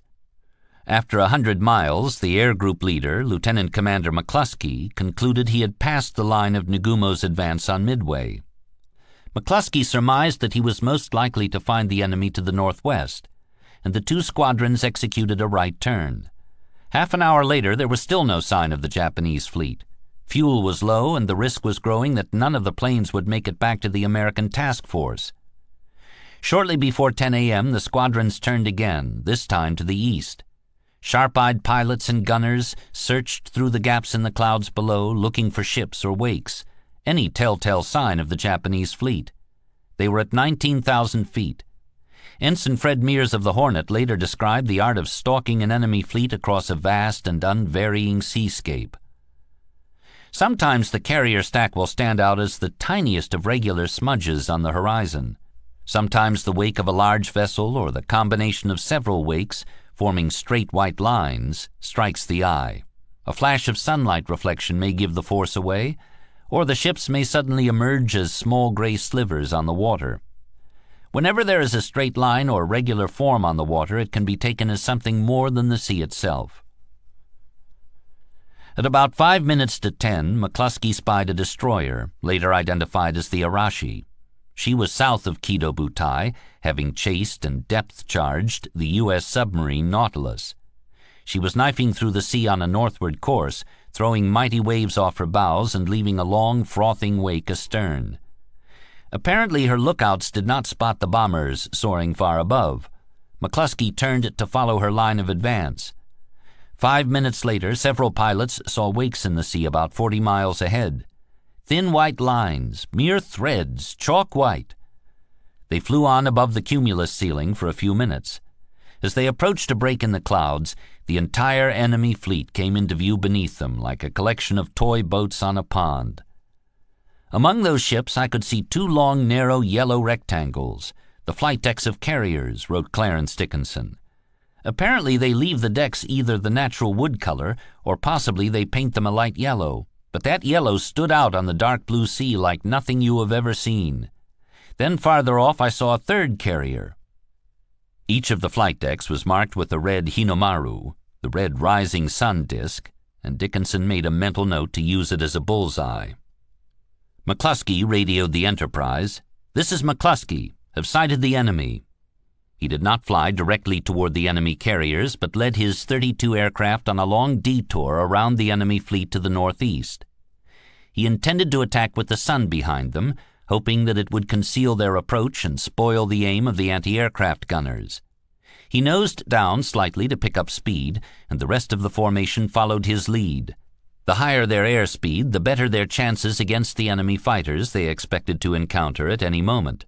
They flew directly over several screening destroyers, but none of the Japanese lookouts raised an alarm, probably due to a combination of scattered cloud cover and the distraction afforded by yet a third wave of incoming torpedo planes boring in toward Kido Butai from the southeast, nearly 15,000 feet below. The new group was Torpedo 3 of the Yorktown, led by Lieutenant Commander Lancey Massey. Massey's 12 lumbering airplanes were no better than those of VT-8 or VT-6, but VT-3 had the advantage of a fighter escort, 6 F-4F Wildcats of VF-3 under Lieutenant Commander Jimmy Thatch. Thatch, one of the best fighter pilots in the U.S. Navy, had developed a group formation that he called the beam defense maneuver, which would later take the more popular name Thatch Weave. Now it was put into practice for the first time in the war, with results that must have come as a nasty surprise to the veteran Zero pilots who had grown accustomed to having their way with all types of American planes. The technique involved close cooperation between wingmen. When a pilot saw a Zero on his beam approaching in a typical high-side run, he simply banked his plane away from the attacker. His wingman, tipped off by the sight of the neighboring Wildcat turning toward him, turned toward the turning Wildcat and passed it in a weaving pattern. This brought the attacking Zero into his sights, setting up a head-on shot. Thatch's F-4Fs were flying about 2,000 feet above and slightly behind Massey's TBDs. Thatch's 6 fighters were beset by about 15 Zeros, and Thatch recalled thinking that not one of his aircraft would survive the fight. But the weave seemed to catch the Japanese pilots off balance, and for the first time in the battle, flaming and spinning Zeros were seen going into the ocean. "A number of them were coming down in a string on our fighters," wrote Thatch. "The air was just like a beehive. It didn't look like my weave was working, but then it began to. I got a good shot at 2 of them and burned them. One had made a pass at my wingman, pulled out to the right, and then came back. We were weaving continuously, and I got a head-on shot at him." Tom Cheek, one of Fighter 3's pilots, recalled his amazement at the Zero's performance. When he fired on 2, they rolled out of his sights and began to climb away. Their climbing ability was stunning to watch. They were out of sight and mind in seconds as I rolled to the right, reversing course. The thought struck home, this was not one to tangle with in a dogfight, at least not with an overweight F-4F-4. Massey's Devastators droned gamely on toward Hiryu, the closest of the 4 carriers and the only one in range. Despite Thatch's gallant efforts, he could not draw all the Zeros away from VT-3. Perhaps a dozen swarmed on the torpedo planes and began sending them down into the sea in flames, one by one. No hits were scored by VT-3, while 10 of 12 aircraft were shot down. "That first attack on us and the torpedo planes was beautifully coordinated," Thatch later said. "It was something I had to admire. It was beautifully executed. This was their first team, and they were pros." Far above, the Enterprise dive-bombing squadrons neared their pushover points. McCluskey did not yet realize it, but by a lucky accident, the 17 SBDs of Yorktown's Bombing 3 were arriving on the scene at the same time and from a different direction, east. The Japanese fleet, caught between 2 large waves of enemy dive bombers, was utterly unprepared to repel the attack. No Zeros were at high altitude, having descended to fight off the torpedo planes. The 4 carriers of Kido Butai, in maneuvering to avoid the past hour's successive attacks, had deranged their favored box formation and were now strung out in a ragged line, spreading the defending Zeros over a long axis and diluting the concentration of the screening ship's anti-aircraft fire. In any event, it seems that no one in the Japanese task force even spotted the dive bombers until they were screaming out of the sky, and by that time it was too late. McCluskey's division leaders signaled the moment by kicking their rudders back and forth, causing each plane's tail to wag. The lead Dauntlesses in the formation nosed up in a stalled position and opened their flaps, then peeled off to one side and pushed over. They dived steeply at a 70-degree angle, centering their optical bomb sights on the flight decks of their chosen targets. It was 10:20 a.m. The Enterprise planes dived on the Kaga and the Akagi. Lieutenant Commander Maxwell F. Leslie's Yorktown planes attacked the Soryu. "I was making the best dive I had ever made," recalled Lieutenant Dickinson, who attacked the Kaga. "The people who came back said it was the best dive they had ever made. We were coming from all directions on the port side of the carrier, beautifully spaced." The Kaga was tearing through the water at 28 knots, but her tormentors were numerous and plummeting down on her at an ideal angle. Thatch, still fighting off Zeros while trying to shepherd the two remaining torpedo planes of VT-3 to safety, detected a glint in the sun, and it just looked like a beautiful silver waterfall, these dive bombers coming down. I'd never seen such superb dive bombing. On the Kaga, crewmen on the flight deck were cheering the Zeros as they cut the torpedo planes to pieces. The anti-aircraft gunners had depressed their weapons to the horizontal to fight off the low-altitude attack. One of the carrier's pilots, standing on the catwalk, recalled that one of our machine gun commanders pointed his baton to the sky and shouted something. When I looked up, several dive bombers appeared between the clouds and were plunging down on us. Several voices shouted, "Enemy dive bombers!" The first group of Dauntlesses descended on her port quarter, and her captain, Chisaku Okada, ordered hard a starboard to send the big carrier into a clockwise turn. But the Kaga was slow to respond to her helm, and the SBDs made the needed corrections to keep the flight deck in their sights. The Japanese crew watched in dismay as the bombs separated from the bellies of the diving planes and fell directly toward them. The first three missed narrowly, throwing huge towers of water up on either side of the ship. But the next four hit in quick succession, 2 amidships and 2 forward. The results were cataclysmic. The carrier's small superstructure was almost completely destroyed, killing most of the ranking officers, including Captain Okada. The island's windows were blown out, its outer skin was stripped off, and its interior spaces were flooded with so much smoke that the survivors were driven out on deck. No one manned the bridge. No one was left at the helm.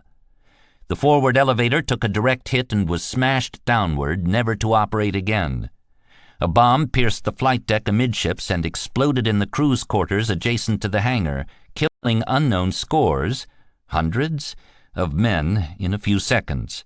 Fuel tanks and munitions detonated on the hangar deck. Ensign Maeda sought cover under the flight deck near the stern. As the bombs struck, he shouted to some of his fellow pilots in their staterooms, "It is dangerous here! Get the hell out!" As he climbed the ladders, he noticed the ship was taking on a dangerous list. Then an explosion flung him to the deck and pierced his leg with shrapnel. Lieutenant Dickinson, whose bomb struck forward near the elevator, saw the deck rippling and curling back in all directions, exposing a great section of the hangar below. "I knew the last plane had taken off or landed on that carrier for a long time to come."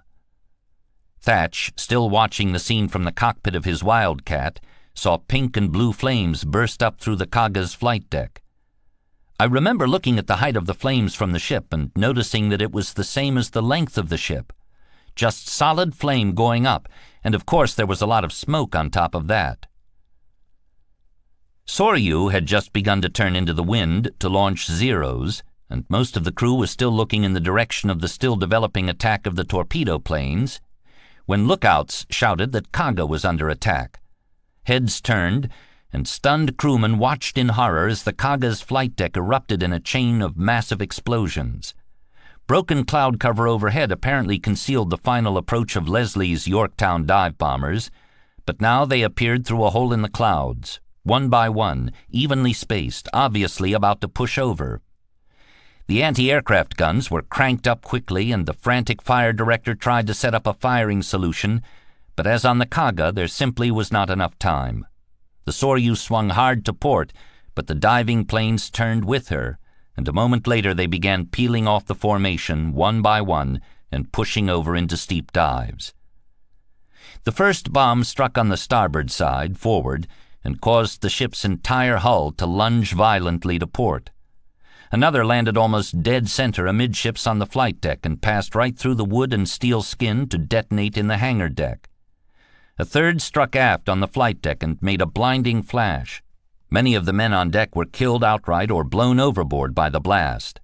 Commander Hisashi Ohara, the ship's executive officer, felt a wave of heat, not particularly painful, but realized that he must have been badly burned when men brought wet towels to press against his face. The Soryu's engines cut out and she went dead in the water. A column of smoke rose from the great wound that had been torn in her flight deck. Burning sections of eviscerated Zeros were strewn across the deck, amidst bodies and parts of bodies. To the survivors, these terrible scenes appeared through a shimmering heat haze. Nagumo's flagship, the Akagi, very nearly escaped the unwelcome attention of the American dive bombers. This was due to a tactical error committed by McCluskey, who was a recent convert to the dive bombing ranks, having switched from fighter planes. Doctrine held that when two divisions of dive bombers arrived over multiple targets, the lead division should take the farther of the two. But McCluskey took his division down on the Kaga, the nearer of the two. As a result, the entire 32-plane armada almost concentrated all of their bombs on the Kaga while leaving the Akagi alone. Lieutenant Dick Best, commander of VB-6, saw what was happening and led his two wingmen to attack the Akagi. Because he had not had time to set up the attack properly, Best's dive angle was shallower than that taken by the planes over the Kaga, placing his three planes in greater danger as they approached. They did not attack in textbook fashion, by diving in an evenly spaced file of planes, but maintained their V formation throughout the dive. On the deck of the Akagi, lookouts shouted in alarm and a warning trumpet sounded harshly over the loudspeakers, but the anti-aircraft guns were slow to respond and what little fire they threw up missed widely. A few alert crewmen, with a well-founded sense of self-preservation, managed to fling themselves flat on deck. Captain Taijiro Aoki put the ship into a hard starboard turn, but that merely turned the flagship's port beam toward the attackers, and they were able to make the necessary adjustments to stay on target.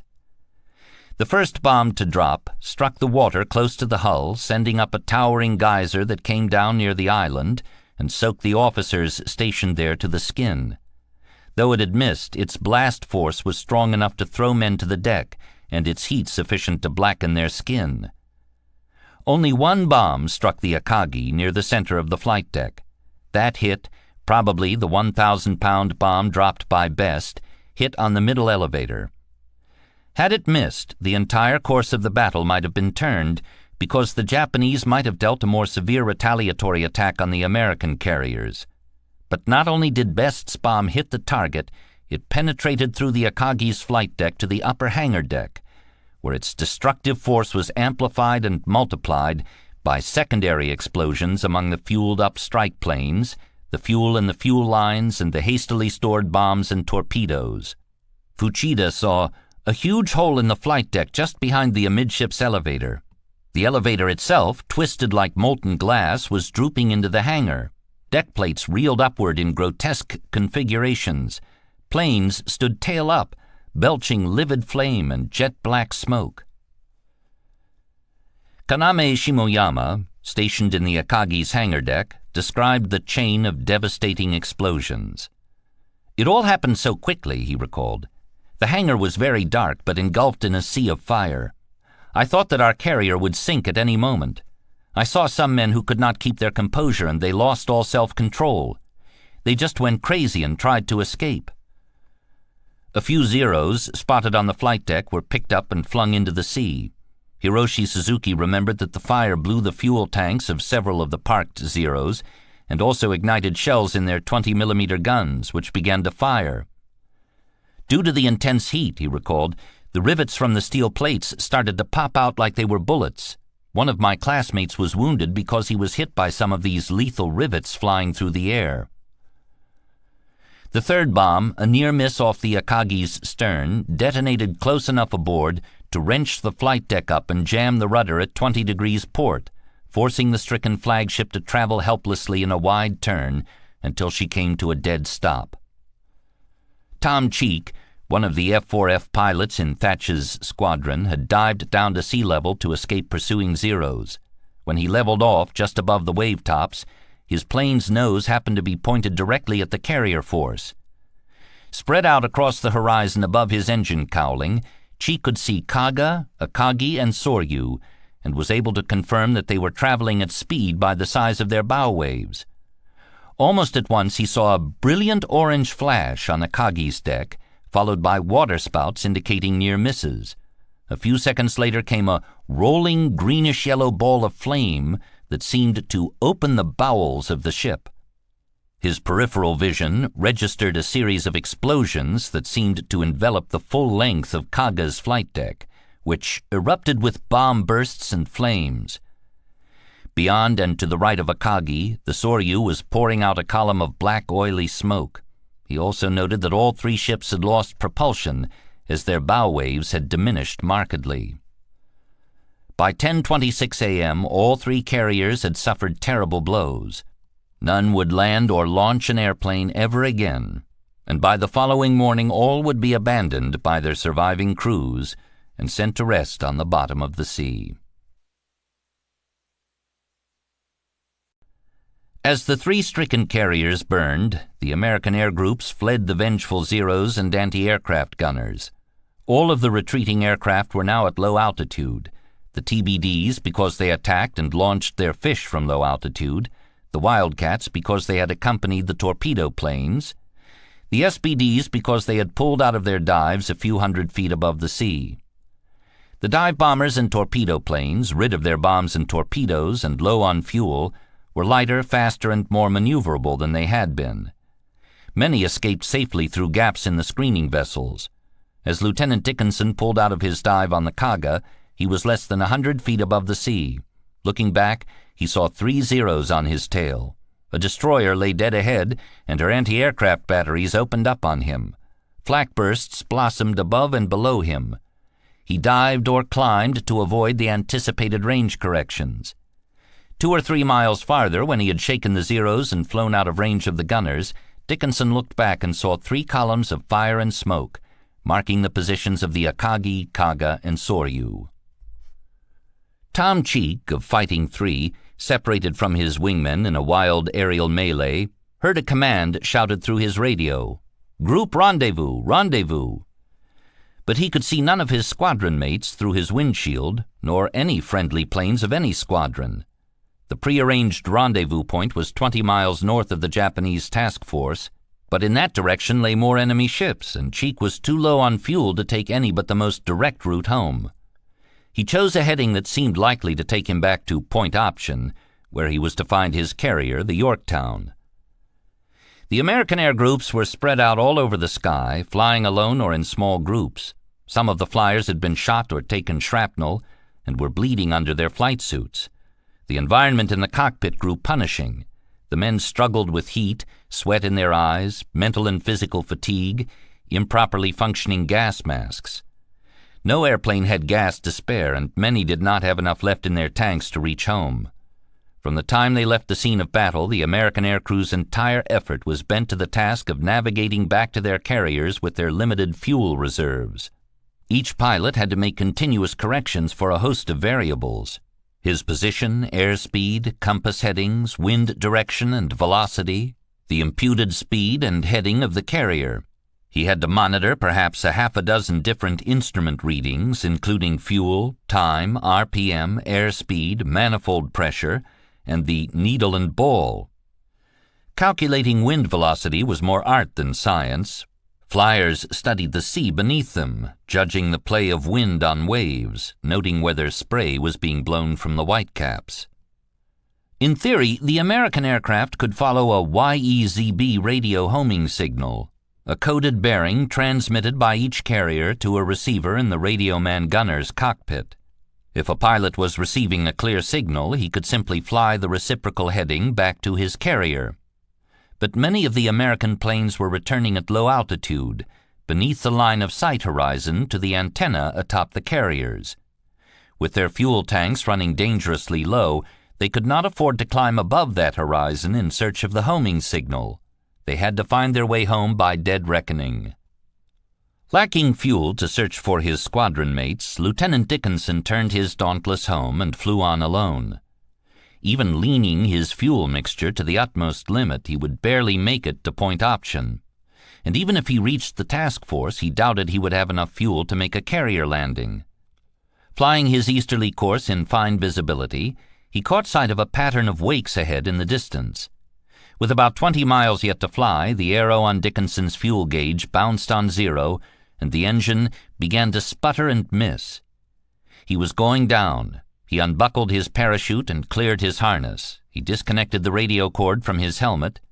He cleared away any gear that would prevent him from exiting the cockpit in seconds.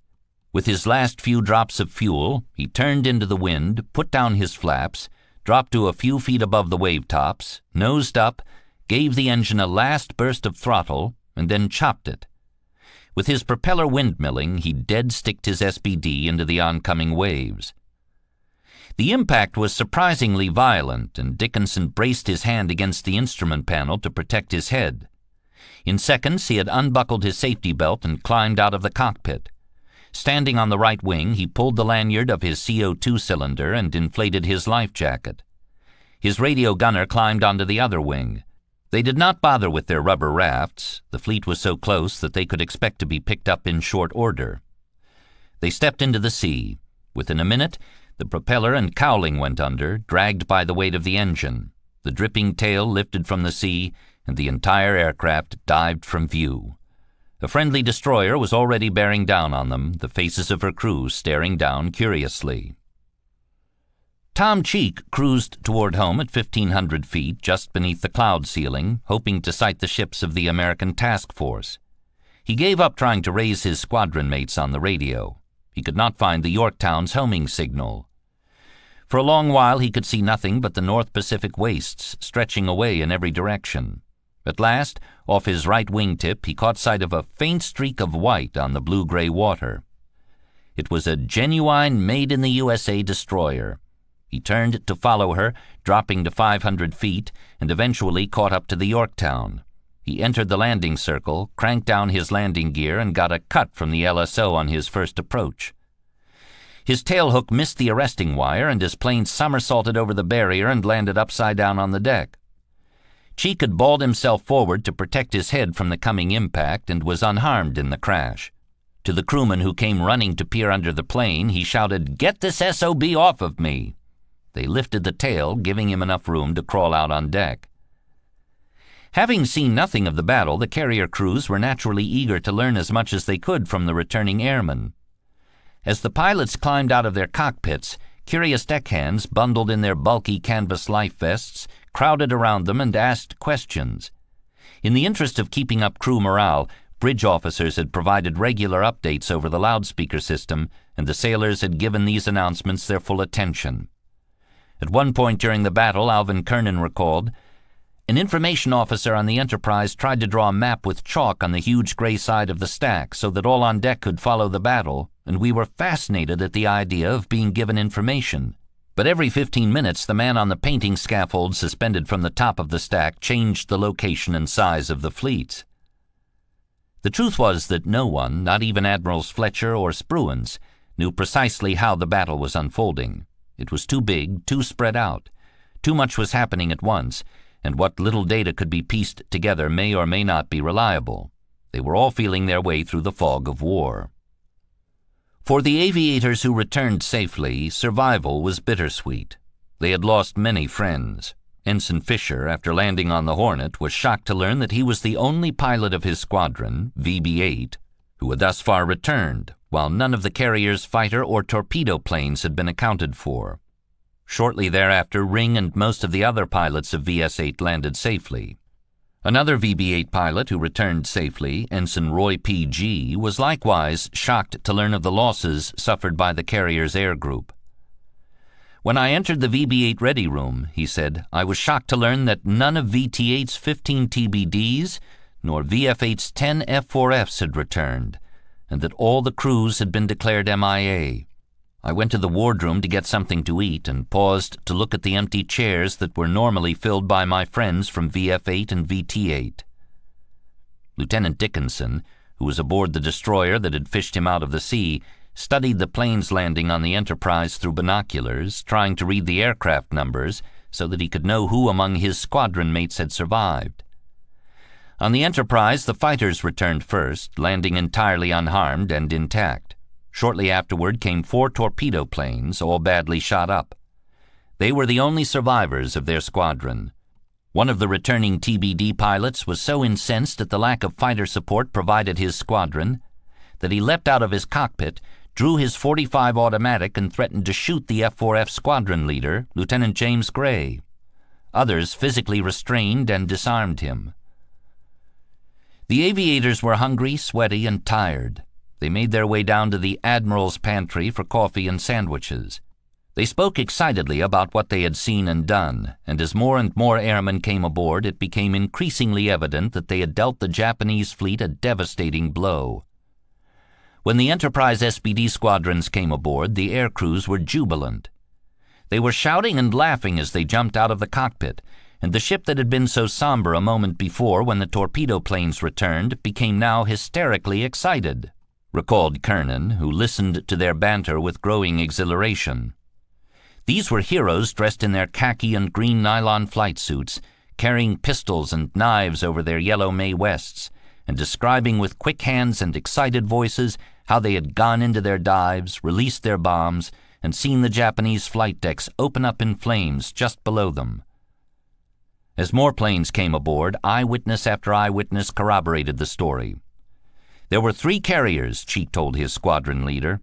I saw bomb hits on all of them, and I think 1 torpedo hit on one. They were all burning like hell when I left.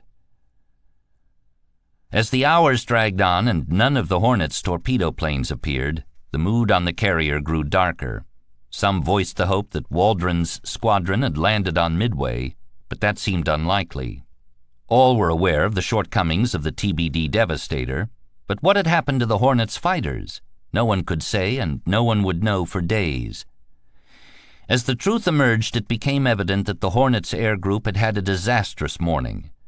Her torpedo planes had been slaughtered, her fighters had lost their way and been forced to ditch at sea. Her SBDs failed to find the enemy fleet, though most survived either by landing on Midway or by returning safely to the carrier. In sum, all of the Hornet's TBDs had been destroyed. A third of her fighters had been lost, and a third of her dive bombers had landed on Midway, though they would return to the carrier later that afternoon. With the exception of the 15 TBDs of Waldron's Torpedo 8, all of which had been wiped out without scoring a hit on the enemy carriers, no Hornet aircraft had engaged the enemy. The 3 stricken Japanese carriers were engaged in a life-and-death struggle against the fires raging below their decks. Even if their hangars were not crammed wingtip to wingtip with aircraft that had been fueled up and armed with bombs and torpedoes, each ship was filled with other flammable materials to feed and nourish the flames. Their aviation fueling systems offered a network of highly combustible fuel-filled lines that transported the fire throughout the ships, forward and aft, down to the lower decks, down to the main storage tanks. Bombs, torpedoes, and ammunition were stored in racks and storage lockers in the hangars, or even scattered haphazardly along the deck, and many detonated within the hulls of the ships. The Japanese Navy, with its overriding emphasis on offensive warfare, had neglected to train and prepare adequately for firefighting and damage control. The interior of the ships offered plenty of sustenance for the conflagration: wood flooring and furniture, internal timber support beams, cotton pipe insulation, cotton bedding. The galleys and ovens were caked with accumulated grease and oils. Fire hoses and foam spraying systems were installed on the hangar decks, but these systems were fed by water mains that were vulnerable to bomb or fire damage. The Kaga, hit by 4, possibly 5 bombs, was in the worst shape of the 3 stricken carriers. Her hangar was engulfed by a maelstrom of fire, touching off bombs and torpedoes on the planes and in the storage rooms. burned, mutilated, and mangled bodies were scattered along the length of the deck. No more than a handful of crewmen stationed there at the time of attack would survive. The fire mains were knocked out, as was the electric generator that powered the fire pumps. Smoke filled the enclosed space, and the lights cut out. The fuel mains were ruptured, pouring aviation gas onto the fires, which erupted in a blazing inferno. A few hideously burned survivors crawled through the wreckage and the scattered remains of their shipmates. The Kaga's fires spread so rapidly that they simply overwhelmed damage control efforts. Many of the men who had drilled in firefighting were either killed or so severely wounded that they could not function effectively. Lieutenant Takayoshi Morinaga, a Nakajima torpedo plane pilot, recalled that he and other survivors gamely tried to control the fires with old-fashioned bucket relays from the latrines, but the water evaporated quickly and it was useless. 2 or 3 minutes after the attack, munitions on the hangar deck detonated, and a rolling ball of fire and a mushroom cloud ascended to a height of several thousand feet above the ship. The sides of the ship were peeled open and thrown outward by the explosion, ejecting bodies, debris, and parts of aircraft into the sea. Numerous explosions rocked Kaga over and over, said another Nakajima pilot, Ensign Haruo Yoshino. When I came to my senses and looked around, everyone who was there just a moment ago had disappeared. On the Soryu, the situation was much the same. The hangar deck had been penetrated by 3 bombs, the hangar crews had been decimated, and the secondary explosions of fuel and munitions quickly overwhelmed the efforts of damage control teams. By chance or fate, 1 bomb had struck in each of 3 separated compartments on the hangar deck, ensuring the complete devastation of the entire area. In the engine room, deep in the lower reaches of the ship, the men heard the tremendous explosions over their heads and realized that the space between them and the open air above decks was blocked by a sea of fire. Lieutenant Michitaro Naganuma recalled that the explosions caused the deck above their heads to warp downward, and tongues of flame shot out of the ventilation ducts. The temperature climbed quickly and the supply of breathable air suddenly dropped. Within 15 minutes of the attack, the Soryu's officers had concluded that the ship was probably beyond saving, and Captain Ryusaku Yanagimota ordered abandon ship. Many of the crew had anticipated the order, or, not receiving it, obeyed it anyway. Men leapt from the deck into the sea, driven overboard by the intolerable heat of the fires. Others were lifted from their feet by explosions and catapulted into the water. At first it seemed that the Akagi, having taken only 1 direct hit, was not as badly mauled as her 2 sisters. But that 1 bomb, having touched off a chain of powerful secondary explosions on her hangar deck, sealed her fate. Her fires quickly overpowered the firefighting squads by driving the men back, cutting the water mains, and killing the electrical power to the pumps. Captain Aoki ordered the magazines flooded, but water would not flow into the aft magazine, possibly because the valves had been damaged by the near miss off the stern. The conflagration descended into the lower hangar deck and found more fuel to feed upon. The crew, working with hand pumps, could not get enough water on the fire. Firefighting parties wearing gas masks carried cumbersome pieces of equipment and fought the flames courageously, Fuchida recalled. But every induced explosion overhead penetrated to the deck below, injuring men and interrupting their desperate efforts. Stepping over fallen comrades, another damage control party would dash in to continue the struggle, only to be mowed down by the next explosion. Lieutenant J.G. Kyoto Furuta, a Type 99 pilot, recalled that when the ship's power plant was disabled, our fire extinguisher pump didn't work, and even if it worked, the pump would not have put out this inferno, so we just gave up trying to put out the blaze. It was clear that the Akagi could no longer serve as Nagumo's flagship. The fire emerging from the flight deck threatened to consume the island. Admiral Nagumo was reluctant to leave the ship, insisting, "It is not time yet." But Nagumo's chief of staff, Rear Admiral Kusaka, pressed him to transfer his flag to the light cruiser Nagara. "Sir, most of our ships are still intact. You must command them."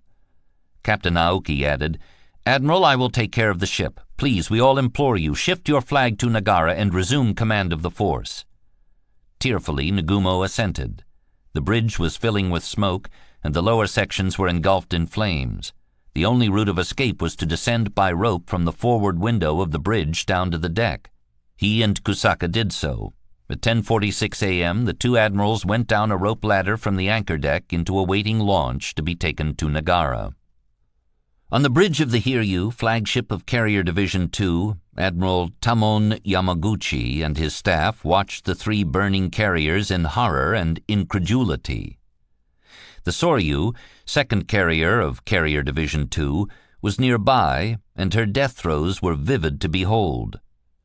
A witness compared her to a giant daikon radish that had been sliced in two.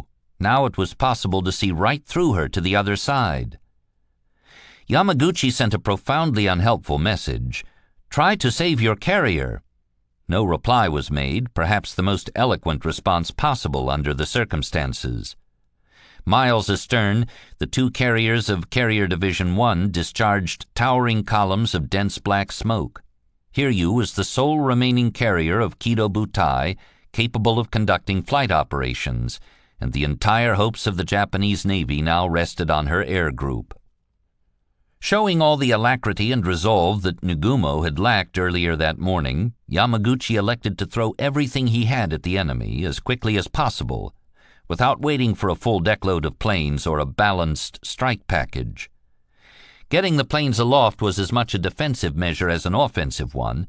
The fate of Hiryu's sisters had supplied an awful illustration of the consequences of being caught with fueled and armed planes on board. He had a flight of 18 Type 99 Val dive bombers fueled up and armed, and he ordered them into the air without delay. When the Hiryu's Nakajima Type 97 torpedo planes were ready to launch, they would follow. If they could find and kill all three American carriers, the Midway invasion might go forward. If they could kill two, perhaps Akagi could be salvaged and the battle could be fought to a draw. On the other hand, the safe return of Hiryu's air group was doubly important now that three Japanese flight decks were ablaze, so Yamaguchi urged his airmen to take no unwarranted risks and to do their best to bring their planes and themselves back to the carrier. A few minutes before 11 a.m., 18 Vals and 6 Zeros took off and began climbing to altitude. The strike, led by Lieutenant Michio Kobayashi, stayed below the cloud cover to maintain visual contact with the ocean. The American carriers were now less than 100 miles away. Not long after the strike had departed, Chikuma's No. 5 float plane reported, "The enemy is in position bearing 70 degrees, distance 90 miles from our fleet's position." Kobayashi made a slight course correction south. Some of his airmen spotted a group of Enterprise dive bombers at lower altitude, commanded by Lieutenant Charles Ware. The 6 Zeros peeled off and dived to engage them. Ware's Dauntlesses acquitted themselves well, maintaining tight formation and firing back at the Zeros, damaging 2. Both returned to the Hiryu, and one was forced to ditch at sea. The encounter weakened Kobayashi's strike by depriving it of 1/3 of its fighter protection. Task Force 17's radar screens picked up the incoming Japanese strike at a range of 32 miles, bearing 255 degrees. Yorktown's radar set managed to establish that the bogies were gaining altitude, which seemed to confirm that they were enemy dive bombers. Lieutenant Commander Oscar Pedersen, the Yorktown Fighter Direction Officer, FDO, vectored the Wildcats out to intercept at an altitude of Angels 10,000 feet. The radio circuit rang with excited voices, speaking in their specialized lingo. Altitude was given in 1,000-foot units, angels. Bearings were given as vectors or arrows. Unidentified aircraft were bogies. If they were confirmed as enemy, they were bandits. Yorktown was Red Base. F4F patrol divisions were Red, Yorktown, Blue, Hornet, and Scarlet, Enterprise. A pilot acknowledged the FDO's commands with "Roger, I understand," or "Wilco, will comply." When an American pilot spotted enemy planes, he cried, "Tally-ho!" Excerpts from the Yorktown's fighter control transcript for June 4th reflect the confusion and false alarms that were endemic at this early stage of the war. Red 17, Arrow 265 from your present position. Acknowledge. Red 17, Wilco. Red 17, Bandit in your vicinity ahead. Keep sharp look. Red 17, roger. This is Scarlet 17, 1 bogey, Angel 4, distance 20. This is Scarlet 17, just a minute, friendly. Scarlet 17, resume patrol overhead, report on station. This is Scarlet 17, on station. Red 26, Red 23, Aero 295, 20 miles, 5,000 feet, acknowledge. This is Red 23, Wilco. This is Red 26, Wilco. Red 26, Red 23, you better make that about 8,000, unidentified bogey. This is Red 23, Wilco. Red 26, Red 23, Aero 180, acknowledge. This is Red 23, Wilco. This is Red 26, repeat. Red 26, Red 23, Aero 180, step on it, acknowledge. This is Red 26, Wilco. Red 26, Red 23, bogey, a bandit in cloud, step on it. Red 21, 270, cloud level, acknowledge. This is Red 21, Wilco. Red 13 and 11, bandit in your vicinity, keep good lookout above and below. This is Red 13, plane has been identified as friendly. Roger, return to combat station. This is 13, Wilco. All Scarlet planes, keep a sharp lookout for a group of planes coming in at 255, unidentified. Scarlet 9, take your group and look for bogeys bearing 255. Appears to be a large group. This is Scarlet 9, roger. Scarlet 23 from 19, what is your position? Scarlet 23, many bogeys, Angels 10, Aero 305, step on it. 20 bandits approaching 305, 30 miles, large group of bandits. Scarlet 19, what information have you on bandits? Bandits above me heading for ship, appear to be 18. About 12 miles away from ship, 255. All Scarlet planes, bandits 8 miles, 255, Angels 10. Bandits bearing 255, distance 8. This is Scarlet 19, formation seems to be breaking up, planes still same course. Okay, break 'em up. Scarlet 19 going to attack 3 enemy bombers about 5 miles. Tally-ho! At noon, Lieutenant J.G. Elbert S. McCuskey, flight leader of the Yorktown Cap, spotted Kobayashi's incoming strike at 7,000 to 8,000 feet. He flew directly into the oncoming enemy formation, firing as he passed, forcing the Japanese planes to veer right and left to avoid a collision. With my 6 50 caliber wing guns blazing, I literally sawed my way through the lead division, he said later. I didn't use my sight. It was all done at point-blank range. 2 more planes, right behind him, made good firing passes and scored several hits. In the ensuing aerial melee, the American fighters shot down 7 enemy bombers and damaged 3 others. The 4 escorting Zeros attacked the Wildcats and got the worst of it. 3 were splashed. Only 1 of the American fighters was shot down. From the deck of the Yorktown, the crew studied the distant air battle and saw burning airplanes spinning into the sea. Each left an incandescent trail of flaming aviation fuel, which turned to black smoke after a few seconds. But from that distance there was no telling which side was prevailing. As the first black puffs of flak blossomed around the incoming planes, Jimmy Thatch shouted to his VF-3 pilots, "Get back in the ready room. You cost Uncle Sam too much money to be out here." The aviators could see nothing of the air battle from inside that sealed windowless chamber, but they could track the approach of the enemy planes by listening to the anti-aircraft fire. The bark of the 5-inch guns signaled the approach of each attacker, said Tom Cheek, followed in sequence by the pump-pump of the 1.1-inch mounts, the chattering 20 millimeters, and finally the rattle of the 30 and 50 caliber machine guns as the enemy approached his drop point. As the enemy planes drew close, the frequency and intensity of the firing rose until the AA fire became a constant roar. Only 7 dive bombers got through the American fighters to attack the Yorktown, but those 7 pilots were among the first team of the Japanese Carrier Air Force, and they knew their business.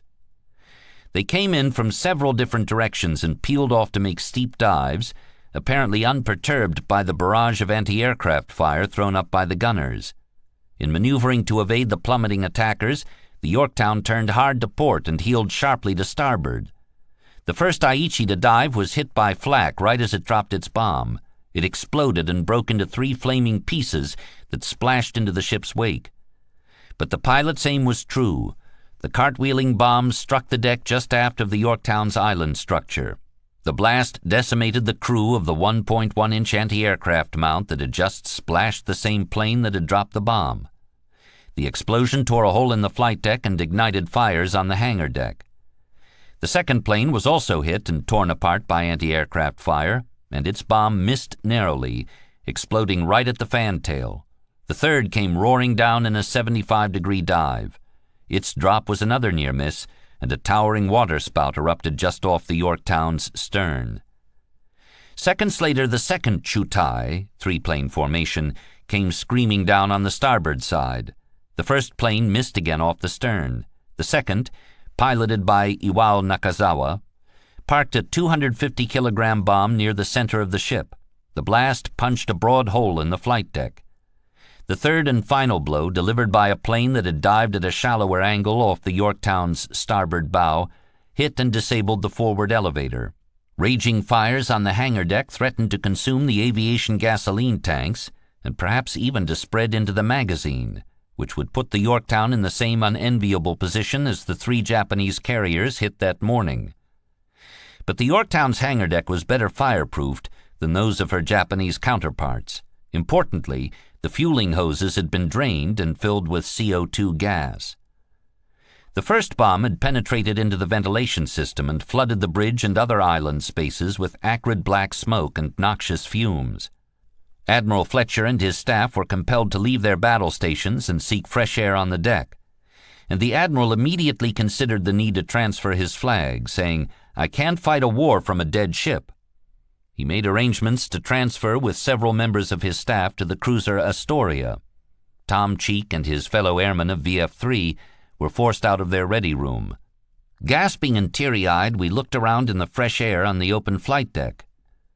The ship's boilers cut out, and she went dead in the water. A heavy plume of jet-black smoke spewed from the hole in her flight deck. Sailors, coughing, bleeding, faces blackened, clambered up the steel ladders to reach the open air. The 1.1-inch mount aft of the island, which had been struck directly, was a terrible sight. Cheek saw a bloody splotch on the gray-painted side of the superstructure and a mass of bloody flesh encased in shredded denim. On the 20-millimeter battery on the catwalk, the gunner's head had been blown off, but his body remained strapped securely into the chair. Yamamoto's main body was some 600 miles west, churning through the same heavy fog that the carriers had passed through 3 days earlier.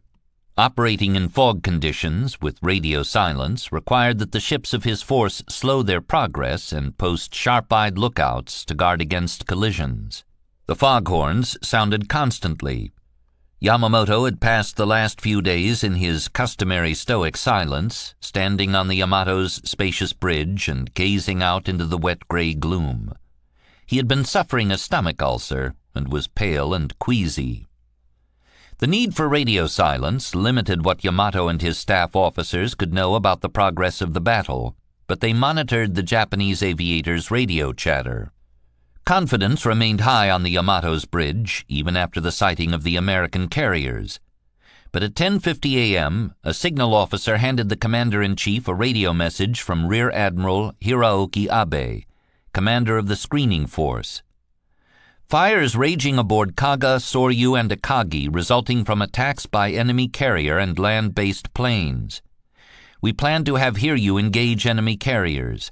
We are temporarily withdrawing to the north to assemble our forces. One officer recalled that Yamamoto groaned as he read the message, then handed it back without a word. He and the other officers were dumbstruck, and their mood turned to black despair. The admiral's yeoman, Mitsuharu Noda, recollected that the officers bent their heads together in confusion and stared at one another with their mouths shut tight. The indescribable emptiness, cheerlessness, and chagrin did not bring forth tears. There was no word from Nagumo, who was then shifting his flag from Akagi to the cruiser. Was he dead? The staff, reluctant to acknowledge that the battle was already lost, brainstormed. Some of their proposed gambits were far-fetched, others foolhardy. All were desperate. The main body was too far to render direct and timely assistance, and its lack of air cover would have probably rendered it useless in any case. But the force raised its speed to 20 knots and began a high-speed run to the east. The Yamato's towering antennae transmitted new orders to the various elements of the Japanese fleet. The smaller force of carriers which had covered the Aleutian landings far to the north was ordered to race southward to fall in with Kido Butai. The troop transports were ordered to peel off to the north out of range of Midway's attack planes. The surface fleet accompanying the transports was to make speed for Midway and bombard the atoll. The main body and the surface vessels of Kido Butai were to seek a surface engagement that night with the American carriers. Tameichi Hara, skipper of the destroyer Amatsukaze, was badly shaken by the news that 3 carriers were hit. What was I reading, he wondered. Was I dreaming? I shook my head. No, I was wide awake. The horrifying reports continued until there was no room for doubting their accuracy. To Hara, it seemed clear that the invasion could not go forward without the covering air power provided by the carriers, but without orders to turn around, his column could do nothing but surge onward toward Midway, drawing ever closer to the atoll's air striking range. What was our high command doing, Hara thought. My grief over our carrier losses abruptly turned into black anger. Were we to fall into the trap as the main task force had done? Damn! Damn!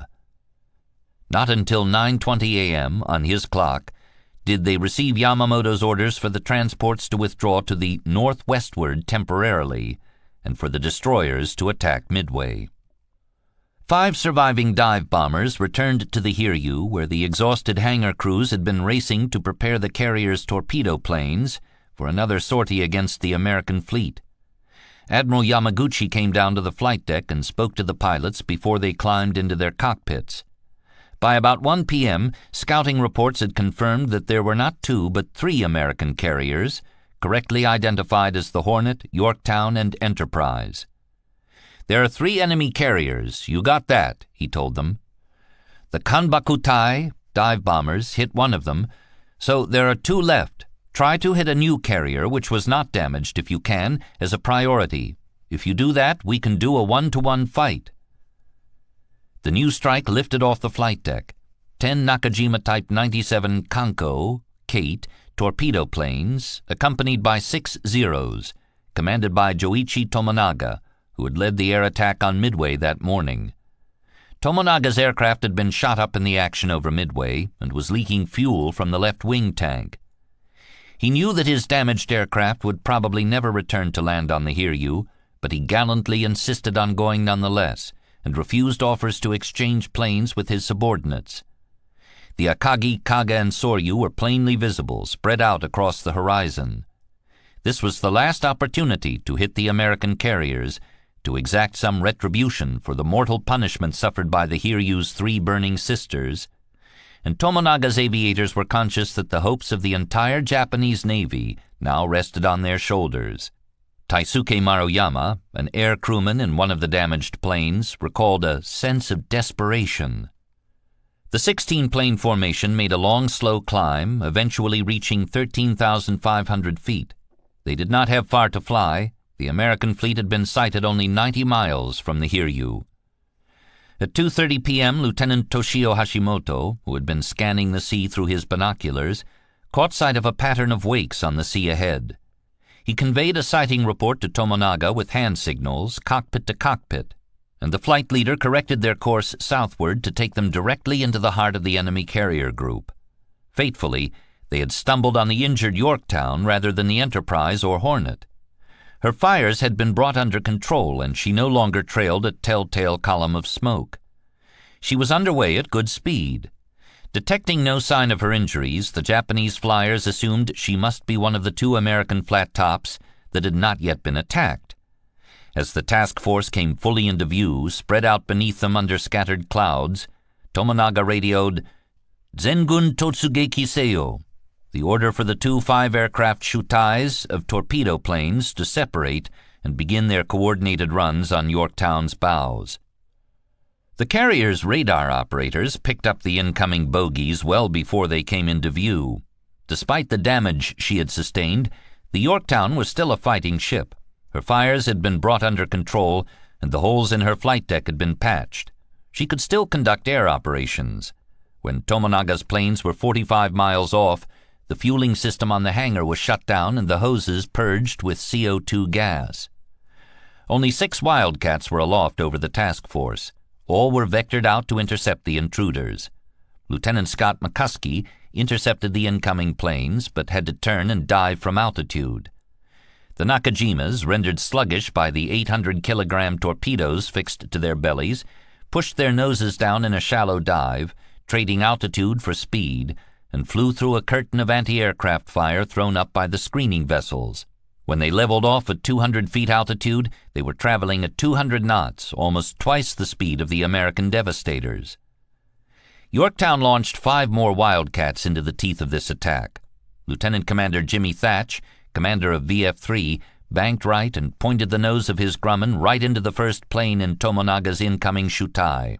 He held down his .50 caliber firing button and drove several rounds into the left wing of Tomonaga's plane, setting it ablaze. Thatch later said that he could not help admiring Tomonaga's determination. The whole left wing was burning, and I could see the ribs showing through the flames, and that devil still stayed in the air until he got close enough and dropped his torpedo, and that one almost hit the Yorktown. He was a dedicated Japanese torpedo plane pilot. Even though he was already shot down, he went ahead and dropped his torpedo. By that time, the whole airplane looked like it was on fire. The top surface of both wings was burned away, everything but the ribs. He must have had some wing surface underneath to hold him up, but he was obviously sinking all the time, and he fell in the water right after he dropped his torpedo. They were excellent in their tactics and in their determination. Nothing would stop them, if they had anything to say about it. The second plane in Tomonaga's Shutai, also on fire, released its fish and then tried to crash into the Yorktown, but the tracers continued to slam into the incoming plane, and it cartwheeled into the sea just off the port bow. To observers on the decks of the other ships of the task force, watching the wild aerial melee from a distance, it was difficult to tell what was happening or which side was winning. The sky was mottled with flak bursts. Airplanes blew up and fell from the sky. The Yorktown turned sharply, first starboard and then port, and her deck heeled sickeningly. The ack-ack was ragged, but the thunderheads of it blackened the horizon, wrote Robert Casey, who studied the scene through a pair of binoculars. Fred Dyer, a float-plane aviator on the cruiser Portland, felt a wave of extreme patriotism. All the ships flew huge American battle flags from mastheads, he said. Ships knifing through huge breaking blue swells, boiling wakes from high-speed ships, flags flying. It was a scene I will never forget. The second Shutai, winging in on the Yorktown's port bow, launched 4 torpedoes. The planes took heavy fire, both from the Wildcats and the anti-aircraft gunners. Lieutenant Hashimoto compared the sound of the flak fragments striking his plane to hail falling on a metal roof. Ensign Maruyama's rear seat man was hit in the leg, and the tail of our aircraft looked like a honeycomb because it was full of holes. One plane, after releasing its torpedo, flew across the Yorktown's bow. It was so low and so close that American crewmen stationed on the flight deck made eye contact with the Japanese airmen. "I could see the pilot hunkered down in front," said aircraft mechanic Bill Sergi. "The fellow in the second seat was holding a camera to take a picture of our ship. The third man, in the rear seat, was not using his gun. He held up his hand, and I thought of stories I had read about chivalry. I thought he was saluting us." 2 torpedoes slammed into the Yorktown on the port side amidships. The first, recalled Lieutenant Joseph Pollard, caused a sickening thud and rumble throughout the ship, and the deck rose under me, trembled, and fell away. Then another sickening thud, and the good ship shuddered and rapidly listed hard to port. Tom Cheek, who had been ordered to take cover in the Fighting 3 ready room, was twice lifted out of his seat by the successive blasts. "Although I was separated from the chair a mere fraction of an inch," he wrote, "there was the impression that I'd risen high in the air. The entire ship twisted and whipped in a motion like a terrier shaking a rat." After the second explosion, the lights cut out, the carrier listed heavily, and the ready room chairs slid down the deck to pin men and chairs against the port side bulkhead. "The only sounds in the compartment were those of squirming bodies and heavy breathing," said Cheek. Then the sound of voices and curses in the dark as those nearest the exits attempted to open the hatches. The hatches were wrenched open and the men exited one by one, quickly but without panic. Below, the medical corpsmen were overwhelmed with wounded. With the lights cut out, they were forced to work with flashlights. They could do little but cover the suffering men with blankets, inject them with morphine, give them a drink of water, and apply bandages and tourniquets to stem the bleeding. A medical officer recalled, "Some men had one foot or leg off, others had both off. Some were dying, some dead." Stretcher bearers kept bringing men into the battle dressing stations and sick bay, which were soon filled to capacity, and stretchers were put down in the adjoining passageways. The 2 torpedoes had done serious damage. The first, at frame 90, took 3 boilers out of commission and killed the engines. The second, at frame 75, flooded the forward generator room and cut electrical power. The emergency diesel generators started up, but just as soon short-circuited. Without power, the pumps could not counterflood to correct the port list, which soon reached 30 degrees. Men on the flight deck had to find handholds to avoid sliding into the sea. There seemed a real risk that the ship would capsize and take hundreds of men down with her. At 3 p.m., Captain Buckmaster ordered abandon ship. For the hundreds of Yorktowners stationed below decks, the escape from the crippled carrier was a harrowing ordeal. The electrical generators having failed, much of the ship was left in total darkness, or was lit only by the still-burning fires.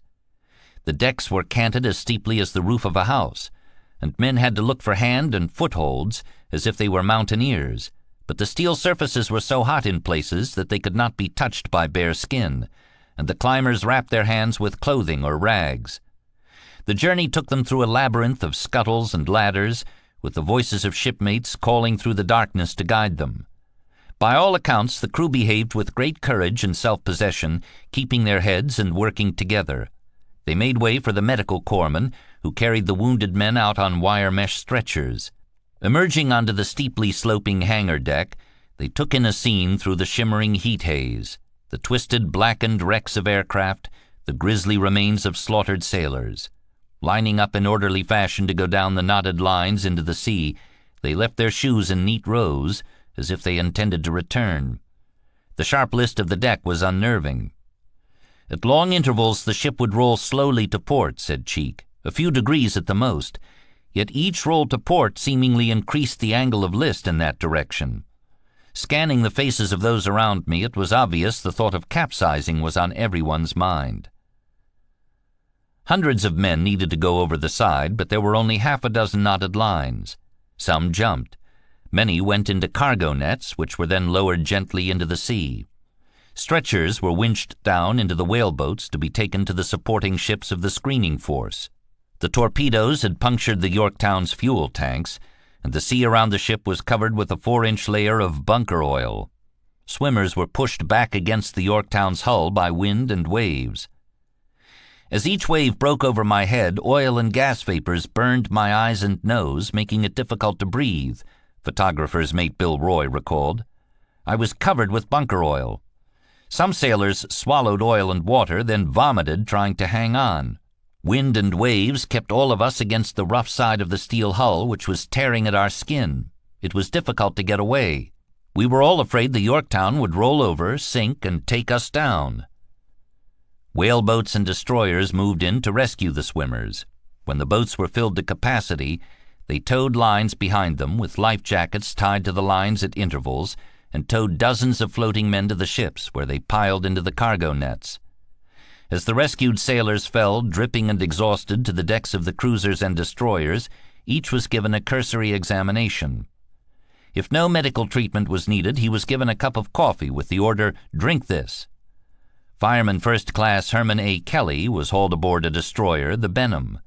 As he reached the deck, he was handed a bottle of whiskey, with instructions to take a swig and pass it on to the next man. It was, he recalled, just what the doctor ordered. Even with Yorktown out of action, the Americans now held the high cards. The 2 Hear You strike groups had each attacked the same target, leaving the Enterprise and Hornet unscratched and fully functional. The Americans had suffered catastrophic losses among their torpedo squadrons, but their dive bomber squadrons were largely intact, and it was the dive bombers that had done in 3 Japanese flat tops and posed the greatest threat to the 4th. More than 5 hours of daylight remained. The Hiryu was well within range, without means to escape by nightfall, and she had lost all but a few of her planes. If she could be destroyed, every carrier aircraft in the Japanese fleet would be destroyed with her, for as one American officer dryly observed, "If 4 carriers are smashed, their planes are going to have a hell of a time finding a place to land." Fletcher had descended into a whaleboat to take him to his new flagship, the cruiser Astoria, and for the moment the Enterprise and Hornet were operating independently. Admiral Spruance and the skipper of the Hornet, Mark Mitcher, were preparing 2 deck-load strikes to attack the Hiryu, which had been sighted by a Yorktown scout bomber at 2:45 p.m., only 110 miles east. Enterprise began launching her planes, 25 Dauntless dive bombers escorted by 8 F-4F Wildcats. The group was led by Lieutenant Gallagher, skipper of Scouting 6. They lifted off, surged 400 yards ahead into the wind, gaining altitude, then banked wide to the left and flew low over the accompanying screening ships. In less than 20 minutes, the entire strike was aloft. They did not have far to fly. 40 minutes after leaving the Enterprise, droning along at 19,000 feet, Gallagher sighted the Japanese fleet some 30 miles ahead. The Hiryu's remaining planes, 4 dive bombers, 5 torpedo planes, and an experimental Type 2 dive bomber from Soryu, were refueling in the hangar, which was therefore a tinderbox of fuel and munitions, leaving the ship in much the same vulnerable position as her sisters that morning. The pilots and plane crews had been driven too hard for too long and were nearing the point of complete physical exhaustion. Yamaguchi ordered that the pilots be fed stimulants and given rice balls, which they devoured wolfishly. Gallagher led his group in a wide circle off to the north. Peering down through scattered cloud cover, he could see 3 stricken Japanese flight decks, all still blazing furiously. Finally, he spotted the Hiryu, his target. He flew farther west to set up an up-sun approach in hopes of spoiling the aim of the anti-aircraft gunners. With so many dive bombers in his formation, Gallagher judged that he did not need them all to attack the Hiryu, and directed the 15 planes of Yorktown's Bombing 3 to attack the battleship Haruna. Lookouts on the cruiser Chikuma spotted the approaching planes at 5 p.m., right before Gallagher reached his pushover point. The Hiryu went into a hard port turn, forcing the first dive bombers to steepen their dives. Flak bursts mottled the sky, and the Zeros dived with the first SBDs, shooting down several with their 20mm cannon. The combination of fighters, flak, and the carrier's evasive maneuvers spoiled the aim of the first bombers in the dive, and their bombs splashed harmlessly into the sea. Lieutenant DeWitt W. Shumway, who had been detached to attack the Haruna, saw that the attack on the Hiryu was going awry, and made the quick-headed decision to turn his attack against the carrier. The Hiryu was well defended, but with 3 groups of bombers attacking her, she was simply overwhelmed. 4 1,000-pound bombs struck the flight deck forward, punching through to the hangar deck and igniting fires below. The forward elevator was blown upward and sent hurtling through the air to hit the side of the carrier's island. The electrical power cut out, and the pilot-ready rooms were flooded with smoke, forcing the inhabitants out onto the flight deck. Taisuke Maruyama felt very strong vibrations, which sounded like the ship was split into 2 parts. Those intense vibrations continued on and on. The stern, which had remained largely undamaged, was used as a base for the firefighters and damage control teams, but the water mains had ruptured, reducing water pressure to the hoses, and what little water could be brought to bear on the flames tended to evaporate before it could do any good. The Hiryu was still able to make 30 knots, but the wind created by her speed through the water fanned the flames and pushed them back toward the stern. When I saw the sun through the smoke on the deck, it looked red, which made me miserable, Maruyama said. I felt it was like a castle being burned once the battle was lost, back in the samurai days. The last few SBDs from Hornet, arriving late, realized that the Hiryu was done for and concentrated their attack on 2 nearby cruisers, Chikuma and Tone. To make matters even more confused, Lieutenant Colonel Sweeney's B-17s had returned from Midway, refueled and rearmed, and they dropped bombs on the task force from high altitude. As usual, these high-altitude bombs would score no hits on the enemy, but some fell right through the formation of SBDs, giving the Navy pilots the strange sensation that they were being bombed from above. One glance at the Hiryu was enough to know that her flight deck had been closed for good, and the Zero pilots who remained aloft now had to reckon with the knowledge that they were marooned in the air, with no friendly airfield within thousands of miles, and would have to fly around until their fuel tanks ran dry, and then execute that oxymoronic trick known as a water landing. Yamamoto received Nagumo's unwelcome report at 5:55 p.m. Hiryu hit by bombs and set afire, 17:30. 4 out of 4 of Kido Butai's flight decks were crippled, but the commander-in-chief and his staff were not yet ready to consider withdrawal. Indeed, they seemed to believe the battle could still be retrieved. Admiral Ugaki inquired of Nagumo's staff whether or not friendly units will be able to use shore bases on Midway tomorrow. As if the invasion of Midway was still a possibility. The very notion, as Parshall and Tully wrote, demonstrated just how out of touch Yamamoto and his staff were. Blissfully ignorant or simply unwilling to admit the true nature of the combat conditions then pertaining, and physically located so as to be of no use whatsoever to the ongoing operation, Yamamoto's staff was clearly having difficulty coming to grips with reality. This trend would only get worse as the evening continued. At 7:15 p.m., Yamamoto sent an upbeat assessment to his entire command. The enemy task force has retired to the east. Its carrier strength has practically been destroyed. He ordered his forces to concentrate and finish off the American fleet. The surface ships of Nagumo's strike force were to hunt the American carriers down and destroy them in a night action. Other fleet elements were to attack and occupy Midway. The main body raised speed to 20 knots and charged east through coagulating fogs in hopes of bringing their big guns into action. Fuchida and Okumiya judged the message so strangely optimistic as to suggest that Commander-in-Chief Combined Fleet was deliberately trying to prevent the morale of our forces from collapsing. Destroyer skipper Tameichi Hara agreed. Even with my limited view of events in this battle, he wrote, I did not understand how Yamamoto could have issued that order. It now appears that he was trying to prevent the morale of his forces from collapsing, but at the time I thought he must have taken leave of his senses.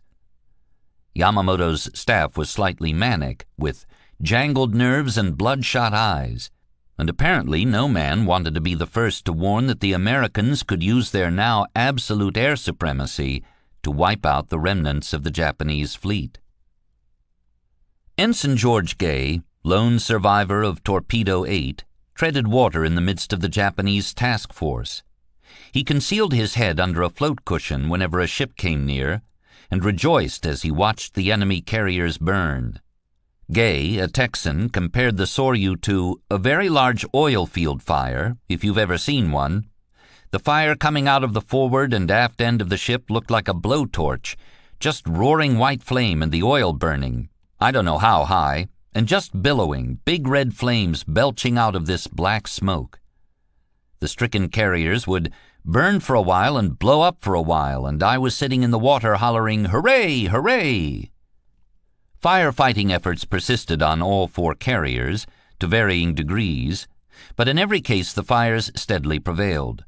Japanese damage control equipment and training was unequal to the task. The Navy, with its all-consuming devotion to offensive warfare, simply had not emphasized it. Even when the firefighters could get hoses on the fires, the water pressure was too weak to make much of an impression. In some cases, it actually made matters worse by spreading spilled aviation fuel to as yet undamaged portions of the ships. Fire suppression foam would have been better, but the Japanese ships were not equipped with it. Firefighters descended into the lower reaches of the ships, where the passageways were choked with smoke and heated to oven-like temperatures. Lacking gas masks, they held wet rags to their mouths, or they crawled on all fours to breathe the slightly better air near the deck, across steel plates that seared their hands and knees. But on all 4 carriers, no matter how bravely the firefighters persisted in their hellish labors, they could not extinguish the fires. Their only real hope was to outlast them. The conflagrations would persist so long as there was fuel to feed them. and between the aviation gasoline, the bunker oil, and the munitions, there was no shortage of fuel on the burning flat tops. The doctors did their best to cope with the wounded, often without medical supplies because the fires had put them out of their reach. Burn cases were numerous, and not much could be done for them, even to ease their pain. There were reports of dreadfully burned men taking their own lives by staggering into the fires. Toxic fumes emitted by the burning of paint and other materials filled men's lungs, sickening or killing them. On all of the stricken flat tops, the sailors were thirsty, but in many cases there was no water to drink. They were exhausted, but they could not rest. They were hungry, but there was no food. The fires drove them back, pushed them inexorably to the edges of the decks, to the catwalks and anti-torpedo bulges on the hulls. Soryu was the first of the 4 to be abandoned. The order was given at 10:45 a.m., just 20 minutes after Bombing 3's devastating attack. Hundreds of her crew had been driven back to the edges of the bow and stern, or to the catwalks, and these extremities became so crowded that men had to hold their arms above their heads to move. When the order came, many were reluctant to comply and had to be urged to go by their officers. Finally, with 3 cheers of "Soryu Banzai," they began to leap into the sea.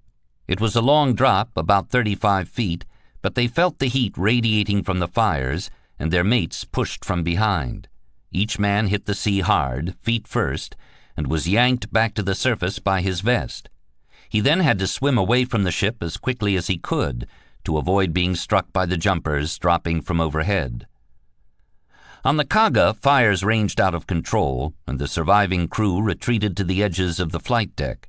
The hangar, completely engulfed by flames, was so hot and choked with smoke that not even the firefighters could descend into it. The rungs of the ladders leading up from the hangar deck glowed bright orange, and the steel surface of the flight deck melted the rubber soles of men who walked on it. The inside of the hangar was bright red, said Haruo Yoshino, the Kaga pilot. The series of explosions were still going on. An extraordinary flame appeared with each explosion.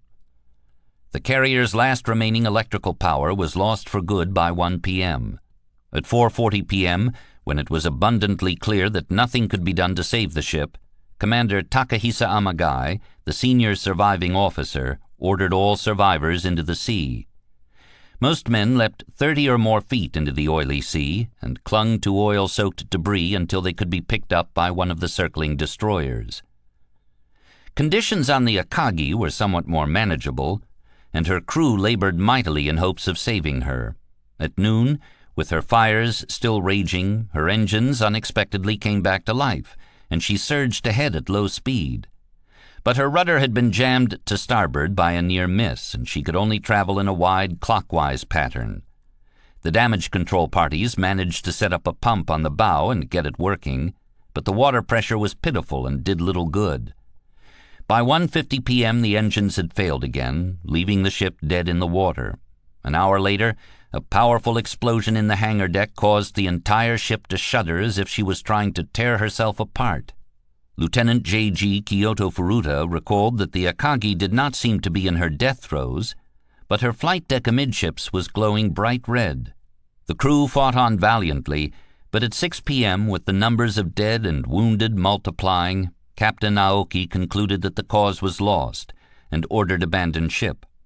Stretchers were winched down into boats sent by the destroyers, and men descended by ropes from both the bow and the stern, where they had retreated to escape the heat and the repeated explosions. At 7 o'clock that evening, in the gathering dusk, the Enterprise and Hornet tucked themselves into bed. They had already brought their strike aircraft aboard and began landing their last cycle of cap. When Spruance radioed Fletcher to ask if he had any further instructions, the latter replied, "Negative, will conform to your movements." This was, in effect, a generous transfer of tactical command from Fletcher to his subordinate. With Yorktown abandoned, Task Force 17 had no air-striking capability, and Fletcher apparently concluded that he had no business directing a carrier duel from a cruiser. Moreover, Spruance could draw on the Council of Halsey's staff, the most experienced carrier air staff in the American fleet. Relinquishing tactical command mid-battle was an unusual step, but it did Fletcher credit. Spruance elected to stand off to the east until midnight so as to keep the Japanese surface units safely at arm's length. In the early morning hours of June 5th, they would turn north and then southwest to put themselves under Midway's air umbrella by dawn. The decision to pull back was conservative because there was no great risk that the Japanese battleships and cruisers would find the American carriers in the dead of night, but Spruance's prudence was consistent with Nimitz's desire that he should avoid exposure to attack by superior enemy forces without good prospect of inflicting, as a result of such exposure, greater damage to the enemy. Retreating to the east would ensure that the American fleet would fight in the daylight, when it was most effective, and prevent the Japanese from bringing their comparative skill in night fighting to bear on the carriers. It was a controversial decision even at the time. As a student of military history, Spruance was well aware that he might be committing the classic and recurring tactical error known as the failure to pursue. Lieutenant Commander Thatch, who had fought a magnificent battle on June 4th, urged Spruance to chase the Japanese fleet, even if it meant steaming headlong into the west all through the night. He told the admiral on the flag bridge of the Enterprise, "I saw with my own eyes 3 big carriers burning so furiously they'll never launch another airplane." Spruance replied, in Thatch's version of the conversation the admiral wore a slight smile as he spoke, "Well, you know we don't have any battleships. All we have are cruisers, and if we start chasing them, they may be able to chew us up before we can get within gun range at night, and we don't have much of a night attack capability." It had been a long day, and Spruance was aware that he needed sleep to remain fresh on June 5th. At 1 a.m., he ordered a course change to the southwest with a speed of only 15 knots, and then crawled into his bunk and fell asleep. Later, he explained, "I had good officers with me. They knew their jobs. They would carry on. Why should I not sleep soundly? Besides, a mind that suffers from lack of sleep is not likely to be clear and have good judgment. So I had to sleep soundly."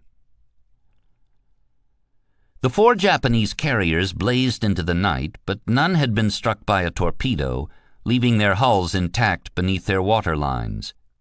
If left alone, they would not sink. They would burn until the fires burned themselves out, leaving nothing but 4 charred, drifting hulks. In that case, they might be seized by the Americans and towed into Pearl Harbor. As military assets, they would probably be worthless, apart from their scrap value. But as trophies of war, to be exhibited in newsreels and newspapers, they would make bravura propaganda showpieces. This the Japanese could not abide. Further, destroyers had been left to rescue survivors and to guard each floating inferno, but the fires and smoke might serve as beacons to attract enemy submarines or aircraft, putting the destroyers at serious risk. Moreover, the destroyers were needed for the night surface attack that Yamamoto had ordered. As painful as it was to contemplate, the Japanese now reckoned with the need to scuttle the stricken carriers. Kaga and Soryu were each torpedoed by Japanese destroyers between 7:15 p.m. and 7:30 p.m., though Nagumo's post-action report obscured the fact by referring only to their sinking. At about the same time, Captain Aoki of the Akagi radioed Nagumo to ask permission to scuttle the former flagship, but the transmission was intercepted on the Yamato, and Admiral Yamamoto intervened to deny the request. Aoki then returned to the Akagi alone and lashed himself to an anchor, resigned to sharing his ship's fate. Though he had been ordered to chase down and engage the American carriers, Nagumo continued to withdraw to the northwest, the still-burning Hiryu in company. Based on a misleading scouting report by a cruiser float plane, he believed that the Americans had 4 operational carriers and that they were headed west, directly toward him.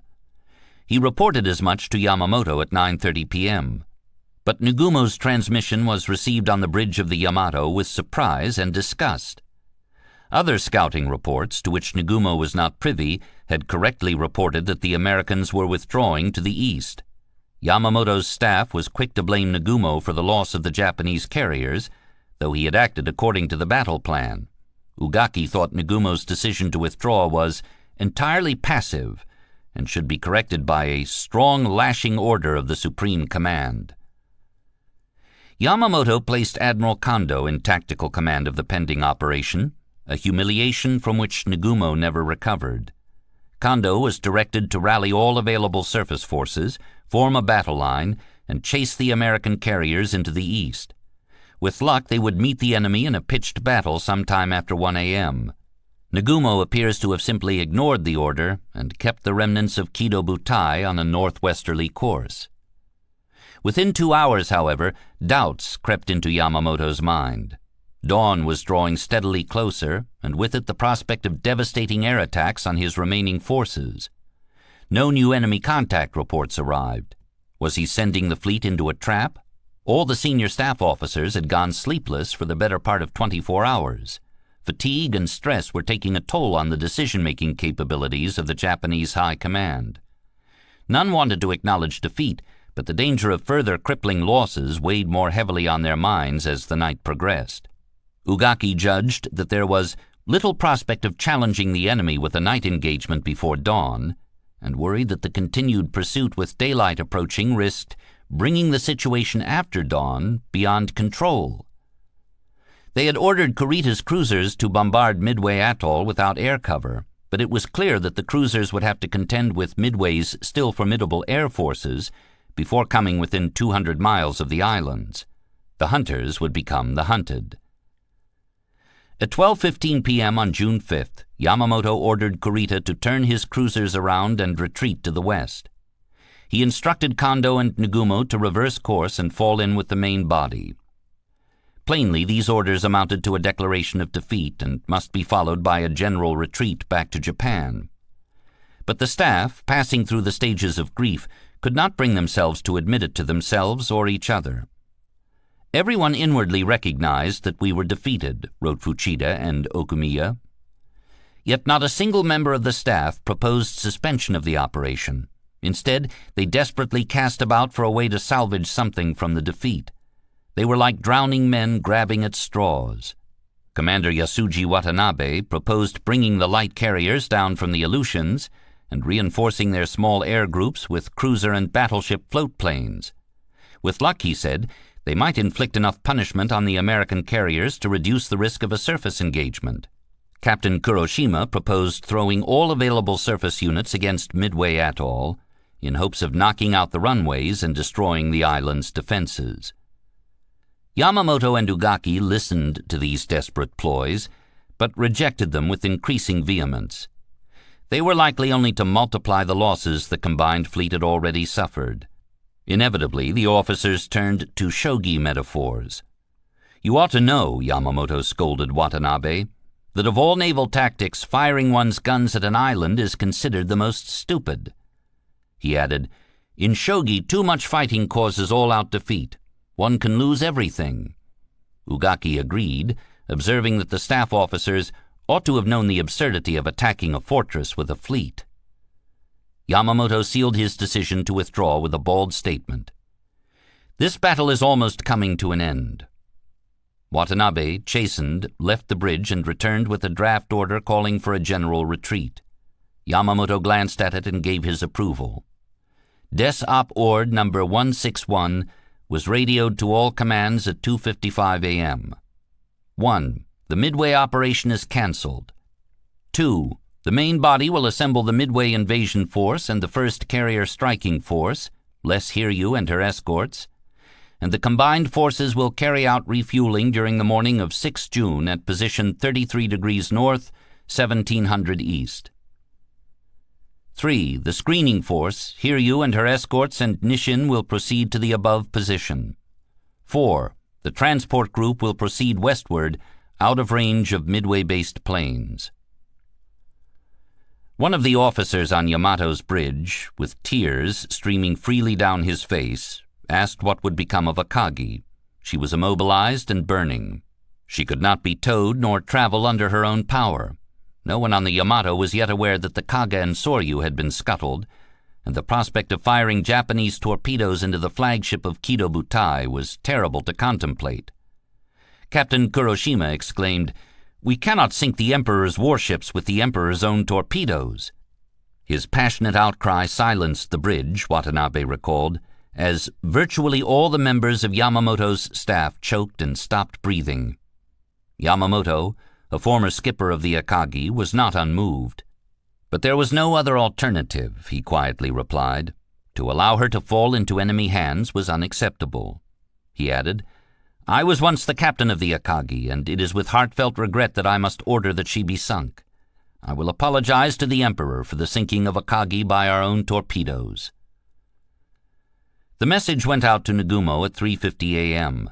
Nagumo relayed the order to the destroyers standing by the Akagi. The torpedo specialists wept at the order, but carried it out. 4 destroyers fired on the Akagi, tearing out her bowels, while the crews shouted, Akagi Banzai! At 4:55 a.m., just as the sun peeked over the eastern horizon, the former flagship of Kido Butai went under. Gradually, our once magnificent ship began to tilt over and sank very slowly, Lieutenant Hiroshi Suzuki recalled. After the carrier was completely submerged under water, there was a very big explosion, and Akagi was gone. The Hiryu had kept pace with the rest of Nagumo's force until about 10 p.m., when she had gone dead in the water. She continued to burn furiously, surrounded by destroyers that played their hoses over the flames to little apparent effect. At midnight, a powerful explosion rocked the ship and reignited the fires on her hangar deck. Half of the deck was completely burned away, said Ensign Maruyama, and because the edges remained, it looked like a huge casket. Also, in the pockets along the flight deck, there were charred bodies of the men who had manned the machine guns. They were hit by the blast from the bombs. All around me I could smell burned flesh. However, what surprised me most was a big wall that was standing upright in front of the bridge area. When I looked more carefully at it, I realized this wall was actually part of the front elevator. Shortly after midnight, Captain Tomeo Kaku ordered abandon ship, but the process unfolded at a stately, ceremonial pace. 800 men assembled amidships and stood to attention as Admiral Yamaguchi gave an emotional speech. The crew faced west, toward the Imperial Palace, and gave 3 banzais. The battle ensign and admiral's flag were lowered to the sounds of Kimigayo. Then the men began dropping down lines into the sea, where they would be picked up by the destroyer Makigumo. Yamaguchi and Kaku resolved to go down with the ship. Several other officers begged to join them, but Yamaguchi ordered them away, declaring, "Young men must leave the ship. This is my order." To Captain Kaku, the admiral said, "There is such a beautiful moon tonight. Shall we watch it as we sink?" As the other men left the ship, they waved farewell with their caps. The destroyer Makagumo fired 2 torpedoes into the ship, and then left the scene. Incredibly, however, the Hiryu refused to go down. On the morning of the 5th, she was still afloat and still emitting a long column of smoke. She had dozens of survivors aboard, including members of the engine room gang who had made an improbable escape from the lower reaches of the burning vessel to reach the flight deck. At last, a few minutes after 9 a.m., the ship went down and the sea closed over her. 34 survivors escaped in a cutter and were later picked up by the Americans. With his bleak pronouncement on the bridge of the Yamato, "This battle is almost coming to an end," Yamamoto had resigned himself to the inevitable. The combined fleet, divided into half a dozen tactical groups that were hundreds or even thousands of miles apart, sped westward in headlong retreat.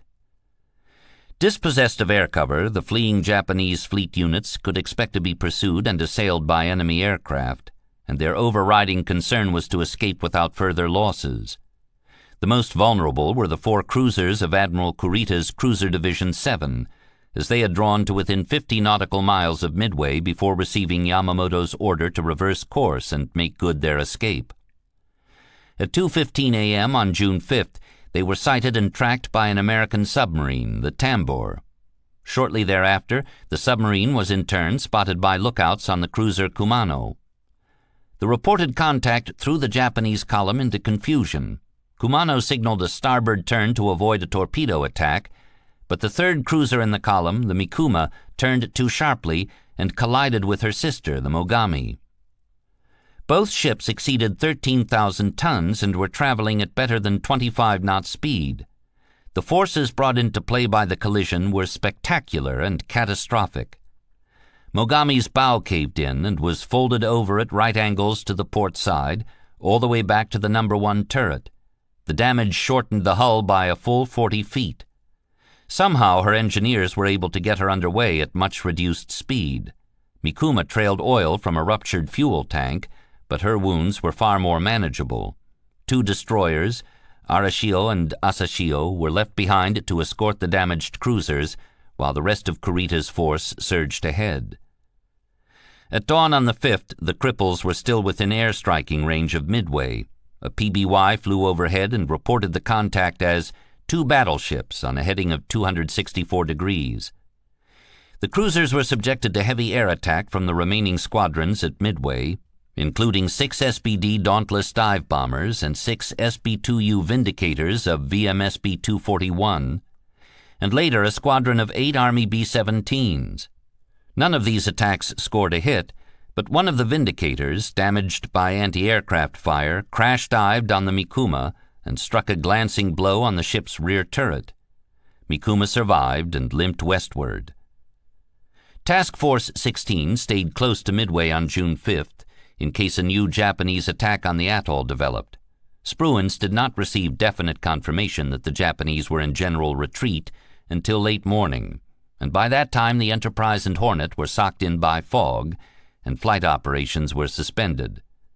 A few minutes after 3 p.m., both flight decks began launching more than 50 SBD dive bombers to attack the fleeing stragglers at long range, more than 250 miles. They flew over a tremendous oil slick marking the spot of Hiryu's sinking, and soon thereafter sighted a lone Japanese destroyer.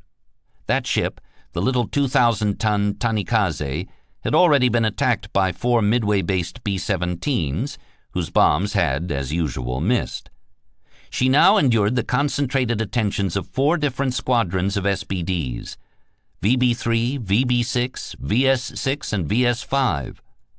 With her speed dialed up to 30 knots, the Tanikaze went into a snake dance, hard a starboard, hard port, hard a starboard, and the whitewater columns of near misses towered over her on either side.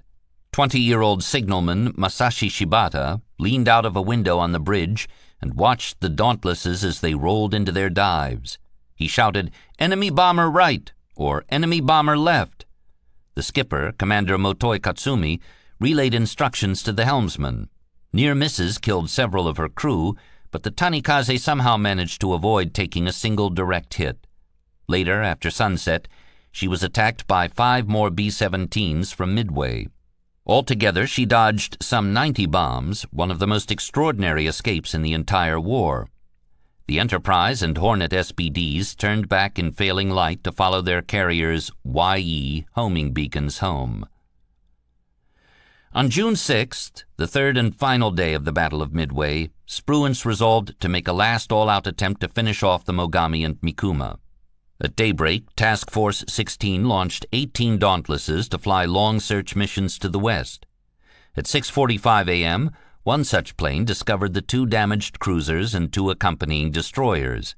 The American flight decks began launching a large strike under the command of Stanhope Ring. They overtook the quartet of surface ships at 9:30 a.m. and launched a series of heavy dive bombing attacks. With no Zeros in the air to oppose them, they took their time, circling and setting up their dives with painstaking care and descending in small groups. Mogami was hit with 2 500-pound bombs that caused her main gun turrets to collapse into her scout plane hangar deck.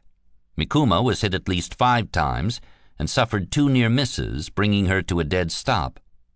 She was set afire and devastated by secondary explosions below decks. Looking down from overhead, an American TBD radio gunner compared her to a huge bathtub full of scrap iron and junk. Mogami parted ways with her doomed sister and eventually made her way back to Japan. Mikuma sank at dusk on the 6th, taking most of her crew of 888 down with her.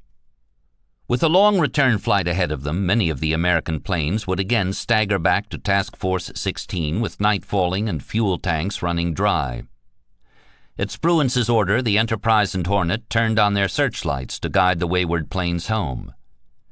It was an unusual decision and a controversial one, as the lights could also draw enemy submarines. In his bland, reticent way, the Admiral explained his decision thus.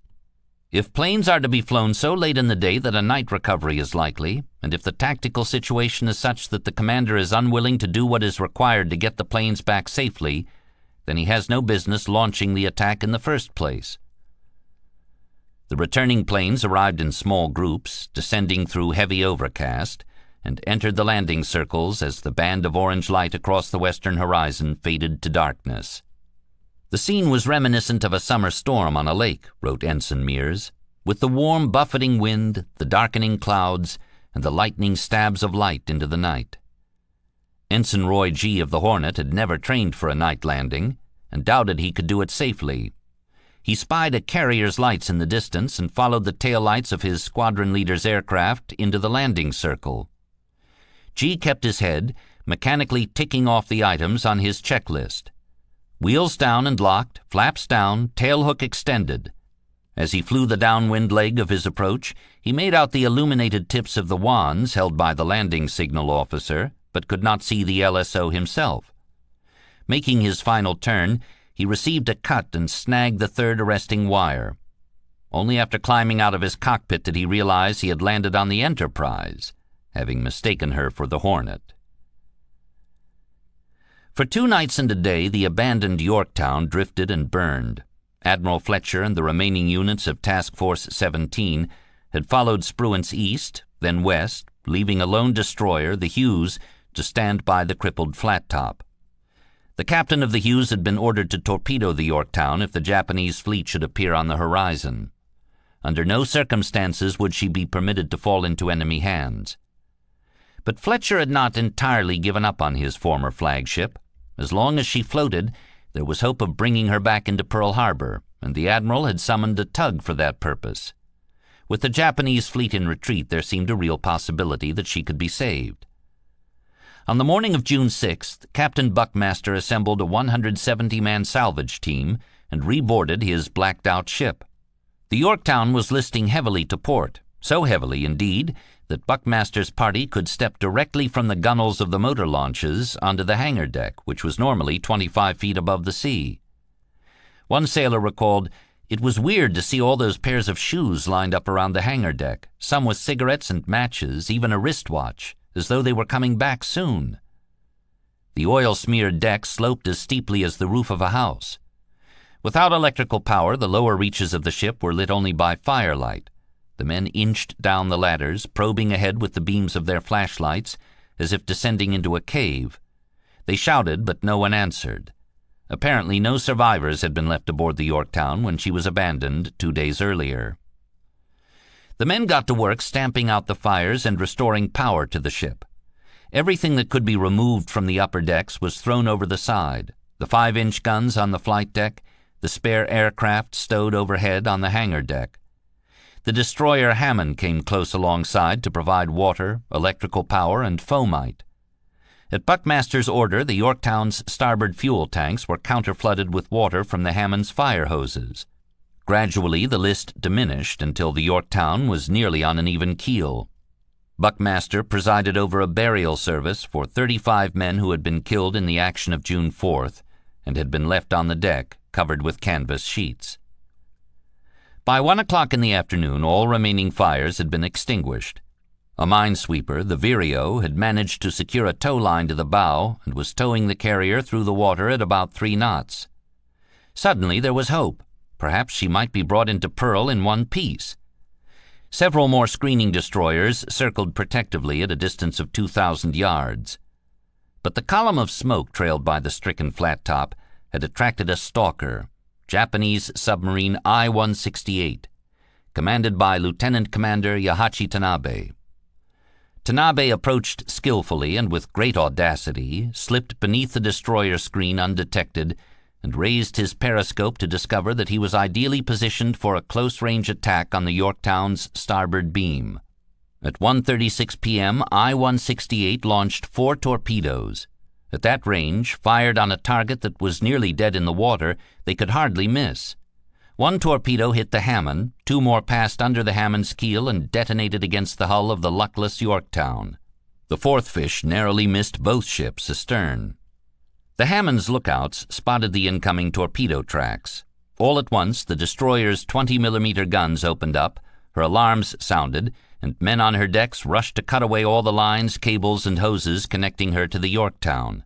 Navy Chief Machinist's Mate Dwight G. DeHaven, standing on the stern of the Yorktown, recalled that the destroyer's turbines were screaming, and her port propeller was clanging against the Yorktown's hull, which rang like a bell each time the blade struck. But from that range there was no time to get clear of the incoming fish. The Hammond was struck amidships. The impact lifted more than 100 sailors off her decks and flung them into the sea. The explosion cut the little tin can in half. The bow section sank in seconds. The stern section, DeHaven recalled, was standing vertically with her screws coasting to a stop. I could see the damaged flukes flashing in the sunlight. Fatefully, the Hammond's depth charges were fully charged and armed. They would detonate when they reached the depths for which they had been set. A quick-thinking sailor rushed to disarm them, but there was no time. The stern sank from sight, and a few seconds later the entire rack of depth charges detonated with a tremendous underwater blast that threw men on the Yorktown off their feet. Many suffered broken bones in their feet and legs. The men thrown into the sea by the initial torpedo strike had been treading water. Great walls of water and fuel oil rolled over us, and about the time you caught your breath and wiped the oil out of your eyes, another wave would hit you, recounted Fireman First Class Elmer Jones. Clarence C. Ray, a communications officer, remembered seeing perhaps 100 heads floating on the water as she went under. Most of these were Hammond sailors who had been catapulted off the destroyer by the initial torpedo strike. Just then, the depth charges all exploded. All those heads that had been in the water just before the depth charges exploded suddenly disappeared. Something like a windshield wiper erases the droplets from your windshield when it's raining. They were all gone. 81 of the Hammond's complement of 251 men were lost in the action. 2 other torpedoes passed under the Hammond and detonated against the starboard side of the Yorktown at frames 84 and 95. As they hit, said Bill Roy, the carrier rocked up and rolled hard. Great explosive sheets of fire, oil, water, and metal blew up between the 2 ships. The Japanese submarine dived to her maximum depth and passed directly under the Yorktown. The vengeful U.S. destroyers hunted her for 2 hours, depth-charging her so furiously that she was brought to the brink of destruction. Her batteries were nearly exhausted, and toxic acid fumes permeated the ship. But she made good her escape and returned intact to Kure. Hers had been the most devastating torpedo attack up to that point in the war. At first it seemed that the Yorktown might take these fresh wallops in stride. I-168's torpedoes had struck her starboard side, whereas the wounds she had suffered on June 4th were on her port side. The natural counterflooding effect brought the Yorktown back onto an even keel, though she was much lower in the water, and it was no longer possible to tow her. The salvage teams secured every watertight door they could reach, but the flooding continued, and she continued to settle lower into the sea. As dusk approached, Buckmaster prudently ordered every man off the ship. They would pass the night aboard the Vireo with hopes of returning and continuing to fight for the carrier's life the next morning. But at dawn on the 7th, the Yorktown had settled still further in the water, and her port list had returned. Gradually, she rolled all the way onto her beam ends so that her flight deck was vertical. Her surviving crew watched sadly from the circling destroyers. The 2 huge wounds torn in her hull by I-68's torpedoes were exposed to view. We could hear the heavy machinery tearing loose and crashing thunderously into the bulkheads, tearing herself apart internally, said DeHaven. At 7 a.m. the great ship began going down by the stern, and as she did, the bow slowly lifted out of the water about 1/3 of her length, and tons of water cascaded out of the flooded compartments on the forecastle deck. The ship rolled back and forth until the bow stem was plumb, and as she rocked back and forth, she looked like she was waving goodbye. I've never seen so many grown men cry. We all had tears in our eyes. For a few moments, her bow stood straight up out of the sea like a tombstone. Then the sea closed over the Yorktown, and she set out on her 3-mile voyage into the abyss. Captain Buckmaster, watching silently from one of the destroyers, asked the helmsman to drive the ship through the foam and debris. In silent tribute it was done. Then the destroyers formed up in a column and retired toward Pearl Harbor. Epilogue. Task Force 16, Enterprise, Hornet, and their accompanying surface ships, might have chased the retreating Japanese fleet far into the west, but to do so would have entailed various risks. Admiral Spruance was wary of bringing his ships within air-striking range of Wake Island's land-based bombers. Nor did he want to blunder under the 18-inch guns of the Yamato or the 16-inch guns of the other mighty Japanese battle wagons. He later wrote that he had a feeling, an intuition perhaps, that we had pushed our luck as far to the westward as was good for us. The destroyers, having run at high speed for days, were short of fuel. Barring some dramatic and unlikely reversal of fortune, the Battle of Midway had been decisively won. As night fell on June 6th, Spruance decided to let well enough alone. The task force turned back toward Oahu. The remnants of Admiral Fletcher's Task Force 17 were congested with survivors and wounded men of the late Yorktown and Hammond.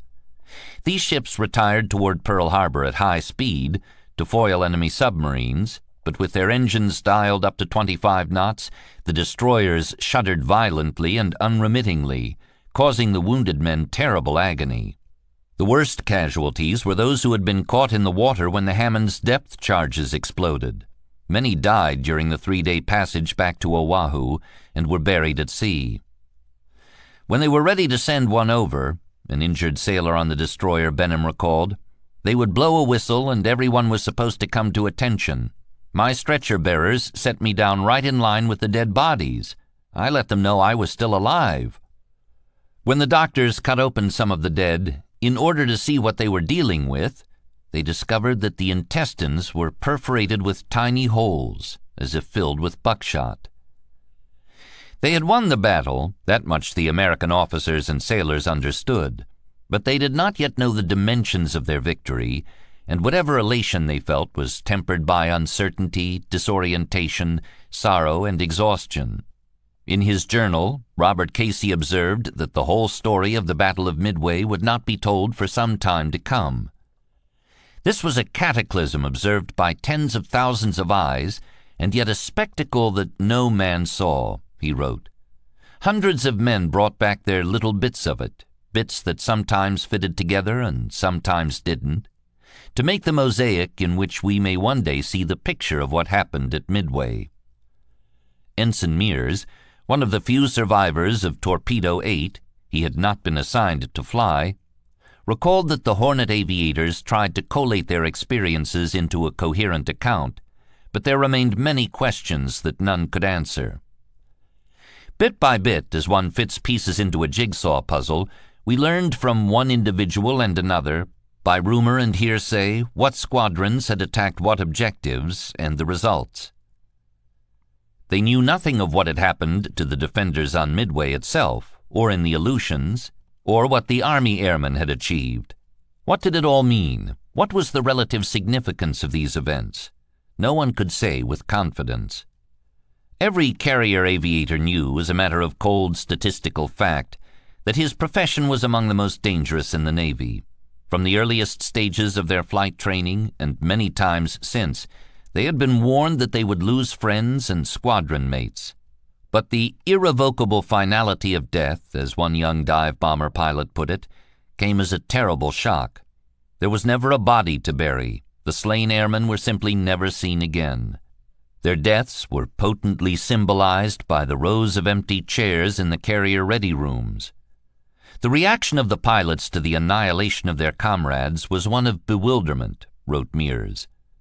There was no evidence that they had been killed. The dead just were not there, and it was hard for the others to realize that they never would be. Ensign Clay Fisher recalled entering the Torpedo 8 ready room and finding it completely empty except for the pilots' uniforms hanging on the hooks, left there after they had changed into their flight suits. Both young ensigns, Mears and Fisher, were assigned to sort through their fallen colleagues' personal possessions and pack them off to the next of kin. They did the job with heavy hearts. Mears, going through every person's private effects, seeing a characteristically battered cap, a girl's picture, an earmarked prayer book, or a wallet with various cards in it, made us realize how much each one would be missed at home. On the other hand, there was no arguing with the fact that the Japanese Navy had sent an enormously powerful fleet into battle and lost 4 first-line carriers. The American colors still flew over Midway Atoll, and the remnants of the enemy fleet were in abject retreat toward Japan. It turns out that we have fought a major engagement, one of the biggest naval battles of all time, Casey observed. And miracle of miracles, we have won. It was too stupendous to contemplate as we lolled in a mist of nervous exhaustion, mumbling to one another in senseless monosyllables, falling to sleep over our coffee. Nimitz had followed the course of the battle from the operation plot room in the SINCPAC headquarters. The room, as Leighton described it, was a rather primitive affair that consisted of a large chart of the Pacific laid over plywood across a pair of sawhorses. Over that chart was placed a large sheet of tracing paper, and a staff officer continually drew in blue crayon the known position and tracks of American and Japanese fleet units. Scattered radio intercepts had told the tale of the battle. Nimitz and the staff had alternated between elation and anxiety as the action progressed. On the morning of June 4th, Nimitz learned of the massacre of Torpedo 8. Leighton recorded that he was as frantic as I have ever seen him. He appeared agitated and called for his communications officer, Commander Curtis, to know why we were not getting any messages or hearing something. Although they must have known by now that they could break radio silence, it seemed that our task force commanders were neglecting to keep Nimitz informed of what was going on. Later that afternoon, Spruance broke radio silence to report that 4 Japanese carriers were hit and burning. A relieved Nimitz sent a dispatch to all units. You who have participated in the Battle of Midway today have written a glorious page in our history. I am proud to be associated with you. I estimate that another day of all-out effort on your part will complete the defeat of the enemy. On June 6th, he issued a communiqué which appeared the next day in the American newspapers. Pearl Harbor has now been partially avenged. Vengeance will not be complete until Japanese sea power is reduced to impotence. The SINCPAC allowed himself a bit of uncharacteristic levity. Perhaps we will be forgiven if we claim we are about midway to our objective. The remnants of Kido Butai crawled westward to fall in with the main body. Admiral Nagumo, whose flag now flew on the light cruiser Nagara, told his staff officers that he was inclined to take his own life, and some vowed to join him. But Admiral Ryunosuke Kusaka, Nagumo's chief of staff, rejected suicide as a coward's exit. You are just like hysterical women, he told them. First you get excited over easy victories, and now you are worked up to commit suicide because of a defeat. This is no time for Japan for you to say such a thing. Why not think of turning a misfortune into blessing through your efforts? Nagumo listened, but was not immediately persuaded, replying in low tones, You must understand that everything a commander-in-chief does cannot be by reason. After further discussion, Nagumo relented. Very well, I will never commit a rash act. The surface ships were crowded with survivors of the late carriers, and many slept on cramped decks exposed to the weather. Miyasato Yoshihito of the Chitose recalled burying the ships dead at sea. The crew stood to attention while the naval anthem Umiyu Kaba, Across the Sea, was played over the loudspeaker. An honor guard fired a salute. A casket was released into the sea. It didn't sink for quite a while, he recalled, and we could see it drifting farther and farther away, in and out of the waves. As dawn broke each day, the cruisers and battleships launched their float planes to fly search patterns back toward the east, but those aircraft had little value in aerial combat. The fleet had no fighter protection at all. If caught by the American carrier planes, they would be sitting ducks, and they all knew it. On the other hand, there was some hope that the American flat tops could be coaxed into air-striking range of Wake's big land-based bombers, or perhaps even the guns of the Japanese battleships. On the morning of the 8th, it was apparent that the Americans had given up the chase. Ugaki observed, "We had no choice but to give up our intention of launching an all-out counterattack with the whole combined fleet." With fuel running low, there was nothing left but a long, melancholy passage to the home islands. The combined fleet staff, in their cavernous quarters on the great flagship Yamato, stared out to sea, shocked and depressed. They said little. There was not much that could be usefully said. Yamamoto's yeoman, Mitsuharu Noda, recalled that Air Officer Sasaki looked as if he felt he was personally responsible for the defeat, showing it in his growth of beard, his sunken eyes, his unhappy, weary face. Yamamoto himself was sick, sallow, and deflated. He spent most of his days behind the closed door of his stateroom, said Noda, and appeared only briefly to stand on the compass bridge and sip rice gruel. Ugaki noted that the commander-in-chief suffered from a stomach ache which did not improve much in spite of treatment by a fleet doctor. This, too, is a source of concern in such a grave moment as this. The ailment was diagnosed as roundworms and treated with doses of vermifluge. By June 9th he seemed better, though his officers noted that Yamamoto had been out of action for rather longer than treatment for worms would normally have required. As Nagumo's force joined up with the main body on June 10th, Yamamoto's staff played nice. No blame was shed, for indeed all must have realized that the greatest weight of responsibility for the defeat rested on Yamamoto's shoulders. Yamamoto had acknowledged as much, declaring that the defeat was all his responsibility and they were not to criticize the Nagumo force. Genda, Onishi, and Kusaka, appearing haggard and exhausted, went aboard the Yamato by breeches buoy. Entering Yamamoto's private cabin, Kusaka said, "Admittedly, we were not in a position to come back alive shamelessly after having made such a blunder. But we have come back only to pay off the score some day, so I beg you from the bottom of my heart to give us such a chance in the future." Yamamoto replied curtly, "All right." Ugaki tried to ease Kusaka's mind, offering him gifts and even money, and listened for the first time to the eyewitness accounts of the demise of the 4 carriers. The 3 men returned to the Nagara that afternoon. Since December 7th, the people of Oahu had lived under the constant threat of invasion. Now, as the American fleet returned to Pearl, they breathed easier. For the first time in 6 months, the safety of the Hawaiian Islands seemed assured.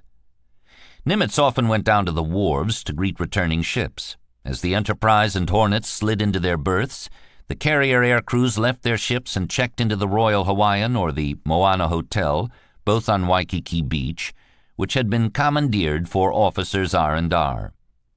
They plunged into their customary all-night bacchanals, but their carousing was more anguished than joyful.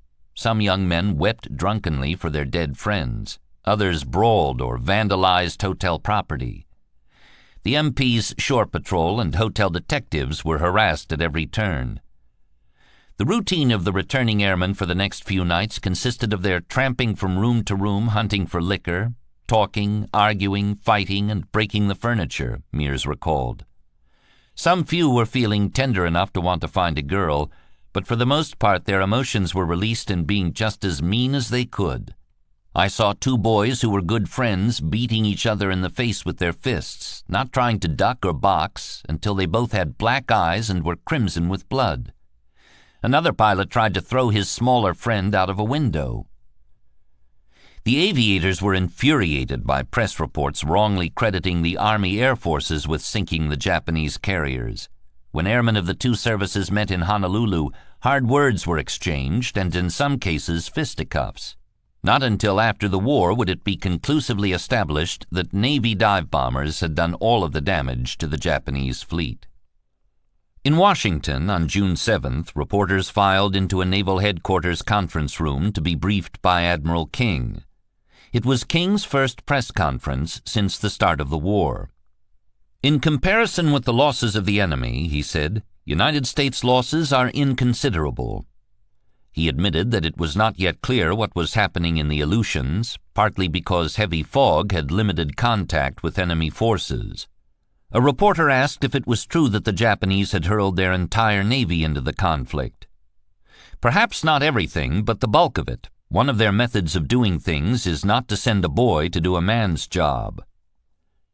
Pressed to reveal whether the American fleet would pursue the retreating Japanese forces, King grew touchy. He pointed out that the Japanese had substantial shore-based air power on Wake Island. With 130 million amateur strategists in this country, many would undoubtedly advocate some such follow-up action, he said, but for us to rush into a mop-up operation would not be well advised. 4 of Japan's finest fleet carriers and a heavy cruiser sunk, a cruiser and several destroyers damaged, 292 aircraft destroyed, more than 3,000 Japanese killed. The Americans had won their stunning victory at the cost of the Yorktown and Hammond sunk, 145 planes destroyed, and 307 men killed in action. In Raymond Spruance, Nimitz had discovered the most valuable American seagoing commander of the Second World War, though for the time being he was to be cast ashore as the Sinkpack's chief of staff. Spruance, characteristically, did not even deign to answer his critics, who faulted him for a lack of aggressiveness in not pursuing the enemy fleet on the night of the 4th to 5th. Though he might have leveled damaging criticism at Captain Mitcher for the poor performance of Hornet's Air Group, or at Halsey's staff, and his chief of staff, Captain Miles R. Browning in particular, he held his fire. He was generous in his praise of Fletcher, to whom he wrote on June 8th, "If it had not been for what you did and took with the Yorktown, I am firmly convinced that we would have been badly defeated, and the Japs would be holding Midway today. As it is, I think their ears will be pinned back for some time to come." Possessing foreknowledge of Japanese intentions, Nimitz had been dealt a very strong hand. It is also true that he played that hand skillfully, indeed flawlessly. In arranging his forces, Nimitz had concentrated on one overriding objective to the exclusion of all others, to ambush and destroy the Japanese carriers. Whereas Yamamoto's plan was vast and fatally complex, Nimitz's was straightforward and aimed at the enemy's most vulnerable point. He had provided Midway Atoll with all the air power he could scrape together, overruling the local Army Air Force commanders who wanted to retain more aircraft on Oahu. He had placed his 3 carriers on Nagumo's port flank, distant enough to avoid early detection but near enough to launch a punishing attack. Though he knew the Japanese would attack the Aleutians, he had refused to divert the bulk of his forces from the main event north of Midway. He had been content to concede the loss of the westernmost islands in the Aleutians archipelago, knowing they offered little value as military assets and could be recaptured in good time. That attitude was consistent with the teachings of Miyamoto Musashi, the renowned samurai swordsman of the 16th century. "As far as attacks made on you are concerned," Musashi had advised, "let opponents go ahead and do anything useless, while stopping them from doing anything useful. This is essential to the art of war." Fletcher and Spruance had evaded detection until Nagumo's airstrike on Midway was aloft and on its way. They had launched their aircraft before Nagumo could respond. They had maneuvered their ships out of the way of the onrushing guns of the main body. Once Yorktown was abandoned, Fletcher had generously ceded tactical command of remaining American forces to Spruance. After the decisive first day of the battle, Spruance had resisted the temptation, and the advice of some of the other officers, to chase far to the west, demonstrating a prudence that kept faith with Nimitz's instructions to act according to calculated risk, and consolidating the American victory. Even so, the Americans had needed more than a few strokes of good luck. The battle had been a near-run thing, and easily might have gone the other way. The Japanese cruiser scouts might have found the American carriers an hour earlier, giving Nagumo precious time to prepare and launch an effective counterstrike before the dive bombers hurtled down on Kido Butai. Those dive bombers, the most potent weapon in the American arsenal, arrived over the enemy at just the right time and in the right sequence, when the Zeros had been spread far and wide at low altitude. By lucky happenstance, the Enterprise and Yorktown Dauntlesses, having launched at different times and flown widely divergent courses to the enemy, converged on the fleet simultaneously from different directions. Luck, and some quick thinking on the part of Lieutenant Dick Best, leader of Bombing 6, ensured that the SBDs attacked and scored fatal hits on 3 different Japanese carriers when they easily might have concentrated their attacks on only 1 or 2. Subsequently, Hiryu's 2 strikes each targeted the Yorktown, although the Enterprise and Hornet were well within range, with the result that 2 of 3 American flat tops survived the battle with no damage at all. In Spruance's view, he had merely acted out his part in a script written by Nimitz. He had done nothing brilliant. He had been lucky. "We were shot with luck on the morning of June 4th when the fate of the operation was decided," he wrote later. As for his own role in the action, all that I can claim credit for myself is a very keen sense of the urgent need for surprise and a strong desire to hit the enemy carriers with our full strength as early as we could reach them. As momentous as it was, Midway did not in itself turn the tide of the Pacific War. The American mobilization was proceeding apace, but would require another 6 months to take effect on the distant frontiers of the Pacific theater. For the Japanese Navy, the destruction of 4 fleet carriers with all their aircraft was obviously a devastating blow, as was the loss of so many trained mechanics and crewmen. But most of the Japanese aircrews had survived the action. By one historian's estimate, 110 Japanese carrier aviators died at Midway, only about 1/4 of those who had sailed with Kido Butai. Those surviving veterans were, at this stage of the war, the most valuable asset in the Japanese naval air arsenal. Even so, Midway had blunted the tip of the Japanese spear. Yamamoto had gambled on knocking the U.S. Navy out of the war and lost. He would never again muster the forces to mount a sustained offensive against any Allied territory. Midway made certain that the Pacific War would be a prolonged war of attrition, precisely the sort of war that Yamamoto had warned against. The Japanese Navy retained a cadre of superb pilots, but Japan was not producing enough new flyers to replace those inevitably killed in action. Facing shortages of aircraft, fuel, and ammunition, and with too few seasoned professional instructors, Japan had no obvious means of expanding its flight training pipeline. In 1943, 1944, and 1945, the Japanese Navy would speed the flight training process by relaxing its standards, critically by reducing the number of flying hours each trainee would perform before graduating into frontline service. An increasing proportion of newly minted Japanese aviators would be shipped off to war with no live firing experience. With little hope of relief, Japan's remaining veteran flyers were condemned to keep flying until they died, and they knew it. Many would give their lives in the latter half of 1942 during the long, arduous, and ultimately futile struggle for control of the island of Guadalcanal. In the American view, Midway eliminated the risk of a Japanese attack on Hawaii or the west coast of North America.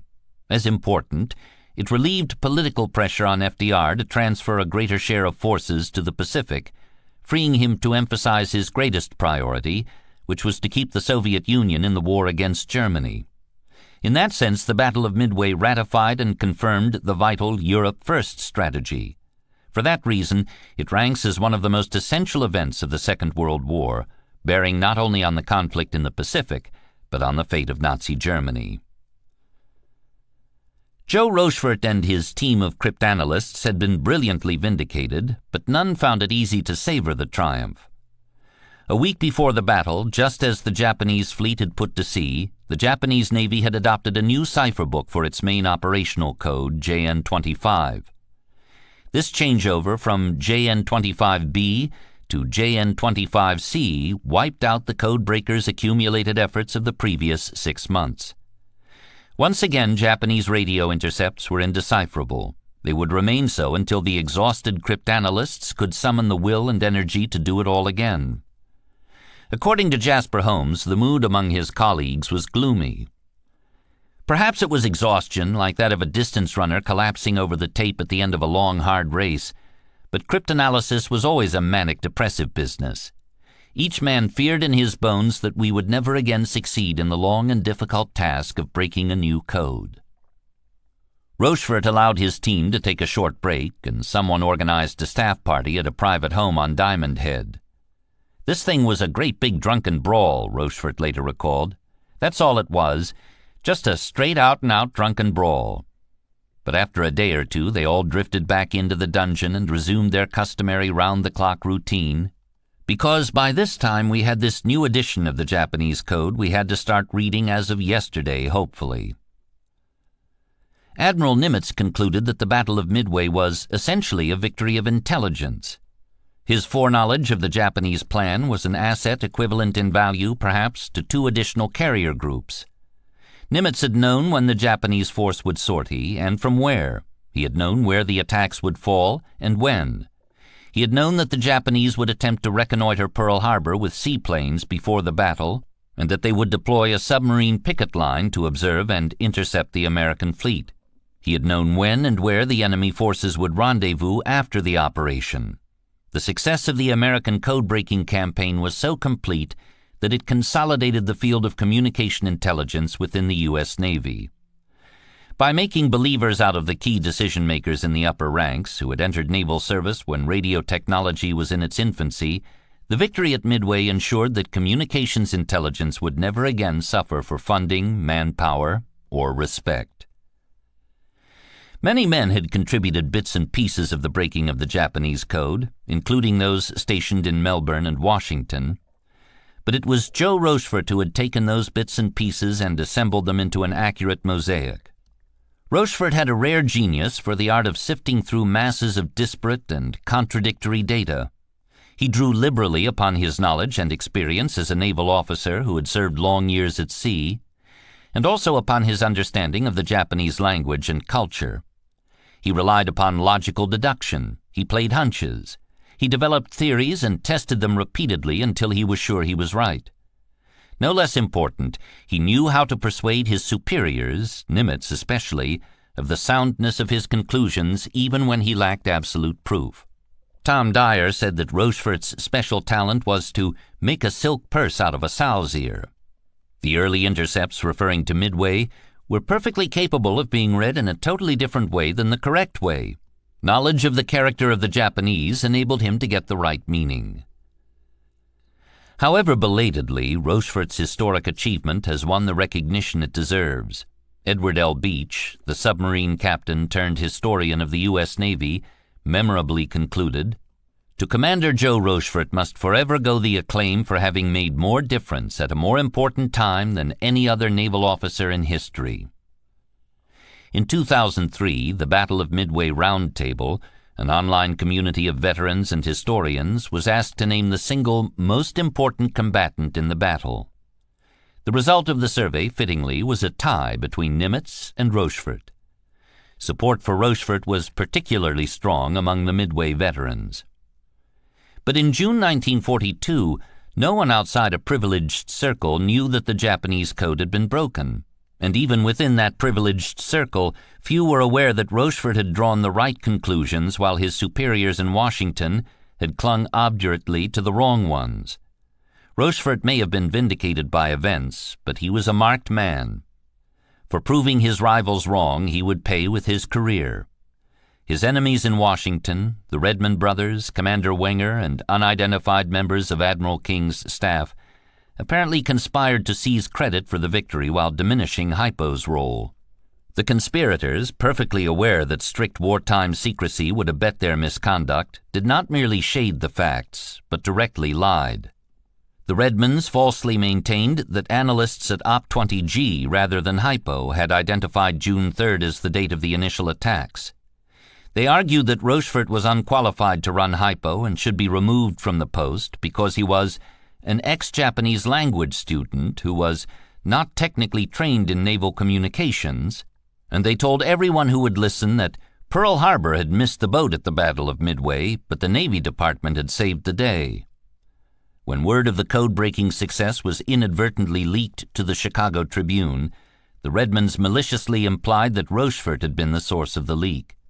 It was later discovered that Lexington executive officer Mort Seligman had improperly shared a classified dispatch with Tribune reporter Stanley Johnston. The campaign succeeded. Both men were soon promoted, and the elder brother, Rear Admiral Joseph R. Redmond, was awarded a Distinguished Service Medal. When Rochefort was put up for the same medal with Nimitz's strong endorsement, the application was denied. Rochefort was recalled to Washington and shunted into jobs in which his talents were wasted. "I've given a great deal of thought to the Rochefort affair," Tom Dyer later wrote, "and I've been unwillingly forced to the conclusion that Rochefort committed the one unforgivable sin. To certain individuals of small mind and overweening ambition there is no greater insult than to be proved wrong." Jasper Holmes made the same point a bit more poetically. "It was not the individual for whom the bell tolled, but the Navy that died a little." Years later, after he had retired from the Navy, Rochefort was asked to comment on the affair. He steadfastly refused to do so. Whether he deserved a medal for his efforts, he said, was beside the point. "We felt that we had earned our pay because we felt that we had done the job," he said. "We would have preferred to be on ships, but this was the job to which we had been assigned and the job that we seemed to be best fitted for. So, therefore, we did the best we could." When the interviewer pressed him to elaborate, he demurred. "This would be a very sad and disappointing story, and I would not think that anything would be gained by going into it now." Pressed further, Rochefort grew testy. "That's history. I'm not going to discuss this matter any longer with you." News of the abysmal defeat filtered into Japan. At the Imperial headquarters in Tokyo, a witness recalled, the staff officers muttered to one another, "This is terrible, a disaster." At Nagasaki, at the dockyard where the Musashi had been built, Navy personnel seemed strangely confused, standing silently with their arms folded. The Emperor was informed of the loss of the 4 carriers by an officer of the Naval General Staff. He was badly shaken, but managed to keep his chin up. "I had presumed the news of the terrible losses sustained by the Naval Air Force would have caused him untold anxiety," wrote Lord Privy Seal Koichi Kido on June 8th. "Yet when I saw him, he was as calm as usual, and his countenance showed not the least change. He said he told the Navy Chief of Staff that the loss was regrettable, but to take care that the Navy not lose its fighting spirit. He ordered him to ensure that future operations continue bold and aggressive." On June 10th, in a meeting of the Liaison Conference, Navy officers discussed the battle but omitted the tally of Japanese losses. Even General Tojo, who as Prime Minister of Japan might have expected prompt and unadulterated reports from the battlefronts, did not learn of the full extent of the Navy's losses until a week after the fact. Hirohito took a direct hand in the cover-up. He named an Army general to oversee the process of disseminating the truth to military planners, in hopes of limiting the circle to a bare minimum. The Emperor also directed that the returning wounded be sequestered in hospitals and naval bases until they could be reassigned to a departing ship or sent to a forward combat area. The initial Japanese press reports were risibly exaggerated even when compared to the official results later released by the Imperial General Headquarters. On June 6th, the English-language broadcasts of Radio Tokyo announced that 6 carriers of the United States Navy, which is very deficient in carriers, were sunk in a single smashing blow. Our fleet broke down the pitiful opposition of the United States fleet, bombarded the defenses of Midway, and captured the islands with insignificant losses on our part. An attack has been started on Pearl Harbor and Honolulu. Honolulu is still holding out. Subsequent Japanese news reports dwelled on the aerial bombing of Midway and Dutch Harbor, the successful occupation of the 2 Aleutian Islands, and the shelling of Sydney, Australia by a Japanese submarine. The incident had occurred the same week. Newspapers and magazines published lavish photo spreads that appeared to substantiate the triumphant headlines. Soldiers stood to attention as the Japanese flag was raised over the island of Kiska. In pictures taken from the air over Midway and Dutch Harbor, one could see warehouses, hangars, and oil tanks burning fiercely. A column of soldiers on Attu, grinning broadly for the camera, pulled a machine gun on a bobsled over a snowfield. In an adjoining photo, they slid down an icy hill on their bottoms. They laughed merrily as if on a winter holiday. It is curious that the enemy was unable to prevent the Japanese Army and naval units from landing and occupying his own territory, said Captain Hideo Hiraide, an Imperial headquarters spokesman. Naval operations have crossed the international dateline and entered the eastern Pacific area, while the occupation of western Aleutian Islands has pointed a sword at the enemy's throat. Rear Admiral Tanetsugu Sosa, writing in the Nichi Nichi, explained that the next stage of the war would take the Japanese Navy to California. Now that America's northern attack route against our country and the most important enemy base in the Pacific Ocean have been crushed by the Imperial Navy in the recent battles of Dutch Harbor and Midway, Japan can now concentrate on attacking the mainland of the United States, he wrote. With its east coast constantly menaced by German and Italian warcraft, and its west coast fully exposed to the possible attack by Japan, the United States has been driven between the devil and the deep sea. Reported Japanese losses were suspiciously vague and inconsistent. On the 10th, the Navy Ministry notified all commands that the official tally would be cited as 1 carrier sunk, 1 carrier and 1 cruiser damaged, and 35 airplanes lost. The next day, a well-known civilian naval expert reported in a radio broadcast that 2 Japanese carriers had been sunk. Not until June 21st did the Navy promulgate its official story about the fate of Kido Butai. 2 carriers, Kaga and Soryu, would be taken off the ship's register when there is suitable opportunity, i.e., the Navy would tacitly admit that they were gone, but quietly and in the most enigmatic manner possible. The Akagi and Hiryu would remain on the register, but will not be manned. In other words, the Navy would concede that they had been damaged, but maintain the fiction that they had returned safely to Japan and were undergoing repairs.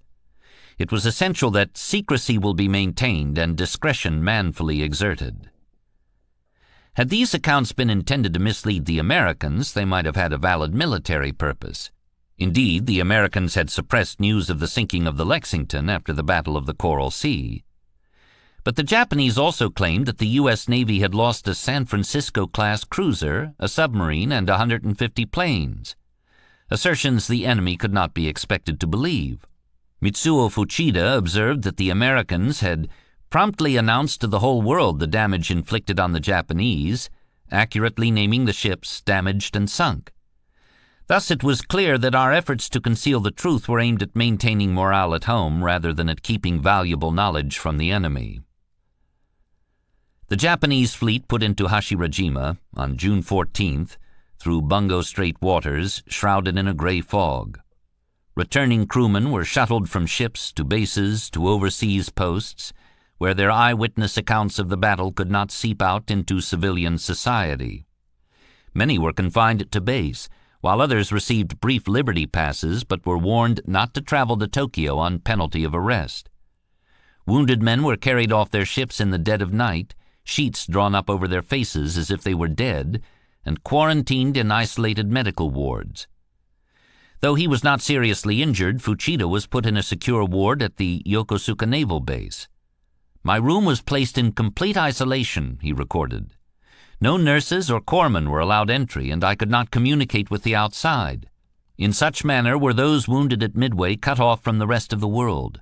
It was really confinement in the guise of medical treatment, and I sometimes had the feeling of being a prisoner of war." Nagumo and the top surviving officers of the 1st Air Fleet staff met on the battleship Kirishima. There was much discussion of needed changes, better plane handling, armored flight decks, better damage control and firefighting procedures, a larger complement of Zeros to fly combat air patrol over the carriers.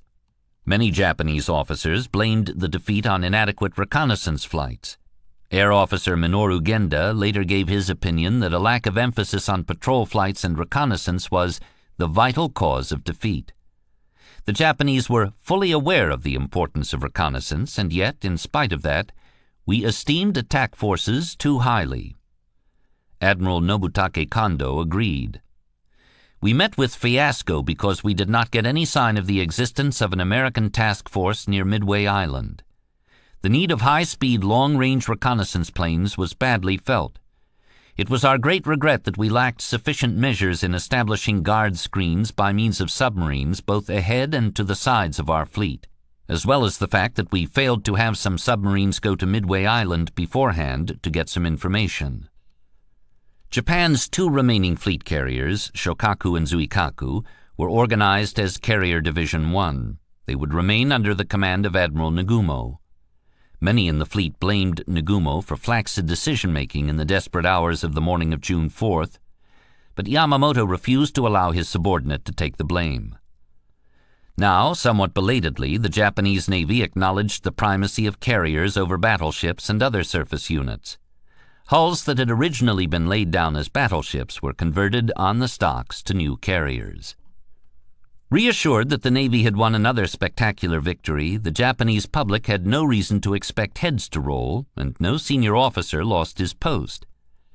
Yamamoto remained one of the most prominent and beloved figures in Japanese public life, but it was he who bore the greatest share of responsibility for the Japanese defeat. His plan had dispersed the fleet too widely, forfeiting the possibilities of mutual support. It had violated Mahan's most fundamental tenet, concentration of forces, and for no good reason. It allowed the American fleet to isolate and destroy Nagumo's carriers before any support could be rendered by the other elements of the Japanese fleet. On June 10th, the New York Times quoted an unnamed Japanese admiral who had commented in a Tokyo newspaper on the result at Midway. Though the admiral had not revealed details of Japanese losses, he did hint that the Japanese Navy now anticipated a prolonged war of attrition in the Pacific. He maintained that Japan's superior endurance and fighting spirit would prevail in such a struggle.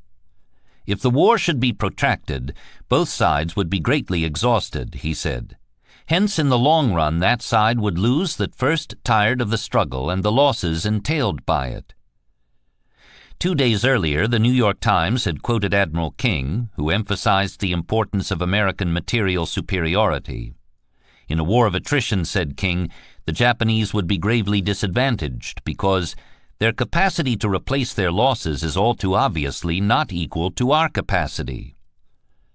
Here, neatly encapsulated in these two remarks, were the two combatants' strategic paradigms for the remaining war. Japan's transcendent fighting spirit was to be pitted against America's overwhelming industrial military might. For the 3 years of war to come, the Japanese acclaimed their unique Yamato spirit and willed themselves to believe that it must deliver ultimate victory. They believed themselves to be a race like no other, a family of 100 million, the figure was about 30 million too high, racially pure and homogeneous, descended from the gods and united under the benevolent guidance of a father emperor. The ideology was reinforced and disseminated by official slogans. 100 million advancing like a ball of flame. Think as one, act as one. Extravagance is the enemy. Fired with overriding spirit, the Japanese at home and on the front lines would endure privations and hardships that the enemy could never withstand. They would work harder, eat less, and face death with samurai-like indifference. The new ethic was derived from traditional samurai and Zen ideas. At the same time, it was a monstrous perversion of those ideas. Military production and the relative size of the American and Japanese economies meant nothing, as one commentator said, for true combat power is arms multiplied by fighting spirit. If one of them is infinitely strong, you will succeed. As a corollary to that equation, it followed that nothing was impossible. Every failure was, in essence, a failure of will. The answer to any military problem was to exhort the soldiers, sailors, and airmen to strive harder, to find the motivation to overcome whatever difficulties they encountered. They must abhor retreat or surrender. As the war grew more desperate in 1944 and 1945, many Japanese servicemen resolved to seek death for death's sake, to die as one of the emperor's limbs. For death in combat was a kind of ritual purification, and to spill one's own blood was akin to the Shinto ablution with water. For all its industrial military power, the Japanese militarists calmly asserted, the United States lacked the requisite intangible spiritual qualities to prevail over Japan. A mongrel people, hopelessly individualistic and democratic, pitted against one another in bitter capitalist competition, the Americans would soon tire of the fight and go home. American women, whose excessive political influence was symbolized by the prominence of Eleanor Roosevelt, would not tolerate the loss of so many husbands, sons, and brothers. They would demand an end to the bloodshed before the war ever reached Japanese shores. Therefore, it followed that the harder and more brutally the Japanese waged the conflict, the more quickly American resolve would wither. So it was said. If the premise had been correct, Japan's fighting spirit paradigm would undoubtedly have won the war. Latent industrial military strength would count for little if the American people did not consent to fight. But from the day Nagumo's carriers attacked Pearl Harbor, there was never any realistic prospect that the United States would fail to conquer and subjugate Japan. The American conception of fighting spirit was very different from that of the Japanese, but once fully aroused, it was sufficient to the task and sufficiently resilient. Bob Sherwood, the playwright turned presidential speechwriter, offered a very wise and provocative observation on this topic. Writing shortly after the war, he concluded that the American people's collective morale did not become a vital consideration. Morale was never particularly good nor alarmingly bad. There was a minimum of flag-waving and parades. It was the first war in American history in which the general disillusionment preceded the firing of the first shot. It has been called, from the American point of view, the most unpopular war in history, but that could be taken as proof that the people for once were not misled as to the CBS broadcaster Elmer Davis famously quipped, "There are some patriotic citizens who sincerely hope that America will win the war, but they also hope that Russia will lose it. And there are some who hope that America will win the war, but that England will lose it. And there are some who hope that America will win the war, but that Roosevelt will lose it." Even so, the retooling of the American economy for war was accomplished in remarkably little time. In April 1942, the U.S. War Production Board announced that the United States was already outproducing the Axis. The swift mobilization was overseen by an alphabet soup of new federal agencies: OPA, OPM, DPC, WPB, WRB, and SPAB. Office of Price Administration, Office of Production Management, Defense Plant Corporation, War Production Board, War Resources Board, Supply, Priorities, and Allocations Board.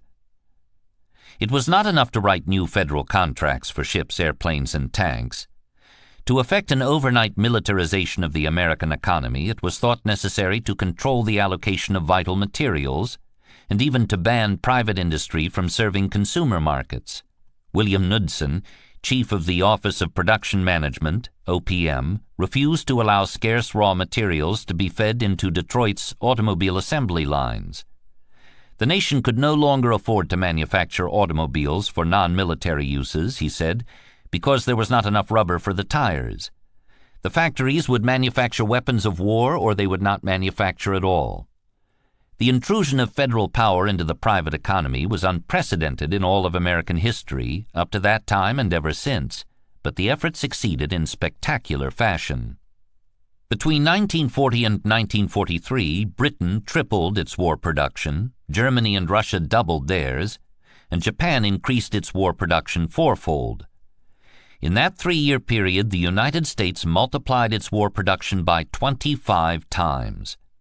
U.S. aircraft production had stood at 5,856 units in 1939. In 1942, the figure reached 25,436. In the year 1944 alone, the United States would produce 96,318 aircraft, more than Japan's total production between 1939 and 1945. Shortly after Pearl Harbor, Roosevelt approved a proposal to augment the 1940 Naval Expansion Bill to build an additional 8 aircraft carriers, 24 cruisers, 102 destroyers, and 54 submarines, a total of 900,000 tons. The keels would all be laid by 1944. But even these plans were not sufficiently grand. In January 1942, the General Board of the Navy envisioned a fleet composed of 34 battleships, 24 carriers, 12 battle cruisers, 104 other cruisers, 379 destroyers, and 207 submarines. Since the nation's shipyards were already producing at capacity, there were only so many new keels that could be laid right away. By 1945, however, the U.S. Navy would be larger, as measured either by number of ships or tonnage, than the combined fleets of every other navy in the world. New recruits flooded into Navy boot camps where they had their hair sheared off, leaving only an inch on top, bare on the sides. They were assigned to two-story barracks where, they were firmly informed, there were no floors, no stairs, no elevators, no walls, no beds, and no bathrooms. This being the Navy, there were decks, ladders, hoists, bulkheads, bunks, and heads. Dressed in dungarees, leggings, and round white hats, they drilled and marched for hours each day on blacktop parade grounds, under arms, back and forth, up and down, on the oblique, to the rear, rear, rear, harch. Each crack of dawn they were rudely awakened with the shouted order, "Let go of your cocks and grab your socks." Then they were off on trains and buses to distant regions of the country, and if they were sailors, they were probably headed west, to San Diego or San Francisco or Puget Sound, the great staging and transshipment centers of the Pacific War. The trains were inundated.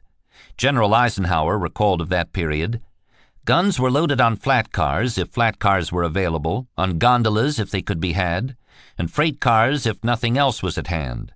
The men traveled in deluxe Pullmans, in troop sleepers, in modern coaches, and in day cars that had been obsolete and sidetracked in the yards for a generation and were now drafted for emergency troop movements. 19th-century coal-burning steam engines were hauled out of retirement. Plumes of dirty black smoke swept back into the old wicker passenger cars and blackened the servicemen's uniforms.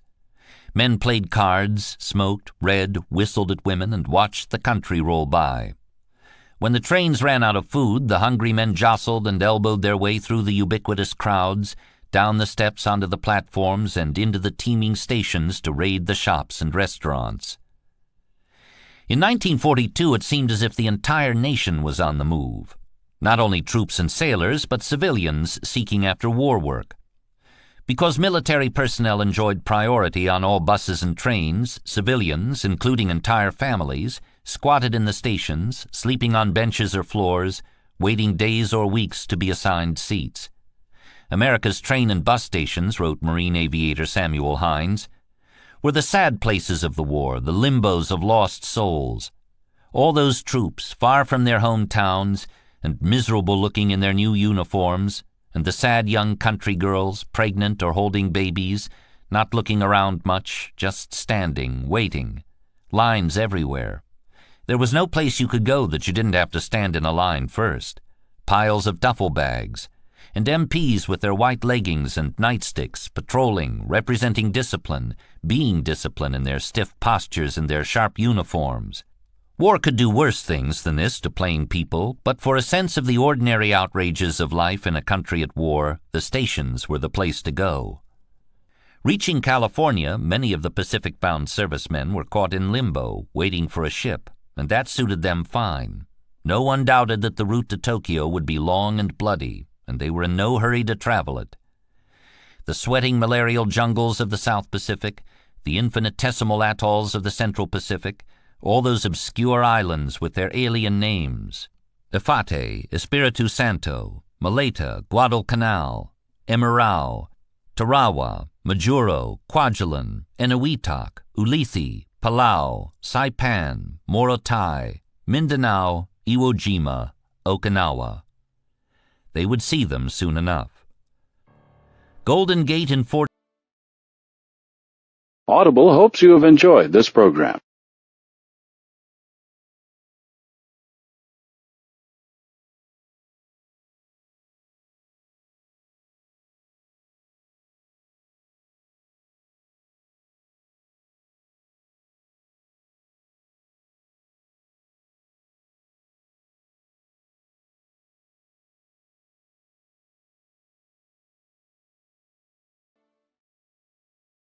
Audible hopes you have enjoyed this program.